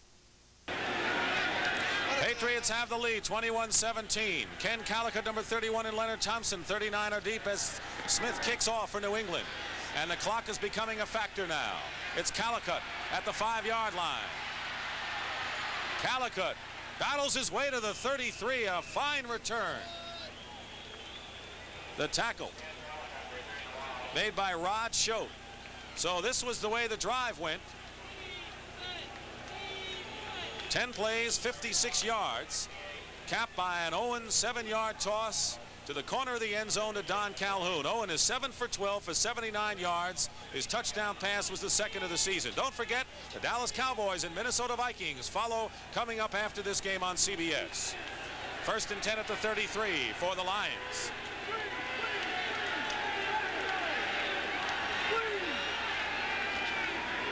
Scott Hunter. Complete to Luther. Blue gets loose. He has a first down. And Blue, still on his feet, is brought down short of midfield by Tim Fox, number 48, the hard hitter, who played hurt last week against Green Bay. Steve King, 52, curled around to pursue it. 15-yard pickup. Luther Blue coming across from a slot formation. David Hill clears out the area, driving off the left side, which leaves leaves Blue open. Good play. The Lions needed a big play in this circumstance. Blue has been a big play receiver. He has not caught that many passes coming into the game, 6, but one of them for a touchdown. 4:45 to go. 1st and 10 at the 49. motion. Hunter to the air. Intercepted off the hands of Blue. This is Tim Fox. Off the fingertips of Luther Blue, and Tim Fox with the interception back to the 45-yard line. A big play for Fox, his second interception of the season. Now this is the And he's hurt. kind of play you expect out of a Tim Fox. Last week, Hunter makes a play-action fake to the right side, looks downfield for Blue, who's open. Ball comes off his fingertips. Maybe he needs some of that silly putty that Raymond Berry has the Patriots receivers carrying around. They catch those kind of balls off their fingertips. Boy, he had a leap for it, but as a wide receiver, you kind of hope they get those. Yeah, he should still have caught that ball, Dick. It wasn't too high. Fox, who played last week with a bad right arm, comes in and makes a big play. 1st and 10 at the 45 now. Patriots in Lion territory with Jackson in motion. And on the draw, they go to Cunningham. Cunningham close to a first down, short by about 2 yards. Ed O'Neill, the middle linebacker, makes the tackle. So a big interception as Fox is being tended to on the sideline. Number 1 draft choice. Now this is what the Patriots want to do, Dick. Try to run down the clock, gain yardage on first down. Now they have a 2nd and short. They can get another first down and keep that clock rolling. Final score, Atlanta defeats Green Bay 25-7. So the Packers cannot follow up their upset win over the Patriots last Monday night. 2nd and a long 2. Calhoun might be close to it. Might be close with a 2nd effort. There's Bill Gay trying to take the shirt off of Calhoun's back well after the play ended. Let's see where they spot it. They're awfully close. First down, Patriots. Well, that keeps it going with 3:39 remaining in the game. Before the Lions do anything, they've got to get the ball back. Yeah, they're going to force the Lions to take some timeouts, and they're going to also force the Lions to blitz to get that ball back. Fox hurting on the bench. Ray Jarvis, number 87, former Lion wide receiver, is in the game now. Harold Jackson to the top. Jarvis to the bottom of your screen. Draw, Cunningham. Gain of a yard at the most. Ken Sanders, number 82. He was cut this year, and then when Cleveland Elam got hurt, they brought him back, and the defensive end was moved to tackle. Clock running, under 3 minutes to go in the game. Patriots are in a good position. They can keep the ball on the ground, move into field goal range, and then almost put the game out of reach because the Lions would need 7 points to just tie the game. 3rd quarter, Houston trailing at the start, leading St. Louis 14-10. They go wide with Calhoun to chew up some time and maybe get some more yards. A couple, it'll be 3rd. And about 5 or 6, Ken Sanders again makes the play. And look who's standing there also, Bubba Baker. Well, he's had one of his better games of the year, if not his best. 23 sacks last year. That's incredible. So he's something to build on. And Baker, Doug English, who has some experience there. If that offensive line develops with Dorney leading the way, the Lions have something going. They get those other people back, those injured people, they'll be okay. All right, we're going to have our 2-minute warning right now. The Patriots lead 21-7, and when we come back, they face a 3rd and 6 on the Lions 31. A fine game today in Foxborough. Next Saturday on the CBS Sports Spectacular, see the grace of the world's top gymnasts and the power of the world's strongest men. You'll say, you saw it on CBS Sports. So 2 minutes to go in the game. Dick Stockton with Roman Gabriel here in Foxborough. We've had some great coverage today by our crew. Bill Barnes, an outstanding job as producer. Bob Dunphy, our director today. And you've been seeing the plays as well as you could see them in this fine, tight game between the Patriots and the Lions. The Pittsburgh Steelers lead the Cleveland Browns 7-0 as Terry Bradshaw threw 7 yards to Benny Cunningham, his fine, big tight end. And he's one that's in the mold of Russ Francis, I'd say. I agree with you. He's big, strong, and very fast. All right, 3rd and 6. Lions Lions need to stop the Patriots here and force a field goal and worry about that. Patriots have the lead.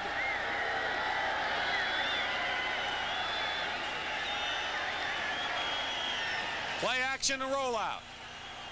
The pass incomplete. It'll be fourth down. Penalty marker down. Roughing the passer will be called against Ken Sanders. Roughing the passer, and that is a tremendous blow to the Detroit Lions just when it seemed as if they might have a shot. Owen was hit and roughing the passer called against Sanders, and that'll be an automatic first down for New England. And last week against Minnesota, right before the half, the Lions committed a big penalty that hurt their cause. So 2 weeks in a row, a big penalty hurts them in a crucial moment. Little bit over anxious, Sanders there, trying to make a big play.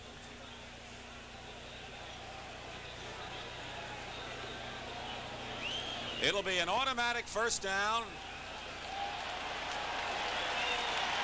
at the 16-yard line, and the Lions, who were so high the third quarter. Personal foul, unnecessary roughness, roughing the passer, number 82, defense. He's a veteran too, Sanders. You don't expect it from him. Boy, I'll tell you though, it's a very close call. Very, very close. Sanders was right there. We're getting a look at number 30, Mosi Tatupu, and who replaces Sam Cunningham. Less than 2 minutes to go, and Tatupu gets the call. And look how he goes. He's still on his feet. They can't bring him down, and I think 11 guys had a shot at him. He ran one off against the New York Jets for something like 50 yards. Well, he has the fresh legs. He hasn't really been in there on offense today. That time he showed us why he was such a good back at SC. Here it is, just a little handoff. Got great leg strength here, Dick. Everyone had a shot, and he used up some time. 1:39 when we return. Next Sunday, start your day with NFL 79, followed by regional coverage of exciting NFL action. Telecasts include Joe Ferguson leading the Bills against the Dolphins, the Patriots-Bears battle, and Seattle's Zorn to Largent combo challenging the Chargers. 2nd and 6 for the Patriots. The ball at the 12-yard line. Don Calhoun is stopped by John Brooks, 53. So we had some rough weather today, but the sun is starting to peek through in the waning moments. And Brooks is saying, not me, I just made the play, to Don Calhoun, who thinks otherwise. Mosi Tatupu got a little initiation there that time. He got popped pretty good as the lead blocker for Calhoun. Clock stops, 1:23.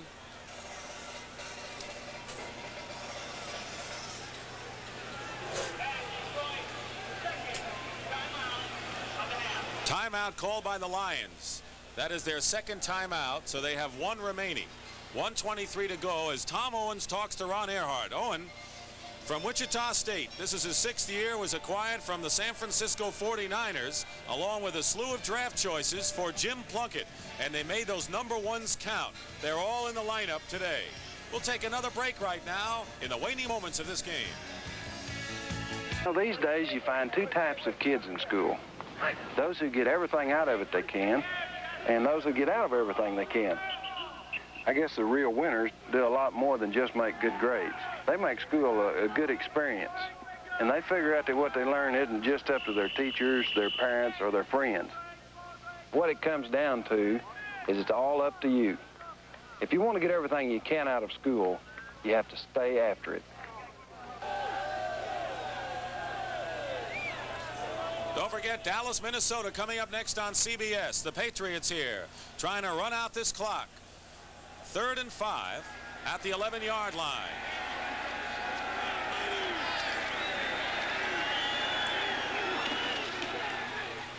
Tatupu, not this time as he's trapped. Big play in there by Charlie Weaver, who forced that.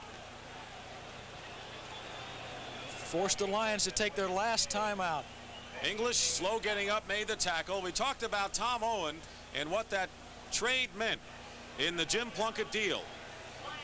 Plunkett was traded to San Francisco for Owen and 4 draft choices. They included 2 first-round picks in '76 So they got Pete Brock, who you saw today, and Tim Fox, who made the key interception, in addition to their own first selection of Mike Haynes, who's maybe the best cornerback in the NFL.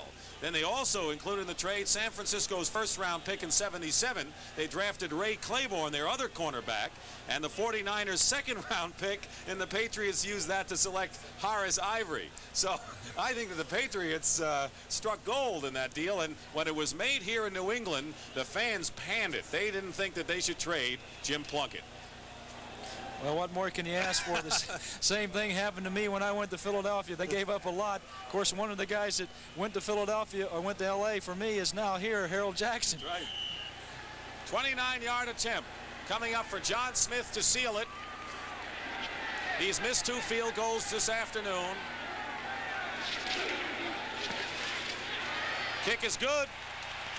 Kick is good. So John Smith makes good on a field goal to give the Patriots now a 24-17 lead. Don Hasselbeck is being helped off the field. Now, when we say ice it, that's not exactly right, because with 1:13 to go, the Lions still can get a touchdown to tie it up. But I'll tell you one thing, it does force Detroit to have to go the distance. And, of course, they had to do that anyway, but the best they could do with a touchdown is tie. That's right, and that's difficult to do against New England, especially with so little time left. You know, you wonder how a guy like Hasselbeck can be hurt. He was hit by a truck on a muscular dystrophy bike ride that Tug McGraw has, and I think he went to the hospital, was checked on. They brought him right back, and he finished the ride from Philadelphia to Florida. He's tough. Patriots led 14-0, a couple of touchdowns by Cunningham and Calhoun. And then Ricardo on a 26-yard field goal to put the Lions on the board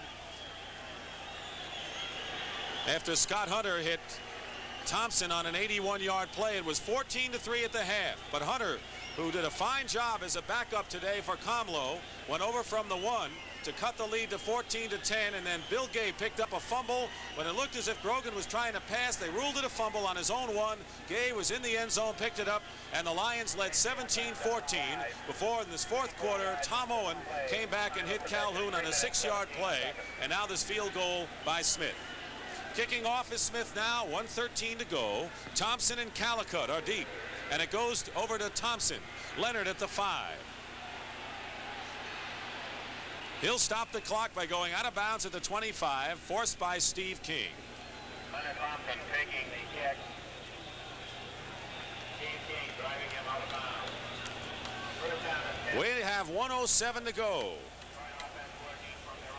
The Lions have 1 timeout remaining. They have to score a touchdown and make the conversion to tie the game.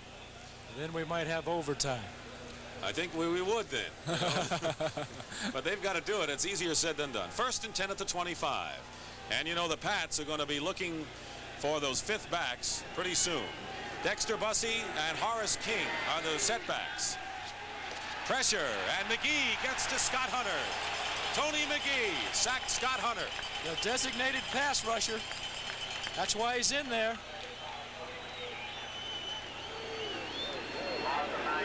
Boy, he comes off the ball awful quick. This is where Dorney needs a lot of work on pass protection, and it does take a while. Here they go on a quick second-round play. McGee loses his man. The flip out is complete, out of bounds to the 32-yard line, and it's to Hill, the tight end, who was waiting for the ball.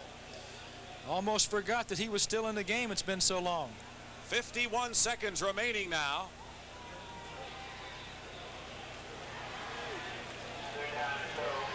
It'll be 3rd and 2. The first down is not the story here. It's the clock and the yardage and the placement on the field. They're at the 33-yard line.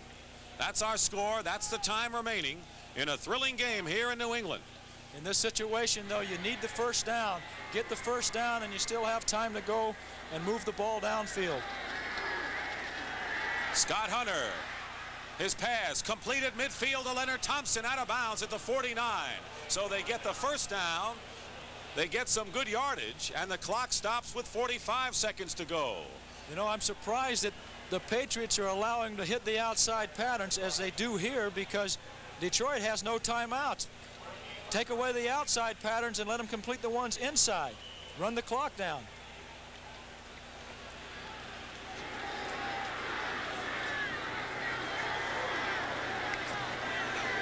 Rick Sanford is in at safety, and that's the first game he's ever played as a safety, replacing Tim Fox.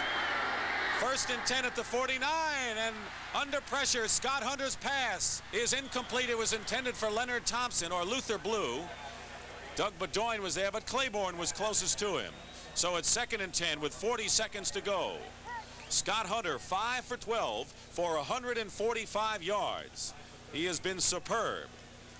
There's a case where a quarterback has too much time. He had Luther Blue open, but he had too much time to think about it, and he overthrew him. New Orleans takes the lead over the Rams, 7-0. Tony Galbraith, a 3-yard score. Mark Washington, number 46, who was acquired or picked up from Dallas, is in the game right now. He's got experience.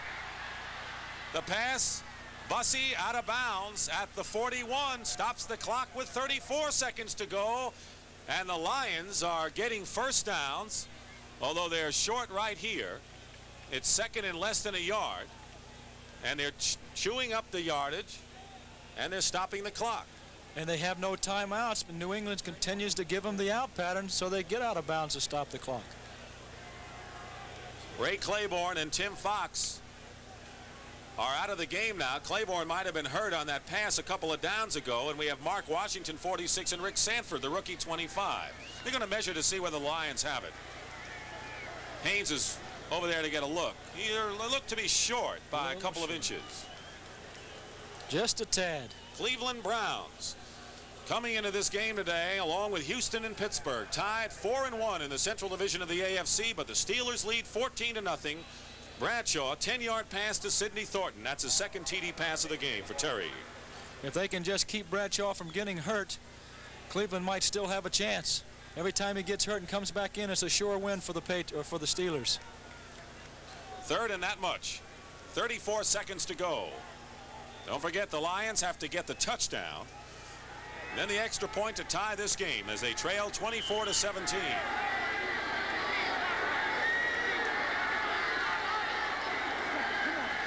To the air goes Hunter.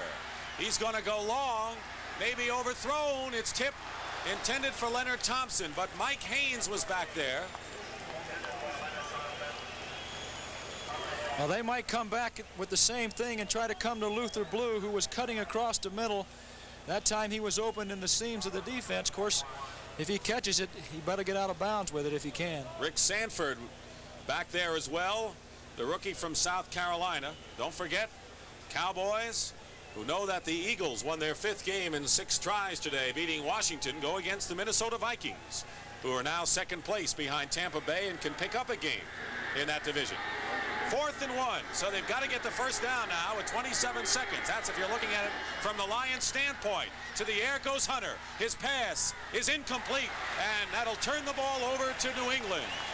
They passed on 4th and less than a yard. Mike Haynes broke it up. Surprising call, Dick. They needed the first down. They could have run a play and still had time for a couple of more pass plays. Now they give up the ball, 4th and a half a yard. They got to get the first down. That's unusual. David Hill was the intended receiver, and the Patriots take over with 22 seconds to go. They had to get that first down. They had no timeouts remaining, but still, if you get the yardage, you can always line up quickly and throw the ball out of bounds to stop the clock.